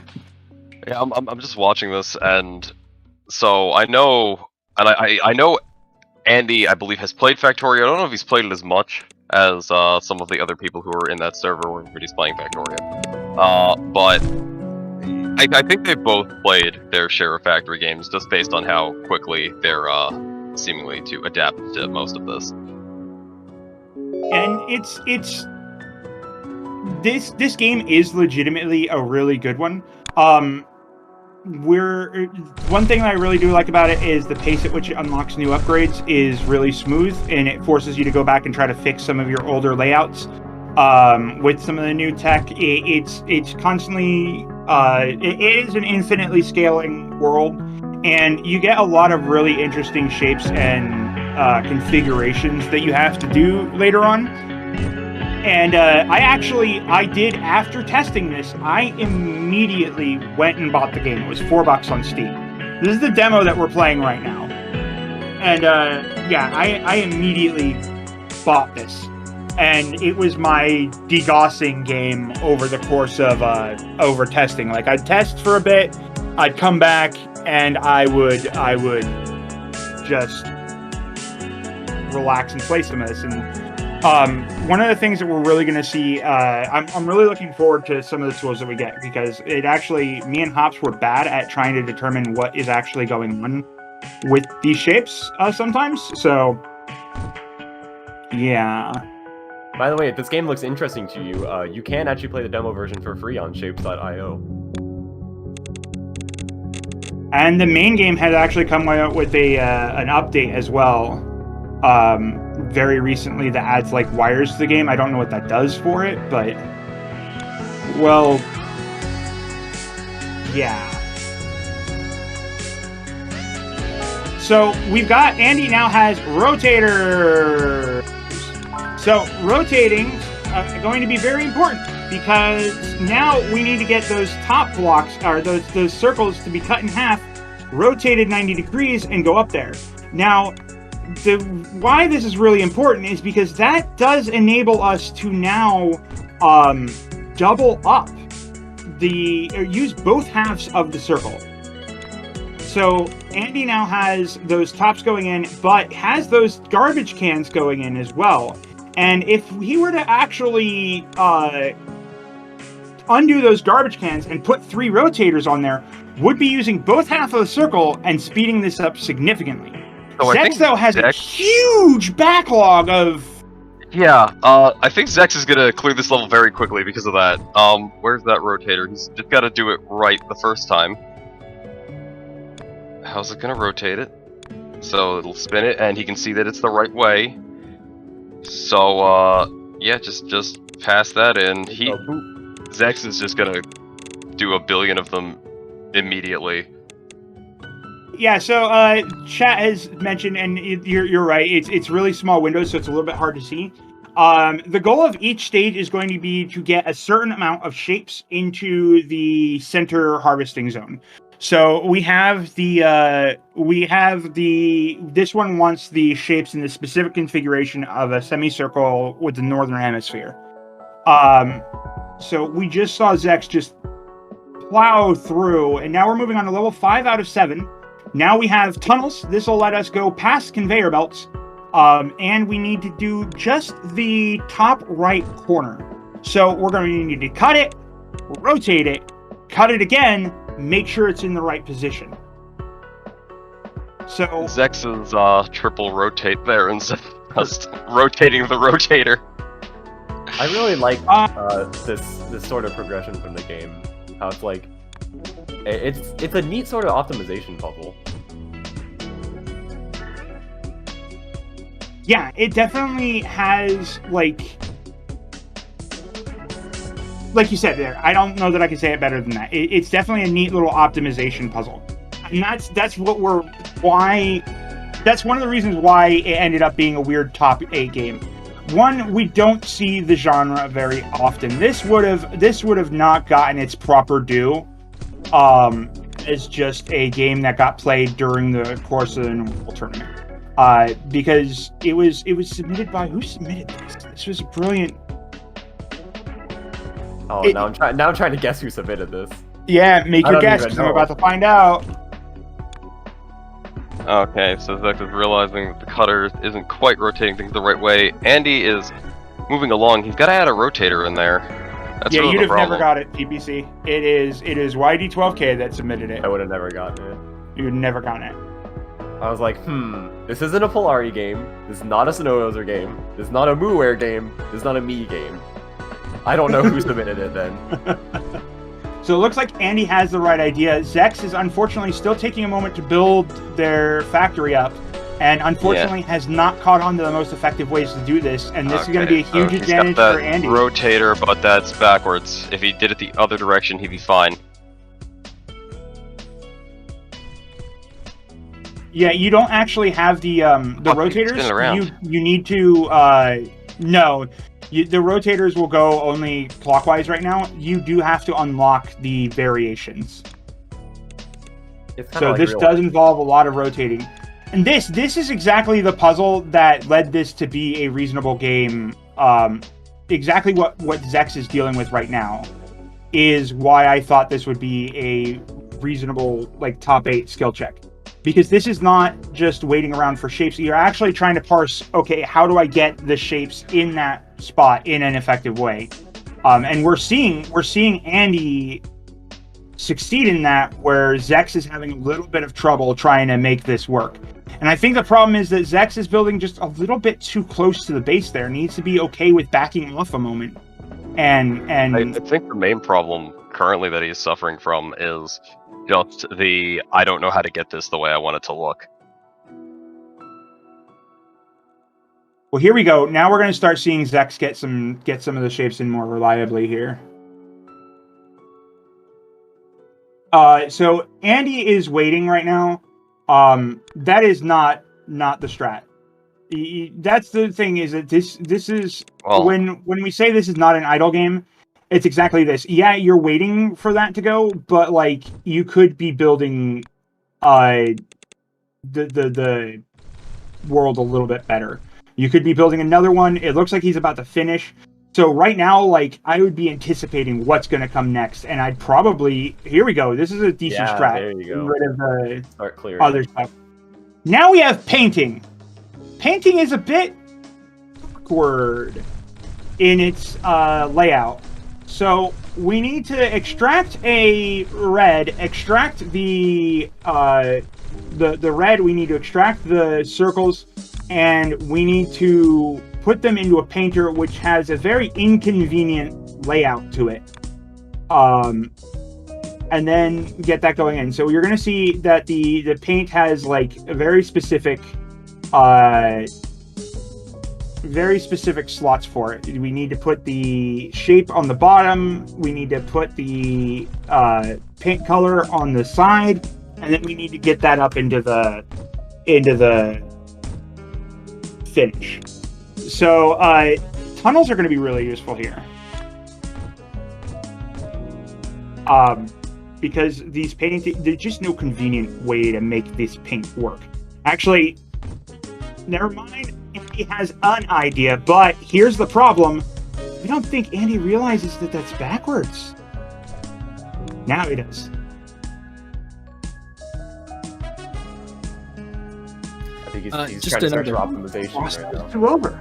Just another rules point to bring up real quick. In Mystery Tournament, the runners are not watching this commentary stream, and we do discourage runners from watching each other's streams, just to make sure no one, gleans any information that they might not have discovered on their own. So, that was very convenient timing for Andy realizing that the painter was back around. It was a realization on his part. Yeah. One of the fun parts about running running the commentary and restreams on this, and also running the tournament in general, and being a moderator at all times, is that there are tons of time. Dear racers, do not feel like I am targeting anybody on this. I have done it to literally every single one of you at some point in time or another. All right, where we say something on commentary, and the racer immediately does it after we said it, and so I've got to go run into their chat and make sure that wait a second. Just gonna do my due diligence over here. So Andy now has some ideas, and he's got the tunnels. Okay, so Zecks also has the colors happening, but he's not setting up tunnels. Well, he might. Wait, he might be setting up a tunnel right now. Yep, there we go. That's certainly a way to do that. Case in point. Yeah. This is what I was waiting for. Is especially the colors in particular, because it gets messy. I mean, I would just make more. Like Zecks has just got to make more of what he's doing. He's got 2 going in, and he's got 3. If Zecks gets to 5, you know, maybe he'll go faster. I love this contraption on Andy's side with like the multiple tunnels. I wish I could show you what my layouts look like, because they when you play this game a little bit, it gets a little bit more efficient. But it's like when I am gonna show this to the commentators, because I really want to play this game now. Backwards, that's a problem.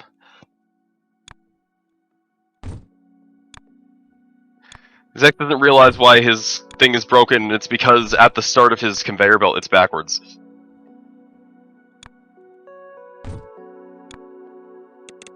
Oh, there we go. He sees it now.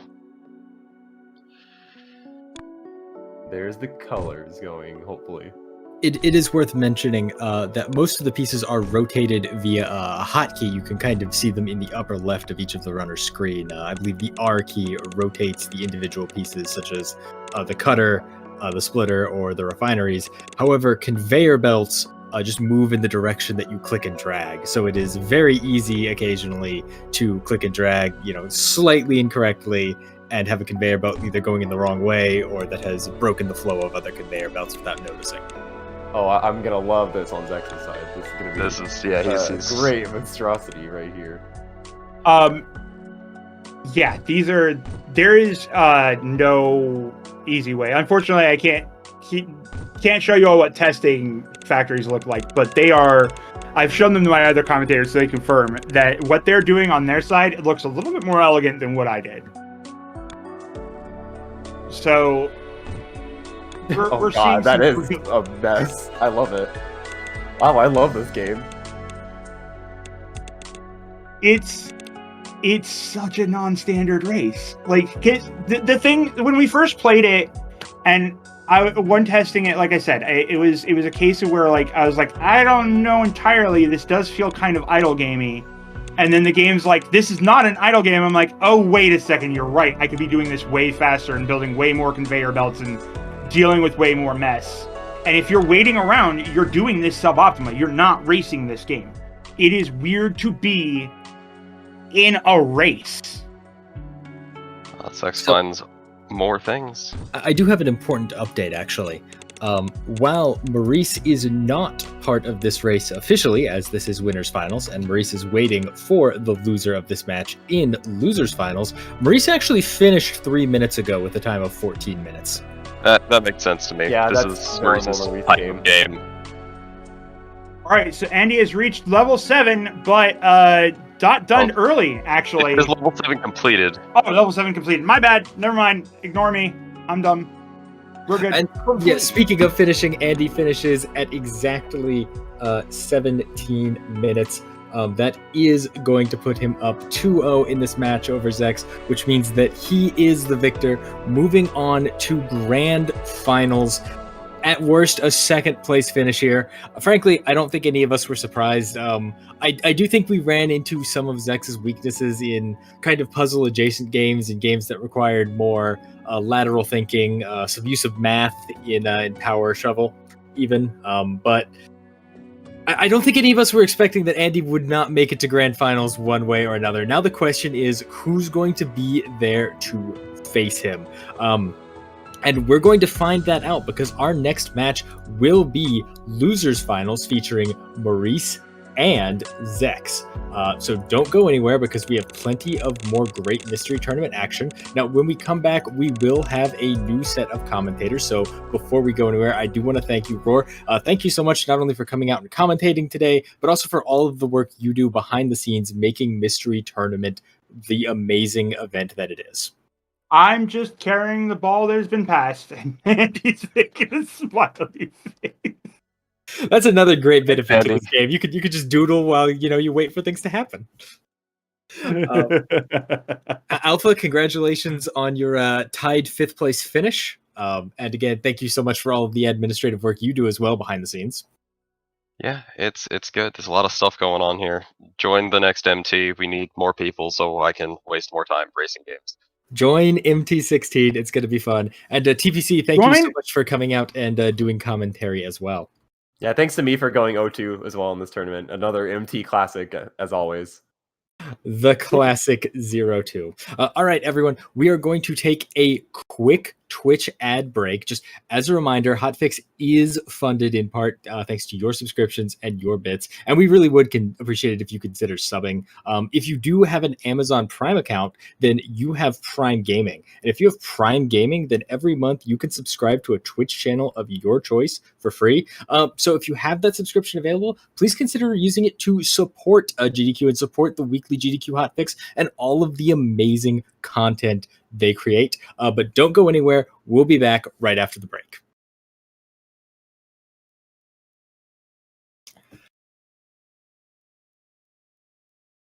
Hello, everyone, and welcome back to the top 8, now the top 3 of Mystery Tournament 15. We are in losers finals right now, where one of our 2 amazing competitors, either Maurice, the reigning Mystery Tournament champion of Mystery Tournament 14, or Zecks, one of the longest standing Mystery Tournament competitors, been playing and been making top 8 since Mystery Tournament 2, is going home in this best of 3 match. Now, joining me for commentary, I have some wonderful members of the community, including some girl on the internet. Some girl, how are you doing?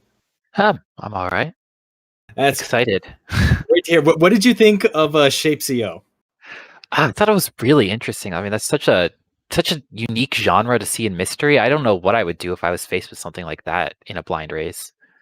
It's certainly an unusual category and an exciting one. Again, you never know what's going to happen in top 8. Also joining me is Phantom Matt from yesterday. Matt, how are you doing? I'm doing pretty good. How are you? That's great to hear. I'm doing well. I'm really enjoying this top 8. So Power Shovel. What are your thoughts? Could you control an excavator that well? Now, having played Yakuza Kiwami 2, I am an expert in construction affairs, and I feel like I would do very well if I channeled my inner Majima. I see. I mean, you are already a professional forklift operator as well. Then you're sold. Internet Dirigible is also going to be joining us. How are you doing today? Oh, pretty good. Pretty good. Very excited about the next game. Won't spoil it. Oh, I guess it is on stream. Very excited about it. I'll just say that. Don't spoil the runners yet, but it is definitely going to be exciting. Now, all of the previous commentators we had said that Andy was the shoo-in to win MT15. Technically hasn't been dethroned in a mystery tournament in a very long time, but I want to hear all 3 of your opinions, starting with you, ID. Who's got this? Who's taking home this match? Who's taking home the whole tournament? I think Maurice could win. The thing is, we see Maurice a lot more, and he's constantly winning when he joins matches, nearly always. And Andy doesn't join as many races anymore, but somehow it's just done enough in his life that he's just permanently good now. so it's hard to say. I certainly have more recent experience with seeing Maurice win, so it's hard to get that out of my head, but we'll have to see. All right, we'll count that as a vote for Maurice. Phantom Matt, what are you feeling? I feel like it's going to be close, but I'm feeling Maurice. And I'm not biased because me and him do commentary for Jolly every single time it comes up. I feel like Jolly should come up a lot less than it already has. It's on everyone's mind. Finals are soon, people. They can't stop, man. They're addicted. They might need to. Some girl. What are your thoughts on this match? What are your thoughts on this whole tournament? Who's taking it home? I mean, obviously, I think any of these players are more than capable of winning the tournament. They've all won within the past 5 tournaments or so, so it could be any of them. I guess no one's vouched for Zecks yet, so I'll be the one. I'm voting for Zecks. He took Andy to Game 5 in Grand Finals of MTX. I believe he won MT11, so he has a lot of recent experience winning. He's been in top 3 in the past several tournaments. I think this is his time. That's some strong analysis there, and I respect the opinion. Zecks and I actually go way back. There are tons of games that I've seen Zecks just pick up and within a week or so become a speedrun master of. So many games that he has just picked up and been like, oh yeah, I could be like 2nd or 3rd on the leaderboard if I try. And I feel like in some of these longer games that we see deeper into the top 8 bracket, he really gets the opportunity to show that off, to show his ability to quickly master a game and take it to the next level. Whereas I think Andy is more of a sprint runner. Of course, not to downplay his speedrunning accomplishments as well, but more of a sprinter. He just instantly understands the game and starts moving at a fair, good pace to it. Yeah. No, go ahead, sorry. Oh, I was gonna say, I think you kind of also saw that in the last couple of races. Like, it seemed like Zecks was picking it up in that Shapes game near the end, but just Andy got ahead early on and just kind of held the lead. So I think with some of these weirder, longer games, anything can happen. I think this is anyone's game. It definitely is. Now, I definitely do think that Zecks has a wider range of strong game categories, and I'd love to hear your thoughts on it. We heard some previous commentators' thoughts on it as well. Well, Maurice is incredibly good at first-person shooters, at really any game that involves a mouse and keyboard or a first-person player perspective, especially games where you can move and jump. I think Zecks just, 2D platformers, puzzle games. There's so many things that he is just top notch at. What are your thoughts? Internet Dirigible, let's start with you. I think Zecks could definitely beat Maurice at a certain platformer. Maurice is generally pretty good at platformers and pretty good at puzzle games, but I think with seeing Zecks' performance in previous MTs, there are definitely games where you could take a game off of Maurice, I think. Maybe even win. I see. Some girl. What are your thoughts?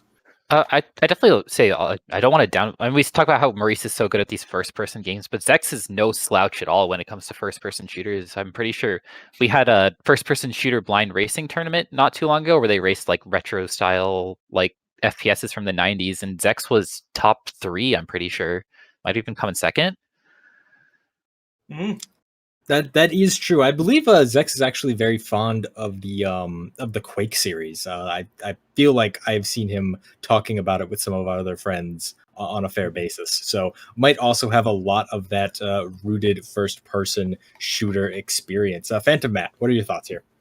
Well, I'm unfortunately not as familiar with everybody in the community as I am sort of newer and haven't been around since before last mystery tournament, but I'm gonna trust my co-commentators here. If they're excellent, then we're gonna see one heck of a shootout to get to the win for this one. There are no obvious winners when it gets to this stage. I feel like it's really it's not entirely luck of the draw, but I mean it could go either way. Yeah, that sounds about right. I mean, as we've mentioned, I feel like any of the matches that we've seen in this top 8 could have been the grand finals, just in terms of quality and in terms of closeness of the races.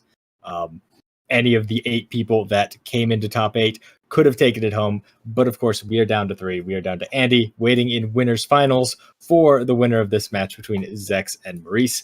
We are just going to take a few minutes here. We're going to make sure that all 3 of the potential games in this best of 3 are set up and ready to go, so we can just 1, 2, 3 knock the best of 3 out of the way, but that does mean a little bit more setup time loaded at the front. Let's see some more ties. And somewhere Roar is screaming. Oh, he's here. For anyone who missed mystery, pretty much screaming right here, just muted. Look, I didn't say it. I'm innocent. I'm not the chat gremlin today. I'm nice. For anyone who did miss yesterday's broadcast, one, you can catch it on YouTube. And for anyone watching on YouTube, you should definitely head over to twitch.tv/games.quick. Check out the hotfix content sometimes. There's hotfix content constantly throughout the year between major GDQ events. And all of it is so good. Content like this great Mystery Tournament Top 8.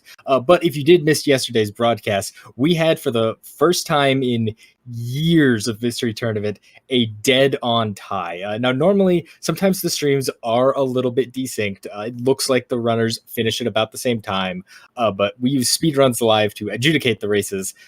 So usually one runner will have finished a second or two earlier on Speedruns Live. However, yesterday we saw two runners finish with the exact same time, and even after retiming it, it was too close to call. So we wound up having to play a tiebreaker for the first time ever in Top 8. And it was an experience. Maybe not a great experience, but an experience nonetheless. Yeah. Didn't the tiebreaker come really close to tying too? It wasn't as close. I believe the tiebreaker came within about 8 seconds. So, I mean, still very, very close. Yeah, Some more roars screaming indeed. It's funny that you talk about ties, though. It was actually last tournament in a match to qualify for Top 8. So a 9th place match, I tied with Adam 5396, and we had to redraw because we had to retime. It came down to a quarter of a second. Jeez. Oh yeah, but I lost the rematch, and Adam got the spot in Top 8. So. And Adam went on to go pretty deep into that Top 8, if I remember correctly. I don't remember. Yeah, this year, one of the new Top 8 competitors, Nikojazz, knocked Adam into losers, I know. And there was a lot of stuff that just kind of threw the bracket for a loop this year. For sure. This was definitely an explosive bracket. Again, it's always a surprise with how many people enter. We had 110 entrants for Mystery Tournament 15, I believe. And that means that there are going to be more than 8 incredibly skilled players in this tournament. There were definitely a host of killers, and some of them, like Adam Numbers, got knocked out very early in the tournament. I believe actually going 1 or 0 and 2.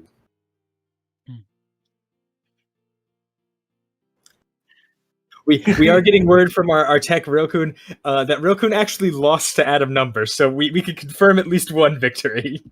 Yeah, no. I think last year Adam Numbers was the one who killed me too. Well, yeah, it's funny that you mentioned about how there were so many upsets. The bracket was so ridiculous. Then we look at Top 3, and it's like, oh, the usual suspects. It's no upsets here. It's Zecks and it's Maurice, the reigning champion.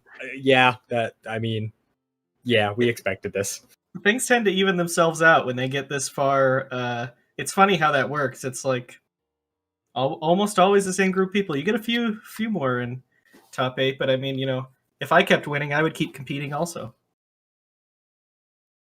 Indeed. I mean, I'll keep competing regardless. But I mean, even without winning, the fun of Mystery Tournament really is just joining in on the races and getting to see and play and experience all of the different games. It's a lot of fun. And it's a good thing to remind everyone that there is basically no requirement to join Mystery Tournament. When Mystery Tournament 16 signups happen, every single person in chat, in theory, could join Mystery Tournament 16. All you have to do is be able to submit 2 games to the game pool. True. Here's the thing, and use Speedruns Live. And maybe be able to stream at like a recognizable bitrate. That's true. Yeah, we do need to see the game being played. That is one rule, but that's generally easy enough to accomplish. Well, ID, speaking of seeing the game being played, our runners are ready, and it sounds like Tech is ready too. So without further ado, let's head into the first game of Losers Finals. Now, this is a genre and a game that is very near and dear to all of our hearts here at Mystery Tournament. It is a ball platformer. Ball platformer. This game's so good. This game is so good. Some girl, you should introduce this game. So this is Ball Platformer. It is a game that is on Steam. I have played this before, as have maybe like 5 other people in the world. I will chime in right here and say that in this commentary group, I am the only one who hasn't played this. But so what they're going to be doing is they're playing on Explorer, which means that there's no lives they have to worry about. They just need to get to the end of every level. This game has kind of a unique progression mechanic where if you actually want to sort of quote-unquote beat the game, you have to play through all the levels in this mode, and then play through the world again, where you get a power-up, but limited lives. For the whole and that world. Yeah, you get like 3 lives for the whole world or something. But they will not have to worry about that in this goal. No, there are 5 worlds. They're only doing 2 of them here. We initially play this game because it's called Ball Platformer, and I think that's a good enough reason. And this is a legitimately very fun game. The physics are a little weird. It takes a little bit of getting used to. You fall kind of slowly, but that's also where a lot of the fun comes from, especially in the later stages. Yeah, we're gonna see some kind of interesting mechanics in this goal. I'm trying to remember what the power-up for this world is. Climb, I think. Yeah, so each world introduces a distinct power-up that, like, you can interact with certain stage elements in a particular way. There's going to be, like, I think wall climbing tiles that they will need to stick to. There's even time power-ups in later worlds, so there's actually, it really goes a lot of places that you maybe wouldn't expect. This already seems much better than other ball games that I have seen in this community. I was going to say, I think for maybe the uninitiated, we should talk a little bit about Mystery Tournament and the history of the mystery community with ball games in general. I mean, they're just fun games. Yeah. Generally, ball games are just, it's a good genre because it's, it's about skill. It's about getting through the levels, and they're usually built difficultly. Although there is a game called Adventure Ball, which takes 9 hours to beat, pretty much, and has 9 levels, and we play it a lot. No, we don't. But so, I mean, I would say that a big part of the appeal of ball games in general is that they have interesting physics. They have generally like pretty short levels with pretty fast iteration. Like you die and you replay the level. That's pretty common. There's sort of like an instantly recognizable sense of how to play the game, but it's also not like trivial. And of course, they're also always incredibly high quality. There's never been a ball game of questionable quality.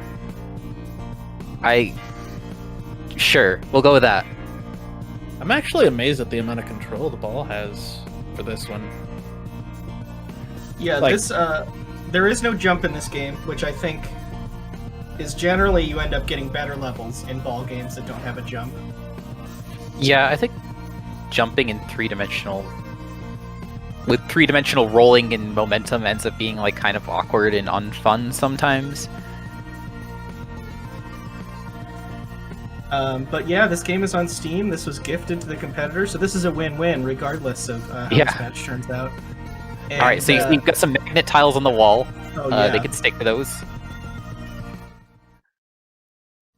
And it does feel a little weird, but it's not that hard to get used to.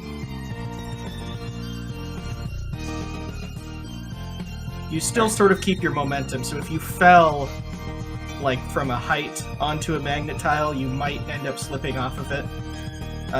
So that's something to keep in mind. I still remember one of my like favorite moments from when we played this game for the first time was the last world has like kind of a space theme, and there was this planet that had kind of like this. I was confused, and I was like, why does Saturn look like it has a cow print? And it turns out it was this magnet texture stretched all the way around the entire planet. Oh my. Yeah, it's this is a good example of probably programmer art, but at the same time, this person knew what they wanted. It's effective though. It clearly communicates what the purpose of each tile is. There's no ambiguity like, oh, what does this tile do? No, it's like, it's a magnet. You stick to it. But yeah, this game's very good. There's 6 reviews on Steam, and 4 of them are from people you've seen on this channel in the mystery tournament. So, hey me. So I'm our trying- runners are now. Oh, go ahead. Yeah, we're tied back up. Maurice took a death a stage ago that set him behind, and nice. Maurice did the skip, and so did Zecks. There's a bit of an earlier skip they could have done, but it's a little risky. Uh-oh. Oh, just got pushed a little too far away from the wall. Maurice takes the death. One of the sort of weirdest aspects of this game, especially with these climbing tiles, is that you control the camera, and your controls are relative to the camera. So you can kind of change where the camera is facing to have the controls be what you think would be easiest for what you want at any given time. It gives you a lot of control over the game, but it does take a bit of Zecks goes for gets so greedy there. Oh, I do not agree with that decision. oh, and Maurice just grazing that log. Maurice playing it safe. This level, actually, you can skip, I think, a fair portion of it, and can end up getting up to the top, but it's difficult.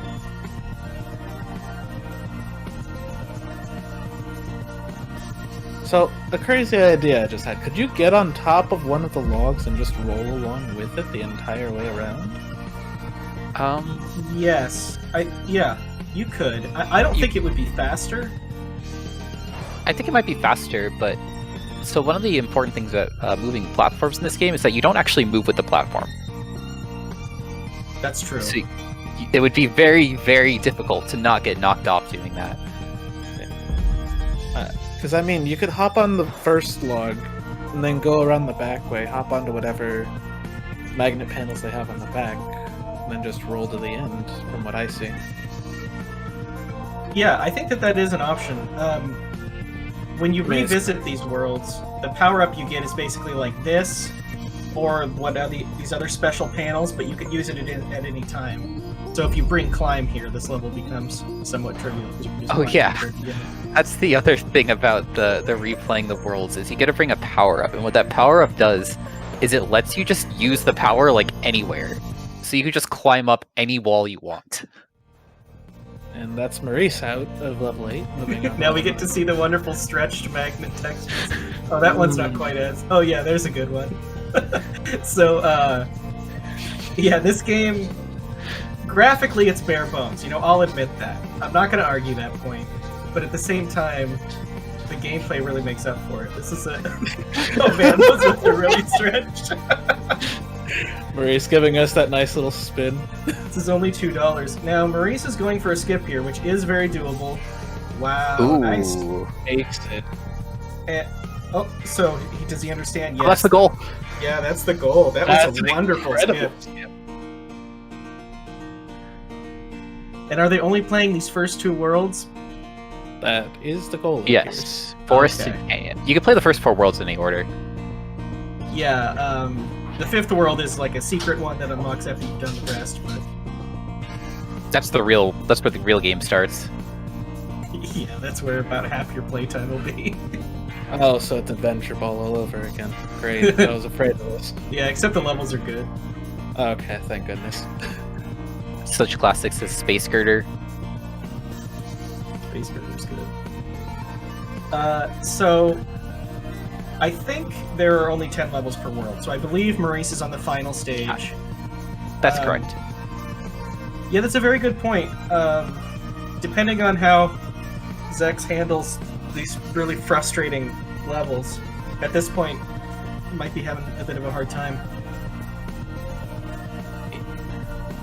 Maurice, maybe even himself, though, because he lost a lot of times on this stage and doesn't know how Zecks is doing.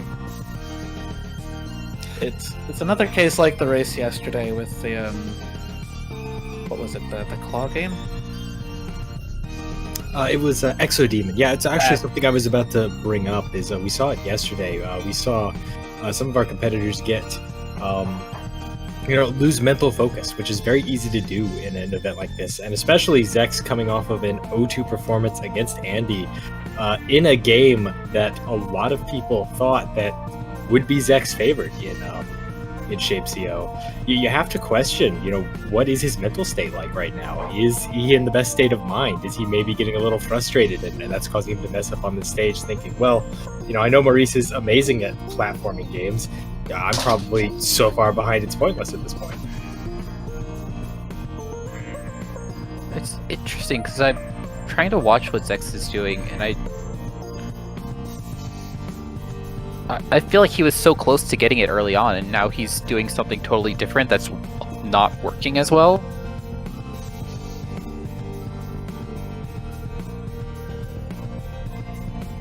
Yeah, the technique is strange. I feel like from what I've noticed early on, Zecks was kind of winging it more with the camera and keeping it at stranger angles, and I feel like he has made a more concentrated effort to keep the camera at this specific angle, and it doesn't seem to be as working as well for him. It seems like he's almost having some depth perception issues when the ball gets nudged by the rollers, and whether it's still attached or not. All right. Maurice has cleared the forest. Going on to the canyon. It's So there's a interesting- hub world. Yeah. Yes. There's only just 4 corners of it, and then the final level in the middle, but it's cool regardless. When you play a 3D game, I guess the controls are always relative in the camera, but in this game, it means a little bit more. Just because you're going along walls, and you can have left either push yourself left along the wall or left into the wall. Which on this stage is very relevant that Zecks is on. Right, so this world is much more difficult than the previous one, I would say. Not the hardest world, but there was a couple levels that might wall them for a little bit, including a couple fairly lengthy levels, so this race is not over. It's going to be tough for Zecks to come back. The unique mechanic of this world has, they do a lot with it, even just in this world. Because I don't believe there are any climb tiles, but we do get a new symbol that doesn't need to be stretched, actually, so. So it's a much worse one.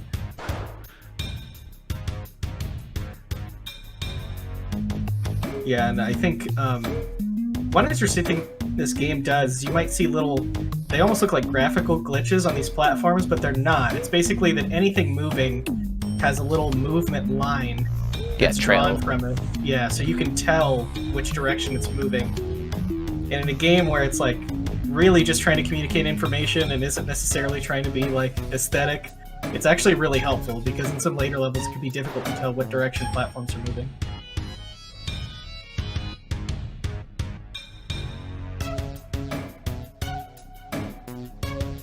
Oh, here Zecks is doing the thing that I thought of earlier. Oh, there it is. Oh my, is he gonna get the clear doing this? Is Again? this how Zecks finally clears the level? Oh my god. Probably gonna need to come off onto this one. Yeah. Gets up. Easy as you Nice. meant. Like, almost falls at the end. Good. Past the man. wall. It feels heart. good to be past the wall. We'll see if Zecks does the same skip Maurice did here.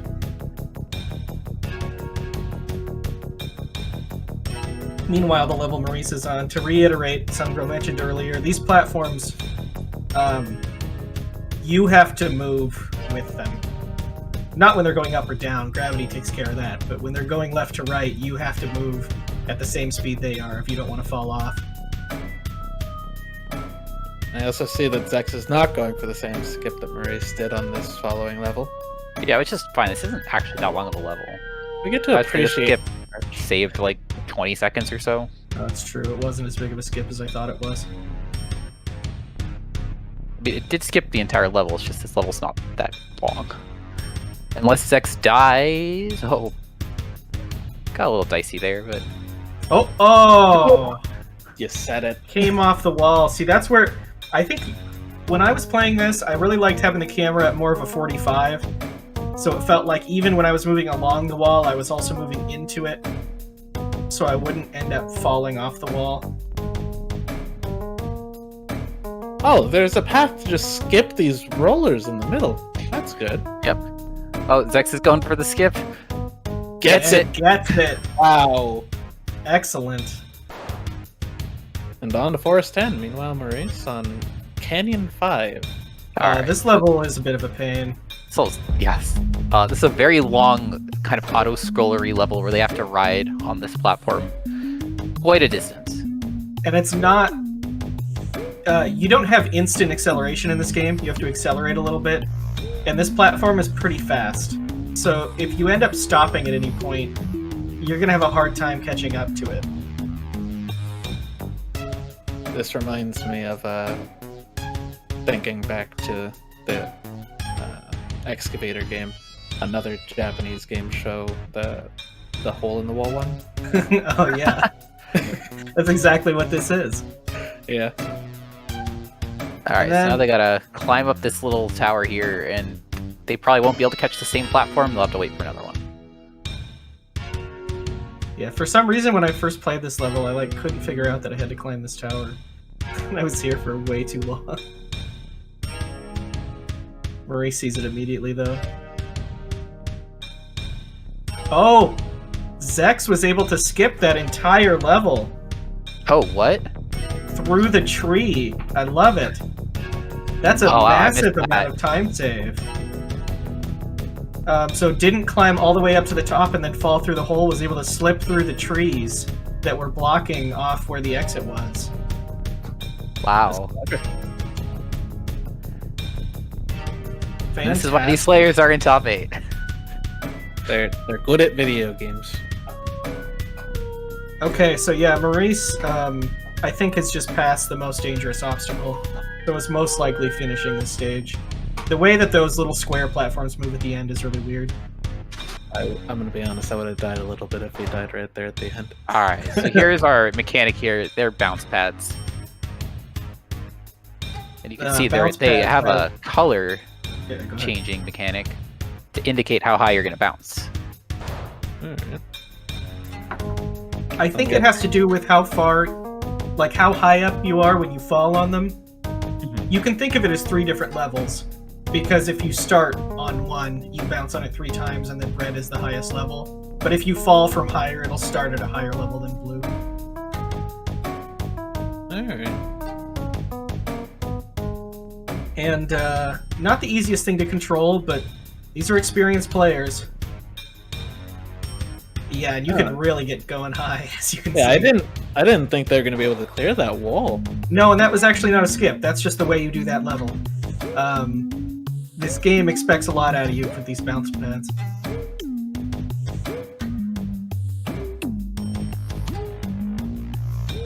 Yeah, shout out to the music in this game.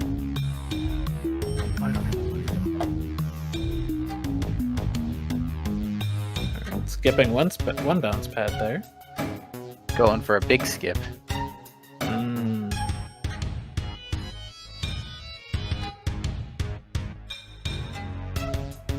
Yeah, so at this point, Maurice could get walled. He only has 3 levels left, including this one, so... Yeah, it's gonna be real tough for Zecks to make a comeback, but it is certainly possible. If I remember correctly, 9 is kind of a weird one where you have to... If this is the one I'm thinking of. No, it's not. So that level must be 10. Oh, I don't like this. Yeah, so this is basically the same as level, I think it was 4 or 5. But this time, you're constantly bouncing. You could choose not to bounce. Yeah. And I think that's almost kind of like a little tricky way that makes the stage a little easier. Or I guess you couldn't have gotten over that. There weren't any gaps in that one. You need to jump around this obstacle. Smooth. Maurice sees it. It's the language of games. I mean, it's clear more or less what it's asking you to do, but to get it the first time and not have to retry the level is a big reason why these people make it to top 8. Yeah, this is I'm very impressed by what I'm seeing, that's for sure. This is terrifying me with every jump. he's on a pretty good cycle here. I don't think all of the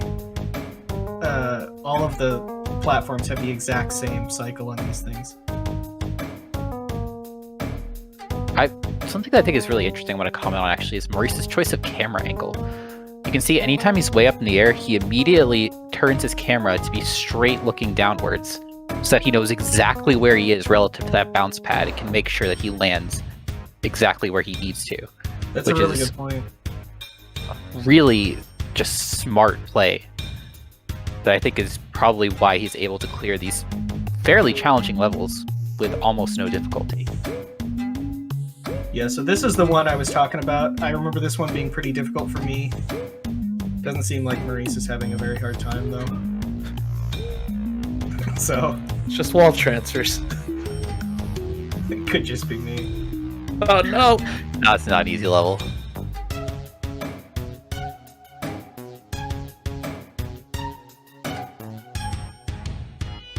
Oh, there's the goal. And that's it. There it is. Maurice It was done. all that one level. Done with a time of 21:25. Very impressive showing. That is. I am very impressed by that. Maurice just making absolute short work of ball platformer, showing his mastery of ball platformers, the genre and the game. Absolutely. $2 on Steam. Highly recommend it. Yeah, I mean, there's... It's certainly an experience. It looks like it controls mostly well. Controls really well, actually, and it's pretty quick to get used to. The third and fourth... The third world's not that hard. The fourth world is actually pretty difficult. And then the fifth world is... I don't know. I would almost say it's very difficult. I would agree. Yeah. Well, I mean, I would say the difficulty mostly comes from when you have to replay the world with limited lives. Mm-hmm. So, with this style of play, it's not as difficult. It isn't, although it's worth mentioning, I think Maurice one-shot every single level in Canyon. I think that's true. That is true. I didn't see an explosion. Well, I love the skips from Zecks, especially that level 10 skip. I don't think... Because a lot of the skips, because you have to replay it without losing lives, you end up getting impatient and want to do skips. But I'd never attempted that one. That was pretty cool to do blind just like the third or fourth time through the stage. Mm-hmm. But with that does mean that Maurice is going to be up one game over Zecks in this best of three. Reminder, this is losers finals. That means that whoever loses here is out of the tournament in third. And the winner will move on to play against Andy in grand finals. Now, something, again, I brought it up a little during the race. I feel like I have to bring it up again, is the ability to stay cool mentally and to just kind of refresh that mental state after every game. Zecks is now on a 3-game losing streak. So if the next game isn't maybe something that necessarily agrees with Zex's specialties or sensibilities, this could be a rough 0-4 for Zecks today.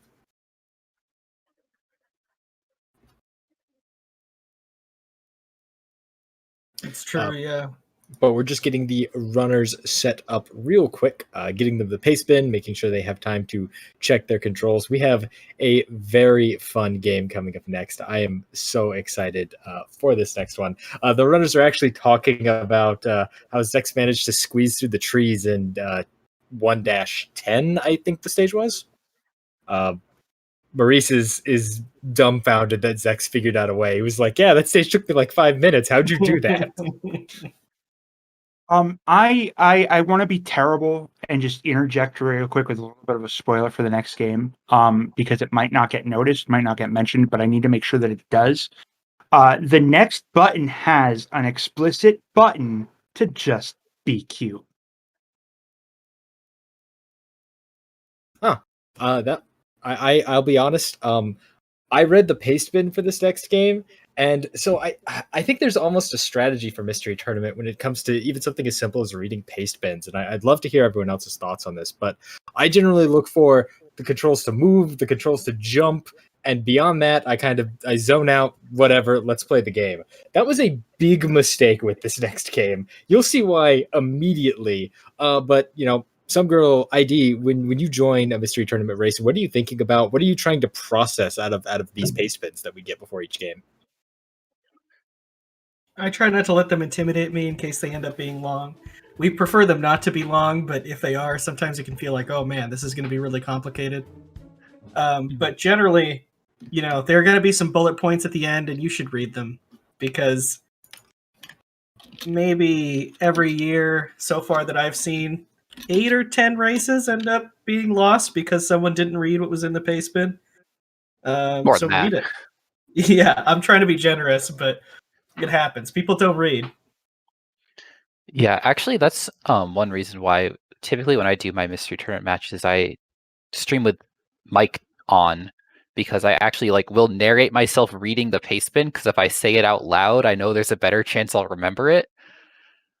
And if there's a ton of stuff in the paste bin, sometimes I'll just open up a notepad and take notes on the stuff that's actually important. Wow, going the extra mile there.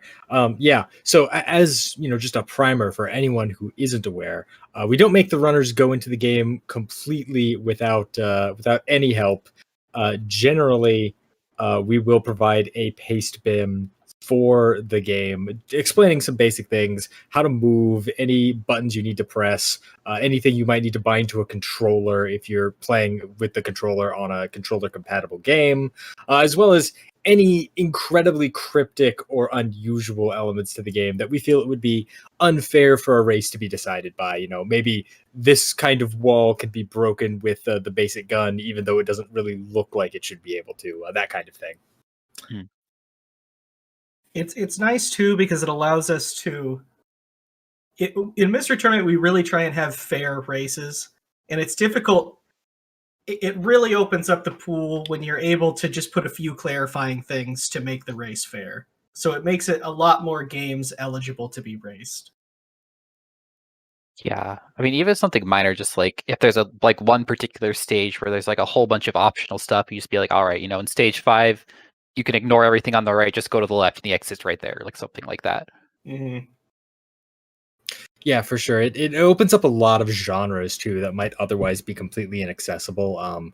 You know, we do generally avoid things like Metroidvanias, but a Metroidvania with a well-written enough paste bin can still be a fun and interesting mystery game challenge for sure. I think it's difficult to find them. the most notable paste bin heavy game that we had was we actually had Initial D this tournament, which was fantastic. Oh yeah, it was entirely untranslated, so the paste bin had to do a lot of menu walking through. That's right.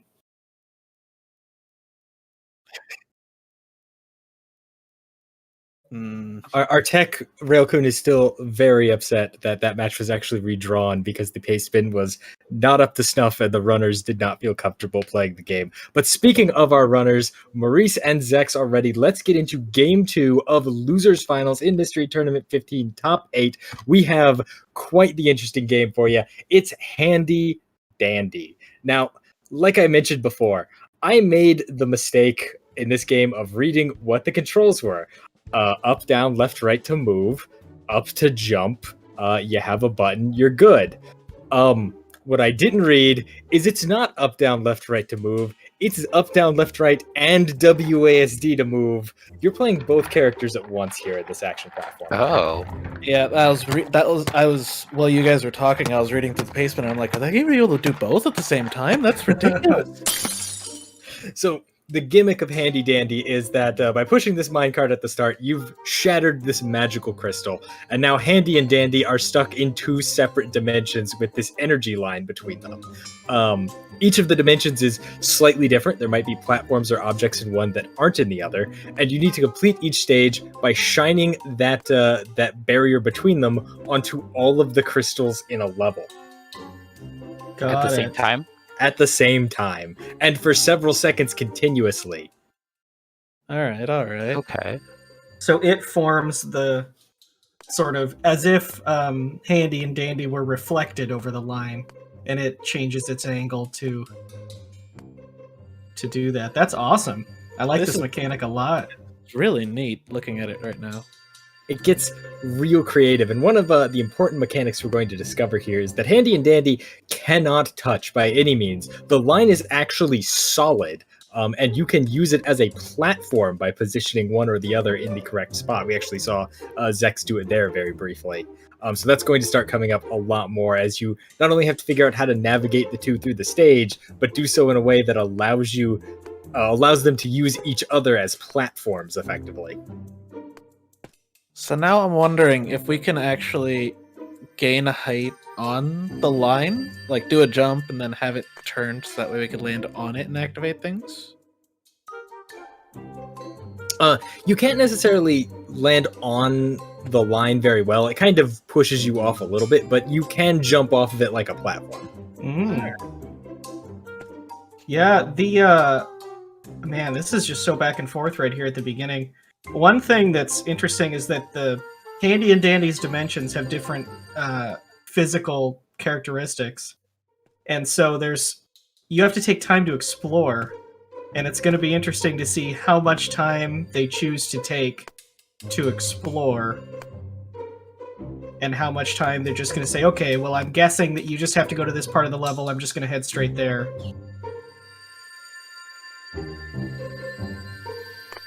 Wow. Alright. This is a really cool game. Yeah, and it's a very tight race so far too. Yeah, I'm not sure what Maurice needs to do here. I guess they're both on the same level now. If one's on the platform and one's below it, the line is too low. So maybe slow? Need to use this. Yeah. Yep, they need to use the platform and the ditch to get in there. Zecks is trying to just kind of finagle the line into the right spot by standing on top of each other. I'm not sure that's going to work. Something, again, that's really important to mention is they are playing both characters at once. One of them is controlled with WASD, the other is controlled with the arrow keys. And while they are, different colors and are wearing different clothes, it doesn't necessarily intuitively register which is which. It's very easy to get your hands mixed up. Looks like Zecks almost had it. They were able to hit both of them just for a second, just by angling the line just right, but it couldn't keep. I love this. It's worth putting into words that not only does the angle change, the distance is always at the midpoint between them, so it's gonna... That's why going up to the very top of this stage is what solves it, and the very bottom. There we go, Zecks sees it. Maurice a couple levels ahead now, though.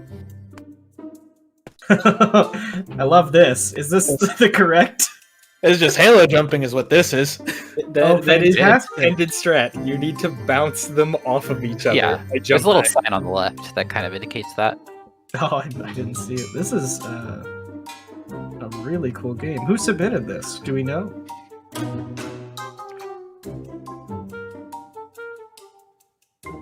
Yes, this was submitted by Scrambles, who I believe is actually in chat right now, mentioning that nobody has pressed down right now, so they haven't been able to be cute. I hope that was in the paste bin. It is. It's at the very end.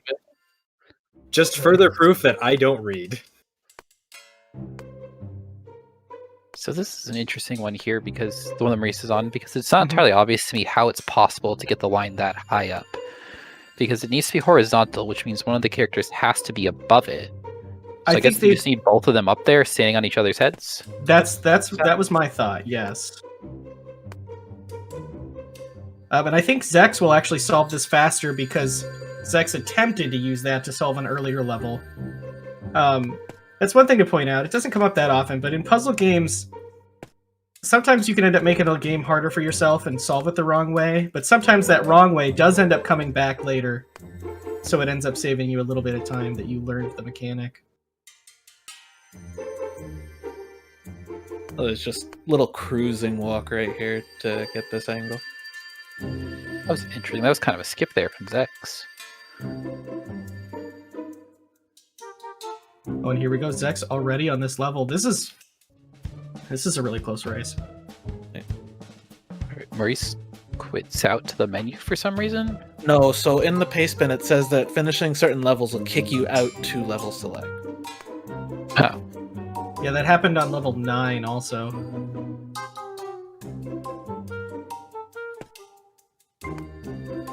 And we have a lot of levels here. This is level 32 that we're going to, so if they're only on 12 or 14 now, we've got a lot of time. Additionally, it's worth noting that the path does diverge at one point. There's an A set of levels and a B set of levels, and the paste bin does explain which set that they should play so that the playing field is fair. Zecks did quit out to the menu there. Is there not a quick restart? No, there is no dedicated reset button. I mean, you can't at this point. There's no movable objects or anything. You can't really lock yourself into a fail state. What do you think on this level that Maurice is on? Okay, there it is. Up. Not quite. I think if Maurice got closer. Yeah, the red one seems to be up there, and that'll work. Oh, okay. There we go. That's a difficult thing to visualize, honestly. It's not a relationship between lines that we think about a lot in our heads.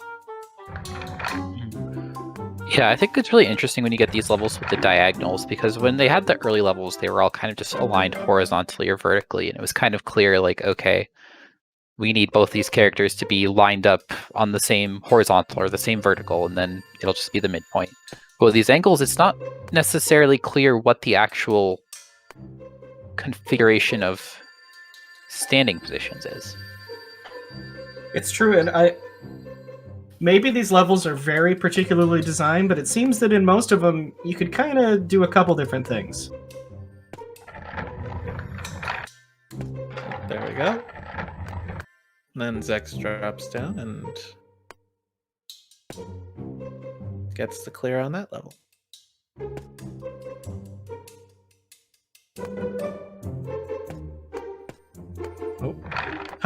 So yeah, Maurice just did exactly what Sent was talking about, where after that elevator jump, moved the wrong character to the right.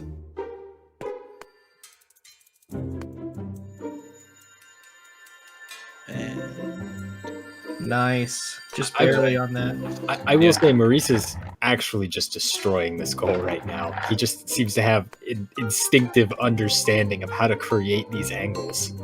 So, something I just noticed from Maurice's screen is that objects appear, that you can move objects and they stay in the same spot, and no matter which dimension you're in?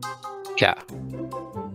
And in fact, just kind of past that little minecart between dimensions, which is pretty nifty. Okay. Got it. So these movable objects aren't affected by the dimension line. But the minecart is the thing that broke the magic crystal. Why wouldn't it be affected? Well, it's because it came in contact with the magic crystal or something. Yeah, it's true. It was at the center of the explosion, so it was isolated from the splitting effects. It's at the eye of the storm.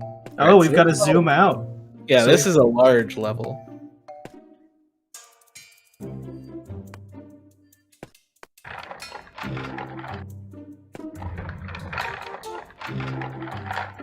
I would have, and I mean I am having, but I guess I'm not playing it, a hard time remembering what platforms exist in which realities. Oh, absolutely. So one thing that's interesting with this level Maurice is on is there's that minecart way at the top left. And obviously, like, your instinct is going to be, okay, how do I use that minecart? But I don't even see how they'd even get up there. I would assume it's just another Halo jump once you get both characters up that close.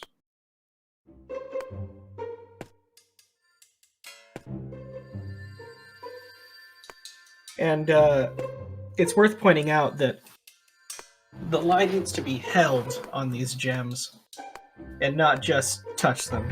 I mean, it's somewhat obvious, but the game prevents you from doing a lot of things that you'd want to do. Just kind of jump and get the line into the right spot. It's a pretty significant amount of time, too. Maurice just found that the red character could just go up the left side and has now moved the cart down by 1 tier.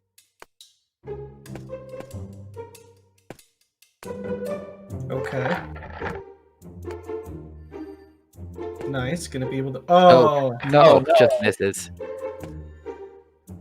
Oh, that sucks.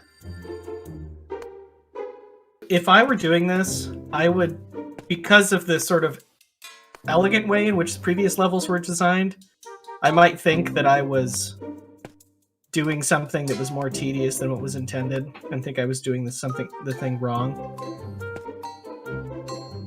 So the question is, where does Maurice need to put this other character? Maurice needs to get up higher than. There we go. Nails it.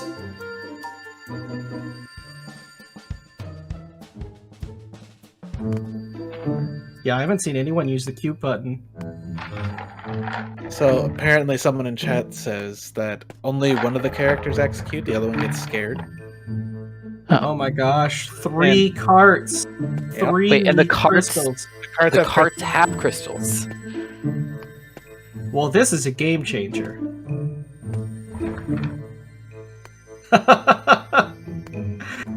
That's so interesting. You have to move the cart, like... Swap them. Swap the characters, and you got this. Okay, that works too. Oh, pushes it a little bit too far. There. Alright, it works. Having 3 points and points that you can move around could really lead to some difficult levels. Oh yeah. It's one thing to figure out where the characters go, but figuring out where the crystals go is a whole another dimension of puzzle. It makes me wonder if we're gonna start seeing reflectors. Oh wow.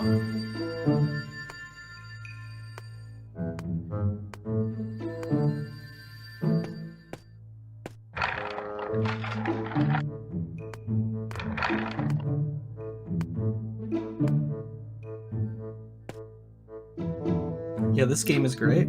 This game really is so good. I think one of the things it does very well, that's hard to capture in a puzzle game, especially a puzzle game that's genuinely worthy of a blind race, is it really ramps up the difficulty in an understandable and digestible way. Like, every increase in difficulty is something you can very easily acclimate to, but then you start putting together these massive stages with these mine carts that swap between dimensions, but also the mine carts are crystals, but also there's 3 crystals to care about. and suddenly, you have a very simple concept that's incredibly difficult in execution. Oh, for sure. Yeah, and still 10 levels to go.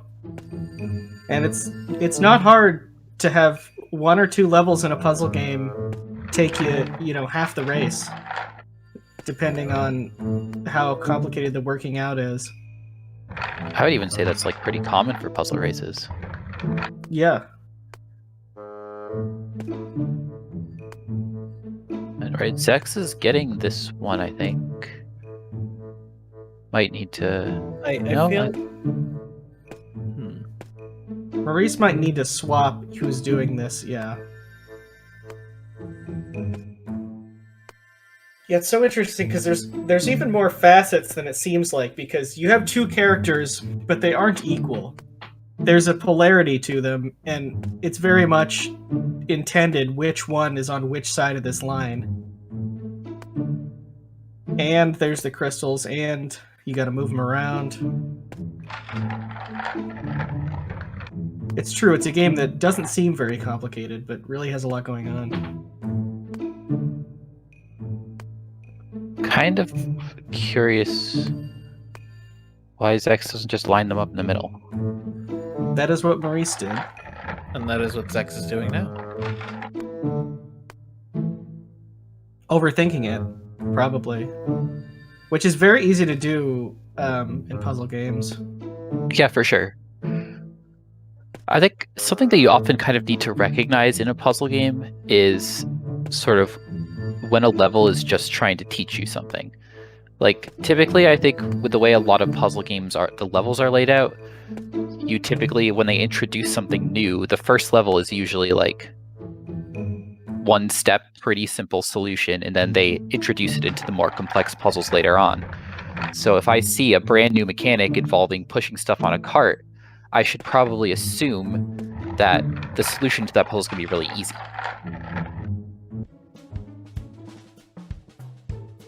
That's a really good point. It sort of like holds your hand to learn the new thing, and then it starts experimenting on it. Yeah, which is really good puzzle design. Meanwhile, Zecks is almost caught up. I think one level behind now. Yeah. Yeah.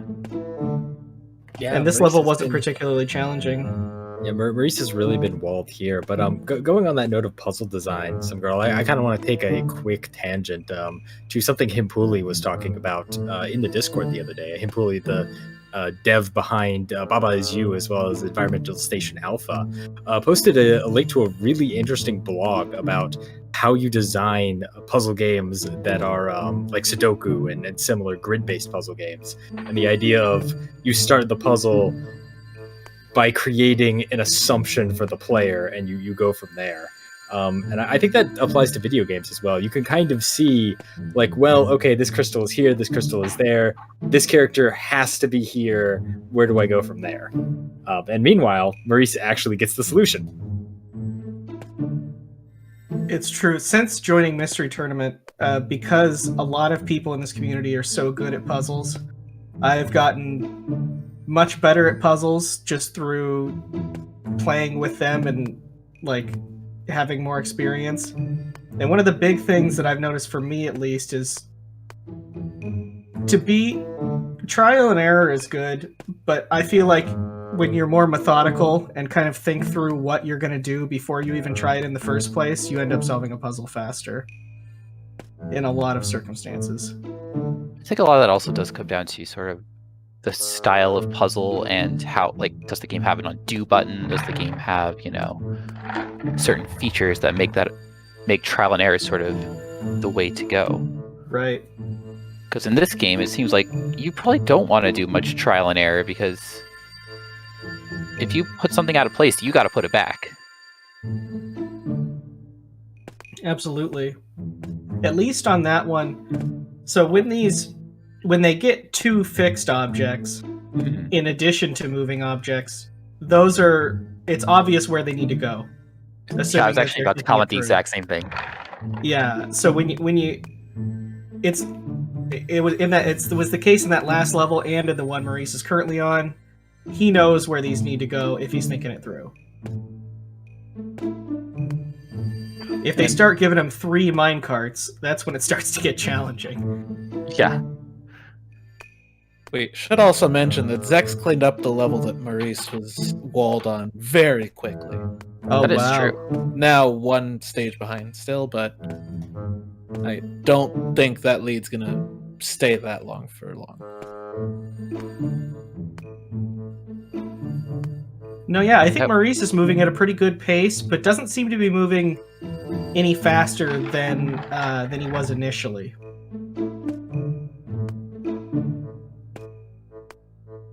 So if Zecks continues to improve, we could see some big changes.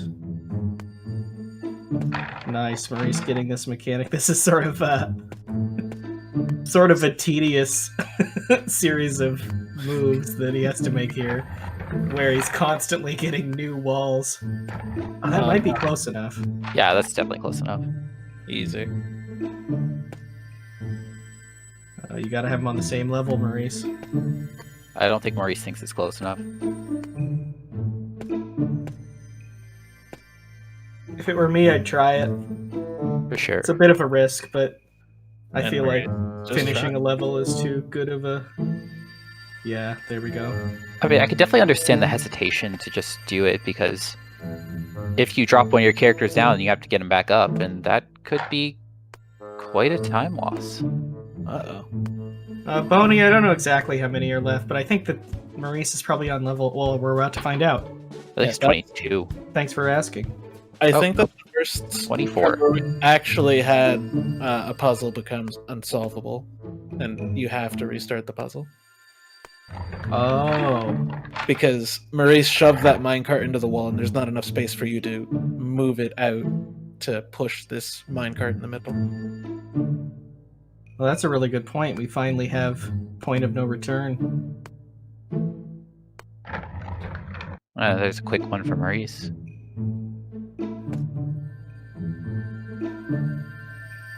So this is a very close race. Yeah, I think this could really still go either way. Wall potential is always there, and these aren't like, you know, this isn't a match where you're only doing 5 puzzles. We did have 1 or 2 of those this mystery tournament, but these aren't trivial, and it's really easy to make an assumption and have it be a wrong assumption and get your brain stuck in the wrong place for too long. Because I think Zecks probably has to push that a little more, but basically has this. Oh yeah, well, with the right one being a little out of sorts. Or the lower one, rather. Zecks, you got this. Just right now. There we go. Very nice. Nice, and that level Maurice was on was pretty much all platforming. Knew just where it needed to go, but they make it hard to get there. So I think with these levels, increasingly the challenge is kind of becoming like, where do I go? Yeah, it could be that it seems like a lot of puzzle devs lately like to kind of organize their levels in themes. So like all of, you know, a certain adjacent numbers or consecutive numbers are going to be where do I go levels that don't, and then some are going to be minecart levels. Seems like we're into a series of of pure platforming, what's in each dimension level. Oh, Maurice needs to get into that little alcove there. There we go. I think he has this. Alright.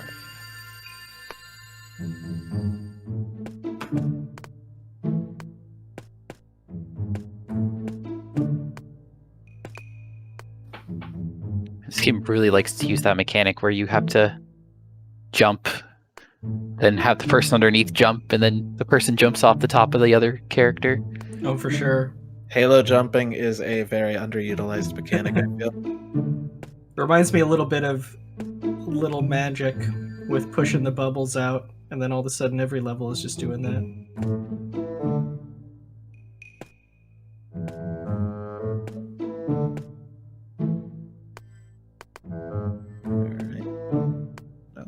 Okay.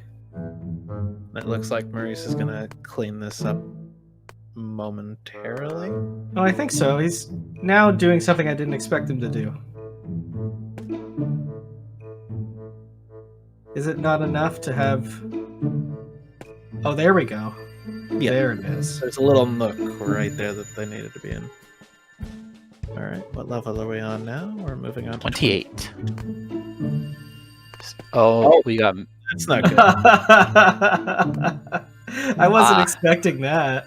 So now the question is, can you... Yep, you prevent the monster from moving. Or does it freeze when you have it trapped in the beam for long enough in the correct direction?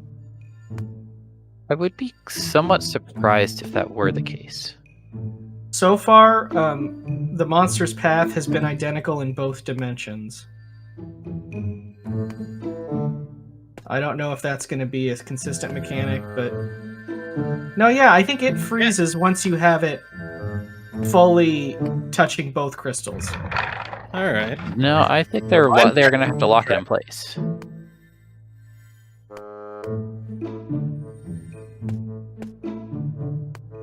I think they were locking it in place with their bodies. I don't think it can go past you.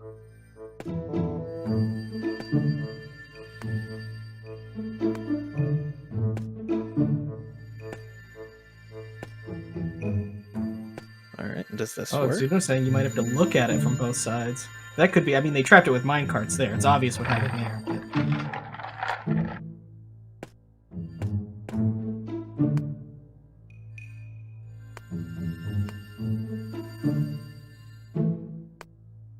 regardless, another big wrench in the mechanics of this game that was, I'd say, somewhat unexpected. None of us here in commentary expected moving crystals. Like, animate moving crystals. No, I mean, I didn't even really expect crystals in minecarts. Tester here. I actually didn't finish this game because that night my hands were hurting. I didn't expect moving enemy. I didn't want to spoil it. When the game started, someone in chat was like, "Yeah," and then the portal mechanic happens, and then the head crabs with crystals show up. Wow! I really did We're want to just a few levels off. Yeah, they did it. I don't know if this game eventually gets portals. I hope it does. That sounds horrific. It sounds fantastic. I don't know what you're talking about. Yeah, I'm here for that. Yeah, Maurice, just chill out a little bit. You got it. There you go. There we go. Moving on to level 32. This is Wow. Race. The final boss. 2 minecarts, an animate. And what a boss it is. There's only a single fixed point. Well, it seems based on the position of the minecart tracks that they're almost certainly going to want to align everything vertically. Yeah, the enemy is basically a fixed point also. Like, yeah, I mean, it's mostly the have fact much. that neither of the minecarts can actually move to the right of the fixed crystal at the top. So that means they have to be aligned vertically, because otherwise, if one was on the left side of it, the other one would have to be on the right, and that's not possible. Oh, yeah. I mean, it looks like in the green dimension it could move a little bit to the right, but it would just end up falling off. And... No, there's a little, like, wooden post there that stops it. Yeah, The tracks are the same.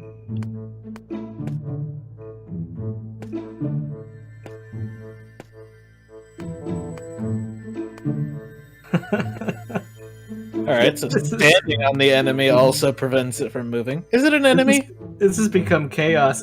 You know, it's not. It's a friend. It's an obstacle. I think Maurice gonna get this pretty quickly, though. Oh, yeah.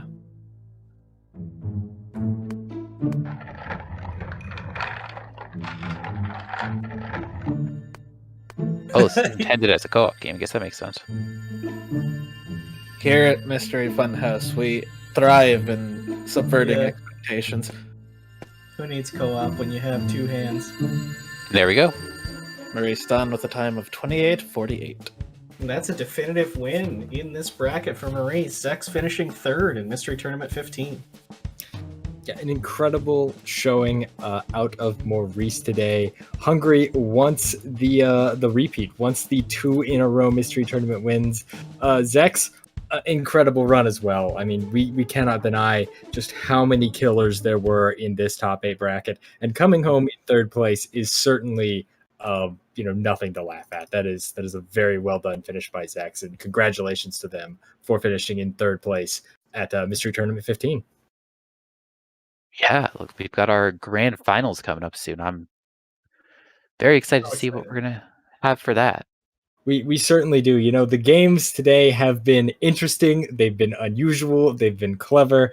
And while I know most of the top 8 pool, there was one specific game that I was told would be played in grand finals that I was specifically told by Aurora and Exuno, "Sent, please don't play this. We want your reactions to it blind." And I am looking forward to it. And I hope you are all also looking forward to the grand finals of top 8, which we will get to very shortly. We are going to take a quick break first, but then we will be back and we will get to see Andy and Maurice play it off. Andy, of course, coming in with a 1-game advantage due to entering the grand finals from the winner bracket. Before we go, though, Some Girl, ID, Phantom Matt, thank you so much for coming out and doing commentary. I hope you got to enjoy the games. At least I hope it was a fun commentary time for you. Oh, that was great. Thank you so much for having us. Yeah. I think these two just stole $2 from my wallet, so Yeah, I'm not gonna lie. I think I might pick this game up after the stream. So it looks really cool. As well as the ball game that I actually had not played ball platformer, and that looked really. I'm very scarred from Adventure Ball. I was one of the original racers of that game years. I'm so sorry. I haven't touched a ball platformer since. But maybe my frozen heart has finally been thawed. We debated that Adventure Ball might not be a real ball game, so get yourself ball platformer. That's definitively a ball game. Or this is how they draw you back in, only to horribly betray your trust again. Oh no.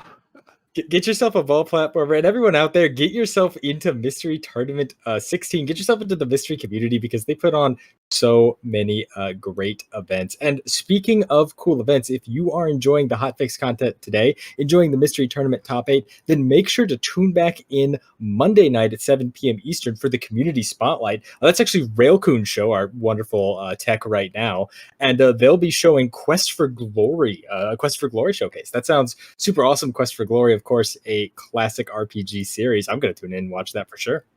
But we will be right back with Grand Finals. We're going to take a quick Twitch ad break first. Stay tuned. Don't go anywhere. You really don't want to miss it.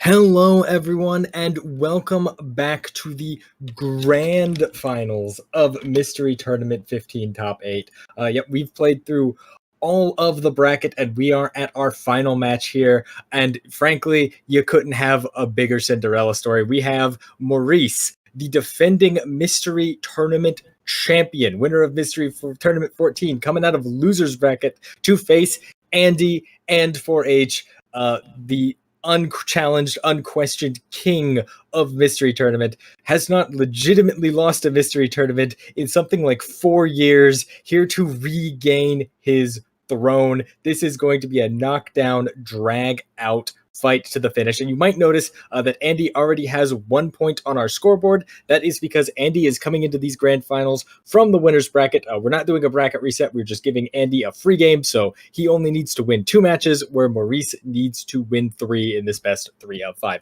Now, I'm joined by some amazing community members to help me hype up this grand final. So we have Tetsuya. Tetsuya, how are you doing today? I'm doing well. I'm pretty excited. Maurice just being able to defend his title against the Return of the King. I'm hyped. Any match in this top 8 could have been grand finals, but this is the grand finals I was envisioning. We keep saying it, but you know it is true that this is really the grand finals that was destined to happen. Now, something I want to point out, as we've mentioned, Andy, undeniably the favorite to win the tournament. I think every commentator we've had on has basically said, well, realistically, Andy's going to win, but here's who I'd like to win out of this top 8. But an important point to note is that Maurice is on a win streak right now. I believe 4 games in a row, just sweeping. So do you think that momentum is going to give him an edge against Andy in these grand finals? Or do you think Andy is just such a rock solid player that he's not going to budge? It absolutely could give him the momentum he needs, because momentum is definitely a thing in Mystery Tournament. I mean, before we had the 2-day split, it was so hard for some competitors to fight out a loser's bracket, and they have to do like maybe 5 hours of matches while the guy in winners finals got to sit pretty and wait. I think that's somewhat changed now that we split it. I think it was a good change. And Maurice, out of anybody in this tournament, has what it takes to take the crown from Andy. It is anyone's game. I legitimately believe that. We certainly do have 2 Mystery Tournament champions here, and I cannot wait to see which one of them reigns supreme. But before we do, we're also joined by my good friend and Mystery Tournament admin, Mythical9. Mythical, how are you doing today? Oh, I'm doing fantastic. I've been looking forward to the finals for months and months now, and we're down to it now. It is only grand finals left. Only one person is going to walk away the victor. I want to see not only who it is, but also what games they're going to be playing to get there. I do too, for sure. Now, we started with 110 competitors. We are down to the final 2. But before we get down to the grand finals match, for anyone who might just be tuning in, could you tell us a little bit about Mystery Tournament? Maybe give people kind of the rundown and tell them about what they need to do to join the next one of these great events. Yeah, so Mystery Tournament is a blind speedrunning tournament. You play a game for the first time, knowing only the basic information of how it plays provided to you by the tournament organizers. Usually they'll use a website called pastebin.com, and so you've probably heard the term pastebin being thrown around a whole lot, and they're just referring to this little document that has this basic information in it. And aside from that, you just try to go as fast as possible. What that actually looks like depends entirely on the game you're given. It could be almost any genre, so maybe it means you need to understand new mechanics to solve puzzles. Maybe it means you need to read the flow of a level to figure out where to go, or how best to combat enemies, or maybe just how the heck do I even stay alive and get through this? Or sometimes, in the most obscure cases, you need to figure out what to even do. And the core of blind speedrunning is rapidly processing new information and making tons of decisions on what to focus on. Both the big, conscious decisions, but also there's a lot of smaller subconscious decisions being made the whole time. And you got to figure out what to focus on and how best to approach the challenges a game provides. In a way, it's testing a player's raw ability to just play video games. And it's part of the reason why, despite so much randomness, we always see the same players rise to the top 8 event that we've been putting on today, and that's why it's no surprise that maybe 2 of the best that we have are here in grand finals. If you want to join Mystery Tournament, though, that's the other thing. Is you want to join the Discord? There's a link to that in the chat. That's where you get started. You'll need to, fish around for a couple games to submit, because the players submit the games that get played during the tournament.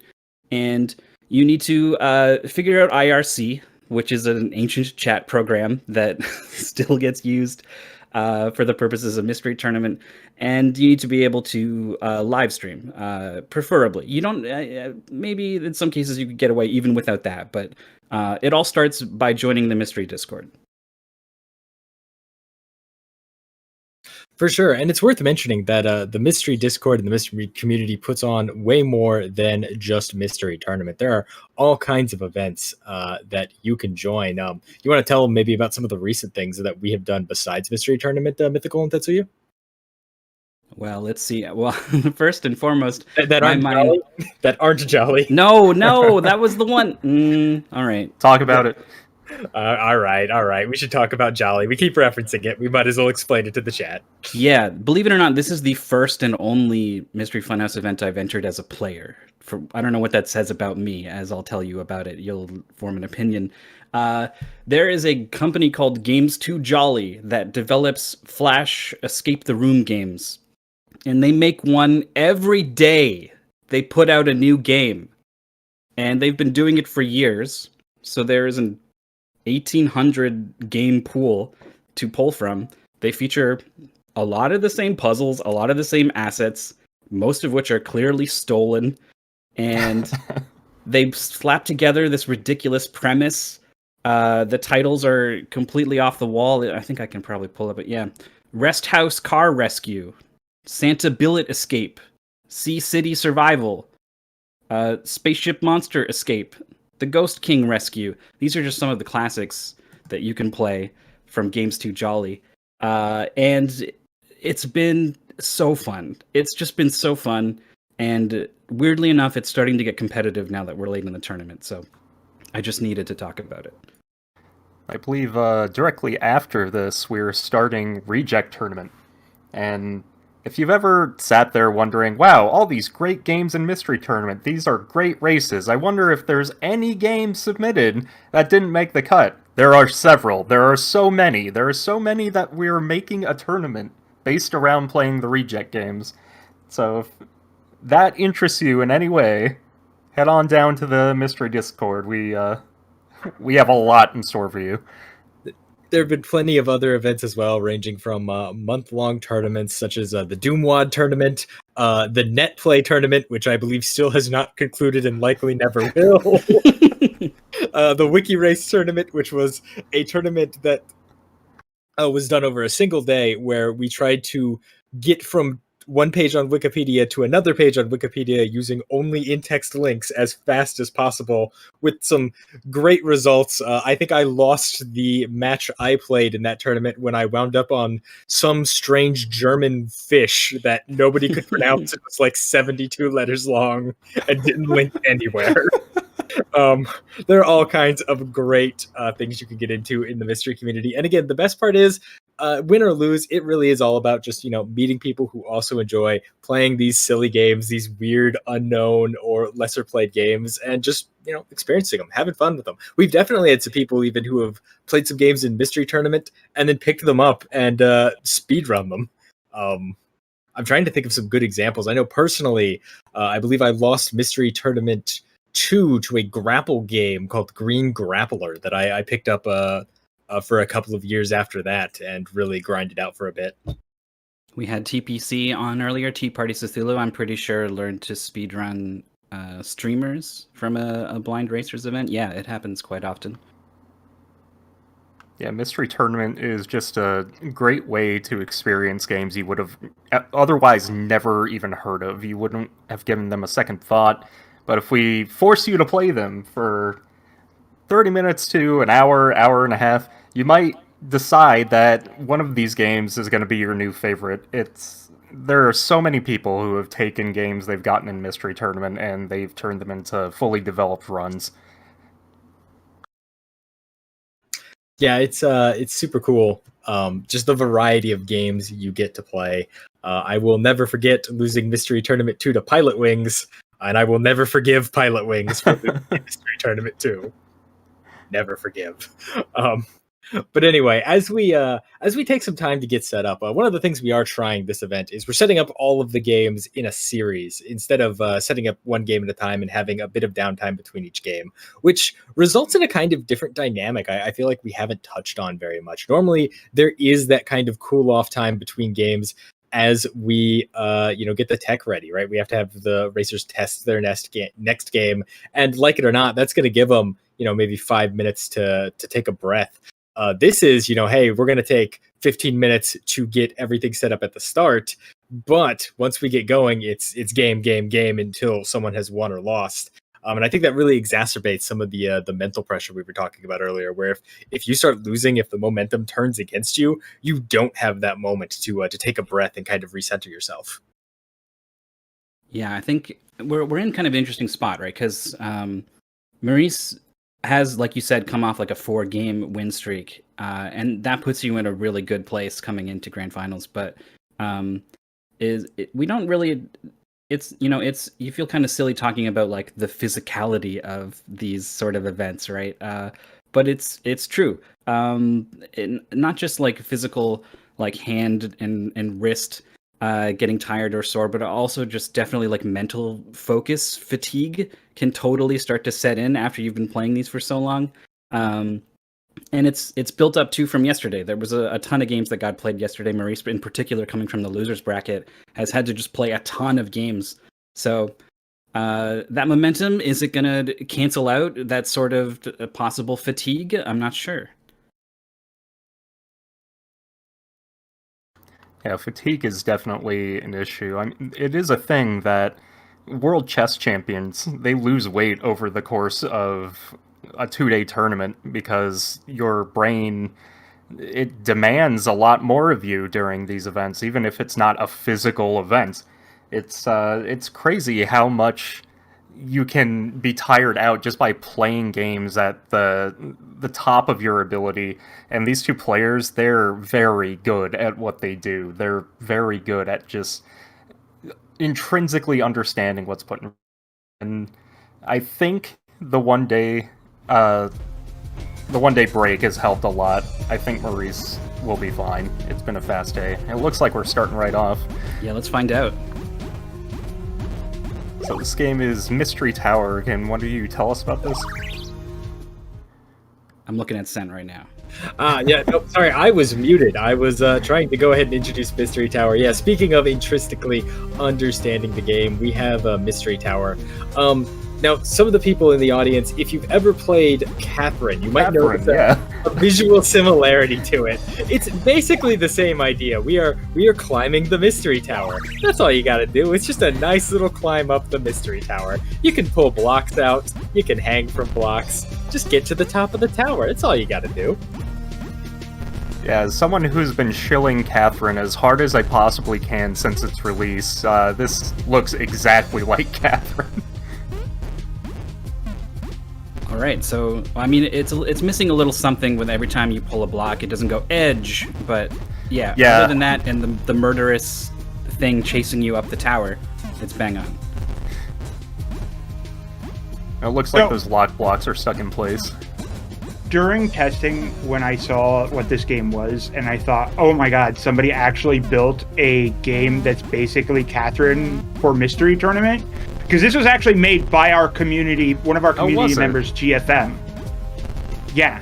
So I was immediately like, yep, this needs to go in top. Done. I don't care what anybody else says. Yeah.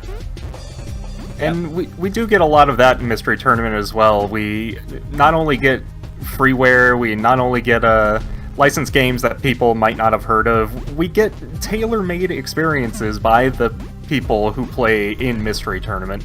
It's crazy the level of talent that some of our competitors have, and games you will only get to experience by joining and participating in Mystery Tournament. Now, Tetsuya, for the benefit of some of the people in our audience who maybe have never played or even seen Catherine, as our resident Catherine expert, would you kind of like to give us a rundown on the general strategy of climbing this kind of tower? Absolutely. I've been training my whole life for this moment. Catherine is a game where you push and pull blocks to get to the top of the tower. It, in theory, sounds simple, but there are some blocks that change the rules, so to speak. In this circumstance, it looks like there are some lock blocks, and as you can see on Alpha's side, the Alpha side? Andy's Not side. Alpha side. We'll change that in a moment. That's Andy. As you can see on Andy's side, you can also push out some blocks, and if this follows Catherine physics, you should be able to block out sections of this tower to be pushed off completely, and you can bring down the goal to you as opposed to going up to meet it. I'm not sure how many different blocks have been included in this, but so far it looks pretty much exactly the same as Catherine, with you only needing one side of the block to meet another block for it to lock in place. You can go off the sides, you can push the blocks off the side, and so long as one edge hits, it'll stay there. Now, every now and then we see one of these yellow crystals. It's got the word checkpoint on it, so if you look closely enough to read that, you'll understand what it is. And it looks like Andy is going to be pushing both blocks at the same time in order to get past what I'm going to call floor 1, I suppose. Alright. Level 5 is connecting towers. Yeah, and for example, you see on Andy's side, that block on the left, it's only touching by like the little sliver on the left edge of the block. That's sufficient. All it has to do is touch on one side.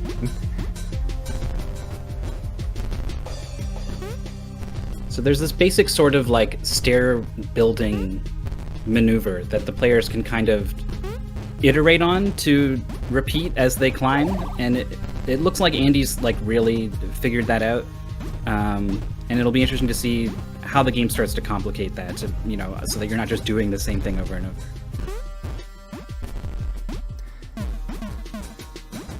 Yeah, and I guess this, like the other tailor-made thing we had in Enigma, you have the level names giving small hints as to how to progress, like level 5 connecting towers, you want to go around and connect these two towers and walk across them. I guess level 4, pushing all the way, the idea was that you can push away sections of the tower. It doesn't look like either competitor really did that much. But that's okay, there are still solvable solutions for this. Alright, Andy's crossed over to the other side of the tower, has a couple blocks here, and has just shunted one off into the void. I'm not sure if that was the result that Andy was expecting, but you can, you know, sort of ferry these back over to the right side, and I think that's going to be just about enough for a clear.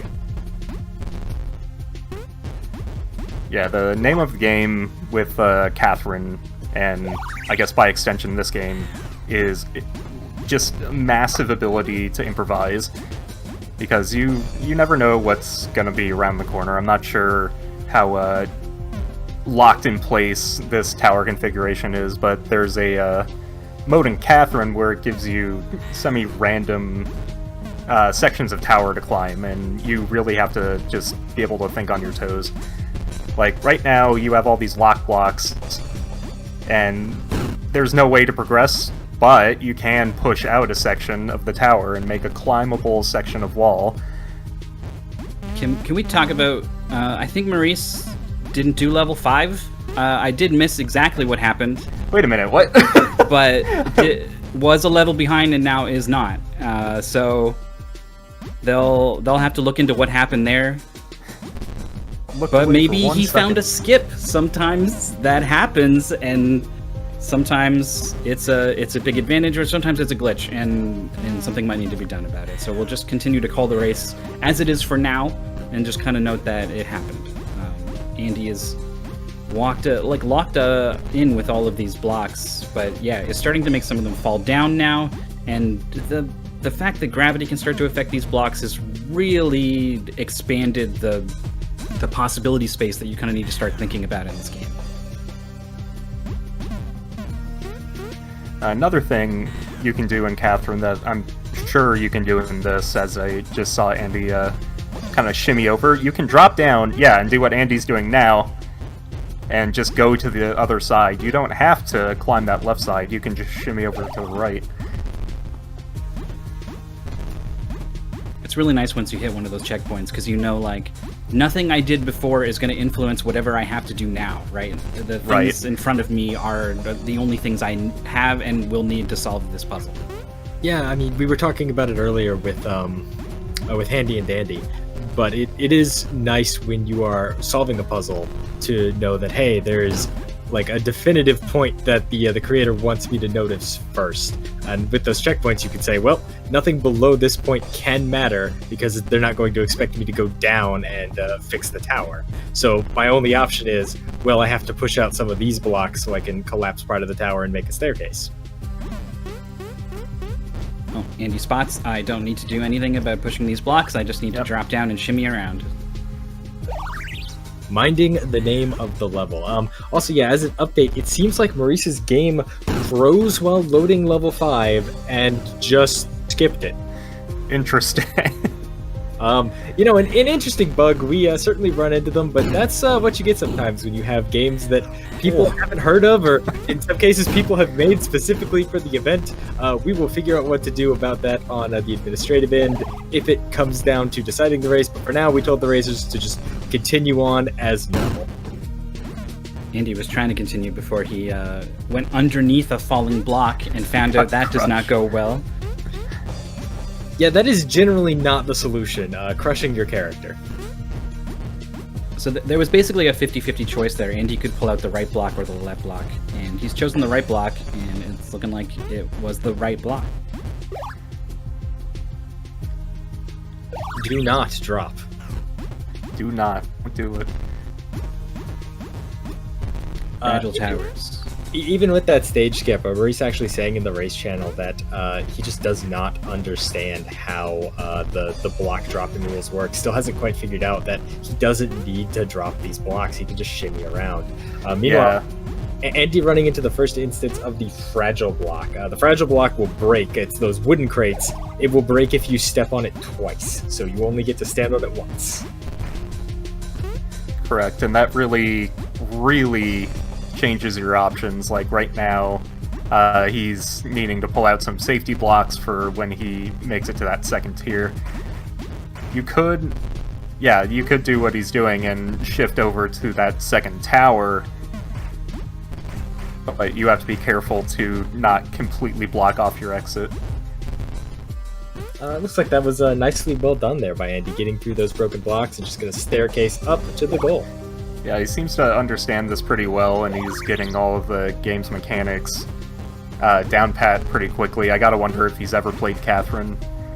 We did ask the racers before the race, just for fun, if they had ever played Catherine. Andy said that he had played some versus mode against his brother, who is a big Catherine player, and is currently watching the stream and laughing at him. Sounds about right. There is a somewhat small, very dedicated community of competitive Catherine players. Oh, that was interesting what Andy just did. Yeah, that was a strange interaction. Those blocks, by the way, with the T on them are heavy. They just take longer to fall or push. Yeah, they take longer to fall, but he fell straight down, and he managed to catch himself on an adjacent block.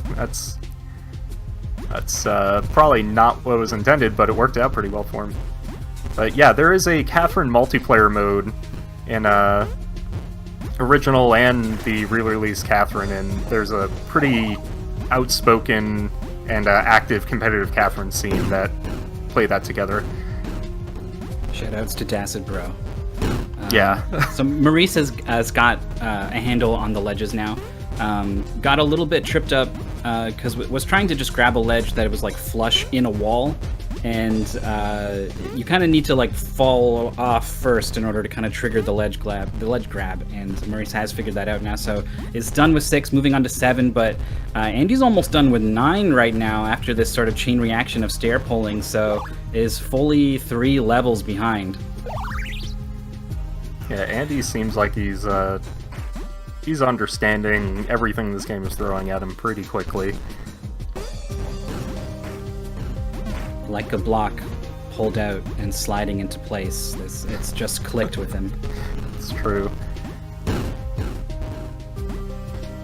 Okay, has collapsed the left tower, and I think can pull that right one out and then over to the right to transfer push it right over.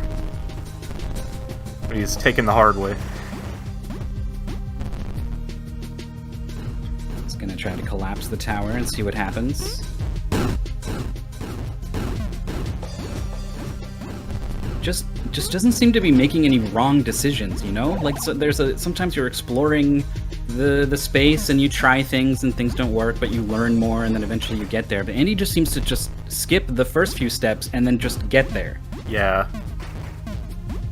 It's calculated. It's not by accident by any means. Every move that Andy has made has definitely been with knowledge of what's going to happen. We can see it. He's hesitating here with these breaking blocks because he knows he only gets one chance to move across them. But then when he does moves across them perfectly and gets to the next checkpoint without any trouble. Very few blocks to work with, and has to not get crushed, so reacts to that pretty nicely. Go fast. He's about to lose a block underneath him, but he has sort of created part of a staircase. Yeah. When in doubt, stairs is a pretty solid piece of advice for Catherine-like games. So the thing Maurice maybe was wondering about why blocks aren't dropping when he thinks they should is, and something that maybe becomes more apparent when you actually play Catherine, this is the game this is based on, is there a voice that goes edge every time a block lines up with an edge on another block, and I think that's what supports blocks really, so you need it to be completely unsupported by all of its edges before it will fall.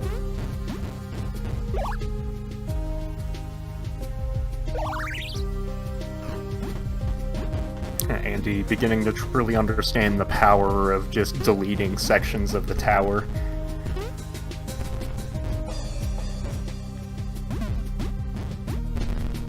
He hasn't gotten to one of these points yet, but he probably will if Catherine level design is followed like it has been so far, in that you won't have enough space in some circumstances to pull out blocks one after another and make a giant staircase as he's been doing. But what you can do is, if you have a panel of 3 or 4 blocks next to each other, just completely vertically going upwards, you can pull out a stair, jump on the bottom tier block, make yourself a new platform, stand on that, and just go up that way. But Andy is not really needed to do that yet. Any circumstance where he hasn't had enough room, he's basically just been trying to delete sections of tower, and that's been working out just fine. Yeah, I've been trying to see what his game plan is, and it seems like he's mostly just making a mess of the tower, but he is always giving himself an escape, and he is always kind of like lowering the tower, so I guess if you were to just destroy everything, eventually the goal would come down to you. It's true. Yeah, like in this circumstance... Oh no. His strategy of just making the one-step staircase all the way up is not going to work, because all these are lock blocks, and he can no longer rely on that. Yeah, he has got to lower. He's going to lower the left side. So I thought that he was in an impossible situation, but then he kicked out some blocks underneath the left side and has brought it down and created this kind of inequality. And now maybe it is possible. Meanwhile, Maurice... Yeah, you can drive that box over there and Oh yeah, there he goes. Maurice has been making up some ground. Was 3 levels back, but now is only 2 levels back, and is pretty far along level 9 as well. Also going with the tried and true strategy of just pull 1 block out and climb it, make a staircase.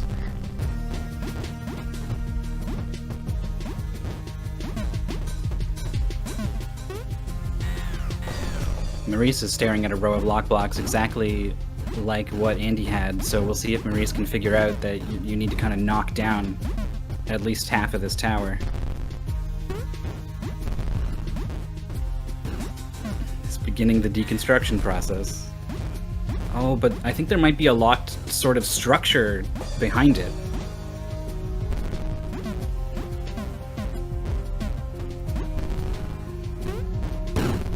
This is tricky. We saw Andy was able to play out of this exact situation, which probably saved a lot of time compared to having to restart from a checkpoint. And now Maurice has to make that decision, right? You're going to lose a lot of time trying to fix this if it's impossible. Yeah, I think Maurice just has to take the reset, and he indeed does. Walking across a block as it's falling. Nicely done. You don't need it there forever.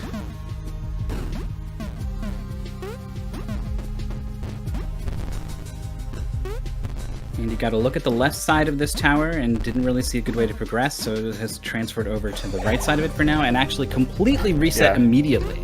He gave up. No need to waste time. It's looking sketchy, just bring it back to how it was. Yeah, did not see an easy way out of that situation. Decided it was better to just go ahead and reset the tower. And I admit, maybe if I had a little bit more time, I could study to see why, but it was definitely not clear to me what Andy saw that would warrant that. I think both players are kind of operating on a level that I would not be able to right now. Oh, this here in the center section is exactly what I was talking about, where the pulling out 1 block and trying to make a staircase, he just doesn't have room for that, so what he's going to want to do is pull out 2 blocks. Not like that. Jump on the bottom one, use that as a sort of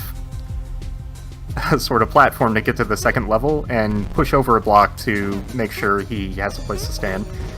You can do that with any 3-block vertical sections,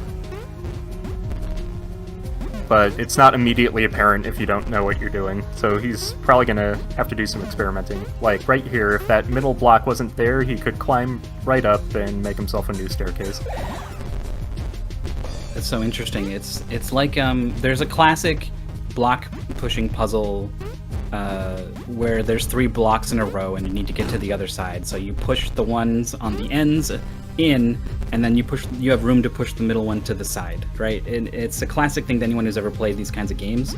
And it feels like this is like a different version of that, basically. That you kind of is like a basic sort of fundamental block pushing thing that they're gonna have to discover live in the middle of this race. Yeah, it kind of is. If I'm not mistaken, Tet, you can do that ad infinitum, right? Like, it doesn't matter how long the tower is, as long as you got that 3-block column? Yep, you can use that to ascend, but it's not immediately apparent if all you've been doing is doing the staircase thing like Andy's doing.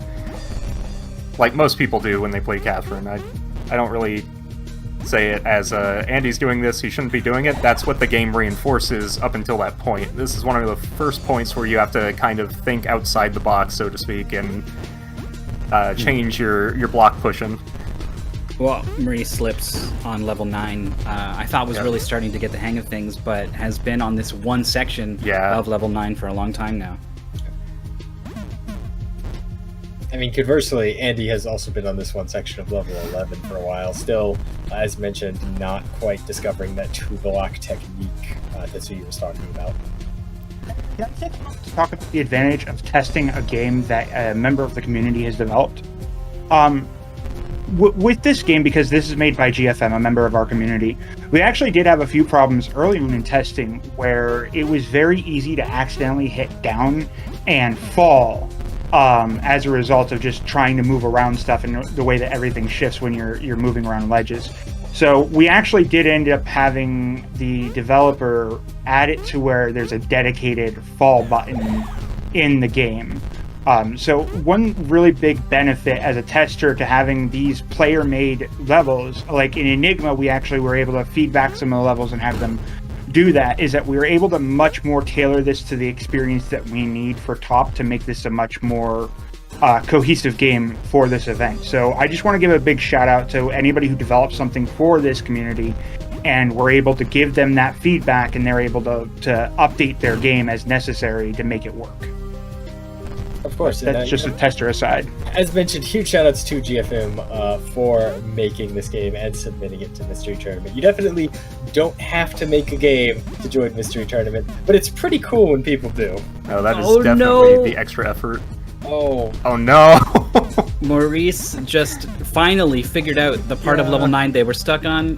Admittedly was going about the ending in kind of a strange way by just destroying the entire tower rather than climbing it. And then I think it was probably an accidental input, climbed up underneath the falling blocks. We saw the frustration wiggle afterwards. Maurice is always all too keen to let everyone know how he's doing, just sort of communicating with his mouse. Maurice is so expressive in his little his mouse movements. It's really fun. But yeah, going back to like the sliding block puzzle thing, part of the skill that comes in solving puzzle games in a mystery setting or indeed any blind setting comes back to the fact that, you know, every puzzle is just a permutation on the same concept. It's what you can do, what you can't do. So some puzzles are gonna look similar to puzzles you've seen before, and that goes back to Andy saying, you know, the key to being a good blind competitor is to just play a bunch of games, be familiar with the kinds of things that come up in these games, because, you know, they're always gonna be reminiscent of each other in some way. That said, I feel like this sort of Catherine-style game is like, it's kind of unlike basically anything else I've ever seen. Like, it's quite unwieldy. Yeah, for a video game, it's pretty unique. It's again, like you said, it's more in line with sliding block puzzles. It's more conventional puzzling. Now, I have no idea how he just did that with the staircase at the bottom, but he just ignored the making of a new platform thing that this level was trying to teach, and he's like, no, staircase. Always staircase. I swear, like, a block just didn't exist. Yeah. Or something. I don't know how Andy did it, but Andy did it. Going back to the forklift game where it just gets easier if you fail a bunch or something. Yeah. I have learned nothing, and I'm not about to learn anything. I'm going to make this game do what I want it to do. I've gotten this far with staircases. We're getting to the top with staircases. Oh, look at this big path over to the left that tantalizingly takes you right next to the goal, but there's no way up to it. So you're right there, and this is the game saying, no, you're gonna learn this certain thing. Oh, I see. The exit will never come down, so you can't just destroy this tower. Okay. And Andy neglects the lesson and is trying to teach him to go back to his tried and true staircase strategy. Just making more staircases, but it's working. It is working for him as he moves on to level 13. That was definitely me and everyone else I knew going through the first Catherine game the first time. Maurice just finished 10, so is on to 11 now. This is the level that walled Andy for a long time. I could see Maurice having gained some kind of understanding or something that might help him not struggle so hard with that level. So before he pulled that block out, he was doing exactly, he's still kind of doing it.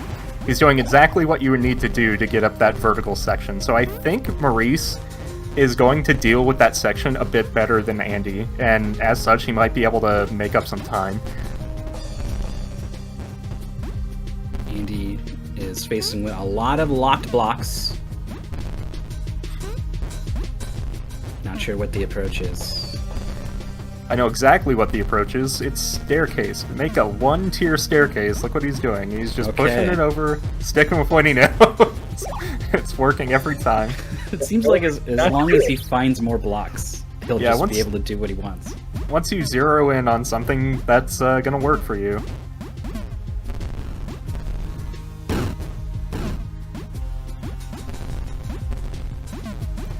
essentially what he's doing is the game is not giving him enough space to make a normal staircase, so he's making more floor at the bottom so he can make his own staircase. If it's not working, he's just gonna push out the level until it does work for him.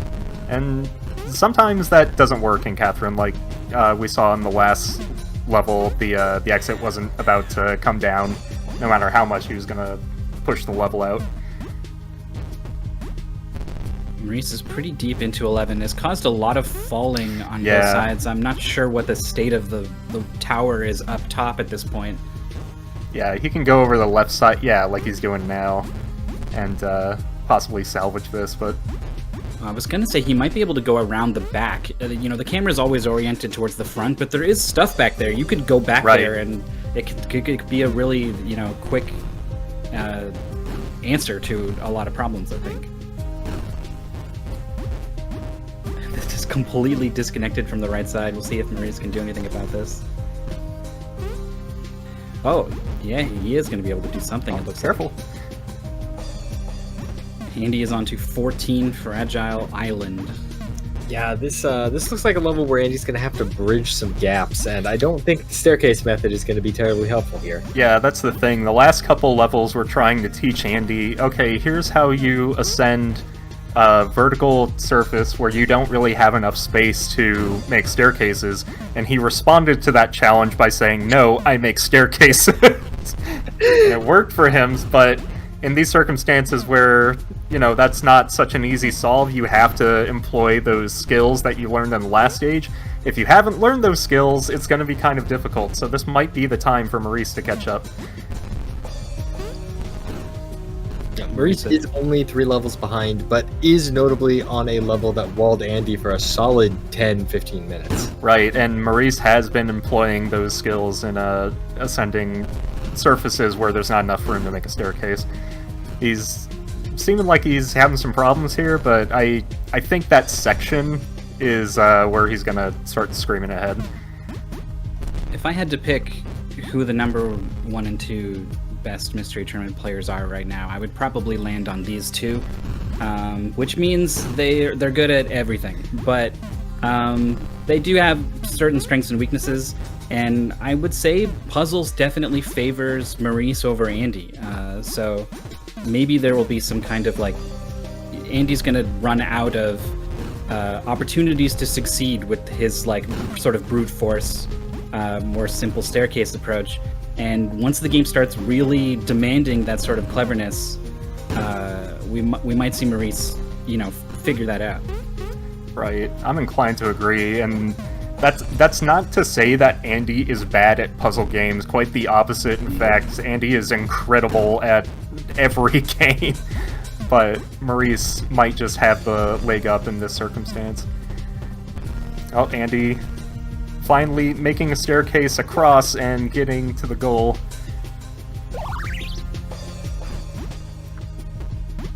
Maurice. Now this one's interesting because you have a complete roof over your head that you can't staircase out of.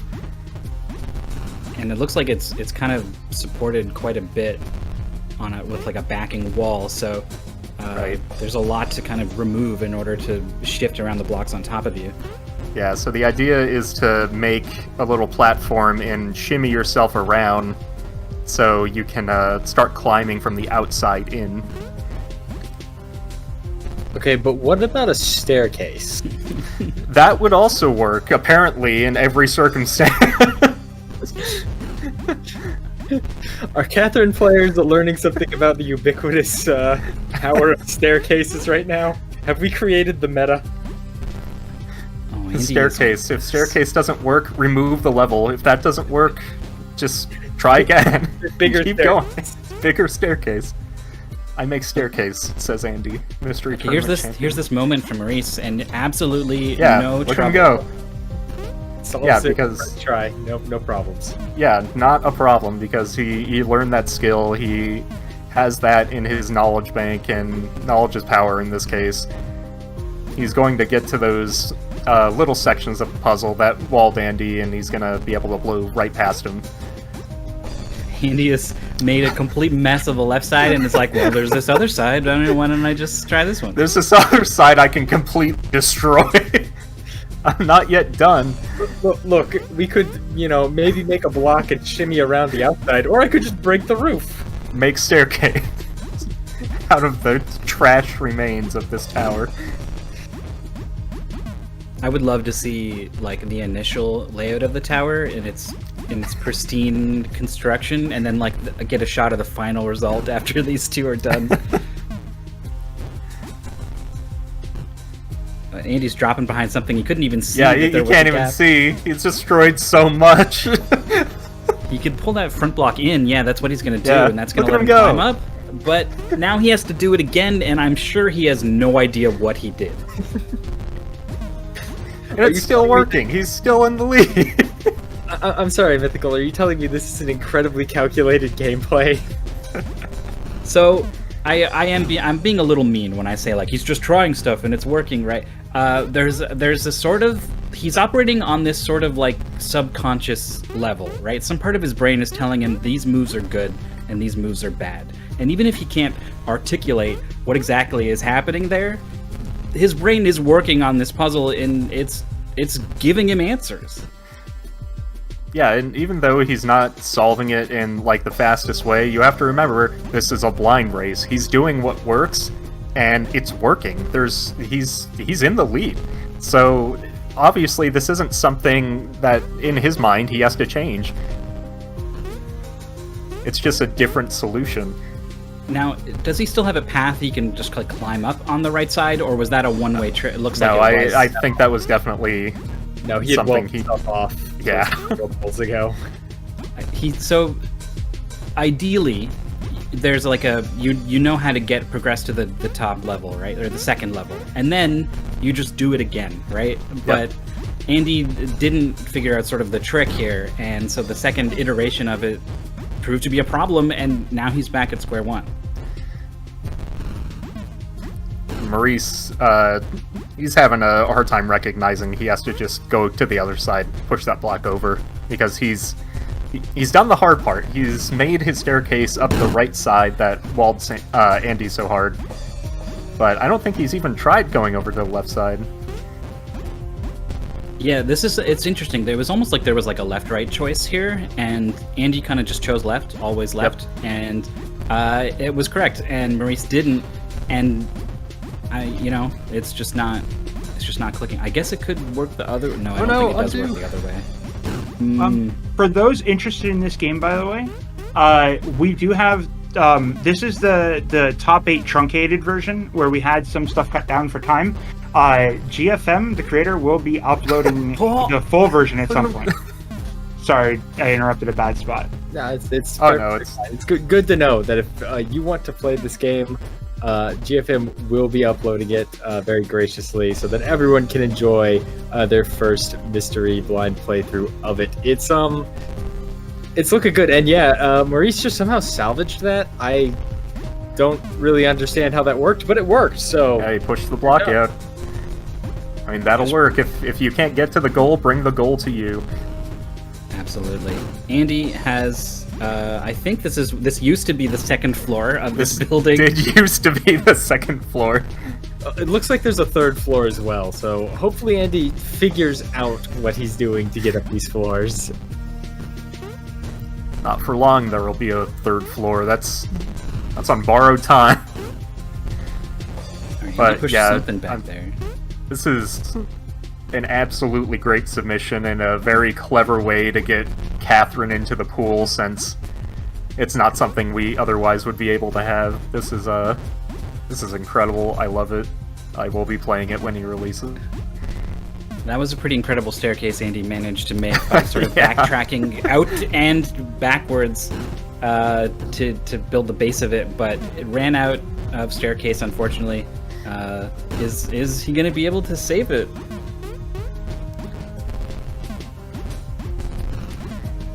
Well, I thought no before, and then he just says, "Watch me," and he manages to pull out a staircase where I thought there would be none. I still think no, but I yeah. wrong before. He drops a block, a couple of blocks. I can no longer parse what the level looks like anymore. How did he do that? How did he do that? Is there a block there? What is supporting that? Alright, sure. This boy is incredible. He just makes his own rules and the game plays by them. And now once again, the game is sort of asking you to climb this 3-wide thing up to the top. Yeah, and Andy, blazing his own trail once again, refuses to learn this pattern. The game will learn his pattern. Even if Andy gets through this, though, this is a lot slower than just doing what Maurice did up the middle, and you know when he gets here, he's gonna do it. Yeah. But he's got to get there first. He's on 13, has managed to make most of a staircase here. Is it high enough to progress? Well, there's some stuff going on behind the level. He's trying to see. What's going on back Sometimes that there? is something you have to do. You have to shimmy around behind and maybe pick up on a block on the far right side by going all the way around the level.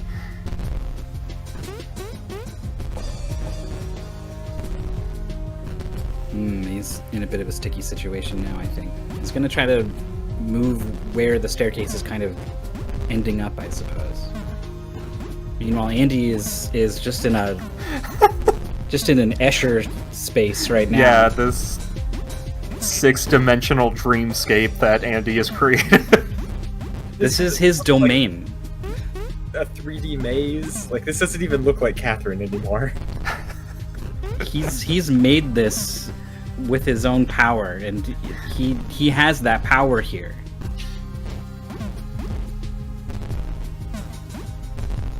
I'm sorry. Yeah, go ahead. This looks like what happens when procedurally generated levels go wrong. Yeah. He's climbing around behind the level. He might be trapped.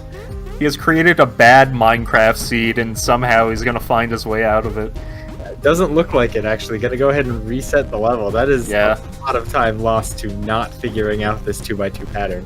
Oh, you shouldn't ever be afraid to just start over fresh in those circumstances, especially in that one. You know, it's like a jumbled ball of wire. Sure, you can untangle it, but wouldn't it be better to just throw it out and get a new ball of wire? Okay. Look at that solution. That looks repeatable. Yeah. That actually looks like a solution Andy could use to climb this tower from the outside. Meanwhile, Maurice has kind of... I think he's lost too many blocks at this... No, that's not true. You can access some blocks on the left side. Yeah. If he pushes those to the left and he grabs that block. Yeah, this is still solvable.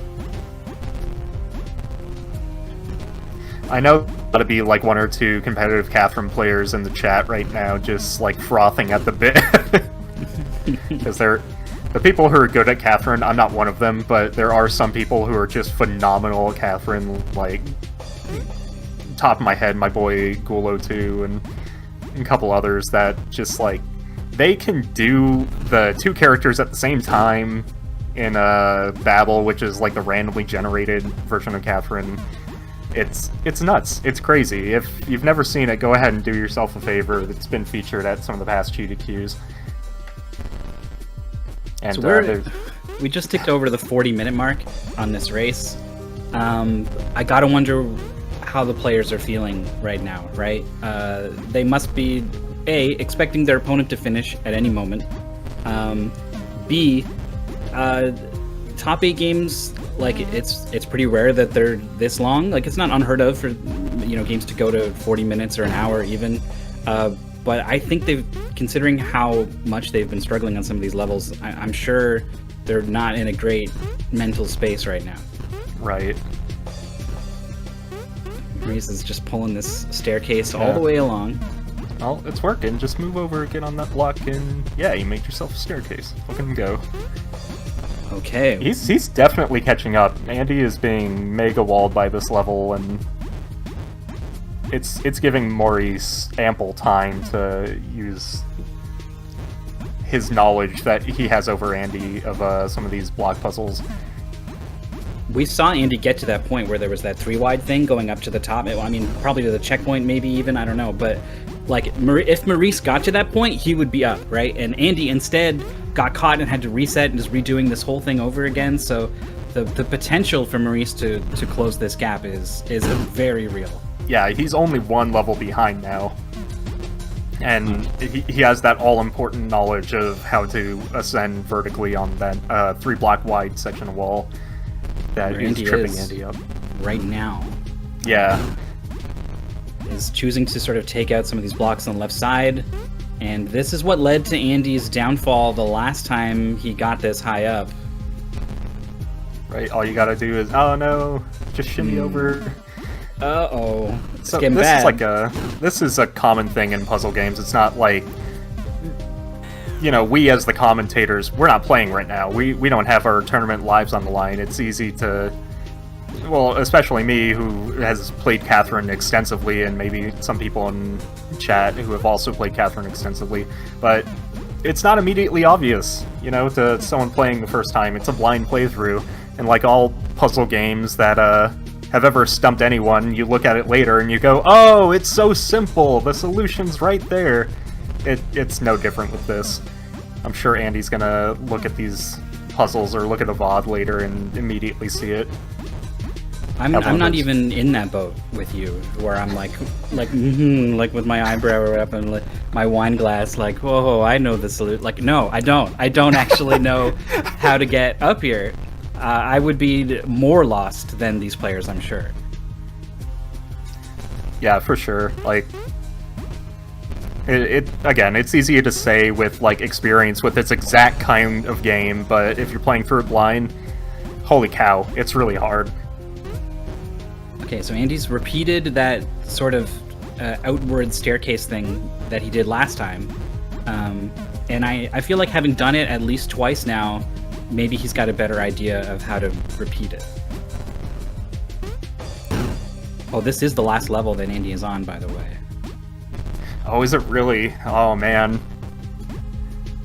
It is. I believe actually the original, I want to say the original version of the game had 20 levels, and the testers cut 5 levels out for time and difficulty. Yeah. So if that is true, then the full version of the game that GFM, I'm sure, will release will go even further. Yeah, I'm looking forward to that big time.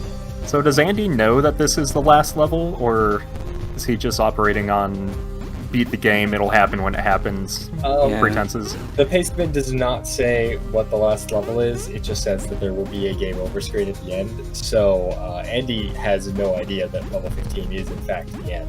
Right, okay. Well, that's probably good, because that might be somewhat tilting, just being so stuck on the very last section, as Andy gets again to the dreaded 3-tile block of space that he can't staircase up. It's got me thinking about that classic, like you plant your hands and feet on both sides to brace yourself, and right, kind of like shimmy walk up there. Like it just really feels like there should be something. Wow, he's doing it in reverse. Okay. He's pushing. This might work. I'm sorry. You said he couldn't make a staircase up? This is solvable. No, he can do it. He just needs to push stuff out to make himself some room. Oh, he's looking around. This kid's nuts. I don't understand now. Okay, he is gonna go with the left here. He didn't want to push this to the left because he knew it was gonna. Okay, this is gonna cascade all the way down. Yeah, no, I think he's ruined it.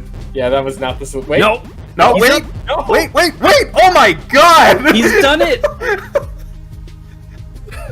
Incredible.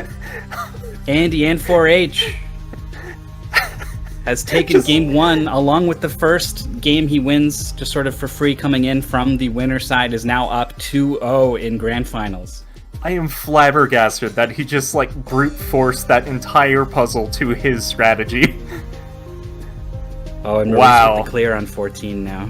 Yeah, and Maurice really just putting in a good showing in this game and this whole tournament, but holy moly, just Andy being able to like force the puzzle to do what he wants instead of the other way around.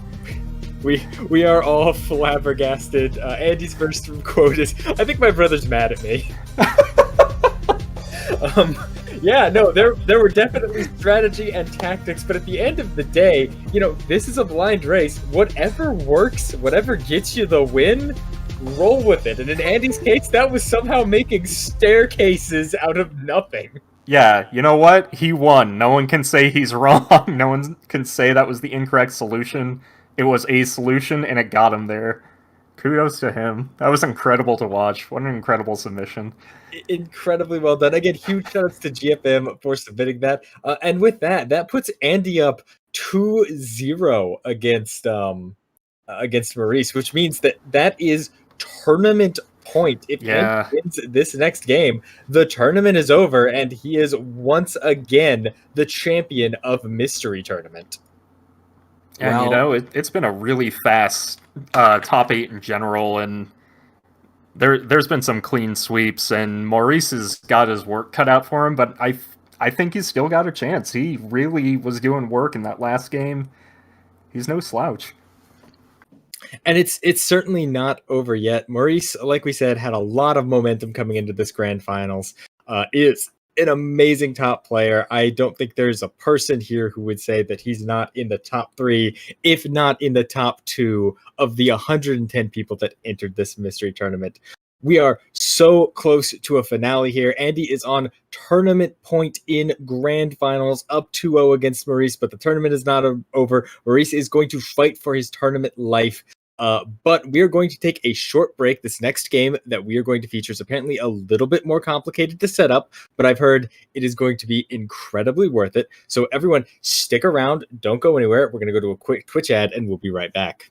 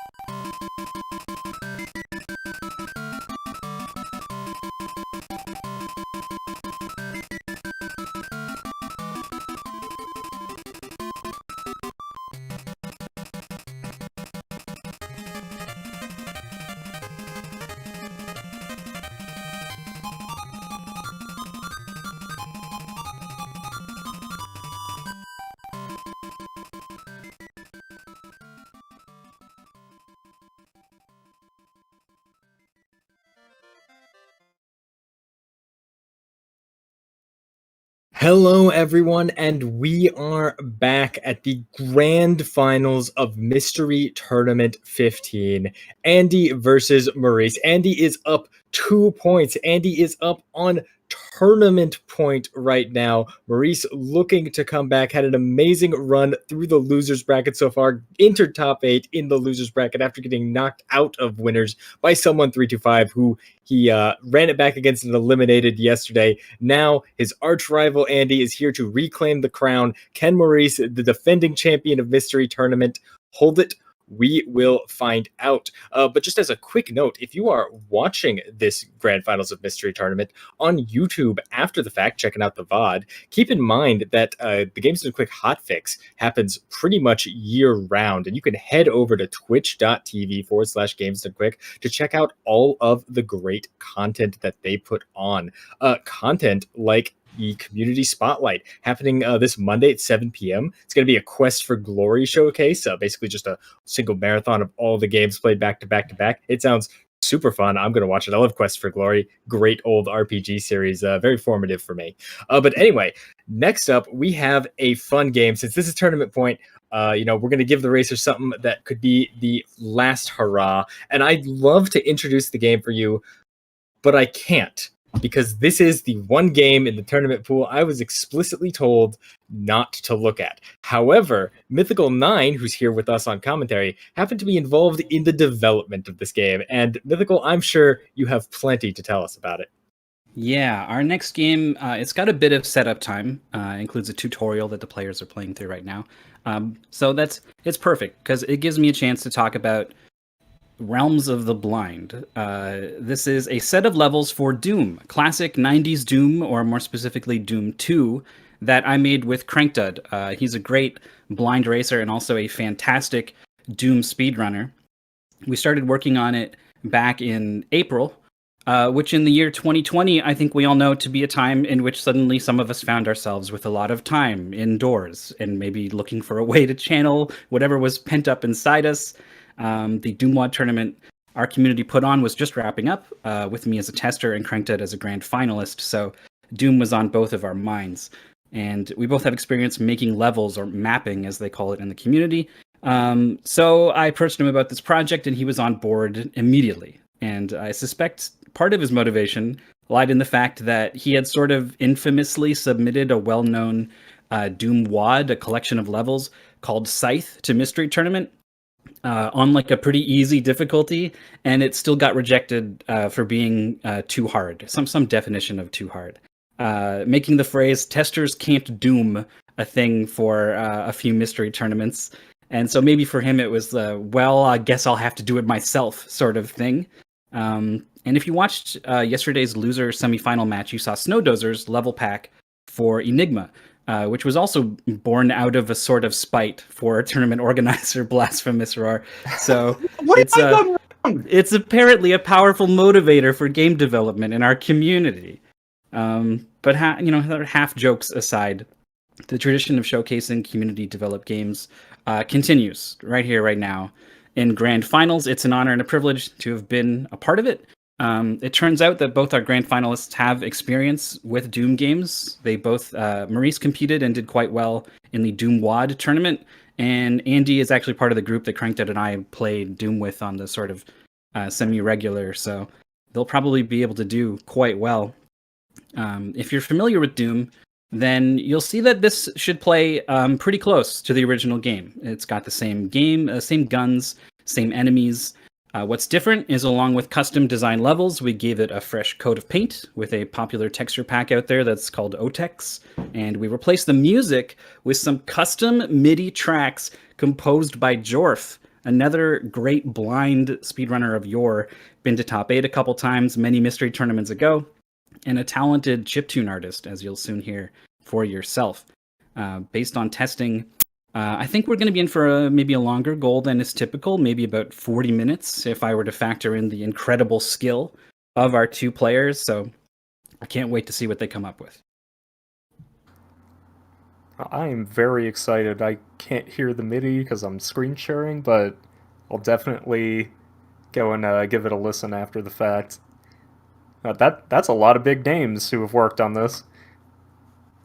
That is a lot of big mystery names for sure, and I am. This was Doom tournament after all. I thought I avoided Doom Yeah. tournament. You can't escape Doom tournament. Apparently, it will find you. I'm blown away. I had absolutely no idea. I snuck a peek at the paste bin. That is a really hard sentence to say. And I noticed the download, mystery.wad and immediately went, wait, what? Yeah, again, last night when we were trying to sort out some of the final games and looking over something, I immediately was like, oh, wait, I got to do something since on final commentary, and message him, have you tested Realms of the Blind? No, do not. You are forbidden from doing so. So all of Sense reactions will be not scripted, folks, for once in his life. I am really looking forward to getting to experience this. I got some predictions. Mythical, don't tell me if I'm right, but I want to make some Doom predictions for what we're going to see in Realms of the Blind. Okay, hit me. We are going to see lawn mowing in Doom. Okay. We're going to see a gun that shoots Arkanoid balls. Okay. We are going to see a Doom level that is just a ball adventure level reskinned in Doom. Okay. Let's see. What else are we going to see? We are going to see some reference to Andy, like with a crown or something, as like the king of mystery. Okay. The cyber demon is the mystery ghost. We're definitely going to see the monkey. You know exactly which monkey I'm talking about. Okay. Yeah, that's all I got. Man, you guys should have been on our development team. That would have been. I love these ideas. These are great. You're throwing me off the trail. I can tell. We're gonna see all of those. I'm You're excited. gonna get absolutely no confirmation or denial from me on anything until we get going. So what I'm hearing is Realms of the Blind too. Yeah, that's true. Correct. We'll table those ideas for a potential sequel, I guess. What I guess so. This is still a Doom wad. So you're still going to be playing Doom. So we can talk about Doom. It's people have been making levels for Doom basically since like Doom kind of came out. Like it was pretty quickly afterwards that people realized that they could make stuff for themselves. And so there's been a pretty active community of people making stuff for Doom for over 20 years now.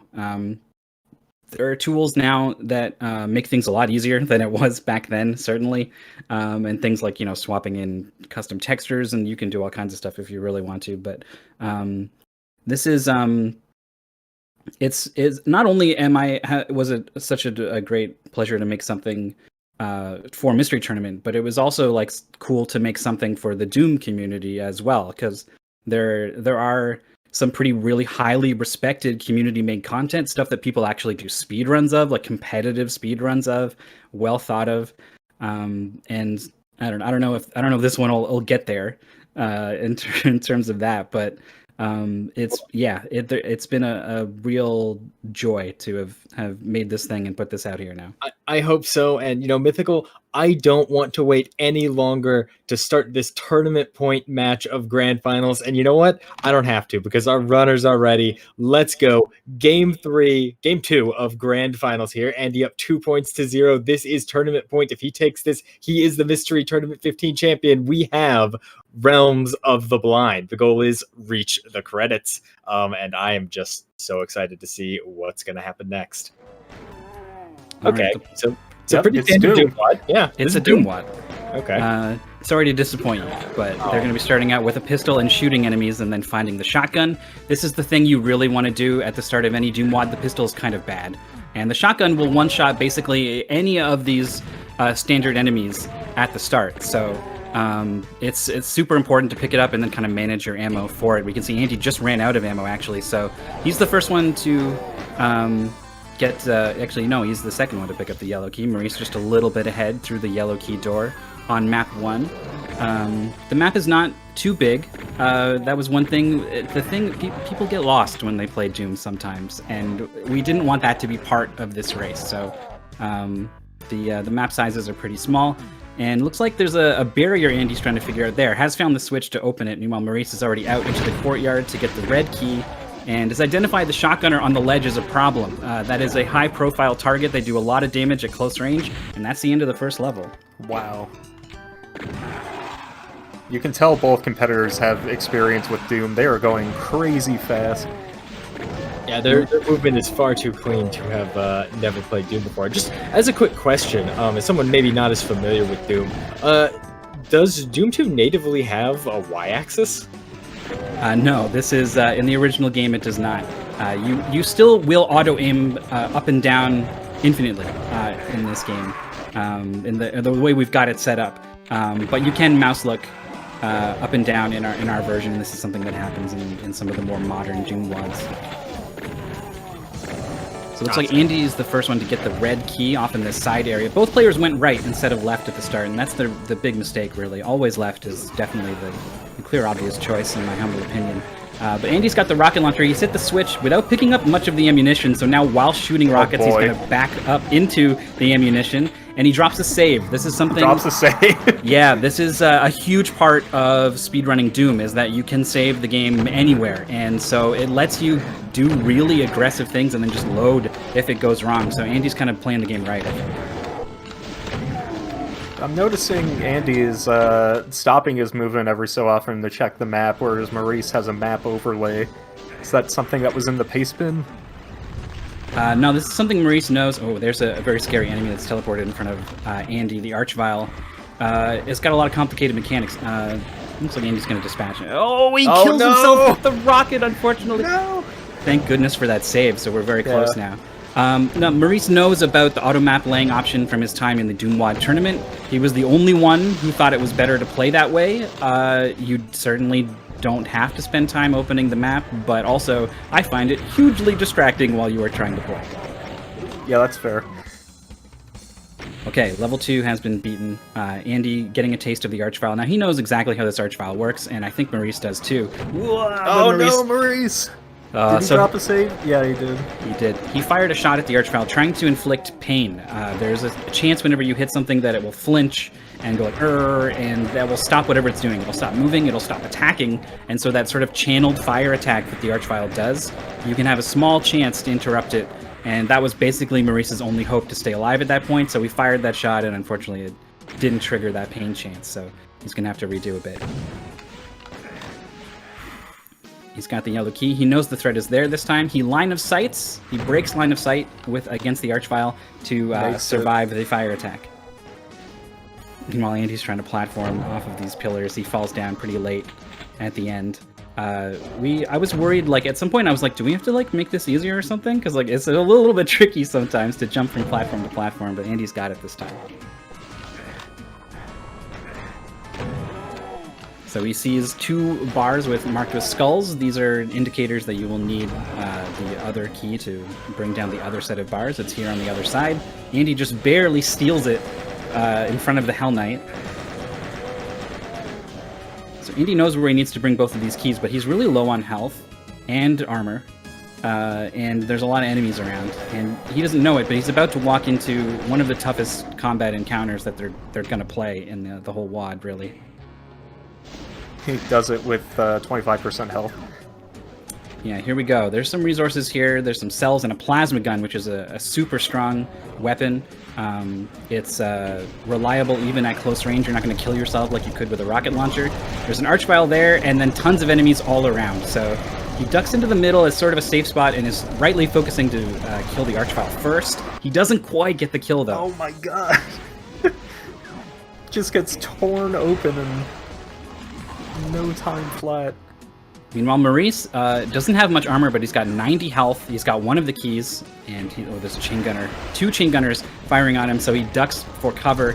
They do a lot of damage in a very short amount of time, but they're easy to kill, so they're probably the highest priority target to take out when you see one.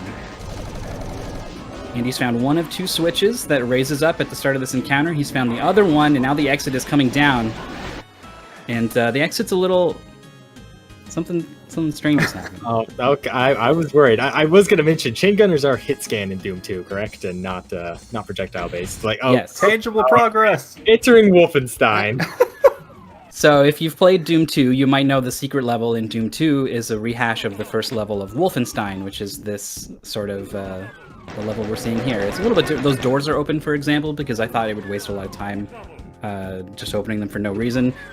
And some of the graphics, there was some less tasteful imagery in the Wolfenstein fighting a certain political party, and we thought, why not strip them out and replace it with something a little more tasteful?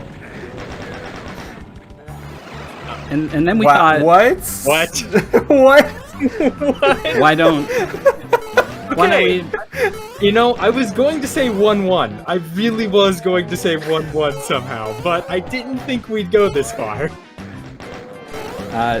So how fast do you think Doom Guy runs? Because you can beat 1-1 in Mario in about 1.5 seconds. Yeah. Frankly, that might have been an SMB1 world record right there. Congrats to Andy Fork. Okay. We're going through the painting. Yeah. So is this canonical? Oh, he almost. I don't know if he. Okay, he almost found the secret. You can stand on the carpet and shoot up at the ceiling to get like the wing cap secret, and it will give you a mega armor if you do it. That's really funny. That's so cool. He instinctively tried it too. Oh, he wasn't standing in quite the right spot, I guess. So he's gone over to where you fight Bowser in the Dark World. There's a blue key there and a trap that spawns all these monsters, and he realizes they're facing the wrong way, so they won't actually aggro, and that's just really smart heads-up play from Andy. All right, goes into Wet Dry World, finds the secret Soul Sphere for 100 health. Talk about knowing your audience. So question, did you know the TikTok clock is actually a tree? Because it is. The camera never shows it to you, but it totally just is a tree. Oh yeah, it's a tree. You can see it, but only if you like look at it from the top balcony there. Yeah. I found out when I had to painstakingly model this whole room. And by the way, it turns out slopes are not an easy thing to do in Doom. So modeling the whole tree turned out to be a pain. All right, so Andy's pressed the switches on both sides. He has raised some pillars and summoned an Archvile as well. So he knows the red key's up there. He's going to shoot rockets to take it out. He's got these platforms or these pillars on either side for cover. He gets the kill. He gets the red key. He's in front of the exit door. The Baron of Hell is right in front of him. He ignores it and moves on to the next level. Tangible progress. So we left Peach's Castle. What's outside Peach's Castle? Well, Mario Raceway from Mario Kart 64. Yeah. No, that makes perfect sense. Of course. That is geographically where we are, after all, in the Mushroom Kingdom. What Mario game does this canonically take place during? Oh, that's a good question. I guess it's tough to pin it down, really. Pick it up on the spot. It's spin. I'll have to dig out the lore document that we kept track of. So we've seen a couple of wipeouts from Andy. There are some bananas and green shells and stuff around that will cause you to spin out on the track. Is that what's happening? I thought he was just doing that. No, definitely not. These gates here are checkpoints. You need to hit these to get more time. There's a timer at the top that is ticking down. And other than that, you just want to keep moving, keep going fast, keep getting more time, keep using this amazingly powerful weapon to chew through these hordes of enemies. So the real enemy right now is a banana.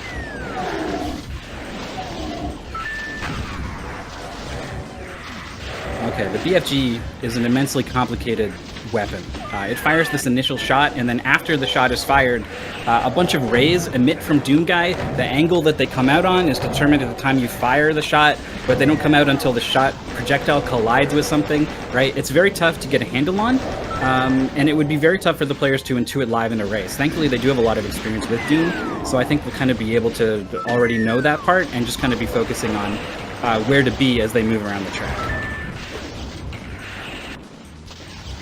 Wall events here, and he's going to BFG to punch right through. There's a couple of this falling tower on the left side. Yeah, Andy spots it. It's got a bunch of goodies to refill. That's going to be important because they're only at about the halfway point. Meanwhile, Maurice has started to make up ground now. He's starting to get an idea of just what is in store.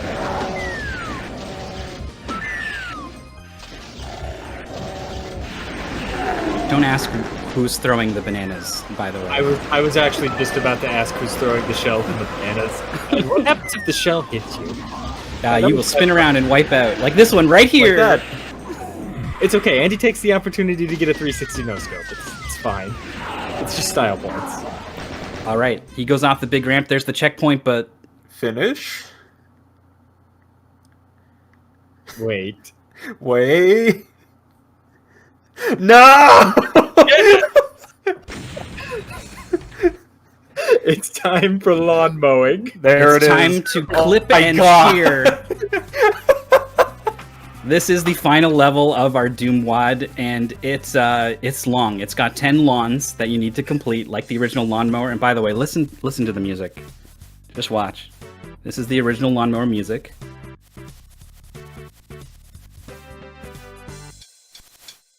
Hell yes!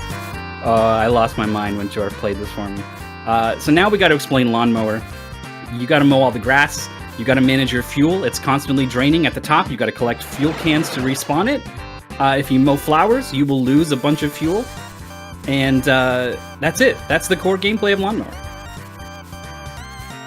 Yeah, and fuel can only spawn where you have already mowed grass. Is that the same in this? Yes, that is true.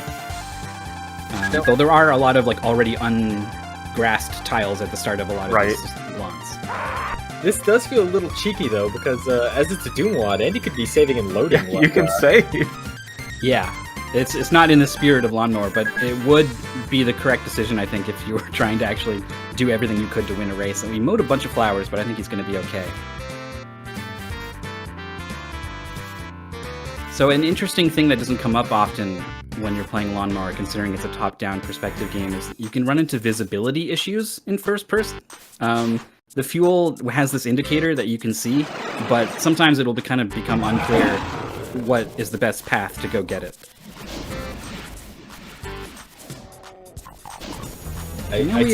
It's still Doom. It's still Doom, right? So what does lawnmower look like when it's crossed with Doom? I mean, these enemies this is Doom to me. I take it the lawnmower is not a very good weapon. No, it is not a weapon at all, actually. Its enemy is... I mean, if you're a blade of grass, then look out. But if you're a demon of hell, it's not going to do anything to you. Maurice, by the way, is making up great time. He's on what we call the Battle Royale Raceway now. And his health is looking pretty good, his ammo is pretty good, and his time as well is looking pretty good. So we might see a first try clear for Maurice. Exodemon actually just brought up a really good point. Just like the original lawnmower, you can't stop. You always have to be moving. That was a big thing in the original lawnmower, is that you could never stop. And it's perfectly replicated here. You can see Andy, noted lawnmower hater, just ignoring the spirit of lawnmower and saving frequently. That's probably the strat for this. Lawn 4 features this cyber demon with the... Andy picked up the Megasphere, so he's got enough health to take one rocket, and he does. Right there. Where he is now, there's a chance he'll survive a second rocket. No! He got the high roll on the damage. It was honestly about a coin flip if you're at 100 health and armor, whether or not you can survive a second rocket. So he came up heads, and the heads was Andy's as it flew through the air, decapitated from his body.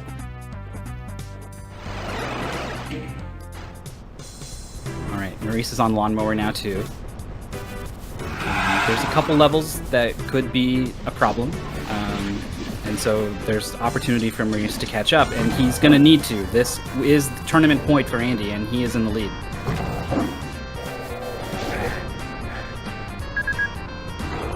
Yeah, just as a general reminder, this is Grand Finals, Maurice versus Andy. And Andy is currently 2 points up, 1 point from winning our last game and 1 point from coming into Grand Finals from the winner's bracket. So if Andy does win this game, does finish mowing these lawns, he will be the Mystery Tournament 15 champion. He's halfway through now. We have these doors on a sort of alternating cycle. They're annoyingly placed so that if it goes up in your face and you try to go back to the other one, by the time you get there, it's probably going to go up in your face. So Andy has wisely already kind of figured I should just wait for this one to come back down, and barely gets to the fuel in time actually. So it's worked out pretty nicely for him. He's most of the way through. Oh, but he missed the transfer. Oh, no. There is still some grass here that he needs to take care of before he goes, though, so it's not the worst. And now a choice. Do you mow the grass or get the fuel? He's gone for the grass. It's not the last one, so he has to get the fuel anyway. Last one. Easy. Still managed to clear. Fortunately or unfortunately for Andy, he has a lot of experience in lawn mowing. Yeah, I have to say I'm genuinely surprised at how quickly both of these runners have adapted to suddenly playing Lawnmower Doom. Yeah, so again, I said testing times for this from like people who are experienced at blind racing was about an hour. Testing times from people who were really good at Doom and had blind racing experience were like 40 minutes. Andy's like on pace to do it in like about 20. Like, oh my god, it's kind of disgusting. So Lawn 7. Go ahead. I was just gonna say it's just a testament to his strength as a mystery tournament competitor. You can't make that up. So many people I've heard have tested this game, and Andy's gonna cut all the time in half with no effort. So he has mowed the final 2 blades of grass, and that will trigger the kill on all the Mancubi and release this sort of outside area. Andy knows that this is going to happen, I think, because this is a shout out to level 7 of the original Doom, which it has some unique triggers to it that happen when those guys in the middle die and when these spiders die as well. So everyone who makes a map, when they're making a set of levels for Doom, when they get to level 7, they want to make something that makes use of these unique triggers that only happen on level 7. So they end up recreating this level in some fashion. And so the idea of a dead simple clone, which is the name of this map, is like a thing in the community. And so our Lawn 7, as a shout out, is a dead simple clone. And it's cleared by Andy. That's awesome. Here we have what I guess is a puzzle level. There's a lot to figure out here. These middle 4 switches are going to be doing things, and we're running into some visibility issues. It's hard to tell what they're doing when all these doors are kind of blocking the way. But now Andy sees, okay, one of those just lowered that red key. He's going to try the one that's facing it, and then he's going to try the one on the right and the left, and these are all wrong. It's actually the opposite side one that you want to be hitting. And if he picks up on that pattern, he'll know exactly which one is going to activate the thing in all the other areas.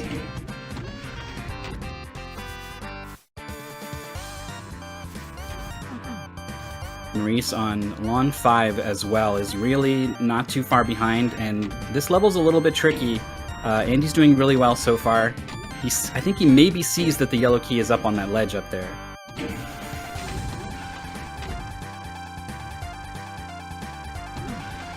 Okay, yeah, he's figured it out. He's trying to jump up there.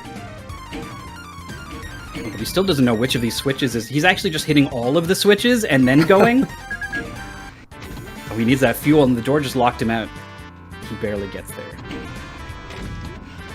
Maurice on Lawn 6, halfway done.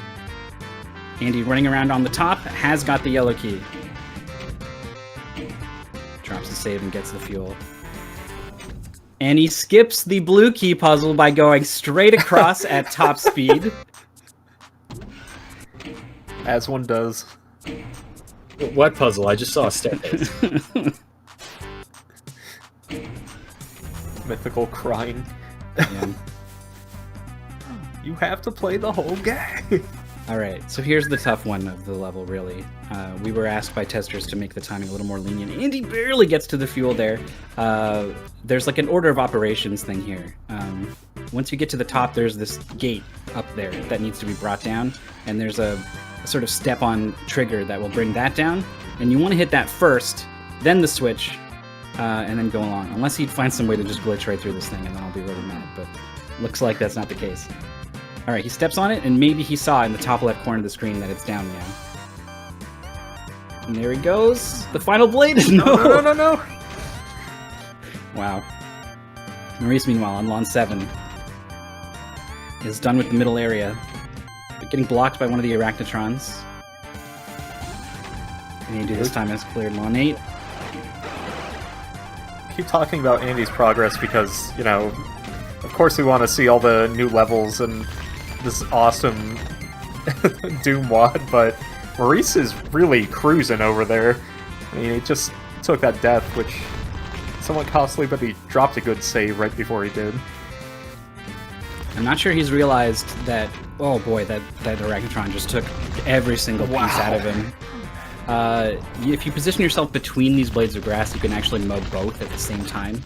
And I think we saw Andy doing that. And Maurice is opting, I think, mostly to make sure that he gets one of them, but gets it evenly, so you know it's a lot easier to clean up the second time around. Meanwhile, Andy is, well, if you're a Doom fan, like a really hardcore Doom fan, you might know about the community-made WAD Sunlust, which has this mechanic of these archviles in the middle and these rotating walls that block line of sight.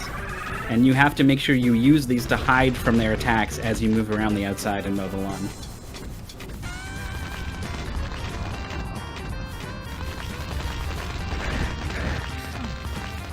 Andy just ignoring it, face tanking it as a Doom guy screams while lawn mowing. I think Andy was trying to go against the rotation of the shields to see if he could like the archviles before the attack hit, but it looks like he's having a bit of trouble making that strategy work. The archviles are tough because when that attack is channeling on you, it's making it very hard to see, right? So you're trying to get to a pretty specific position behind the wall, and you're kind of having to do it blindly. There is some merit to his strategy, though, because the fuel can also refills your health, and it's not much, but it's enough that you can, you know, take some of these hits. Yeah, that does seem to be what he's doing. Ooh, he's staying in sync with goes. the wall. Meanwhile, Maurice, just one lawn back on lawn 8, really needs to get to that fuel, and does.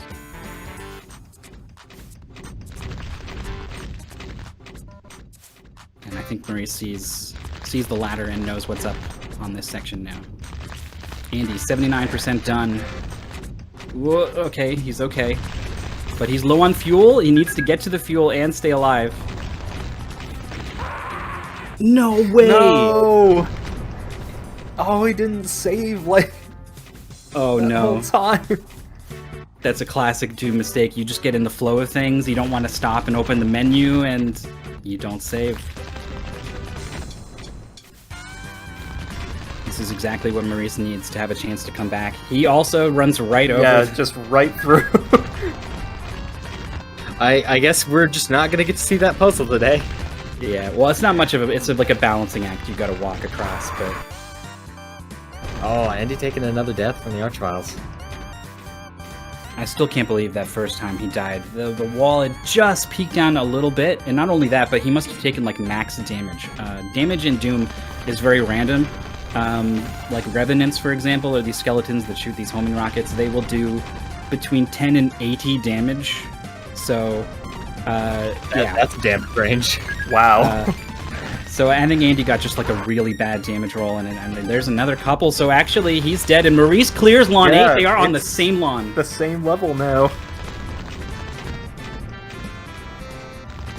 Anyone who wants to see more Mystery Tournament is rooting for Maurice right now. Andy is definitely dropping some good safety saves now after last time. Oh, he needs the fuel, but the wall is not going fast enough. He gets out to it and back to the wall. Nicely done. So I've done this level like 7 or 8 times, more than that probably, and I still don't know whether it's better to kind of go against the grain, because then it's easier to get to the next wall, or to kind of stay with the wall for as long as possible, or it all depends on where the fuel is, really. You kind of got to be reading and reacting. Oh no, this save from Andy. Wow. Okay, he is safe if he just stays still. Okay. Sometimes it happens in Doom WAD where you put a save in a horrible spot that you're And dying you just immediately die afterwards. continually. Yeah. It is up to the players to... They can use multiple saves if they want, right, to avoid this kind of problem, but it does take more time to kind of manage that in the menus. Andy gonna make a new save there. Here comes Maurice at 84% Maurice of done the lawn. Doing work. Andy at His save 95. is... Yeah, he's aggressively saving, too. So for anyone who missed it, the fire's coming from the enemies in the middle, and the wall going around the the sort of this green wall will block line of sight that the monster has to you. So if you can hide behind it, you're safe from the fire. Andy's clear. Maurice with 96%. Yeah, Lawn 10 is the final lawn. It features the final boss of Doom 2. It is the Icon of Sin, who constantly spawns out random enemies. It's very menacing up there on the wall, but in truth, this is pretty easy level. You can kind of just, as long as you mow as quickly as possible, the enemies don't really get too out of hand. Oh, both players are on the same level now. Efficient mowing could be all that it takes to come away with the victory. As in every mystery tournament. I can always come down to efficient mowing in Lawn 10. Maurice is spiraling in from the outside. This is actually probably the worst answer. All of the enemies chasing you, based off their path of travel, kind of collect in the middle. It's going to be the hardest grass to mow once these enemies spawn in. Andy at 98%. Is he going to win Mystery Tournament? There is literally one blade of grass left. One blade of grass separates you from winning. There it is. He's done it. Andy and 4H is your Mystery Tournament 15 champion. It's the return of the king. Well, it's not true. He needs to get through. He shot his own icon. Yeah, sorry about the timer is a little bit. It's right now. Awesome. Oh, that was amazing. Mythical, huge shout outs to you and to Craig Dunn for making that happen. That has made me so happy. I hope Andy and Maurice are so happy. And Maurice finishing just seconds later. Andy finishing with a comment, that was awesome, all cap.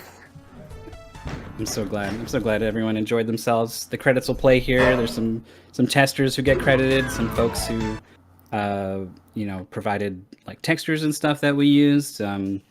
Yeah, and the music as well. You'll see Jorf's name come up. That was a fantastic race.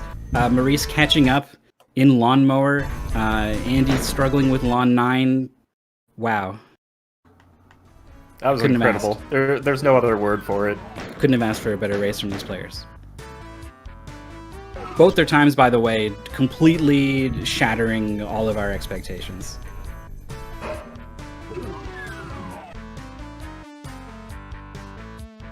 Yeah, that was incredible. I mean, I think aside from a death or two on Lawn 9 and Andy had one death on the Mario Circuit area, that was basically a flawless run. Yeah, and it can't be understated just how quickly Maurice was catching up. It really came down to the wire. Shoutouts to Jorf for the music. Yeah. No kidding. Jorf's got a chiptune album, by the way, you can find on SoundCloud. It's out there. I do recommend it. You can hear perfect example. You can see the lovely roof of Princess Peach's castle. I can't even begin to tell you how long it took me to make it, and you don't even look at it. You run out into the track and you never look back. It was not a good decision to spend like several weeks of development time on it, but it's there and it looks nice. My mind is honestly blown. Congratulations to Mythical 9, to Jorf, to everyone who was involved in making Realms of the Blind. And of course, congratulations to Andy and 4H, our Mystery Tournament 15 champion. This is, I believe, his 7th or 8th Mystery Tournament win. Just an absolute incredible level of performance. But we cannot count out Maurice. First place, Mystery Tournament 14. Second place, Mystery Tournament 15. I am sure we will see him again at future events. This has been just incredible. And thank you so much to Mythical and for Tetsuya for commentating that for me. I wish I could have given you more. I was just kind of sitting there stunned for the entire time, or just giggling with glee. Yeah, that was an amazing experience, even for someone who's not too well versed in Doom. Andy's showing off all the icons of the the great mystery tournament hero. Yeah, this is our top 8 this year. Actually, we had previous year's top 8 in it at first, and then once it was locked in, we updated just as a little nod to the amazing performance of not only Andy, our winner, and Maurice, our runner-up, but everyone who competed in top 8 this weekend is phenomenal. I have endless respect for all of them, and I can't wait for Mystery Tournament 16.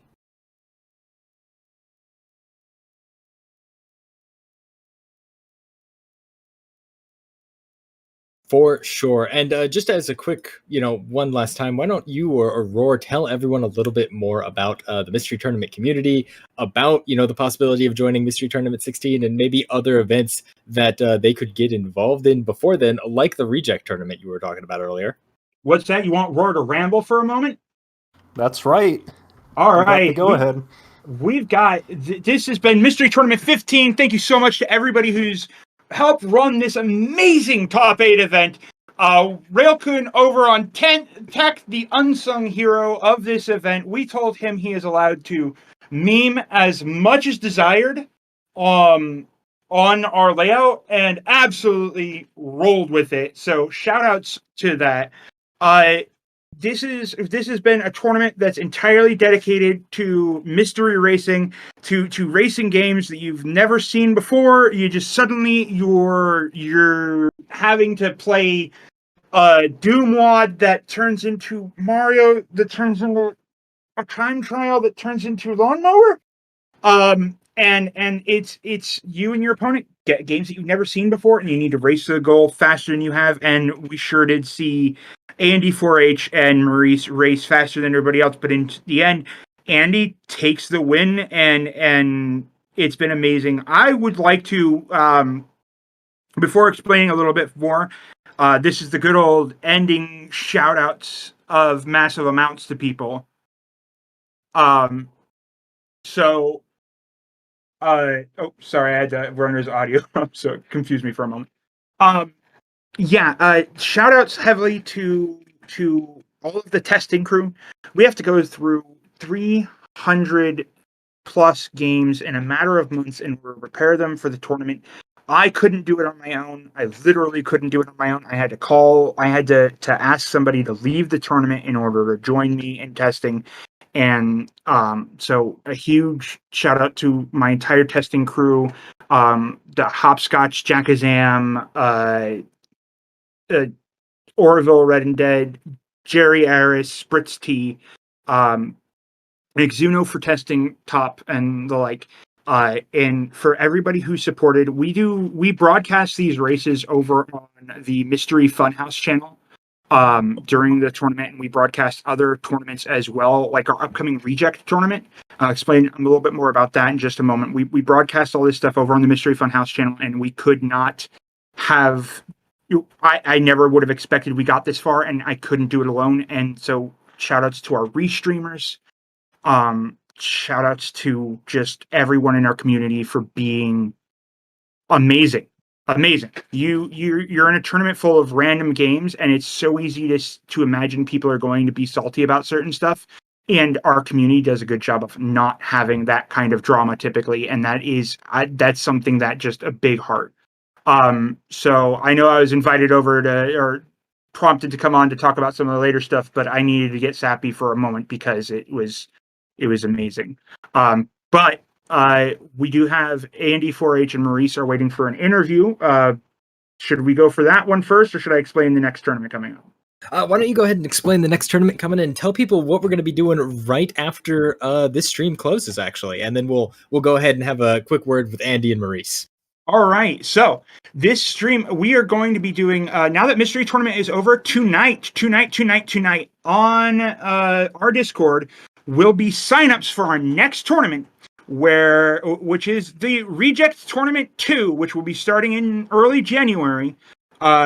We've got all of our testing to make sure that games are good enough to go for Mystery Tournament.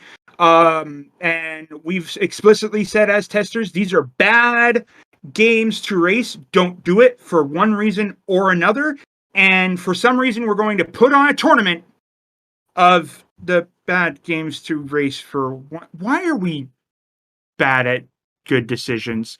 You can come join the Discord, sign up for that when those signups come up. Follow the Discord. We have literally a year-round event calendar. We have a calendar. I won't tell you the exact date of other events because they're not set in stone yet. But we have a mystery calendar that's internal that has a full year on events. So if you want to come try out any of these, just pick and choose your events. Say you don't want to join this one, you want to join this one. It's all great. So come join us. Check out that Discord link, !MT Discord. Come join our Discord. And if you're on the fence, if you're thinking maybe I kind of want to try some of these races, but don't know whether or not I want to commit to a tournament or if I know that I want to do it, right now, after this, we're going to be heading over to Mystery Funhouse for the MT15 after party and a intro race for blind racing, using one of the games that didn't quite make it into that didn't quite get to be played today. So on our mystery Discord, come join it. There is a mystery intro race channel that is we're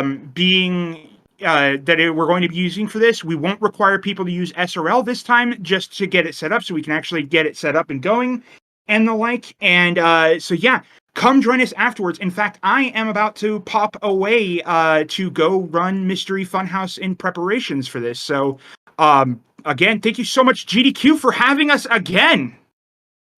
And thank you, Roar, for hosting this tournament. It is always a pleasure to be able to commentate and host the Mystery Tournament Grand Finals. I'm looking forward to Mystery Tournament 16. Maurice said it himself last night. Someone, 325, great guy, gonna win MT16. Not if Andy has anything to say about it, but I'm sure we'll find out then.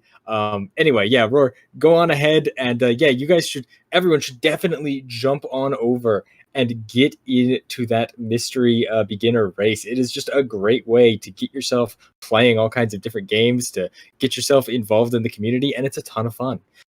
Anyway, we have Andy and Maurice who are waiting in the wings for a quick word after that exciting grand finals. Let's bring them in and hear what they have to say. Hello, Andy, Maurice, how are the two of you doing? Fantastic.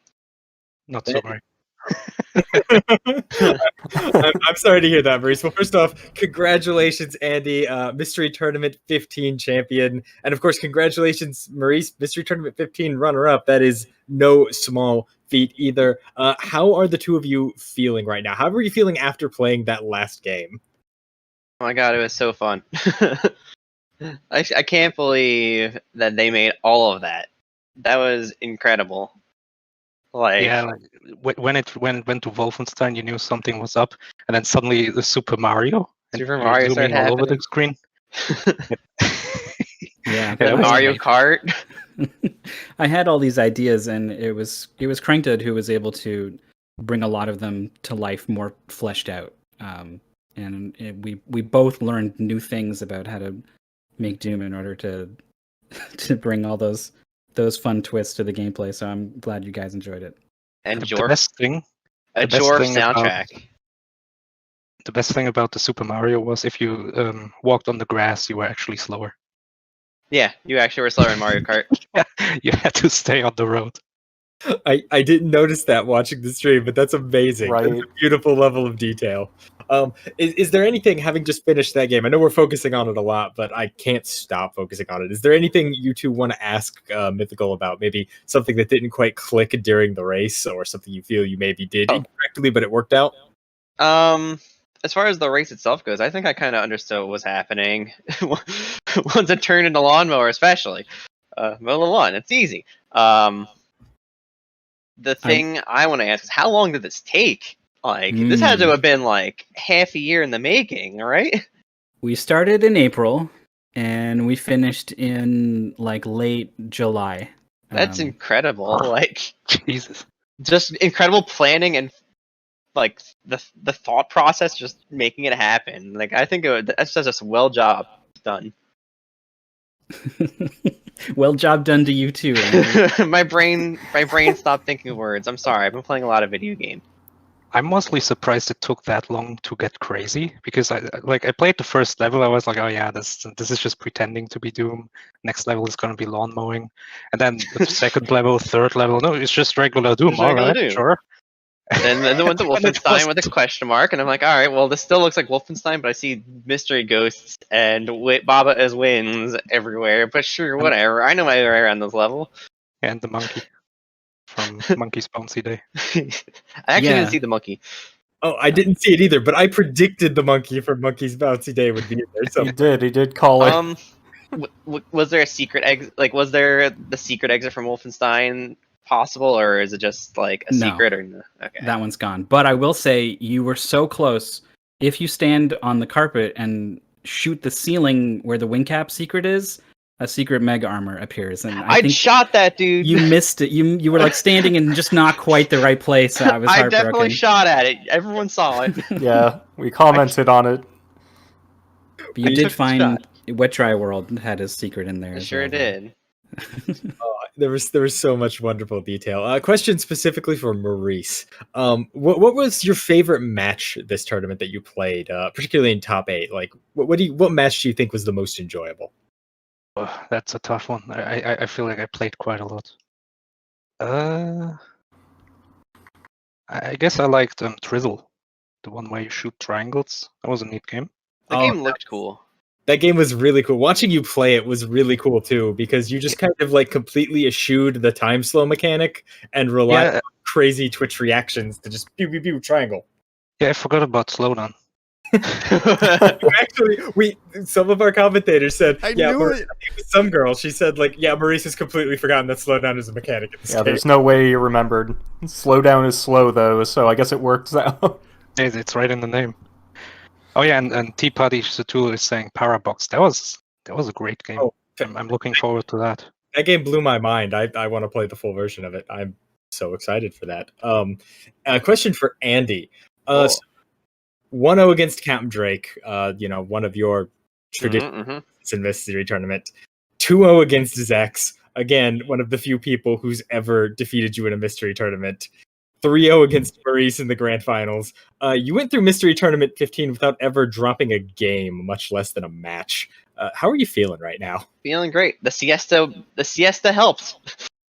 Taking the break really helped. You got to fight for the crown. If you already have it, it's not worth going for. Sometimes you just gotta take a siesta, and then you come back stronger than ever. So what advice do you have for all of your competitors, and more importantly for all the people watching the stream right now who are sitting there and maybe thinking, this looks fun, I want to get in on it, or who are maybe thinking, Andy got lucky, I think I could beat him. Well, there's always a degree of luck. But join MT16, just do it. It's fun. Play video games, race video games. Just do it. It's fun. Now, Maurice, I mentioned it to the stream a few times, but after defeating someone 325 last night, and the race being recorded, you mentioned that's a nice guy. He's going to win MT16. Did you stand by that statement? Well, the thing is that someone 325, he played a lot of different games. Before he beat me in Granddad, he played a Little Magic, which is like a puzzle game for SNES. He did really well on that. And then I forgot the other one, but he also did really well on the other game before that, because that was round 3. So I think he's just very versatile, and that's a skill you need in Mystery Tournament. For sure. So you think we'll be seeing him in top 8 again for Mystery Tournaments to come? Yeah, that would not surprise me. I mean, I've seen him in Kuso. I know he's a gamer. Indeed. I mean, you both are certainly gamers without any question. Thank you so much. Congratulations to both of you. Andy, our Mystery Tournament 15 top 8 champion, and of course, Maurice, our runner-up, second place overall. Did the two of you have any, shout-outs you want to give? Anything you want to say? Shout-outs to the bathtub for making an awesome map, dude. Map set. That thing was awesome. Thank you very much. Yeah. I mean, I agree. Like, this game was crazy. How do you keep this secret? Well, I almost blew it, basically. It turned out we were playing Doom, and then I was about to talk about it, and then it was like, oh, actually, Jorf is streaming right now. But, I was lurking the stream at that time, by the way. You really were lucky that you caught that. Yeah, no, it was very hard for me to sit on this for as long as I did, but I guess it paid off. For sure. Well, thank you both for being here. Thank you so much to my co-commentators, to Maurice, to Mythical9, to Tetsuya, to Andy, to Railkun on tech, to Exodemon, who's been doing so much behind the scenes to help run the brackets. A couple of really important things to note here. It's already December 13th, and that means AGDQ is upon us. That is going on pretty soon. January 3rd through the 10th is going to be AGDQ 2021 online. The schedule is out right now. You can find that over at gamesdonequick.com. Go check out the link for the schedule.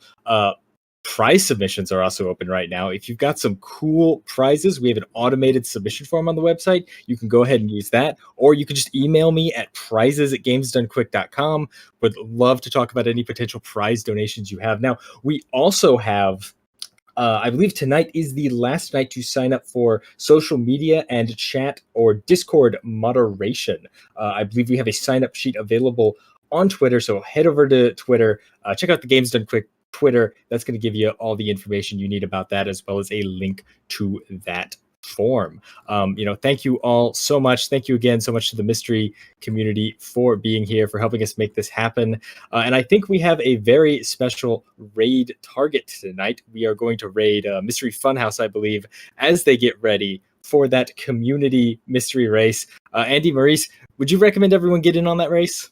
Yes, join it. It's very easy to set up and really easy to. What are they racing, by the way? Yeah, what game? It is a mystery.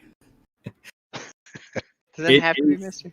It does not have to be a mystery. They are racing Hole Punch, which is a game I tried to give Andy, and you had already played it. I have not, but I think they changed the game. Like, without asking Roar. But it looks cool either way. It's definitely a super cool game. You should join the race. You should check it out. That is going to be just about it from us. Thank you all for watching. And remember to tune in on Monday night, 7 p.m. Check out the Community Spotlight. It's going to be a cool spotlight of Quest for Glory. And just, check out the GDQ channel all the time. There's so much cool hotfix content going on year round. You don't want to miss any of it, so don't.